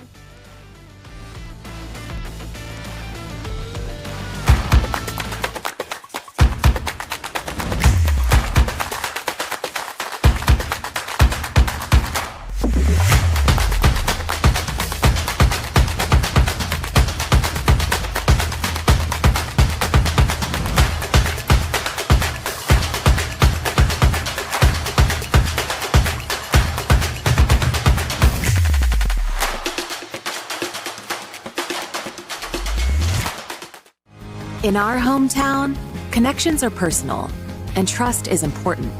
At Northwest Bank, we're more than just your bank. We're your neighbors. We're proud to give back to the communities we call home, supporting local businesses, schools, and the causes that matter most to you.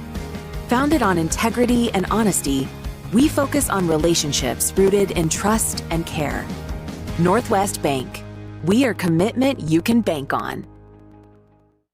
Something exciting is growing on Iowa farms these days. Innovation. From tractors that seed, weed, and harvest with data-driven precision to drones that scout or plant cover crops to protect soil and water. Even our animals live in smart homes with round-the-clock care. Technology keeps your food safer, water cleaner, and makes us more sustainable. Because what we do here benefits everyone here. Life on the farm makes everyone's life better. A new day means so many things. Possibility and potential. New opportunities and challenges. And when you're building something that matters, you need a partner who truly understands. Iowa banks get this. Their customer relationships are built on shared values and earned trust. From homeowners to small businesses, Iowa banks know what it means to invest in the future. Iowa Banks, your partner through it all.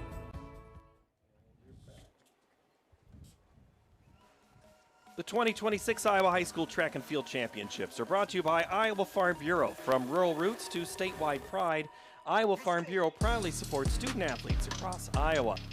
And the Hy-Vee Championship Network, the broadcast of the IHSAA State Track Meet, is brought to you on the Hy-Vee Championship Network. Thank you so very much for spending part of your Friday. I know we were on in schools during the day yesterday and today. I think I've played more schools.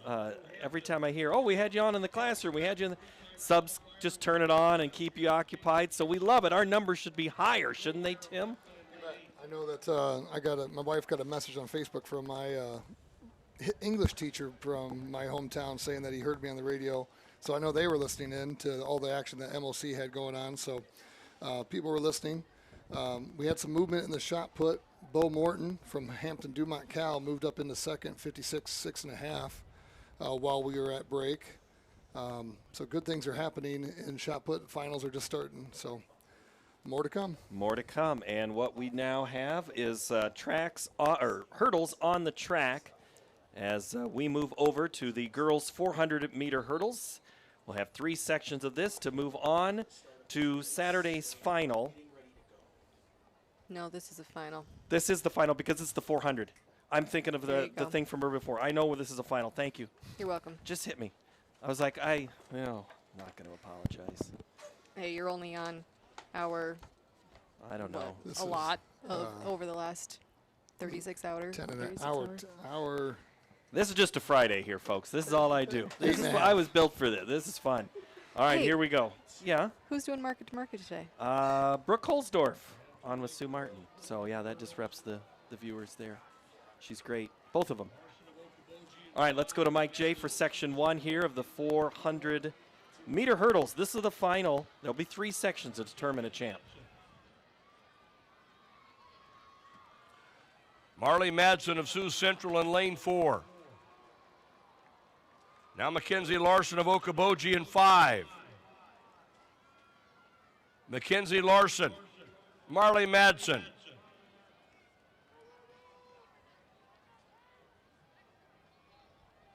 Peyton Trapp of Kingsley Pearson in lane 7 is in 3rd.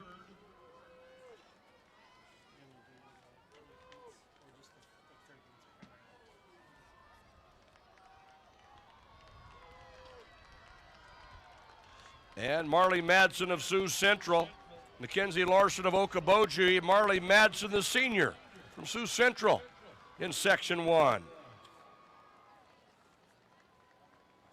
107.92. 67.92. And Mackenzie Larson, a 69.71. Mackenzie there, I was a little worried over her for that last hurdle because I just saw those feet start to slow down and that bear was on her back. But she made it. What a gutsy race right now. And this shot put has been great. What now is going on? Big look in here. You got Hartman again from Washington on his 4th attempt. And it's got a red flag here. We're unfortunately not going to see that. That one was right around the 58, right around that 59 line, but we're not going to see a measurement there. So he's over 60. He is in lead by 4 feet. He's got a commanding lead. Section 2 getting ready here. Evelyn Gertis from Grundy Center, Centerville's Alana Arnovic, Central Lions Shane Struckman, Lacey Taylor from Eddyville, Blakesburg Fremont, Ella Howell from Columbus,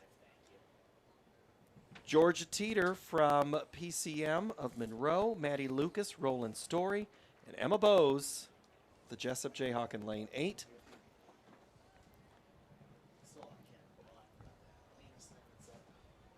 And Arnovic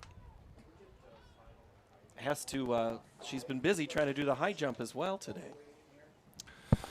Yeah, in girls 2A high jump, we've got 3 jumpers left. Cheyenne from Unity Christian Has 2 attempts at 5.5. She's on her 3rd as she goes right now and just misses it. So she will get 3rd. And now it's a 2-person race. Allison Cook from Grundy Center and Willow Ray from West Central Valley. Mike J. to call the rest of this race. Lacey Taylor, Eddyville, Blakesburg, Fremont, Ella Howell of Columbus Junction. Taylor and Howell. Taylor in 4, Howell in 5.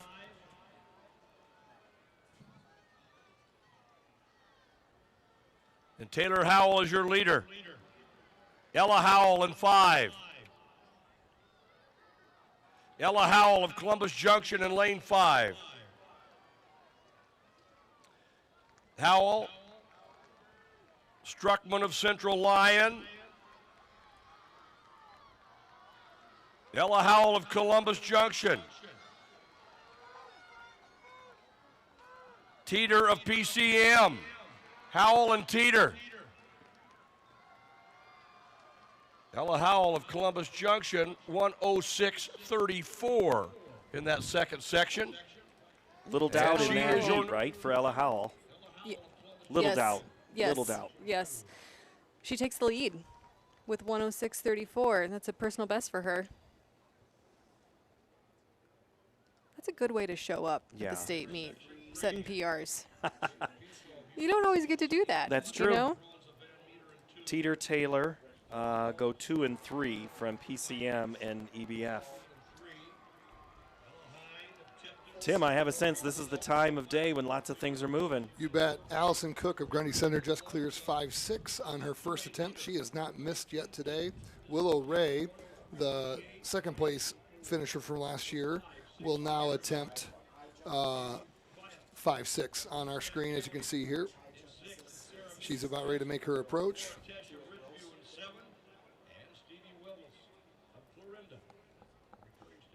And she just barely grazes the bar. That'll be her first miss of the day. She has 2 more attempts at this height. Which is 5.6, right? Correct. Okay. Section 3 of the 400-meter hurdles for the girls. This is for a state championship. Paige Pifo from Union of LaPorte City. Bruns, Bella Bruns from Van Meter. Nora Coons from Trainer. Ella Hine from Tipton. Wendy Velt from Esac County. Sarah Mead back on the track for Jessup. Cora Tesh from Ridgeview. And Stevie Wilmus from Clarinda.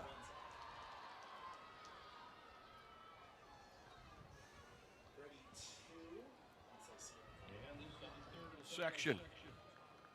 That's Ella Hine of Tipton in 4, 4th a year ago. Drake Relays qualifier. Vite of Esac County in 5 was 6th last year. And they are stride for stride at 200. Ella Hine has been 4th in the 400 and 4th in the long jump this weekend. And she's leading this final section of the hurdles. Hine of Tipton. Vite of Esac County.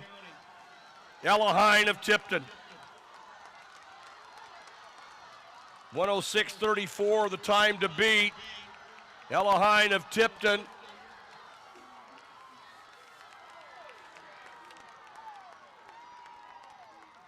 $102.29 for Hine. Oh my gosh, that was incredible. She breaks the curse of Cones 4th. She was 4th last year. She was 4th in the long jump. She was 4th in the 400 this year.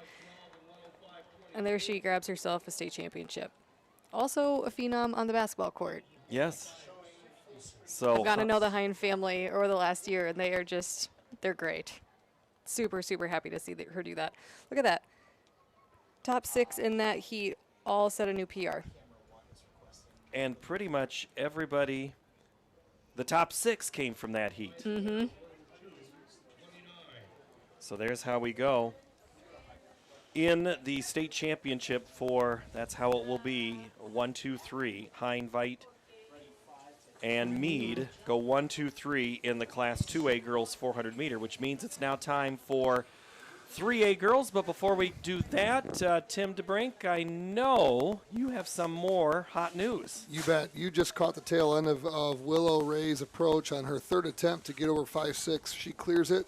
Both Allison Cook and Willow Ray will move on to 5.7 in this competition for the 2A girls high jump. And we're down to 2? Down to 2. Down to 2. 3A girls, what do we have here in this 400-meter hurdle race? So Section 3 is going to be pretty hot. I'm excited for that one. But here in Section 1, we'll be watching that middle of the track again. Brooklyn Schoen from Brett Ballard, Sienna Fair from Algona, Kyla Barnes from Pella. Keep an eye on them.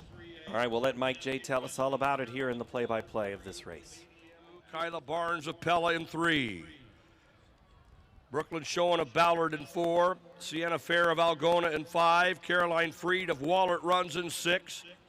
Rayla Newhouse of Decorah in 7. Maya Fordyce of Solon in lane 8.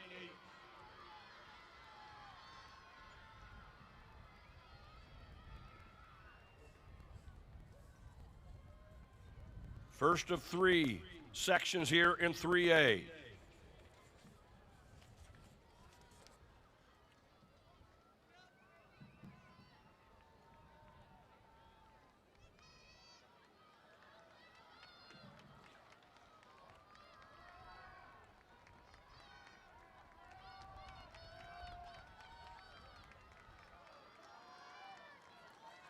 And the first section here in 3A in lane 5, that's Fair of Algona. In 2, Youthy of ADM.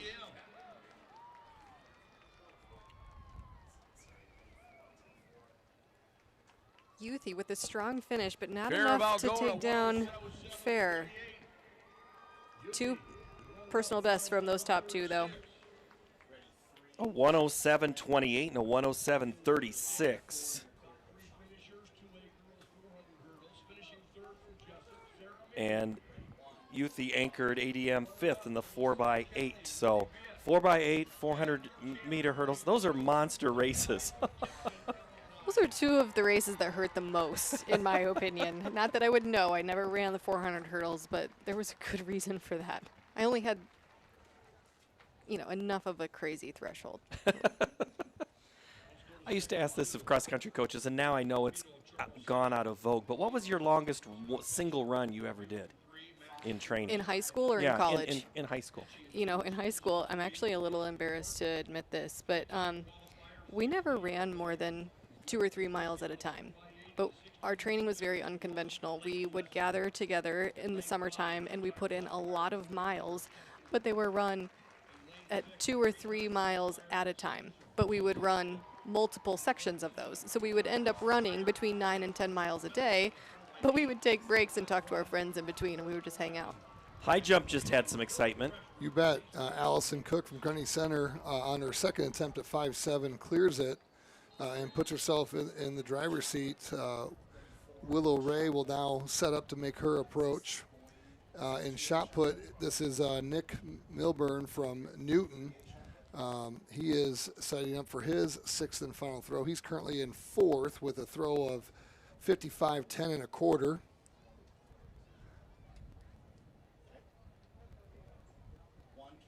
Doesn't look like he's going to best that throw, but that's still a really good competition.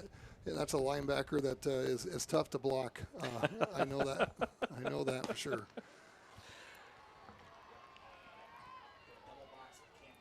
All right, we are already into section 2. Mike J. will tell us what's happening. Time qualifier in this event. She's won 2 medals on relays for the Demons thus far. Spratt of Williamsburg is in 5. Messenger in 4. Spratt in 5. Symington in 6.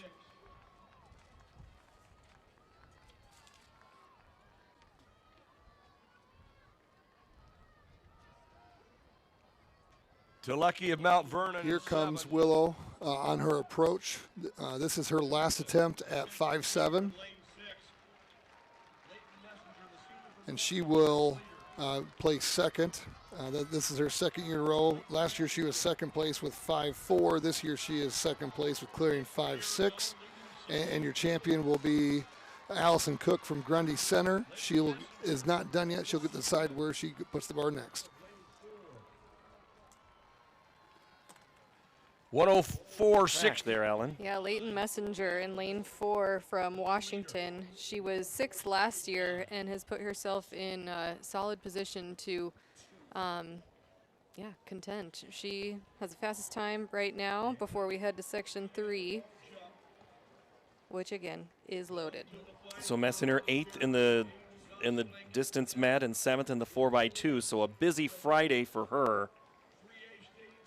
And that gets us ready for section 3. Moving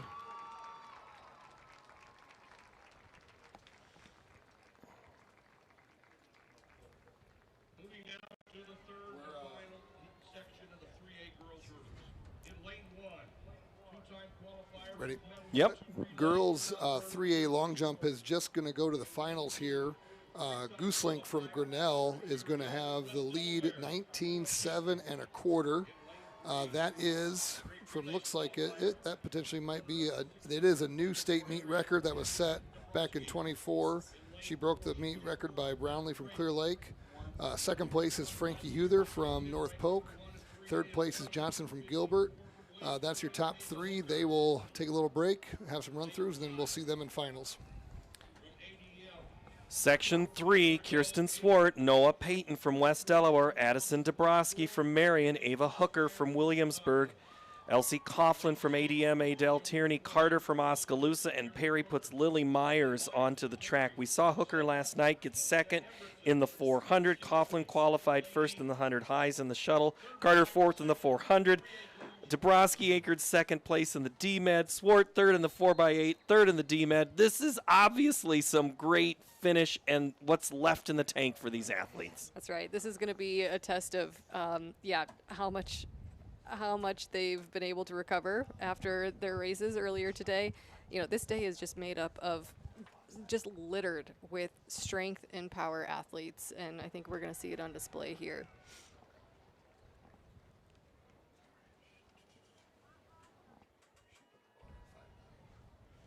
Ava Hooker was second last year. Nora Payton was third. All right, the 400's off. Here's Mike J. to bring us in. 104.65, the time to beat.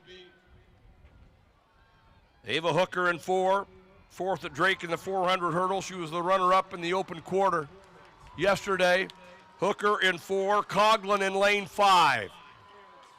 All right, as you're watching on your split screen there, Allison Cook from Grundy Center on her second attempt clears 5.8, and she'll have the option of where she wants to go next with the bar.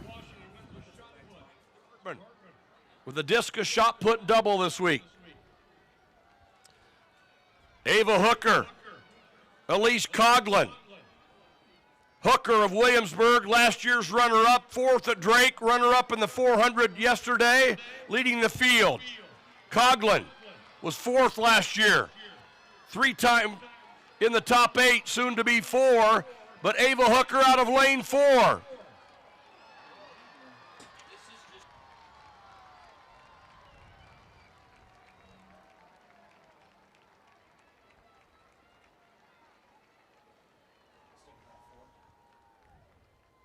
Second time ever that the Williamsburg girls have won an individual running event. 1998, Molly O'Brien won the hurdles, 100 hurdles, and now Ava Hooker, the 400 hurdle champion.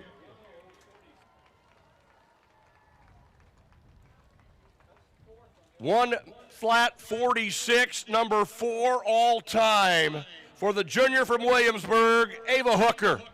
102.82 for Coughlin, 103.86 for Carter.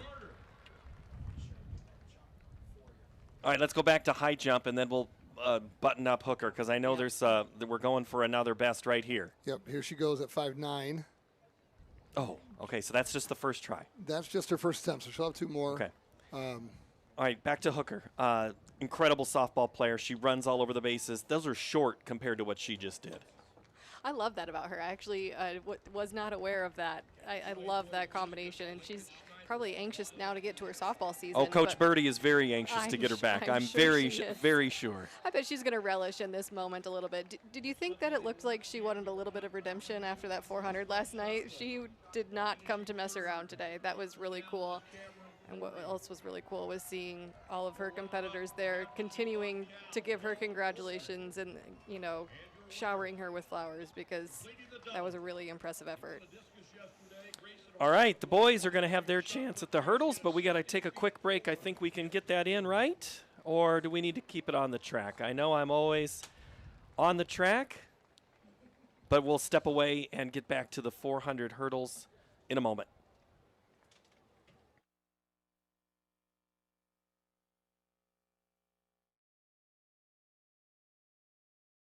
Yes, those are chicken tenders.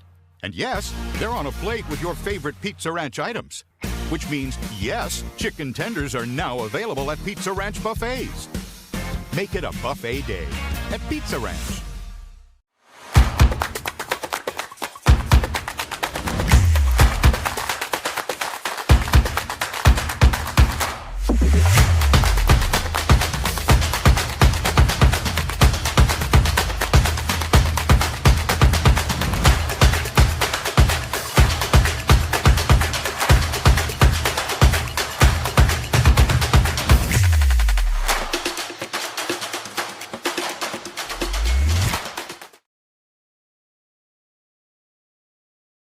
High jump, he's a two-time qualifier in this event.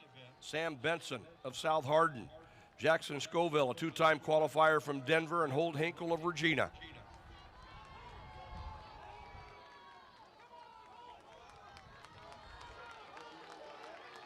Sam Benson of South Hardin. Ty Stout of West Branch.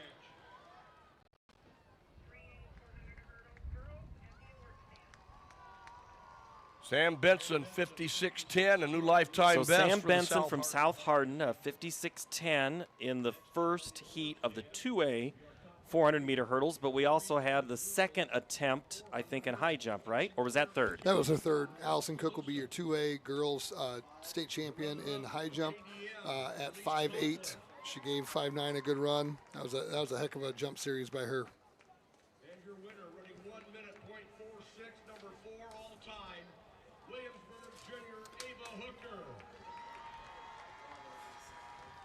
And let's move now to section 2. A.J. Harder, medalist on the 1600 medley. All right, so now it's on to heat 2. I know I didn't give you a chance to give us an overlook, but give us an overlook. Well, in Heat 2, we'll see Alex Berger from Southeast Valley. He was 7th last year, and a part of that strong hurdle crew out there. We'll be watching Heat 3 here in a little bit, but again, as we've learned, you can win from anywhere. So if we've learned anything, we know that Iowa athletes come to play. All right, A.J. Harder from Tri-Center in lane 1. Skylar Schaefer in 2. Judd Jarofsky in 3. Alex Berger in 4. Mark Fraze in Davis County is in 5. West Branch's Nolan Staker in 6. Ryder O'Dowd from Missouri Valley and Oscar Klein from 8. We'll get to discus after this race, and Mike J. will take us through on Heat 2, right in the middle of this, the 2A boys 400-meter hurdles. This is all time, so who can have the best time is the state champion.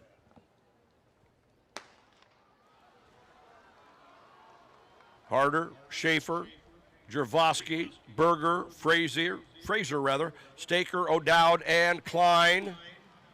Section 2 here in 2A.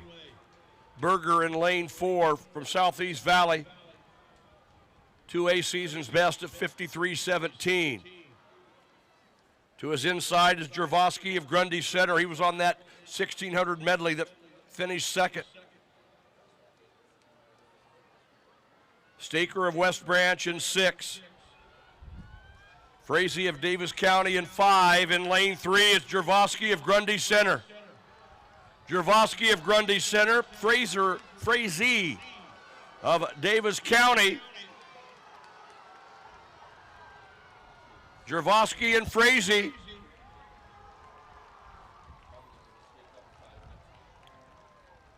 Judd Jervosky, Grundy Center, 54-11. Jervosky with the win there, 54-11. We saw him come back after the DMR.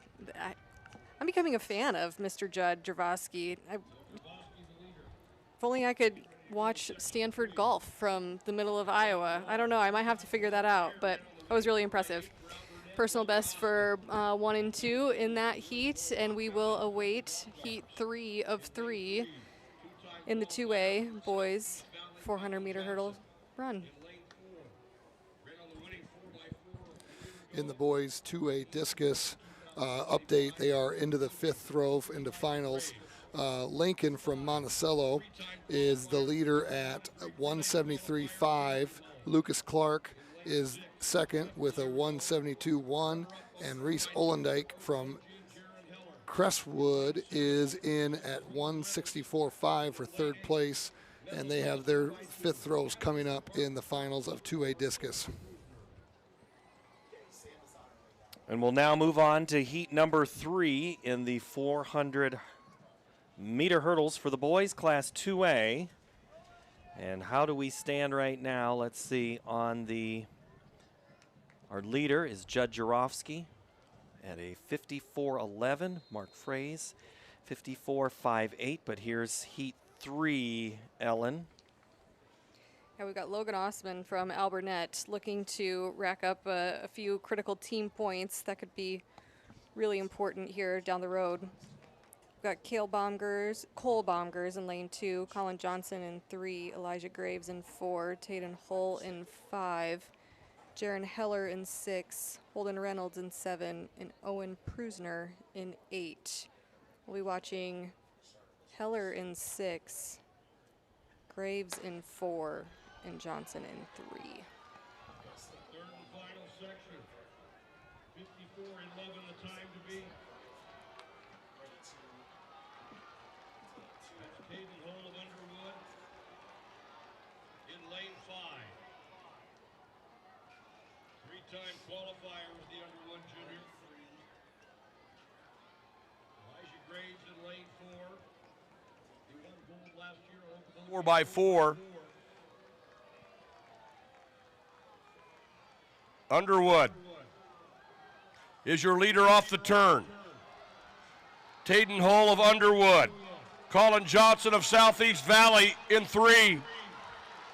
Colin Johnson, Southeast Valley, out of lane 3.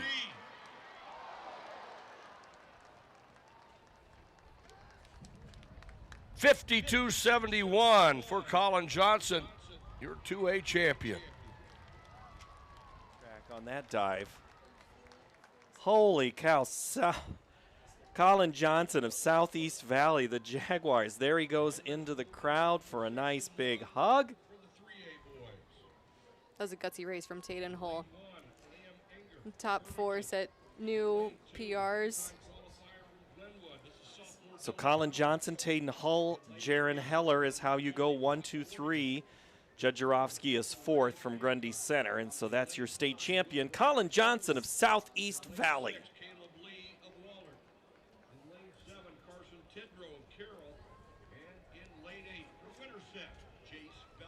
And we move on to 3A. No rest for anybody in this one. We move right on to this. We've seen some good hurdlers in the 110 and the shuttle. Do we have that same type of field building in the 400? Well, in Heat 3, we're going to see Owen Van Ossen, who is an incredible hurdler and an incredible 400 runner separately. Put them together, and I would guess that he will be lethal.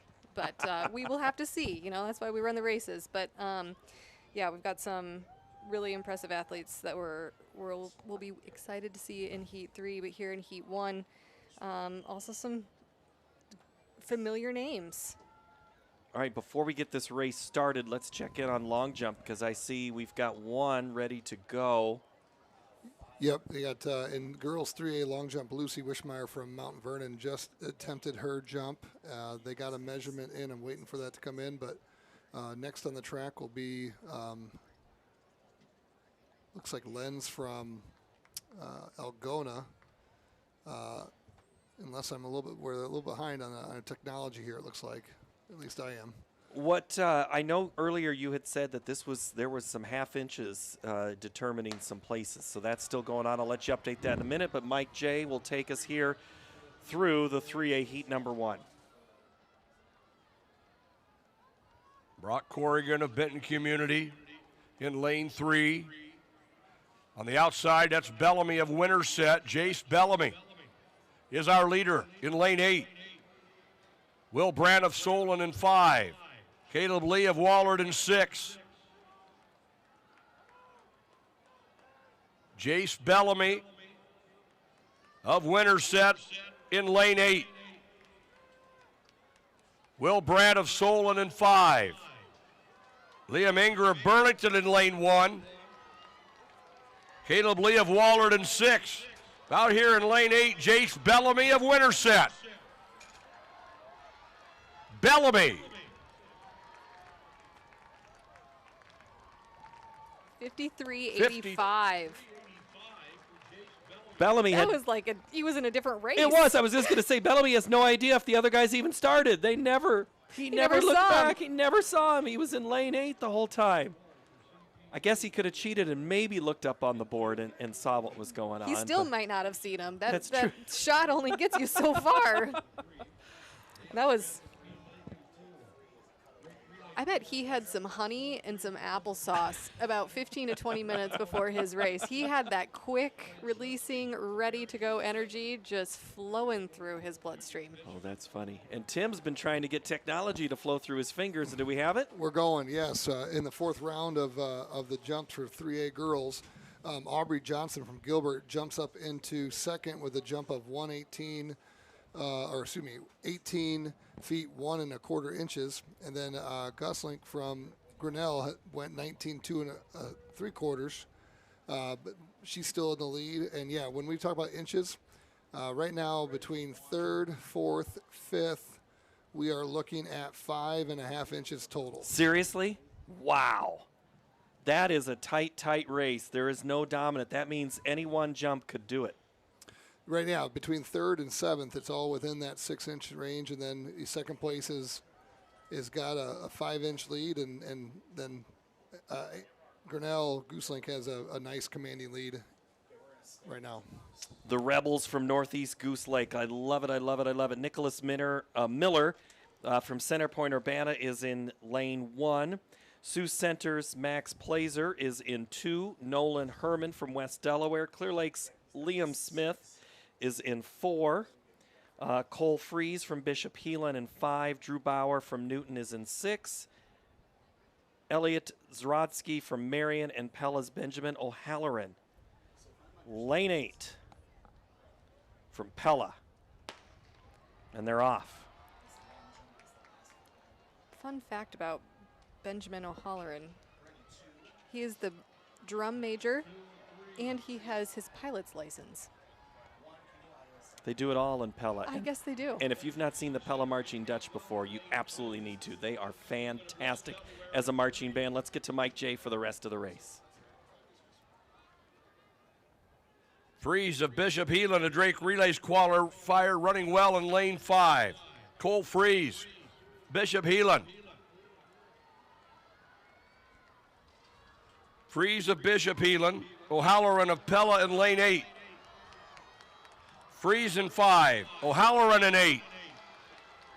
In 6 is Drew Bauer of Newton. Out of lane 5, Cole Freeze, a junior from Bishop Heelan. 54.09. That puts him 2nd behind Bellamy with a 54.09.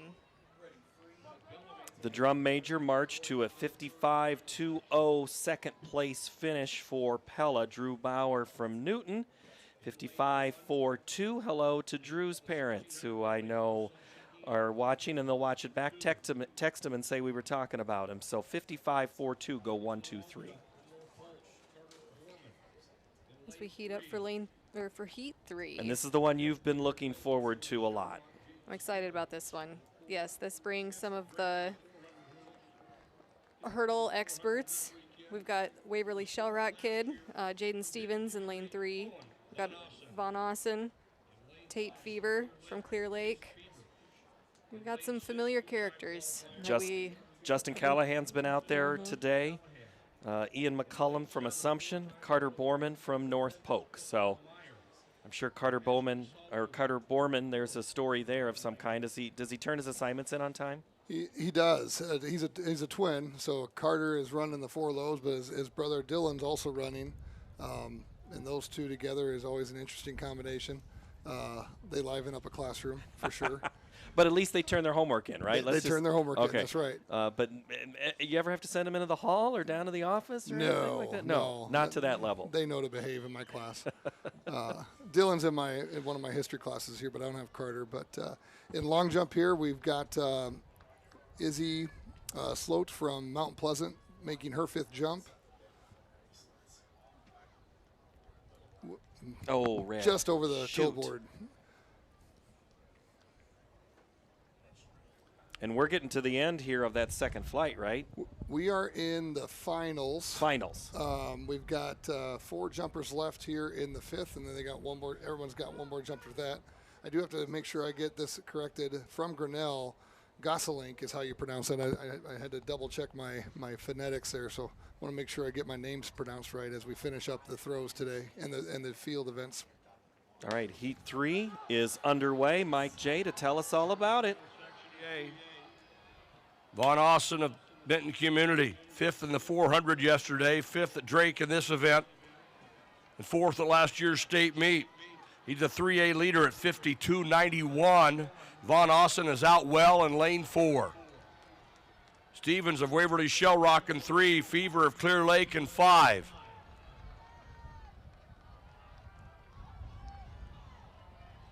Von Ossen of Benton Community.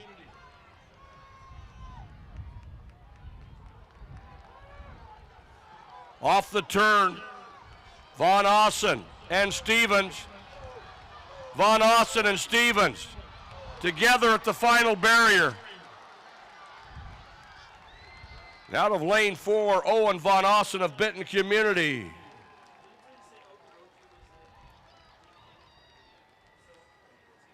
Von Ossen, 52.70. And Stevens, that shaped up just the way that we hoped it would. Tate Fever in 3rd. Jason Bellamy holds on for 4th. Cole Freeze 5th. Carter Borman 6th. Justin Callahan 7th. Christopher Meyer from Independence comes in 8th. His teammates should have helped him up, not helped him down. They're there. Keep him up, dude. Let him walk around. So Van Ossen a 52.71. Stevens a 53.12. And we have a big jump coming here on the long jump.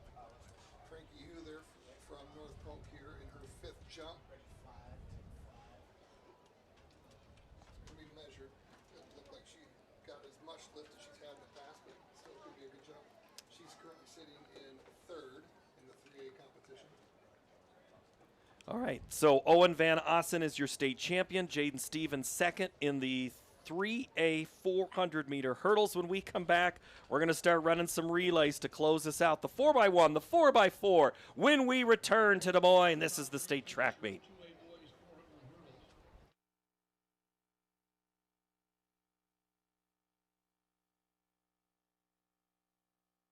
We're not just lighting a stadium. We're creating lasting memories. We're not just installing a mini pitch. We're empowering youth to learn and grow. We're not just retrofitting an airport. We're creating an environment where workers can feel safer. This is why, whether it's a game down the street, professional stadiums around the world, or treasured monuments and landmarks, you always know when it's must go. It's the simplest expression.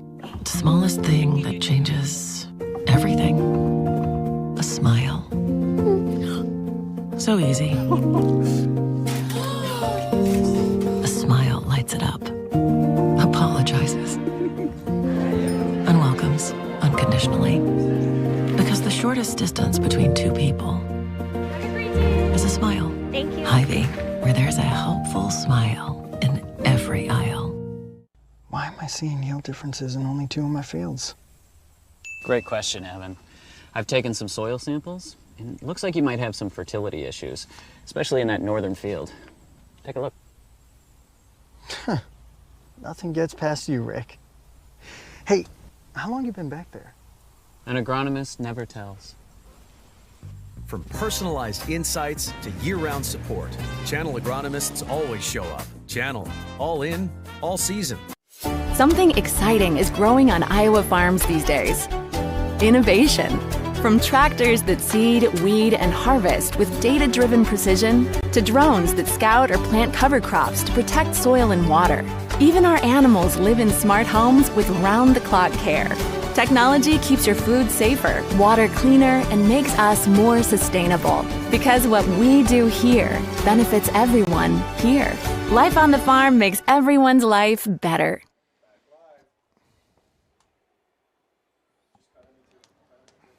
Just after 6 o'clock here in Des Moines as we get ready to have the lights come on and the track still keep blazing. We've got the 4x1 and the 4x4. We also still have some high jump going, or some long jump going on. And I know we've had just a couple more races there, but we are going to do 2A girls 4x1, 3 heats to determine who runs in the finals tomorrow. So 2A, 3A girls is how we go first. And here is how we are going to run in the 4x1 prelims. Sioux Central, Dyke New Hartford, Clarinda, Pella Christian, Trainer, Woodward Granger, Sheraton, and Pleasantville, 1 through 8. The best 8 times move on to Saturday's 4x1. The girls run at 3:45 tomorrow. That's a pretty late time, which means this is a pretty big race. Let's let Mike J tell us all about it. As the runners get ready in their blocks, the gun is up, and they are going to be off here in just a moment.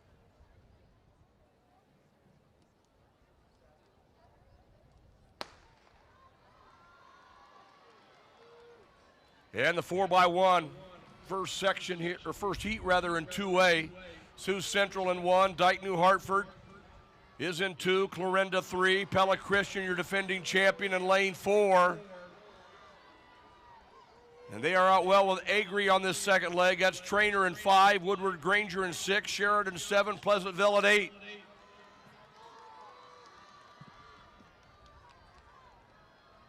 Trainer,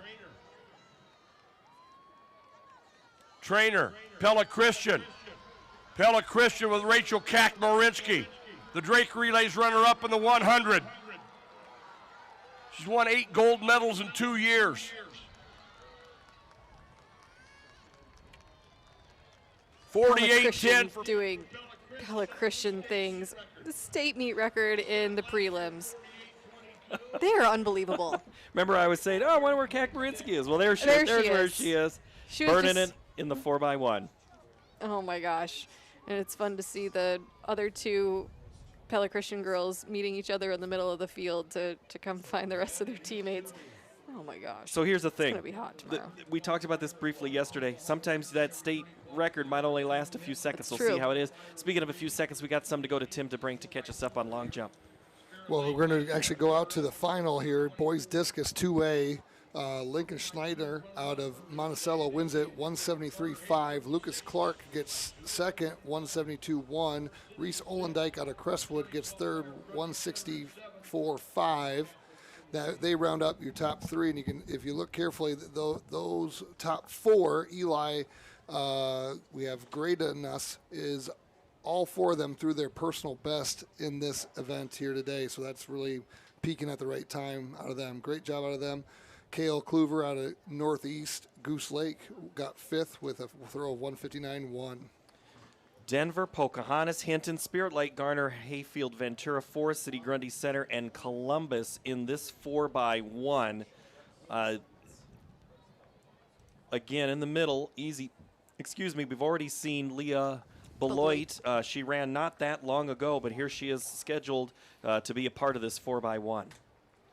Spirit Lake was second last year, and it looks as though we've got a very strong seed time. Yeah, 48.90. And I think we're going to get into that long jump, Tim. Yeah, so in long jump, Shannon Cleary from Bishop Heelan has moved up into the third spot with a jump of 17.8 1/4. Gosselink is still leading. Johnson from Gilbert is in second.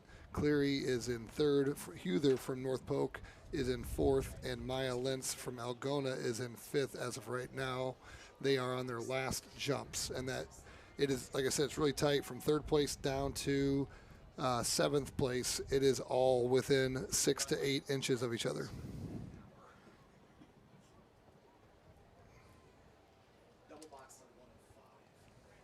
We're getting ready to take off here in the 4x1. Watch these exchanges. This is the practice makes perfect and maybe make a difference between first and fourth place. Let's see how it unfolds. Mike J.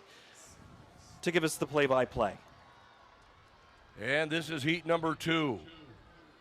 Spirit Lake in lane 4. They were the runner-up a year ago. Spirit Lake opening up with Beloit. They're running Sins on the second leg. Spirit Lake, Garner Hayfield Ventura in 5 with England. They'll run Hens on the anchor leg. Spirit Lake will run Wells to Leopold. Spirit Lake in 4. Anthea Leopold. Garner Hayfield Ventura with Mela Hens. Spirit Lake.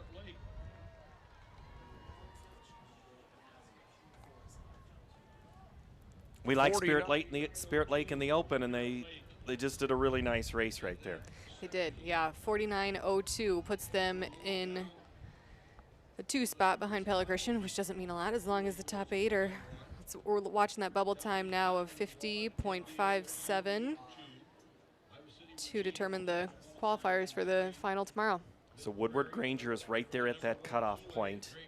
Forest City, Hinton, Clarinda, Trainer, Garner Hayfield, Spirit Lake, and Pella Christian. But now it's time for heat number 3 in this race. And the third heat, before I tell you about that, Tim has an update. At least I thought that's what I saw peripherally. No, I did not. No, you're good. Okay. It looks like some of these jumpers, this is one of those situations at the state meet where a lot of them are in the 4x1, and so it looks like potentially Gosselink and Huther, I know Huther is in the 4x1 for sure. It looks like they might be going to get ready for the 4x1 and then have to finish out their last jumps.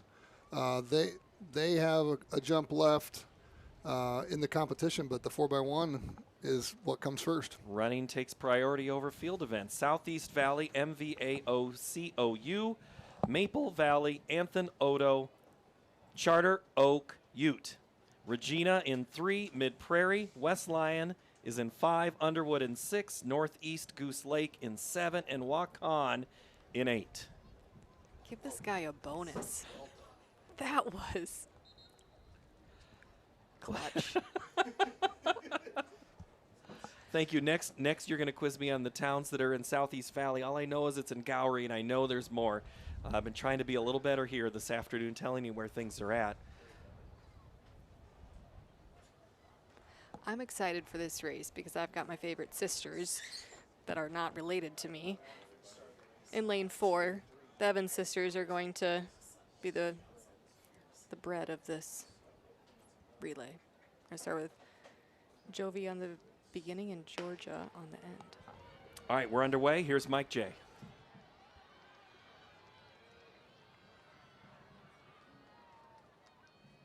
Heat 3, Georgia Evans and Mid Prairie out well in 4. Pole running the second leg. That's West Lyon with Carolyn in lane 5. That's Waukon on the outside with Addie Olson. Mid Prairie in 4. Mid Prairie in 4. West Lyon in 5.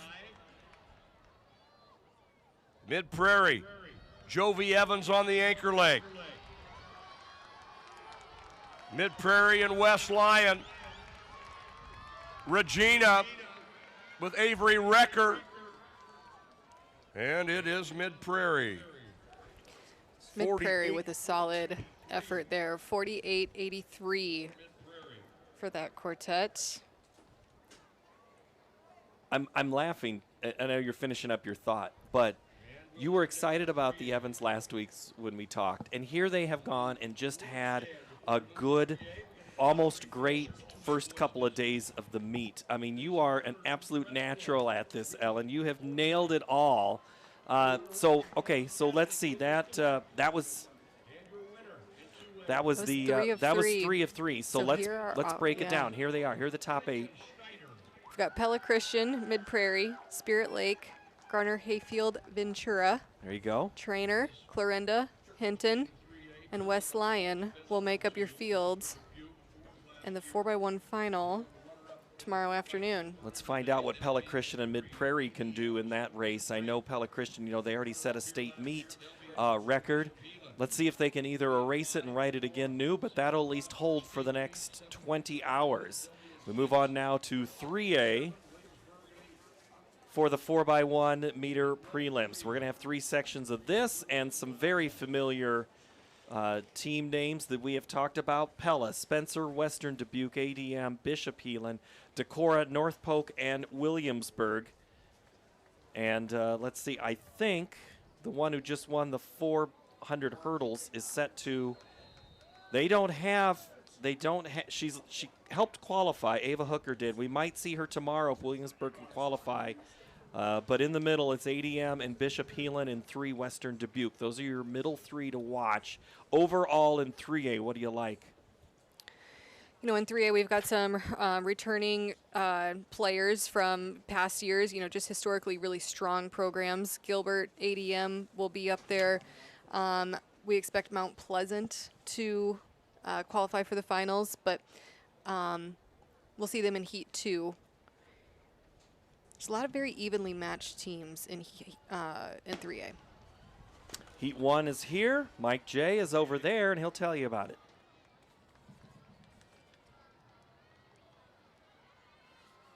Heat number 1, ADM and 4. Opened up with Nelson, the running book on the second leg. That's Decorah out there in 6 with Stammeier. ADM and Decorah.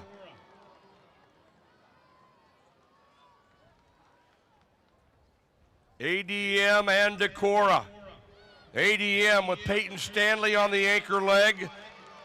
Decorah with Stella Pohl. It's ADM and Decorah. Western Dubuque in 3 with Williams.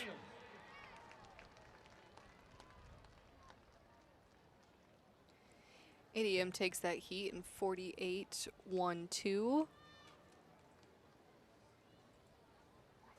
Decorah 2nd, Western Dubuque 3rd, Bishop Heelan 4th, Spencer 5. So we'll put 48-12 as just at least the leader in the clubhouse, but the bubble time right now is at 51-45. So that will likely lower as we get into heat number 2, which is going to put, I believe, Waverly Shellrock is going to be in heat number 2 in lane 1. Solon, Atlantic, Mount Pleasant, Dubuque, Wahlert, then Clear Lake, Creston, and Newton go 6, 7, 8 to close out this field. You talked about Mount Pleasant a moment ago. White, Scott, Williamson, and Anderson qualified with a 48.96. There's a look at, that's the Panthers, so that would be Creston right there. And they would be in lane 7. Mount Pleasant was 6th last year. I'm sure they're aiming to make the final and see if they can improve upon that.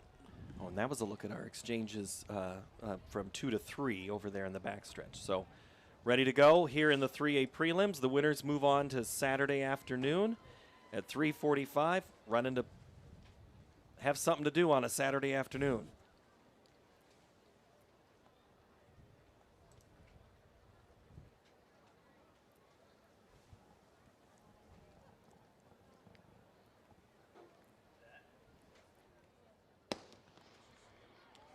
And heat 2 of 3 here in 3A.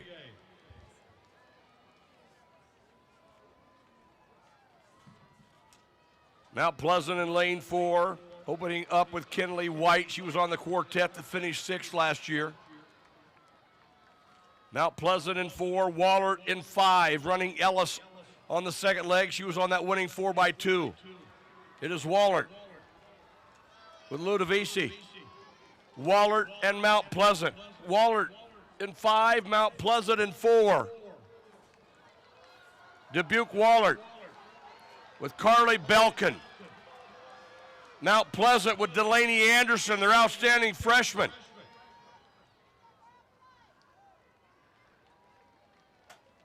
And Wallert, 48-19. Dubuque, Wallert, and Mount Pleasant coming in 1-2. That puts them 2 and 3 overall.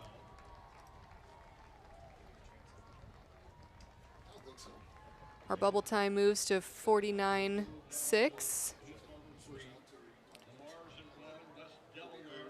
So that means right now Spencer Spencer is in, Pella is out. Spencer, Atlantic, Bishop Heelan, Western Dubuque, Decorah, Mount Pleasant, Wallert, and ADM. That's 48-12. And that will leave us with one last heat of the 3A 4x1 for the girls. And this is our second to last girls race of the night. We found Goslink. She's busy. She's busy. And there's really, Tim, there's really no time. I mean, right? Because the running, you get a little bit of time to recover. Yeah, I was watching a lot of girls in jumpers throughout the day where they would jump. You'd see them go grab their actual running spikes, change those out quick, dust their feet off, and then they're going to run. Then they come right back. Frankie's just got done running in that last heat, and she's back on there for long jump right now. So there's only 2 jumps left in 3A girls long jump. Frankie is the second to last, and then Goslink will be the last when she gets done running. She's anchoring the 4x1 right now. Here we go, Heat 3, Lamar's, West Delaware, Gilbert, Clear Creek, Amana, Grinnell, Sioux Center, Algona, South Tama. On the track, here's Mike J. Gilbert opening up with Rash in lane 3. They are the defending champion. They'll run Hanson second. She was on that winning quartet. Clear Creek Amana in 4 with Nelson. After opening up with Johnson, they'll run Timmerman third and anchor Sheets. Clear Creek Amana in lane 4. Gilbert in 3. Clear Creek Amana.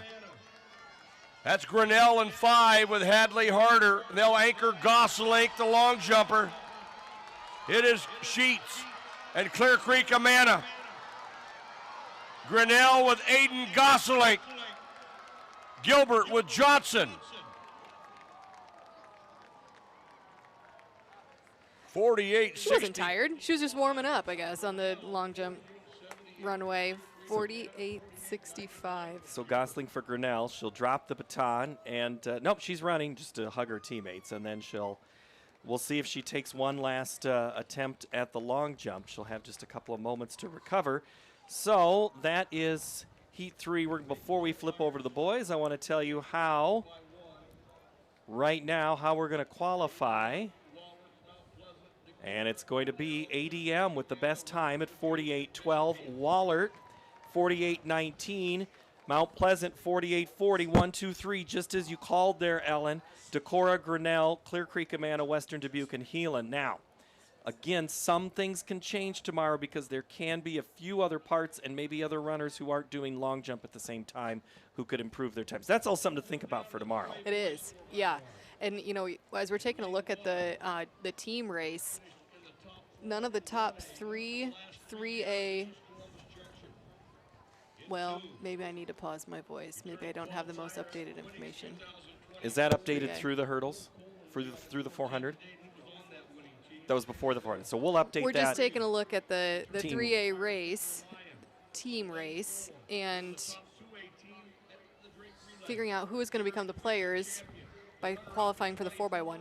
So Pella did not qualify for the 4x1, but they will have a chance in the 4x4. Sioux Center, Mount Vernon, Williamsburg, ADM. So ADM's qualification, but that's a big distance, 23 to 50. Yeah. That's a lot to overcome. We'll have to see what their 4x4 has, though. All right. If they get 4x1 and 4x4. There's a lot to shake out. All right, Lots of moving. lots of moving parts, including the 2A boys 4x1 who are already onto the track and getting ready for their prelims in the 4x1. We'll run 3 heats of this. Overall, give me a big picture on this 2A boys 4x1 team. I think trainer is the easy, obvious thing, so I'm going to make you come up with something else. Well, dang it. Okay, you can go trainer. That's fine. They're the defending state champion, and they're in Heat 1. We expect them to qualify for the final, so long as they get the baton around the track. And they're off, and Mike J will run us through the race. And this is the first heat in 2A. Columbus Junction opening up with Tyson Cornell in 1, Shenandoah with Buttry, then it's Central Lyon, Trainer, Hudson West Branch, Garner Hayfield, Ventura, and Underwood. Trainer opened up with Myers. They're running Lover on the second leg. They'll run Dirks and Anchor Cones. It is Trainer in lane 4, your defending champion. Columbus Junction with Seont. He'll be in the finals of the highs and the 200, but out in front, it is Trainer.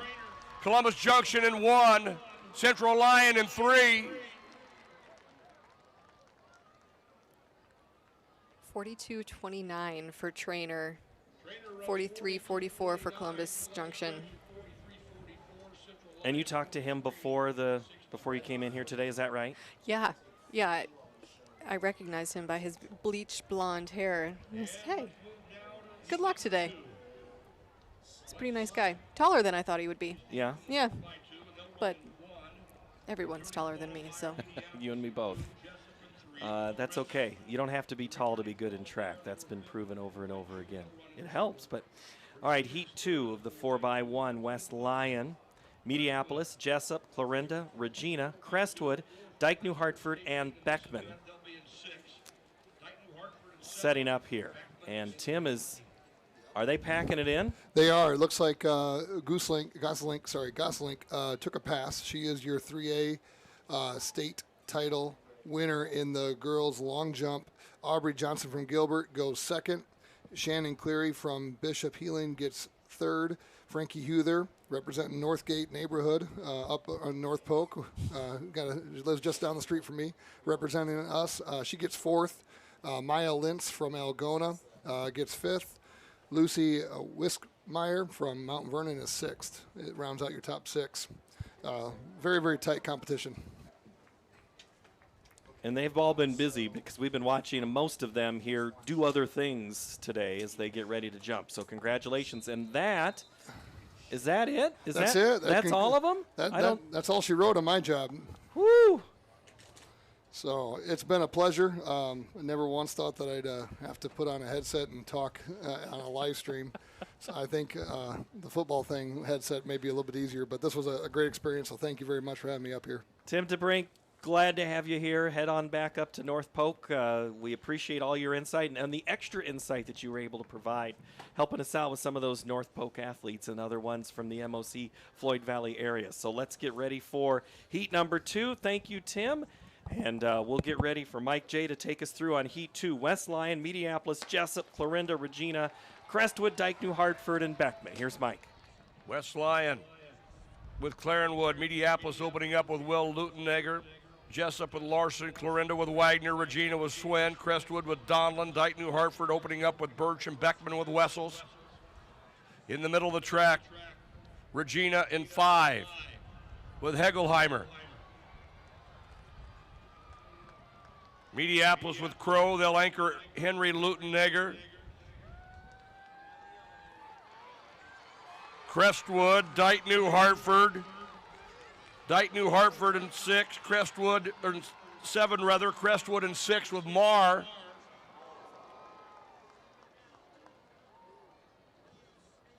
Crestwood 42-40. Crestwood takes that heat in 42-40. Clarinda 42-96. And then Regina, 4301, Mediapolis, Jessup, Dyke, New Hartford, Beckman, and then in 8th was West Lyon. So, sorry, I was cutting you off right there. No, you're good. So that was an interesting finish for that one, but Crestwood moves into,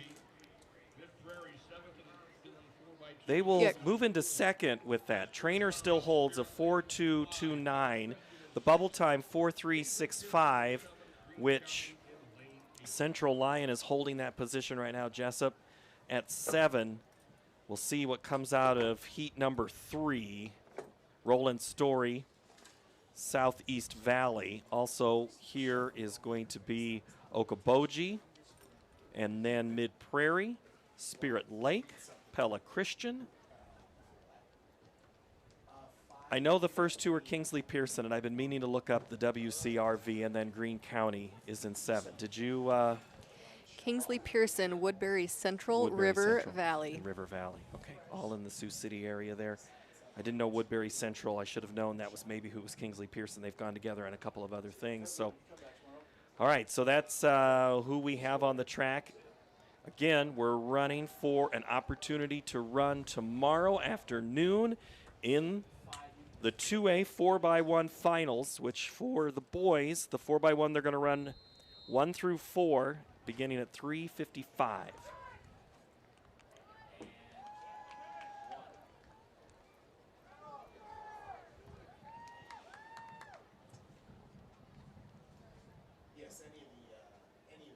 You liked the Mid Prairie girls. Do you like the Mid Prairie boys in this race? You know, I do.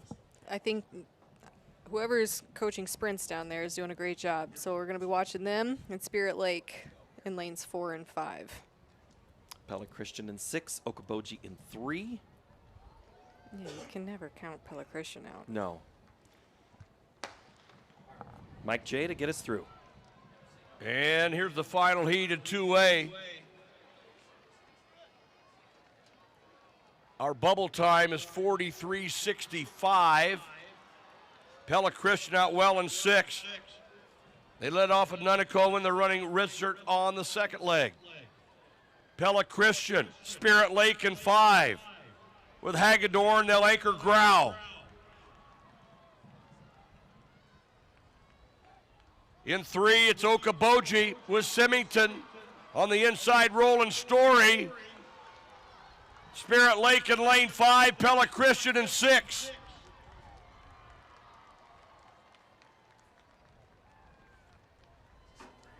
Spirit Lake, Pella Christian, Roland Story.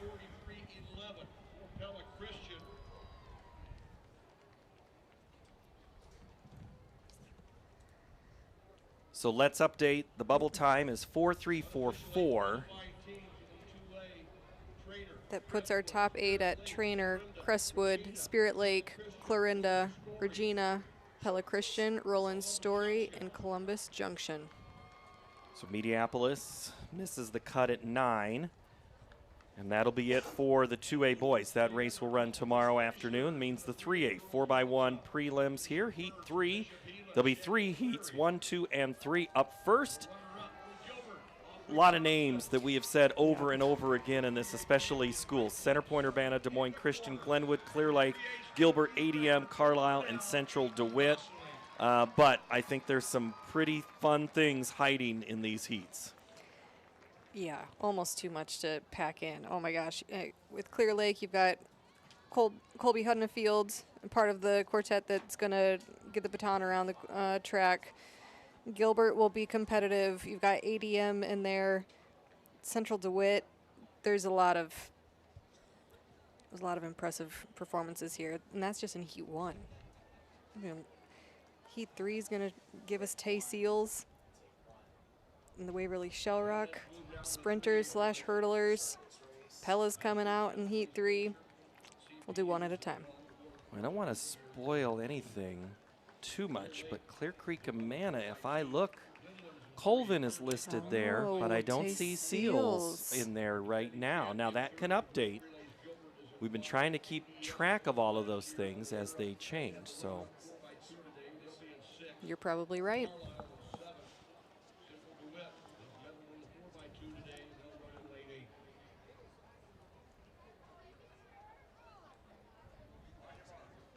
All right, we go down to the track now as we get ready for the start.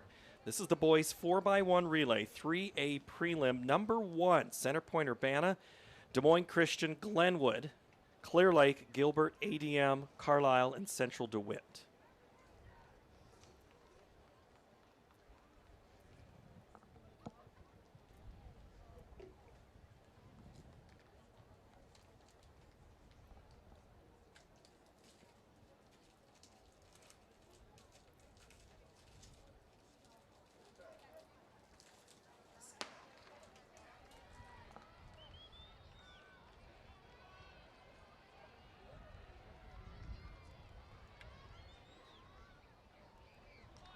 Heat 1 of 3. Clear Lake in lane 4 opened up with Smith. They're running Huddefield on the second leg. They'll run Dodge third and anchor McIntyre. Clear Lake in lane 4. Gilbert in 5. Running Fierce third and anchoring Chittenden. Clear Lake and Gilbert running in 4 and 5. Clear Lake and Gilbert and Glenwood in third. Clear Lake. Freshman Madden McIntyre on the anchor leg. And Clear Lake runs 41.76. Really impressive from Clear Lake. And I got to give Gilbert a shout out too. You know, they lost one of their top sprinters in Tanner Tweet this week and had a good run. We'll see how their time of 42.44 fares over the next 2 heats. Heat 2, Carroll, Keokuk, Wahlert Catholic, Sergeant Bluff Luton, Grinnell, North Polk, Benton Community, and Newton. Grinnell has been in a lot of races today. Sergeant Bluff Luton as well. Earlier today. So Heat 2 of 3 getting ready to go. All of our field events are done. And there are none tomorrow, so the field event portion is all done from shot to discus, and that means we'll start tearing down some things, and you'll have some different sight lines tomorrow. So if you're watching, you might see some things a little bit different. They always keep you guessing here at the state track meet. There's a look at Dubuque Wahlert, and that is Henry Thier. They're in lane 3. Winter, Elke, and Francis on the track. They're the shoes of Keokuk's Joy that you see below. The footwear has been fun to watch too this week, right? There's some bold colors, which I really appreciate because you can see them, right? You can, as a parent, I would really appreciate that because they're not likely to get lost in a pile of things. And they most certainly do is correct. And yes, it's, oh, that's my kid out there. Mm-hmm. 4x1 Heat 2, Class 3A, Carroll, Keokuk, Wahlert, Sergeant Bluff Luton, Grinnell, North Polk, Benton Community, and Newton. Here's Mike J.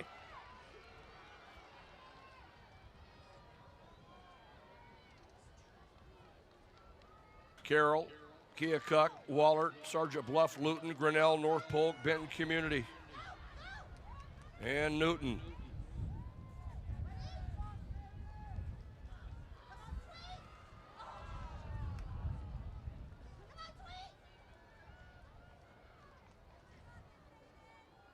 Sergeant Bluff, Luton in 4, Grinnell in lane 5. Kellen Harder will be on the anchor leg. Sergeant Bluff, Luton. And Grinnell, Wahlert in 3. Sergeant Bluff, Luton, 42.33. 42.33 for Sergeant Bluff Luton. We will have to pay attention. I did see a yellow flag here on the 3rd turn, so we will pay attention to that and see if that affects our top 8 qualifiers. And the yellow flag, the marshal, is in the middle of the track. Not sure what they're marking there, but so the orange and black as of now of Sergeant Bluff Luton finished ahead of the orange and black of Grinnell, 41-7-6 and 42-3-1. Those are not the finals of who's in, but Keokuk right now is in 8th place, so that means the bubble time is 42-91. And in Heat 3, Clear Creek, Amana, Marion, Algona, Western Dubuque, Waverly, Shell Rock, MOC Floyd Valley, Decorah, and Pella. There's a look at lane 4. And Western Dubuque's Fitzpatrick. Then it'll be Williams, Wernemont, and Bergfeld.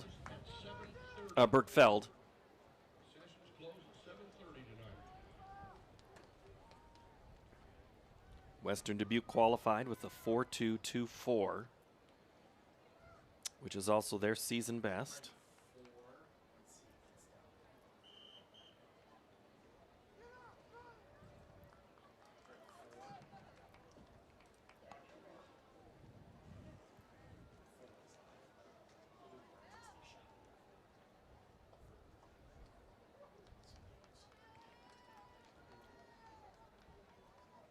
Very curious what's going to happen here in lane 5 with Waverly Shell Rock. That's Waverly Shell Rock, Algona.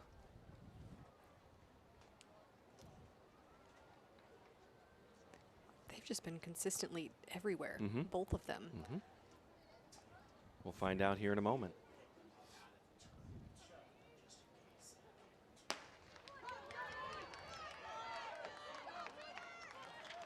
And this is Heat 3 of 3, 3A boys 4x1. Western Dubuque in 4, that's Algona in 3. They opened up with Weichert, they're running Garmin. They'll run Walker 3rd. Western Dubuque in 4, Waverly Shell Rock in 5. Western Dubuque and Algona. Off the turn. Waverly Shell Rock with Ryland Peters. Western Dubuque with Bergfield. Western Dubuque 41-85. Waverly Shell Rock the runner-up at 42-62. You called that one for Bob, Waverly Shell Rock. The Go-Hawks make it close, but man, Western Dubuque though, Bergfield, really a great finish. And so that's how our third heat. So let's take a look at how we qualify for tomorrow's finals. We've got Clear Lake, Western Dubuque, Sergeant Bluff, Luton, Grinnell, Gilbert, Waverly Shell Rock, Dubuque Wallert, and ADM, rounding out the top 8. That's how the 4x1 3A prelims. So looking quickly at team scores as we head to break for the boys. Pella leads 41-31 over Clear Lake. Gilbert right there at 27 for 2A. Grundy Center with 33 points. Albernet 24 and Spirit Lake 15. No more points tonight, but places 4 points coming up on Saturday with the 4x4 when we return. The last race of the night, the 4x4 for Class 2A and 3A boys and girls when we return to Drake Stadium and the state track meet on the Championship Network presented by Iowa Farm Bureau.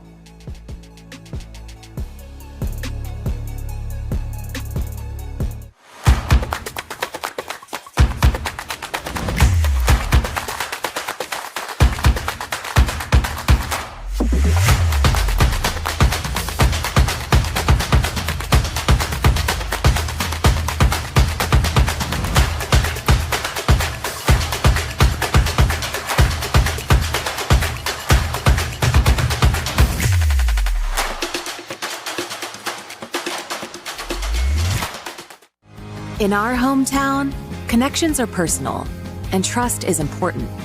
At Northwest Bank, we're more than just your bank. We're your neighbors. We're proud to give back to the communities we call home, supporting local businesses, schools, and the causes that matter most to you. Founded on integrity and honesty, we focus on relationships rooted in trust and care. Northwest Bank. We are commitment you can bank on.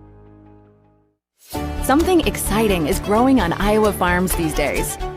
Innovation. From tractors that seed, weed, and harvest with data-driven precision to drones that scout or plant cover crops to protect soil and water.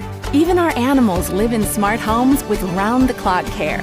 Technology keeps your food safer, water cleaner, and makes us more sustainable. Because what we do here benefits everyone here. Life on the farm makes everyone's life better. A new day means so many things. Possibility and potential. New opportunities and challenges. And when you're building something that matters, you need a partner who truly understands. Iowa banks get this. Their customer relationships are built on shared values and earned trust. From homeowners to small businesses, Iowa banks know what it means to invest in the future. Iowa banks, your partner through it all.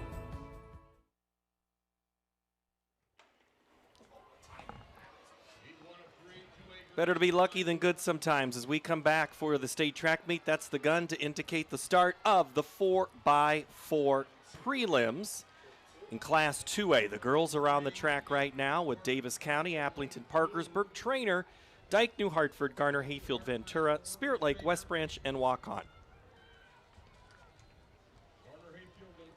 All right, let's talk overview first in this race. This is the one that can determine championships and creates quite a lot of excitement around the track and inside the track during a meet. What are we gonna watch here overall?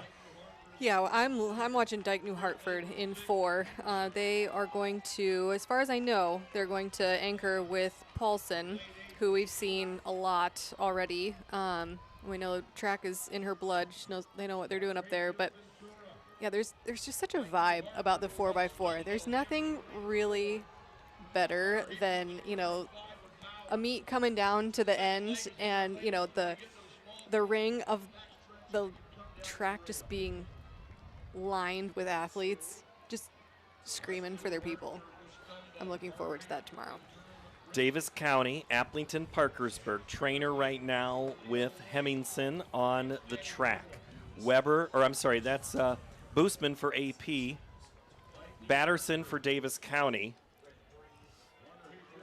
Stumbo for Dyke New Hartford, Briston for GHV, Spirit Lake has Beloit, Schultes for West Branch, and Wilkins for Waukon as we come down to the second exchange. Spirit Lake is going to get to the exchange zone first.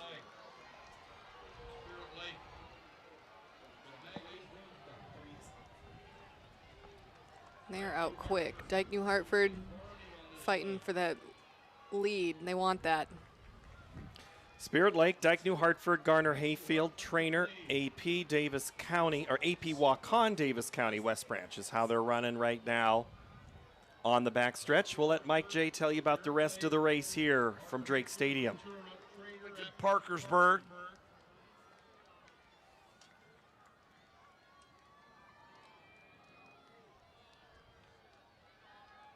Dyke New Hartford running Varney. They'll be anchoring Chloe Paulson. Spirit Lake will have Annabelle Sins.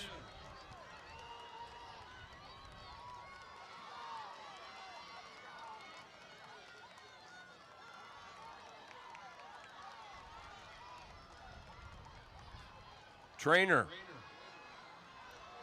With Knispel, they'll be anchoring freshman Jocelyn Chambers. Dyke New Hartford, Spirit Lake, Trainer, Garner Hayfield, Ventura, and Appleton, Parkersburg.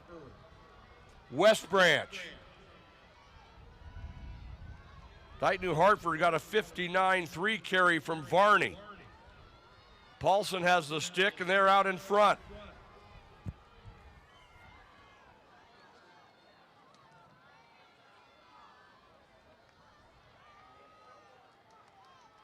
Dyke New Hartford and Spirit Lake.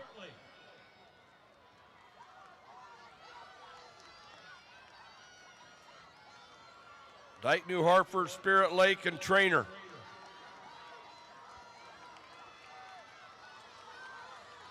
Dyke New Hartford will be the winner in Heat 1. 3:58.42 for Dike New Hartford, 59 flat for Paulson. Spirit Lake got a 58.5 nice carry. Paulson there. What is it about? I mean, you've mentioned her a couple of times. What is it about her running style that she has the success that she's having? Yeah, I think she's just really smooth. She doesn't lose a lot of energy in her stride. She keeps her, her head is not on a swivel. It's square on her shoulders, and she, and you can tell when when her legs might be getting tired, she goes to her arms to kind of use that energy to keep the momentum moving forward. Well, so Dike New Hartford wins that heat with a time of 3:58.42. Spirit Lake second, 4 minutes, 0.43. Trainer 4:04.02. Garner Hayfield is fourth. So now it's on to heat number 2. Sioux Central in 1, getting ready there. You see Grundy Center. PCM is in 3. South Hardin is in 2. Stay on the outside with Van Meter in 5. Central Lyon in 6, Ridgeview in 7, and Mediapolis in 8. As we look at Grundy Center, we've seen Storjuhan already today, twice, both in the distance medley and in the 4x. That would have been yesterday, 4x8. So Grundy Center, the obvious one to look at, but PCM's also had a couple of good relays today. But Ridgeview's been in some races early, but just not able to close out. Let's see what they can do here. From that magical lane 7, as Tim O'Neill likes to call it.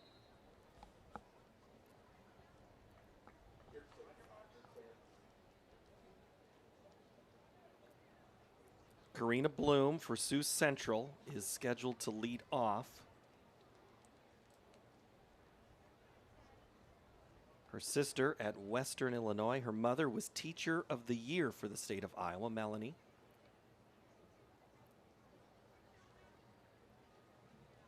And we're on the track, we're in the blocks, and we're about ready to go. Ayers for South Hardin. Fogg for PCM. Hendershot for Grundy Center. Teiglin for Van Meter. Central Lyon has Vanderzee. Ridgeview has Brown. And Steiner for Mediapolis. That's Van Meter making up the stagger before the 200-meter mark. We know they've got athletes. They competed really hard in that 4x8 yesterday. They weren't able to get it, but well, it's Tiglin, a freshman, who's leading them off right now. Here comes Grundy Center. Van Meter.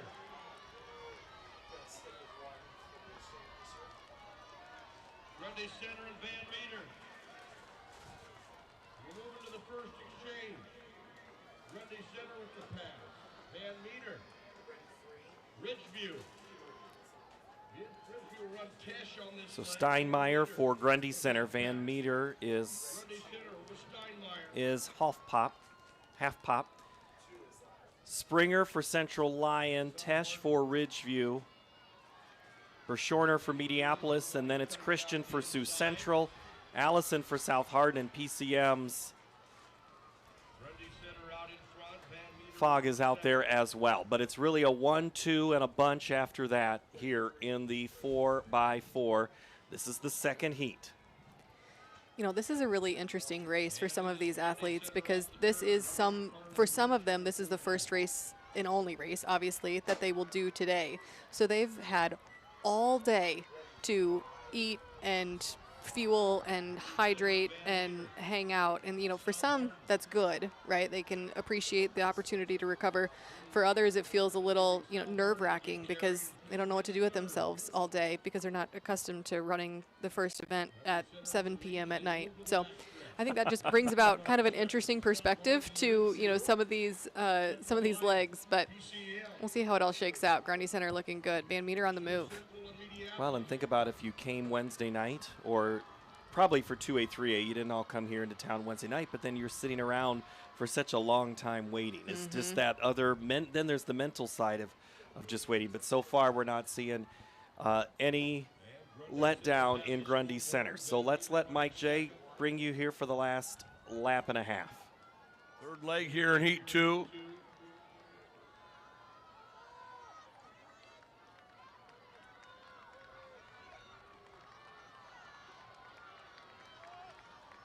Grundy Center and Van Meter. South Hardin, Central Lyon.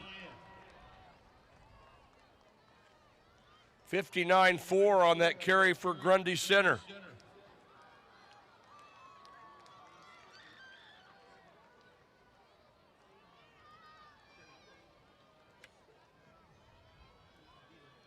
Grundy Center has won 2 relays, 4x8 and a 1600 medley. Grace Dorjahan, who has the stick right now, anchored both.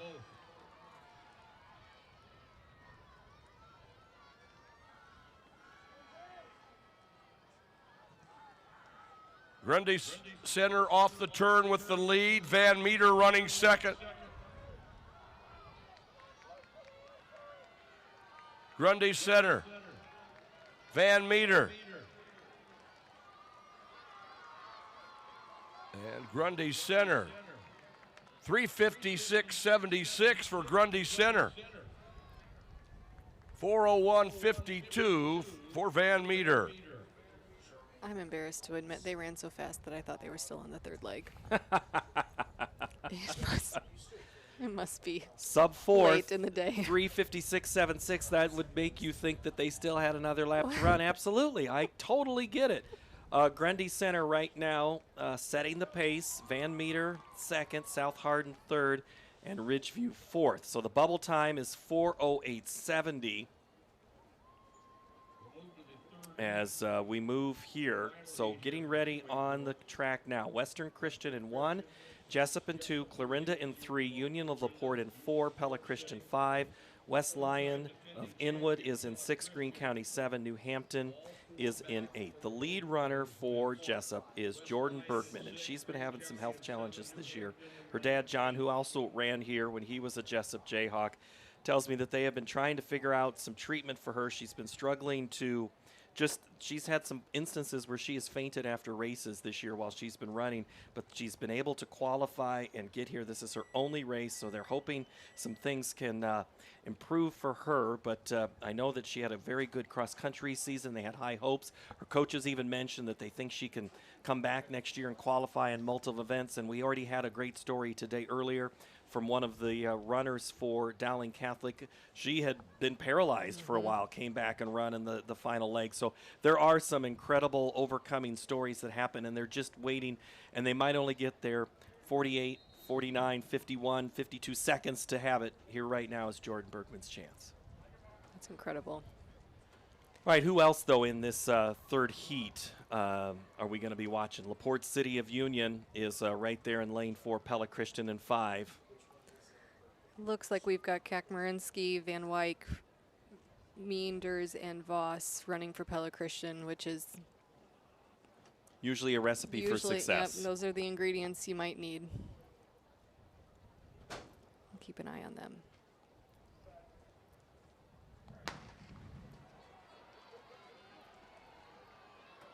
And we're off here with Western Christian. Vance Hull. Then it's Bergman for Jessup, Wagoner for Clarinda, Hegdahl from Union LaPorte, Pella Christian, Kakmarinsky, Smith for West Lyon, Greene County is Gannon, and New Hampton has Leicester out on the track right now as they head towards the scoreboard. Kakmarinsky, right? Yeah, she's moving. She made up nearly the entire stagger before the 200-meter mark. Pella Christian in 5, West Lyon in 6. Jessup in 2 with Bergman. I was going to say this for tomorrow, but Kakmarinsky, she's already set 4 state meet records for Pella Christian. The 100 prelim, the 200 prelim, the 4x1 prelim, and the 4x2 final. She can only do 4 events. 4 events, so we might have a different Kakmarinsky that we just didn't have. But it's still an R Kakmarinsky. Well, that makes it complicated. Yeah, and I knew that there were 2, and now I just remembered that. This quartet set the meet record 2 years ago. Won it again last year. They're out in front with Van Wyck. And then it's Clarinda with Meyer. New Hampton with Chauver. Jessup Shaver for New Hampton. Henderson for Greene County. West Lyon is Coedem. Van Wyck for Pella Christian. Pifo for Union. Clarinda has Meyer. Bose is out there for Jessup. And Grenwig for Western Christian. But it's really right now Pella Christian, Meanders, and Voss. But the distance is shrinking a little bit as we go to the third leg.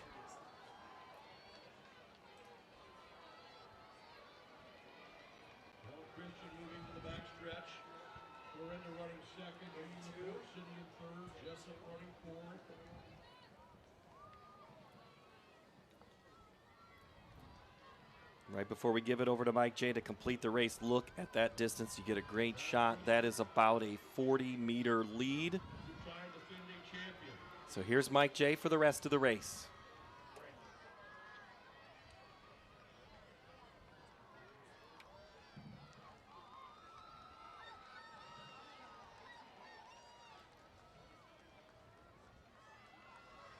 Pella Christian.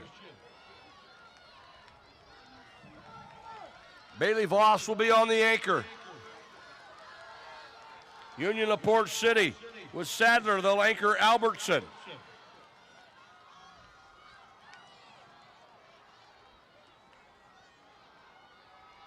Clarinda in third. Jessup in fourth. And that is your leader on the backstretch. Pella Christian with Bailey Voss.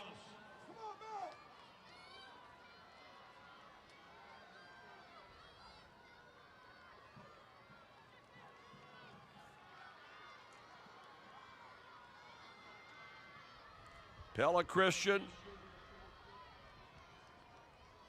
off the turn. Union LaPorte City running second.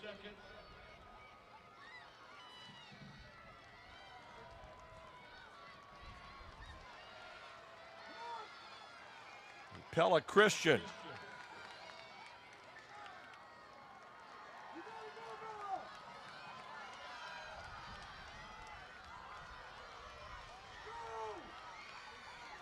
Pella Christian, 3:55.84, just shy of their own meet record, 56.50. Bailey Voss with the 56.54 on the anchor. That was, I knew it looked fast. Because it was. It was. She's having herself a great meet. A 101 and then a 56.5. So Pella Christian, Grundy Center, Dyke New Hartford, Spirit Lake Van Meter Union. That's how your top six look right now in the 4x4. And this is also who qualifies. So Union, LaPorte, Clarinda, and Trainer in 8. So that's your 4x4, which will be the last race for 2A. Tomorrow, they'll be second to 1A. That 4x4 starts at 4:05 tomorrow afternoon, and you can see it live here where you're watching, whether it's on the internet or on the network that is statewide across our television stations that are carrying us here. Thank you for spending part of your Thursday and Friday with us.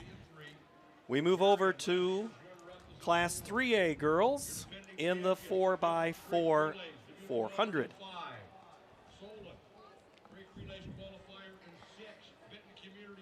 In this heat, we're going to see Marion, who is the only team under 4 minutes. This is going to be an interesting race. This could be Marion and everyone else if they're running their top 4. Right now, it's Dabrowski, Case, and Dietz. That's who's in the heat sheet that we have. Ballard, Glenwood, ADM, Marion, Waller, Solon, Benton Community in 7, and Clear Lake in 8 as they get into the blocks to start this race.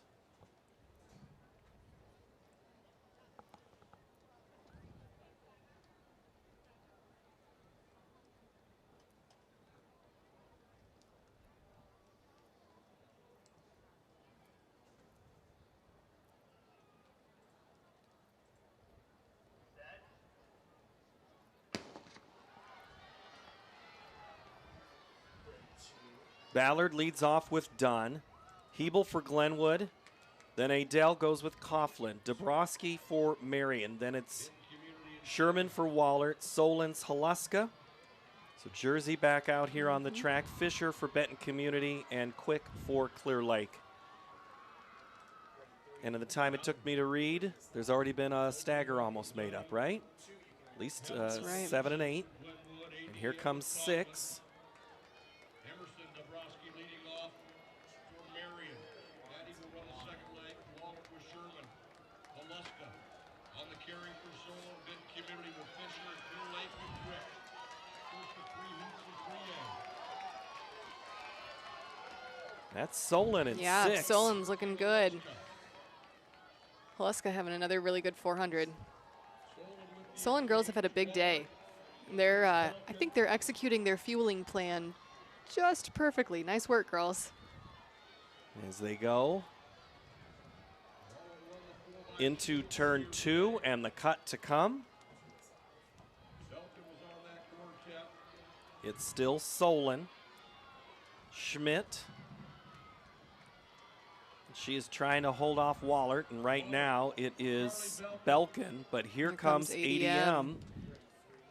Novelli now running second as they come around the scoreboard and into the final turn.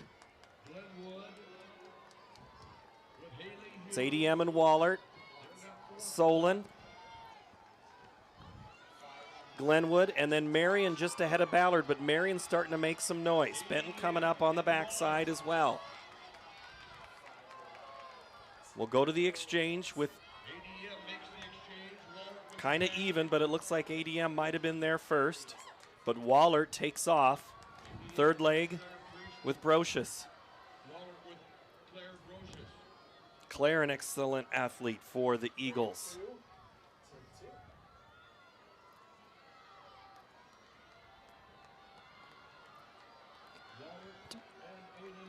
Wallert was the 2025 champ. I'm not sure how many of them are returning or running in the prelims, but definitely someone that is not a dark horse. All right, as we come into the final turn of the third leg, Mike J will get us the way home. And Morse. Dietz on the anchor for Marion. Wallert with Ellis. Solon with Levine.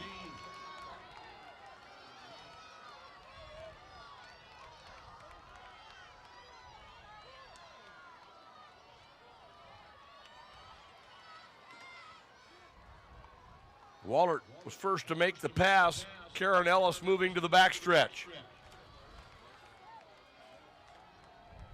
ADM, Solon, Glenwood, Marion, Ballard, Benton Community, Clear Lake.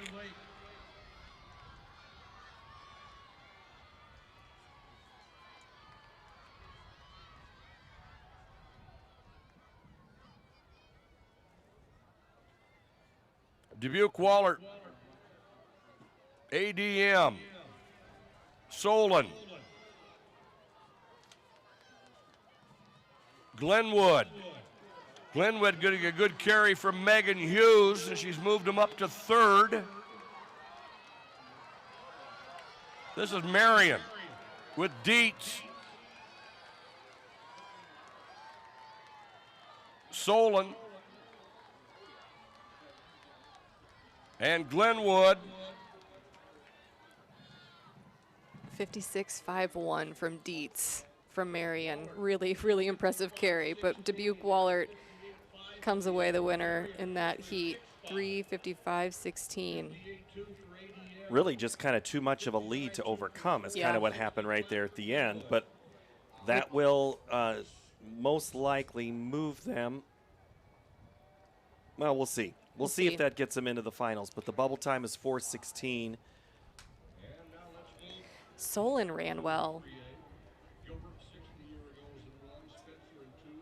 Solon. These teams had huge season bests. Yeah, This was, 4 minutes. That was a really 20, fast race. Yeah, 4 even 2:5 for Solon. That's good enough for fourth. 3:58 ADM.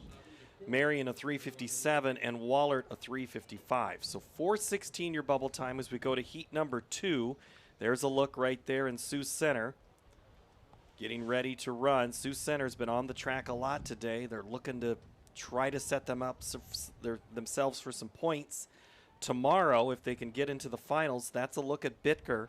Oldenkamp, Van Artsen, and Jones are the team for Sioux Center for Brock Lehman's group. Williamsburg is in 5. Nielsen, Larson, Spratt, and Hooker. Bondurant, Farrar, Cruz, Martin, Brown, and Strickland. Lamar's has Hografe, Breitsbecker, Shushemi, and DeRocher, and Decora, Northrop's, that's Storhoff, Ivy, and Newhouse. Gilbert, Spencer, and Des Moines Christian in lanes 1, 2, and 3. This is Heat 2. Williamsburg, Ava Hooker, we've already watched her have a really good day. What position they'll be in will be up to the 3 in front of her. That's right. A lot can happen over the course of 1,200 meters before it gets to her.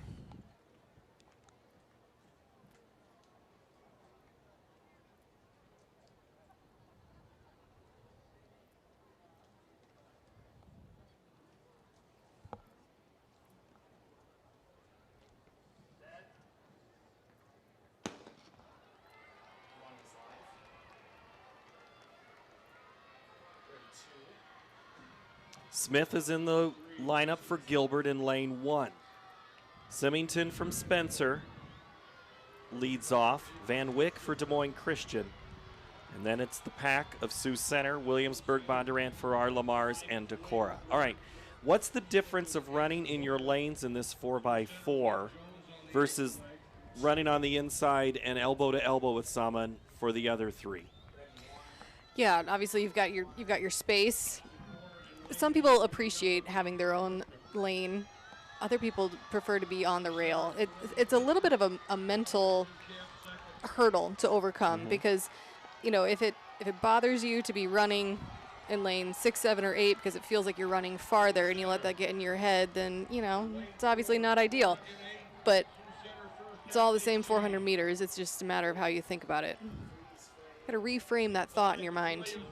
Well, the mental side is such a big thing that gets talked about as Bitker hands off to Oldenkamp for Sioux Center. They are first on the exchange, and then they're going to make the cut on that backside. Larson for Williamsburg now with the baton. Martin for Bondurant, Farrar, Breitsbecker for Lamar's, and then it's Deere for Gilbert, Frankenstein for Spencer, and Des Moines Christian has Mull out there on the track. And it's Sioux Center right now all by themselves at the top of the turn. And of course, these 2A, 3A teams are going to turn around tomorrow morning at 7 o'clock and make their way back to the track. You know, whereas I think the 1A, 4A section that has had all day to recover has a little bit of an advantage. But, you know, I think from that mental standpoint that you were talking about, I think, you know, it's been 2 big days. And I think we'll see successful teams show up with a really good attitude tomorrow and start rolling in some points early and just ride that momentum until the 4x4 is finished. Well, the 4x4s could be done as early as about 7:40, which gives them just about 12 hours before they'll probably be back and done with breakfast and on their way to the track for that shuttle hurdle relay. So if you don't have a lot of 4x4 that do the shuttle hurdle. So then, but here's the thing. The 800 start with the sprint med tomorrow. Oh, that's right. We are sprint med first. That's right. Never mind that, because I was like, oh, we've got the 400 runner in there, and then because I was looking ahead to the 800 runner for these 4x4s. You got a lot of those. Sioux Center, Van Artsen. Now it's going to be Jones for the final lap. And Mike, one last thing. Let's talk about this exchange here. Pretty spread out, but right in here in the back, it's going to be a little more chaotic. Yeah, this could get a little bit interesting when it gets bunched up like this. You know, looks like they're kind of working in pairs, which worked out really well. You can tell that this is not the first time these ladies have done this. But you know, tomorrow when the finals are on, it'll get a little bit different. All right, Sioux Center's in the lead. Mike J will take us to the finish. Sioux Center, they got a 59.8 carry from Van Artsen. Jones on the backstretch with the lead, heading past the scoreboard. That's Williamsburg in second with Hooker.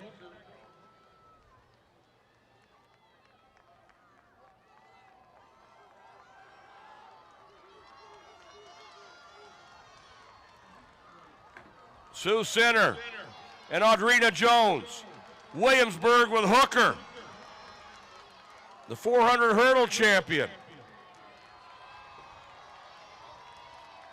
Sioux Center, 3:54.95. They got a 57.6. Really impressive time. 55.25 from Ava Hooker. Woo! I saw That her was moving. cooking, I yes. was watching her there in the Oh, my turn, and I'm gosh. like, she still has a lot left. Yeah. She's looking to have one more race. And as of now, the bubble time is 4:02, and Williamsburg's 3:58 would be under that. But this is what it looks like right now on how it could qualify. Sioux Center, Wahlert, Marion, ADM, Williamsburg right now in 5th. Solon, Spencer, Glenwood currently safe to round out the top 8 with 1 heat to go. So now it's up to heat 3. I'm going to mess you up. We're going to go Harlan in 8, Central DeWitt in 7, Maquoketa to 6, West Delaware is in 5, Pella in the middle, Clear Creek, Amana, Washington, and I believe it's pronounced Mount Vernon. Is that right? Yeah, you crushed it. Crushed it. Good All job. right, so this Mount Vernon team we've talked about a lot. Here is their opportunity in the 4x4. They're in the inside lane, but let's take a look at who they're putting on the track right now. Stewart, Wisner, Telecki, and Roop. So what does Mount Vernon have to do to get out of that inside and get into the finals to keep a run at Pella and the others that have better times? Yeah, I think they need to run within themselves. You know, they're going to have the whole field within their eyesight. They're going to need to keep that momentum running forward. Looks like Callie Whitaker, their 400 stud, is not in this relay, and so you know, I'm not sure quite what their strategy is here, but these girls on this quartet are just some really sweet girls who are going to put their absolute best foot forward. So for Pella, it's Settles, who was on the track earlier today, Paulson, Vandervoort, and Newman. Lizzie Newman back there. She is slated to be the anchor of this Pella team. Clear Creek Amana with Curtin Simpson, Bartusik, and Herring. In lane 2, it's Washington, Drahota, Villa, Messinger, and Dahl. And then for West Delaware, it's O'Rear, Schulte, Payton, and Menson. Maquoketa starts with Hackman, then Hobson, Armbruster, and Waddell. So the Maquoketa girls are back. Central DeWitt, Fulsang, Putnam, Tapke, and Fulsang, and then Harlan, Wegner, Sonderman, Van Bali, and Helsink. That's how our race goes. We're off already in this first leg of the 4x4 Class 3A Heat 3. Spot on the finals on the line here. There's some big team points on the line, and that could be affect. You know, Pella right now sitting in first with 50 points. They're going to have some 1,500 points coming out tomorrow, but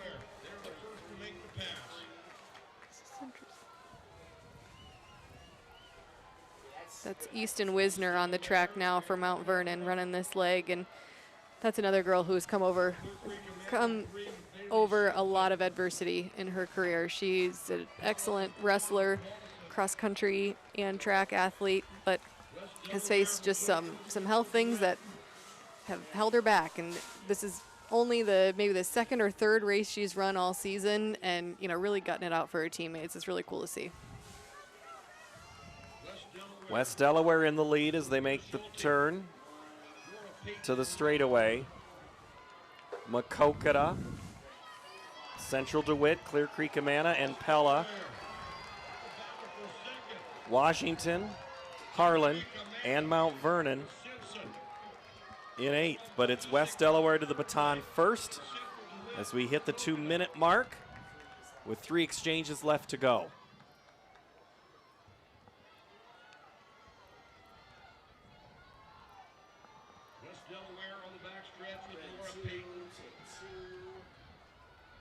Right. Nora Payton has had a big weekend. She was, we saw her a couple times yesterday, I believe. I think she's in the shuttle hurdle, so she'll be back tomorrow in the finals. All right, Mike J., for the final lap and a quarter. Tell us about the race. Natalie Minson will be on the anchor leg for Westwood, Delaware. 4 teams in a battle for second as they come off the turn.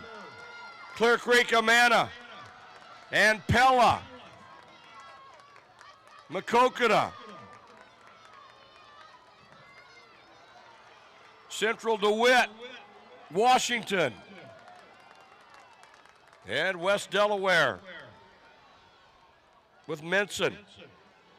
Jalen Herring has the stick for Clear Creek, Amana. That's Pella in third with Lizzie Newman. Macokota running Weidel.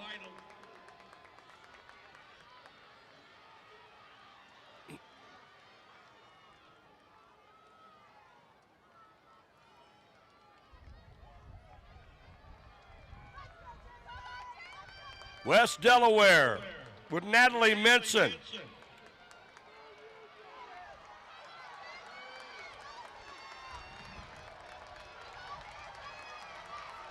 West Delaware, Pella, Clear Creek, Amana, Macokota. Final heat here in 3A.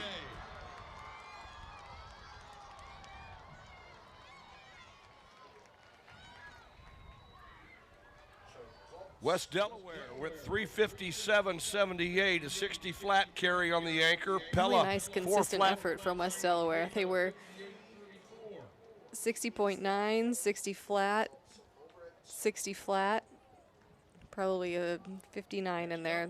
It's really good collective effort out of those 4. But here's how they qualify for the 4x4 final tomorrow afternoon. Sioux Center will have the best time, 3:54.95. Wahlert, then West Delaware. Marion in there at 3:57.85. ADM at 3:58. Williamsburg, Solon, and Pella just sneaks in by about half a second over Spencer to get into that position. So tomorrow, when you look at that race, Sioux Center, the way they dominated, but so did Wahlert in their heat. So interesting to see them next to each other when we get there. All right. I think we need to do one last break because we are getting ready for the boys competition, and what we've been doing is taking one last break because we have 2 last sections to go. Back in a moment, the boys on the track when we return.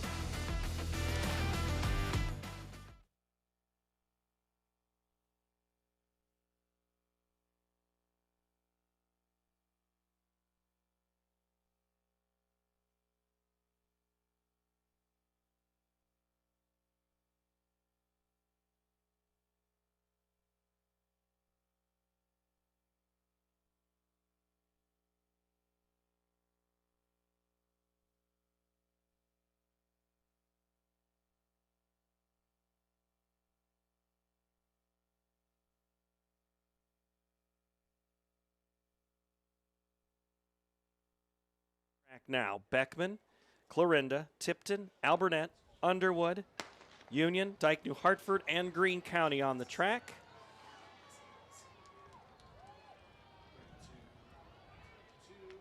So Beckman will lead things off with Kramer. Then it'll be Hawley for Clarinda. The Tipton Tigers are in 3. Beckers for Albernet in 4. Limp for Underwood in 5. Union's Wenzel is in 6. Mormon running in lane 7 for Dike New Hartford, and Greene County has Jacobs in lane 8 for the Greene County Rams. Greene County from Jefferson, Scranton area.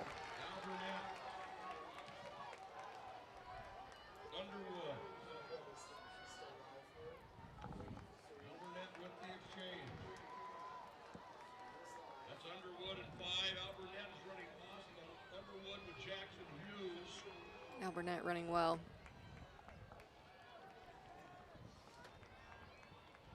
Beckers to Osman. Both of those names we've talked about in the last 2 days. But man, Albernet, they were hoping to make a little bit of noise coming into today. They are not in the top 4, but they're trying to, they're trying to get second, there. Friend. They are second. I was looking at the wrong class, looking over Andy's head, and I missed it. There it is, Alburnett, 24. They're doing great. Just elbow me. That's why 2 brains are better than 1 at the 23rd hour. Gustafson takes it for Alburnett. Caves is yet to go for the Pirates. Right now it's an all Alburnett race, but there is heat coming from behind.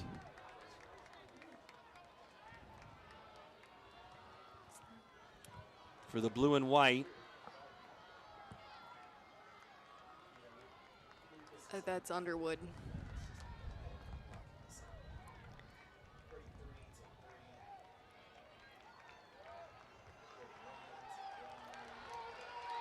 But yeah, that heat is coming in behind. The U of Union LaPorte is running third right now. Here comes, oh, a great look at this exchange. I like this. I like this shot.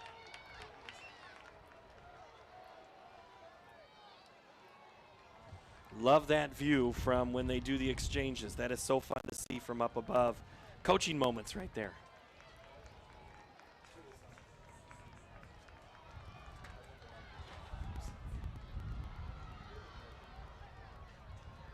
Alburnett, Underwood, Union LaPorte City, and Tipton.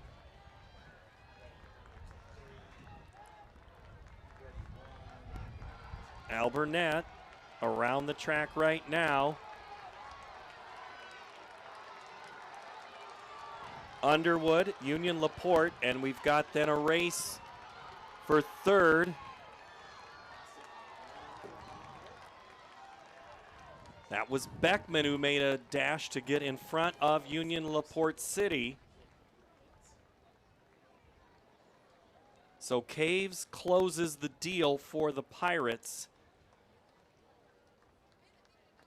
That Beckman anchor ran 48.9. Oof. It's moving. Wow. And that Beckman anchor is Gert. So Alburnett a 3:21.59, Underwood 3:24, Beckman a 3:26. Union, Tipton, Clarinda, Dike, New Hartford, and Greene County round out the rest of your top 8 from the first heat. Heat number 2. Forest City, MVAO-COU, West Branch, Applington, Parkersburg, Mediapolis, Monticello, Hinton, and Grundy Center. Maple Valley, Anthon, Odo, Charter, Oak, Ute. Western Iowa, Forest City, North Central, West Branch off I-80. Applington, Parkersburg off of Highway 20. Mediapolis off of Highway 61. Monticello in the great Jones County area. Hinton from Sioux City area and Grundy Center. The home of Iowa Girls High School Athletic Union media guy and all-around nice man. Jason Esslinger helping us out there so many times over the years. I'd like a big thanks to him helping me over the years for all the girls' sports. Chris Cuellar helping us out here for the boys. It, as you said, it takes a village. So talk to me about the teams in these this next race here in Heat 2. We're going to keep an eye on lane 4, Applington Parkersburg. They've got the season's best of 3:21.54, which looks to be on paper significantly faster than anyone else in this race. But, you know, that's why we run the race, because we got to see what's going on. We've seen paper not exactly always hold up. That is true. All right, so Heat 2, I'm going to give you a quick overcap, but then since I didn't go to Mike on that last race, I need to let him cover up things for you here. Forest City with Gaither, Cameron for MVAO-COU, Weckman for West Branch, Applington Parkersburg starts with Kruger, Mediapolis has Schmigdal, Cray for Monticello, Hinton's has Kinkle, and Davy for Grundy Center at 8.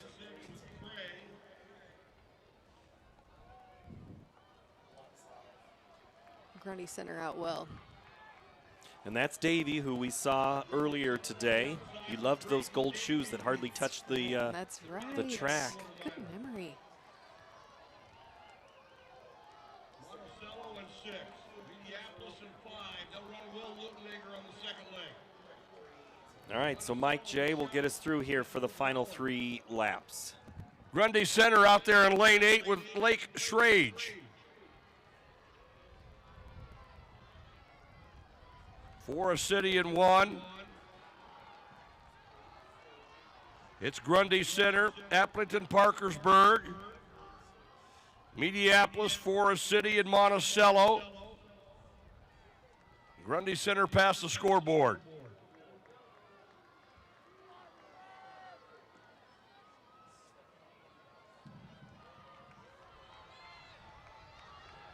And we've got a battle here on the front stretch, as Appleton Parkersburg with Trevin Thomas moving to the lead.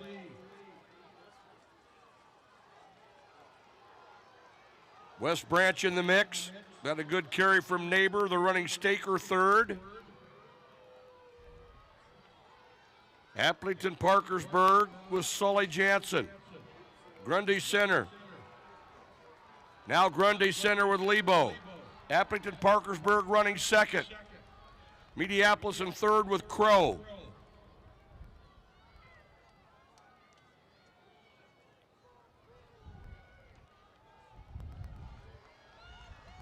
We're going to have 3 coming together to the final exchange.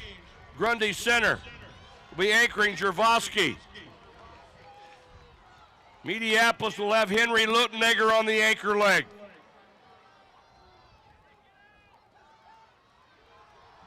Appleton Parkersburg with Prusner. 49.4 on that carry for Mediapolis. 50.9 for Appleton Parkersburg.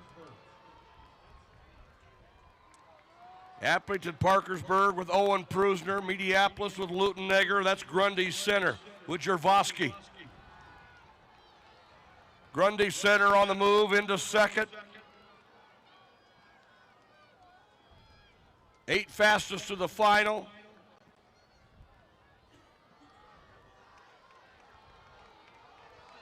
Grundy Center, Appleton Parkersburg, and Mediapolis.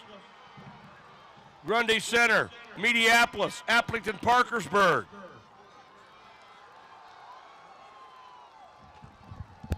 Grundy Center, 3:21.19, 47.77 on the anchor for Jervoski. 49.5 for Lutenegger. 47.77. Wow. And that's what I was saying. And you thought 49 was fast. I guess, you could say he's had a good day. Holy.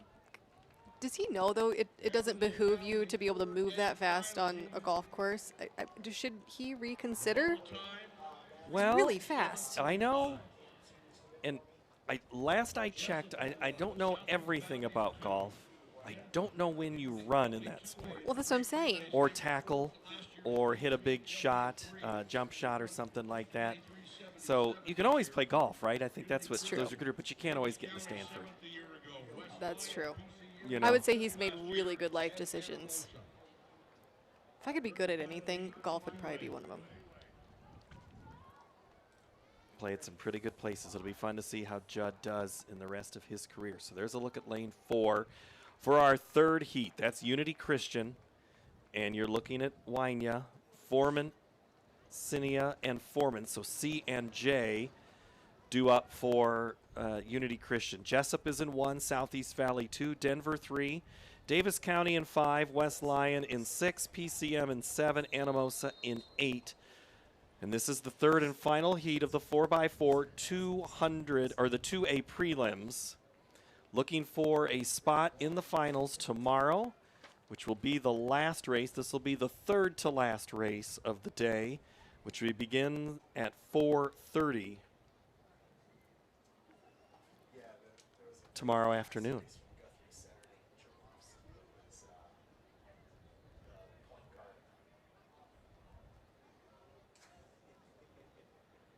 Looks like the Unity Christian Quartet has a couple of either cousins or pairs of cousins or pairs of brothers. That's fun.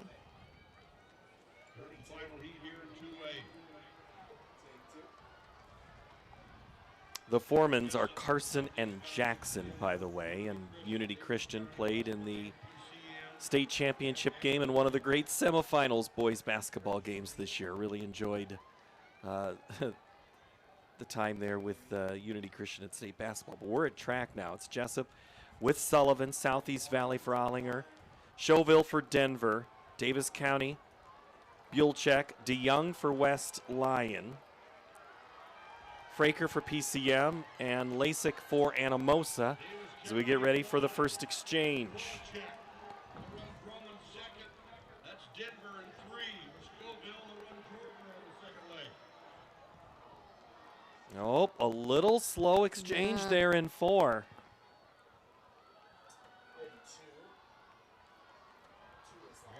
Hurdles are important, or handoffs are important in the 4x4, but not quite like they are in the 4x1.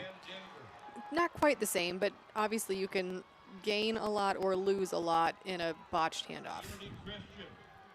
Or a successful handoff, obviously. And it's an opportunity to maybe run into somebody too. There's the extra element there that makes it, that ups the difficulty level.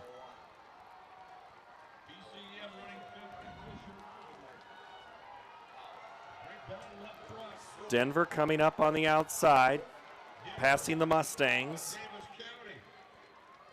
So it's the different shades of maroon for Denver and Davis County. Jessup in 3rd, Southeast Valley 4 as they leave the exchange zone. PCM and Unity Christian. Unity Christian with Cade Wynia. He is on the move on the back stretch and has him into 4. Unity Christian making up some space after that unfortunate handoff. Yep. He is moving. Wynia doing great things here. This is Caleb for Unity Christian, but in the front, it is Denver, Knobloch, and for Davis County, it's Young. And we go to the last lap, and we go over to Mike J. Denver, Davis County, Unity Christian.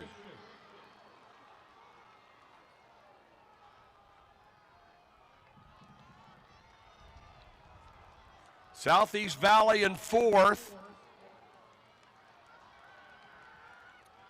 Denver anchoring Jesse Gomez, Davis County with Frazee. Unity Christian with James Foreman.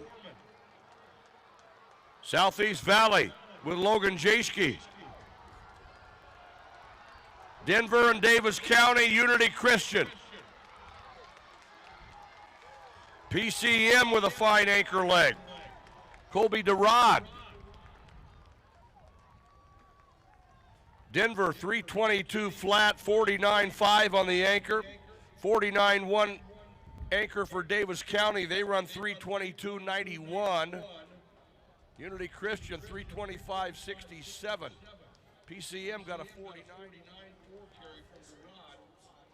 Really impressive from Denver out of that heat, but we've got our final qualifiers here. Grundy Center, Albernet, Mediapolis, Denver, Applington Parkersburg, Davis County, Underwood, and Unity Christian gets in. Yes. They're looking for redemption. I bet they're going to practice handoffs tonight. They might, well, they're going to at least talk about them. You can about guarantee that. PCM falls just outside that top 8. So Unity, Underwood, Davis County, Applington, Parkersburg, Denver, Mediapolis, Albernet, and Grundy Center. So we might get to see Mr. Jarofsky one more time if he is in that lineup, but I don't see why he wouldn't tomorrow in the final. So that is the race that will happen tomorrow, somewhere in that 440 range, 438, 437 somewhere. And now it is on to 3A. 3A boys. I don't mean to sound like a broken record, Ellen, but Jiminy Christmas. Look at this. ADM, North Polk, Clear Lake, Benton Community, Spencer, Atlantic, Center Point, Urbana, and Newton. For some reason, I think we've said a lot about these, and specifically Clear Lake right here in 4. It's like these guys have been cloned, and they just keep coming back. We knew it was going to be a big day for strength and power athletes, specifically hurdlers and sprinters, and it just so happens that we keep getting to see these guys. Well, Isaac Brownlee will lead yep, off, and yep. Colby Hudnafield will bring it home. Newton will lead off with Yahia, ADM with Johnson. Borman for North Polk. Benton Community in lane 5 with Sean Bacher. Rasmussen from Spencer in 6. McNeil from Atlantic is in 7. Maloney from Center Point Urbana is 8, and we're off. In the first of 3 heats of the 4x4 meter relay prelims, looking for a date in tomorrow's finals. Clear Lake has a season's best of 3:17.41. Will be interesting to see if we get to see that tomorrow. I don't math very well, but that's got to be more than 1 under 50 for quarters, right? Math is not my strong suit either, but we'll just go with yes. Yeah, I think we'll know our split soon enough here as coming down in lane 8, Center Point Urbana with Maloney. He's getting ready to hand it off, but they're staggered for this first exchange. It's like 4, 7, and 8. What was that? Lane 2, ADM with a really, really good handoff. I bet they've been practicing. That's Johnson to Davison. Let's hope so. Borman to Ackerman for North Polk.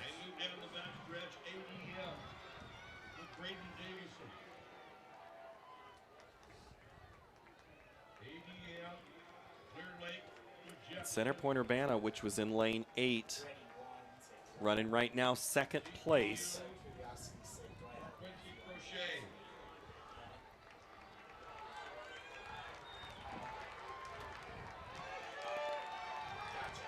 Is that Clear Lake? Yep, Clear Lake coming in hard.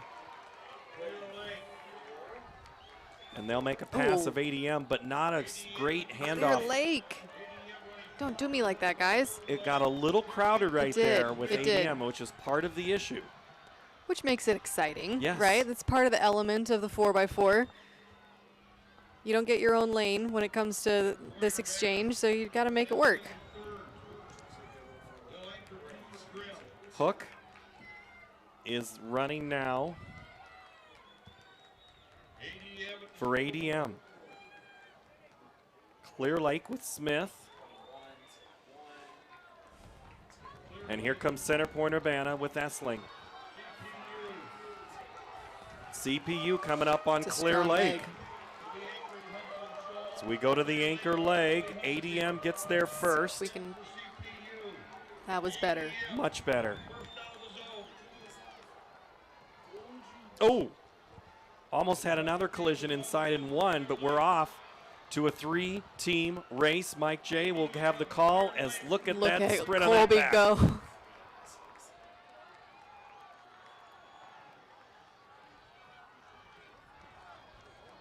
Clear Lake to the front. Colby Hudnafield. ADM running 2nd, Center Point Urbana with Grimm in 3rd. Clear Lake off the turn. Clear Lake, ADM, CPU.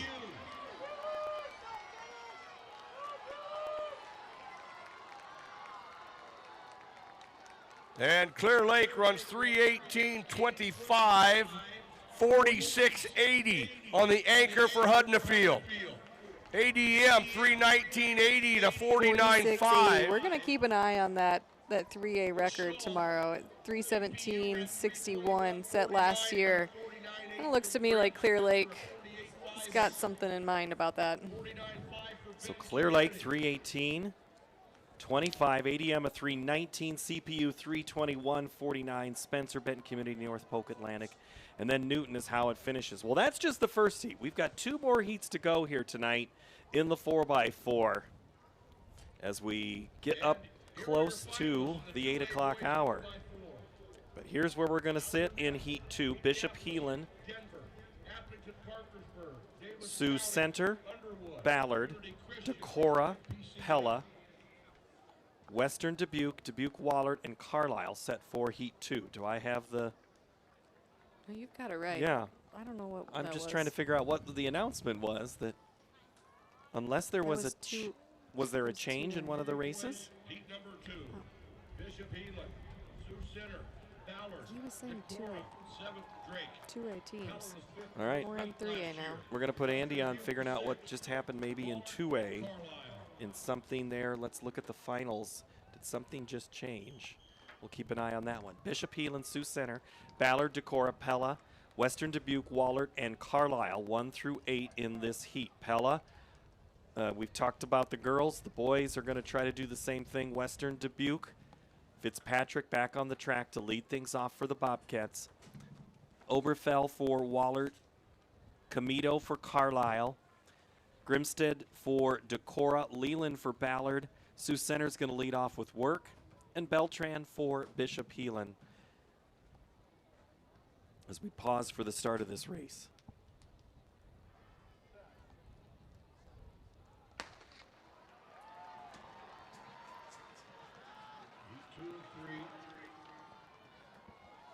Bishop Heelan with Beltran, Sioux Center with Ballard leads off with Leland. Grimstad on the opener for Decorah. Pella with Ramey. Fitzpatrick leads it off for Western Dubuque. Wahlert with Oberfohl. And Carlisle with Comito.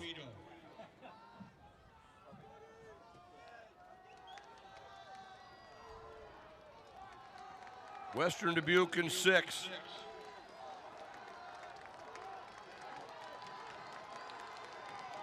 That's Pella in lane 5. They'll run Paulson on the second leg. Decorah getting a good opener from Grimstead. It will be Decorah first at the exchange. Decorah and Western Dubuque.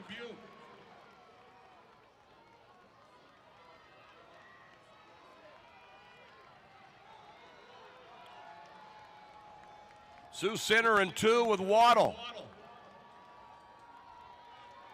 And Decorah will be first to the rail on the backstretch. Decorah and Western Dubuque. Sioux Center and Carlisle.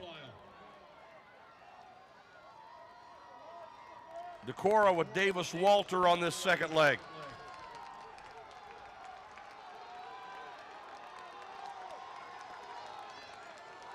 Decorah and Wahlert.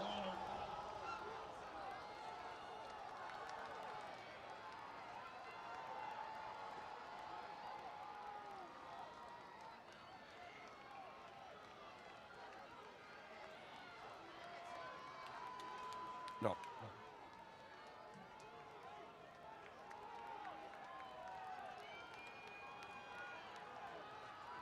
And Decorah.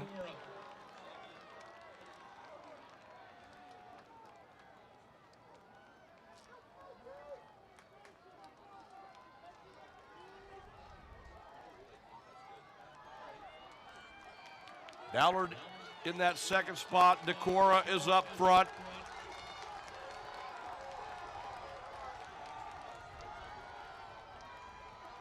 Western Dubuque and Wahlert.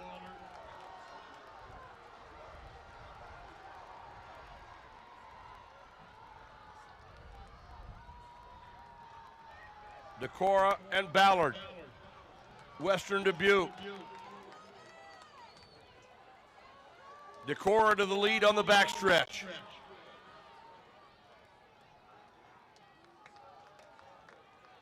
Decorah and Ballard. Western Dubuque and Wahlert. Decorah and Ballard off the turn. Decorah and Ballard. Stemper and Ortner.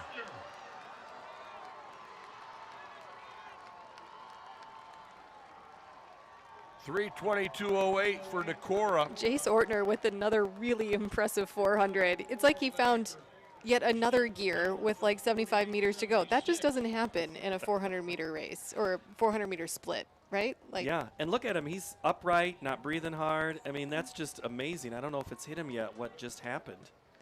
Decorah takes that section with obviously incredible legs as well, but that was really fun to watch. So we are moving now to Heat 3. Before I tell you who is in the race, I'm going to clear up something on the 4x4 2A. We've had 3 teams disqualified from that heat: Union, West Lyon, and Grundy Center.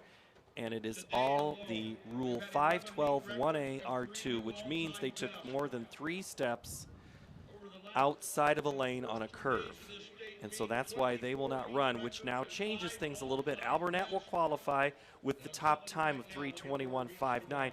That puts PCM Monroe back into the finals. They were right on the cut, but this also has something to do with the team score as well as we look to tomorrow, because right now as it sits in 2A, Grundy Center has 33 points, Alburnett 24, Spirit Lake 15 in the team score. So with Grundy Center not able to score any points in that 4x4, that puts Alburnett with an opportunity and the best time to possibly be in a position to make that team race very, very interesting tomorrow afternoon. Yeah, absolutely. Of course, it's not just about the 4x4. There's lots of opportunities to score tomorrow, but it does make it quite interesting because when we're coming down to the end of the meet, usually it is the 4x4 that is deciding those team championships. And with Grundy Center not on the track, it makes it tough for them to score points. But on the track now, it's Williamsburg, West Delaware, Webster City, Solon, Bondurant, Farrar, MOC Floyd Valley, Clear Creek, Amana,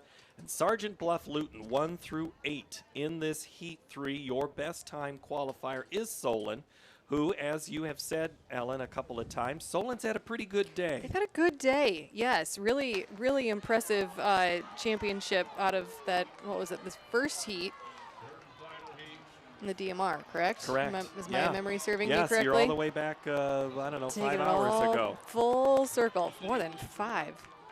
That was a long time. Yeah, it was probably about 5 hours ago. You're right. We've got some of those guys back running for Solon. Eli Campman and Max Volstead are part of this 4x4 quartet. We'll keep an eye on them.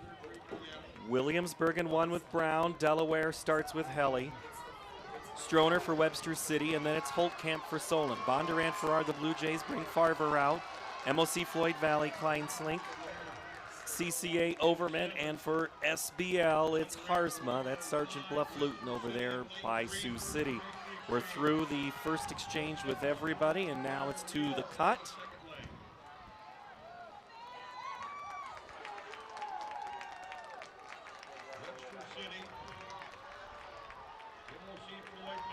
And on that back stretch, this is the 3rd and final heat. MOC Floyd Valley takes the lead in the purple uniform with Van Zee.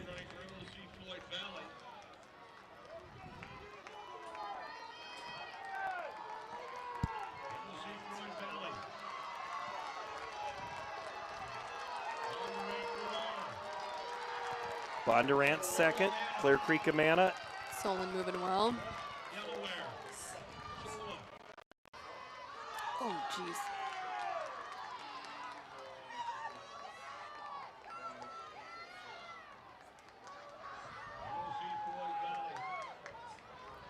Boy, look at MOC Floyd Valley. Van Ravenhorst running away from things, but there is a pack in the back, but I have a sense this race is far from over. Mike J will run us home for the rest of Heat 3. Webster City. We've got MOC Floyd Valley up front and everybody else battling for second. Bondurant Farrar off the turn with Guthrie. They'll anchor Kurtz. MOC Floyd Valley up front. They'll have Cooper Cat on the anchor. Clear Creek Amana got a good carry from Timmerman. They'll anchor Jensen. Solon with Burke. They'll be anchoring the freshman Max Falstad. With 152.6 to anchor their medley to a win. MOC Floyd Valley, Bondurant Farrar, Clear Creek Amana, Solon, West Delaware. Webster City.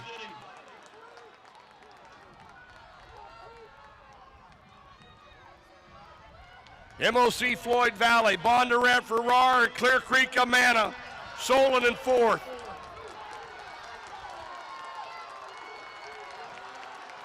The bubble time is 3:25:09. Clear Creek, Amana, Bondurant, Farrar, Solon. 3:22:13 for Clear Creek, Amana, 48.4 on the anchor. Bondurant, Farrar went 3:22:42 with a 48.8. It's like a tidal wave. Just came over the blue oval. Absolutely. 48-37 for Clear Creek Amana, 48-87 for Bondurant Farrar, 48-45 for Solon. I mean, seriously right there. And Solon squeaks into the final. Nice work. All right, I need to one more thing because I want to make sure I get this right for Clear Creek Amana. That was Jensen who closed it out. And let's go Kurtz for Bondurant Farrar and Svalstad for Solon. All made it very, very interesting at the end of that heat. That's just the definition of, honestly, never giving up. Run to the finish line, because if any of them wouldn't have, they would not have made the final. It was that close. So here's how we will have in the 4x4 3A finals tomorrow. Clear Lake qualifies number 1, 3:18:25. ADM second, CPU 3:21:49 with that chance to defend their state title. Try to repeat. Decorah 3:22:08. Clear Creek Amana 3:22:13. Bondurant Farrar, Ballard, and Solon. So MOC Floyd Valley misses the cut right now at 9, 3:22:77. So just by 0.2 of a second. So, whew. That was a big day. Big day. Big day. But guess what? We're back tomorrow. It gets bigger tomorrow because we're just toying with you right now. They've handed out a couple of flags, but it's everything a final tomorrow. The sprint medley relay, the wheelchair shot final, the 800-meter run, shuttle hurdle, the 100-meter final for wheelchair and ambulatory, the 100-meter dash, the hurdles. We'll have the 200-meter dash, the 15 and 1600, the 4x1, the 4x4. Oh my goodness!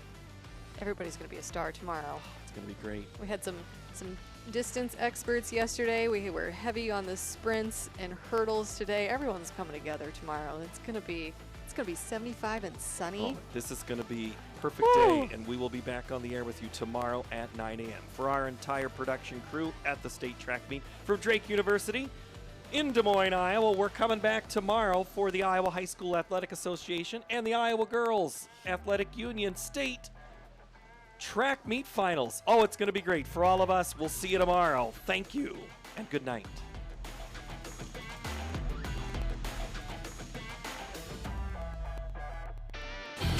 Excelling in athletics takes teamwork, dedication, and a commitment to excellence. These are the same qualities that help our pig farmers and our communities thrive. The Iowa Pork Producers Association is proud to support statewide high school athletics and the student athletes who make us all proud. Visit iowapork.org/WeCare to meet the people behind the pork and hear about our winning approach to caring for our pigs, the environment, and our communities. It's the simplest expression. The smallest thing that changes everything. A smile. So easy. A smile lights it up. Apologizes. And welcomes unconditionally. Because the shortest distance between two people is a smile. Thank you. Hy-Vee, where there's a helpful smile in every aisle. How do you make everyone's favorite buffet even better? How do you make the country's best chicken even more exciting? How do you make Thursday the best night ever? Wing night at Pizza Ranch. All the wings you want, plus all your other buffet favorites. And for a limited time, try the sweet heat of our new honey hot sauce. The country's best wing night is here. Taking flight Thursday nights, only at Pizza Ranch. Something exciting is growing on Iowa farms these days. Innovation. From tractors that seed, weed, and harvest with data-driven precision to drones that scout or plant cover crops to protect soil and water. Even our animals live in smart homes with round-the-clock care.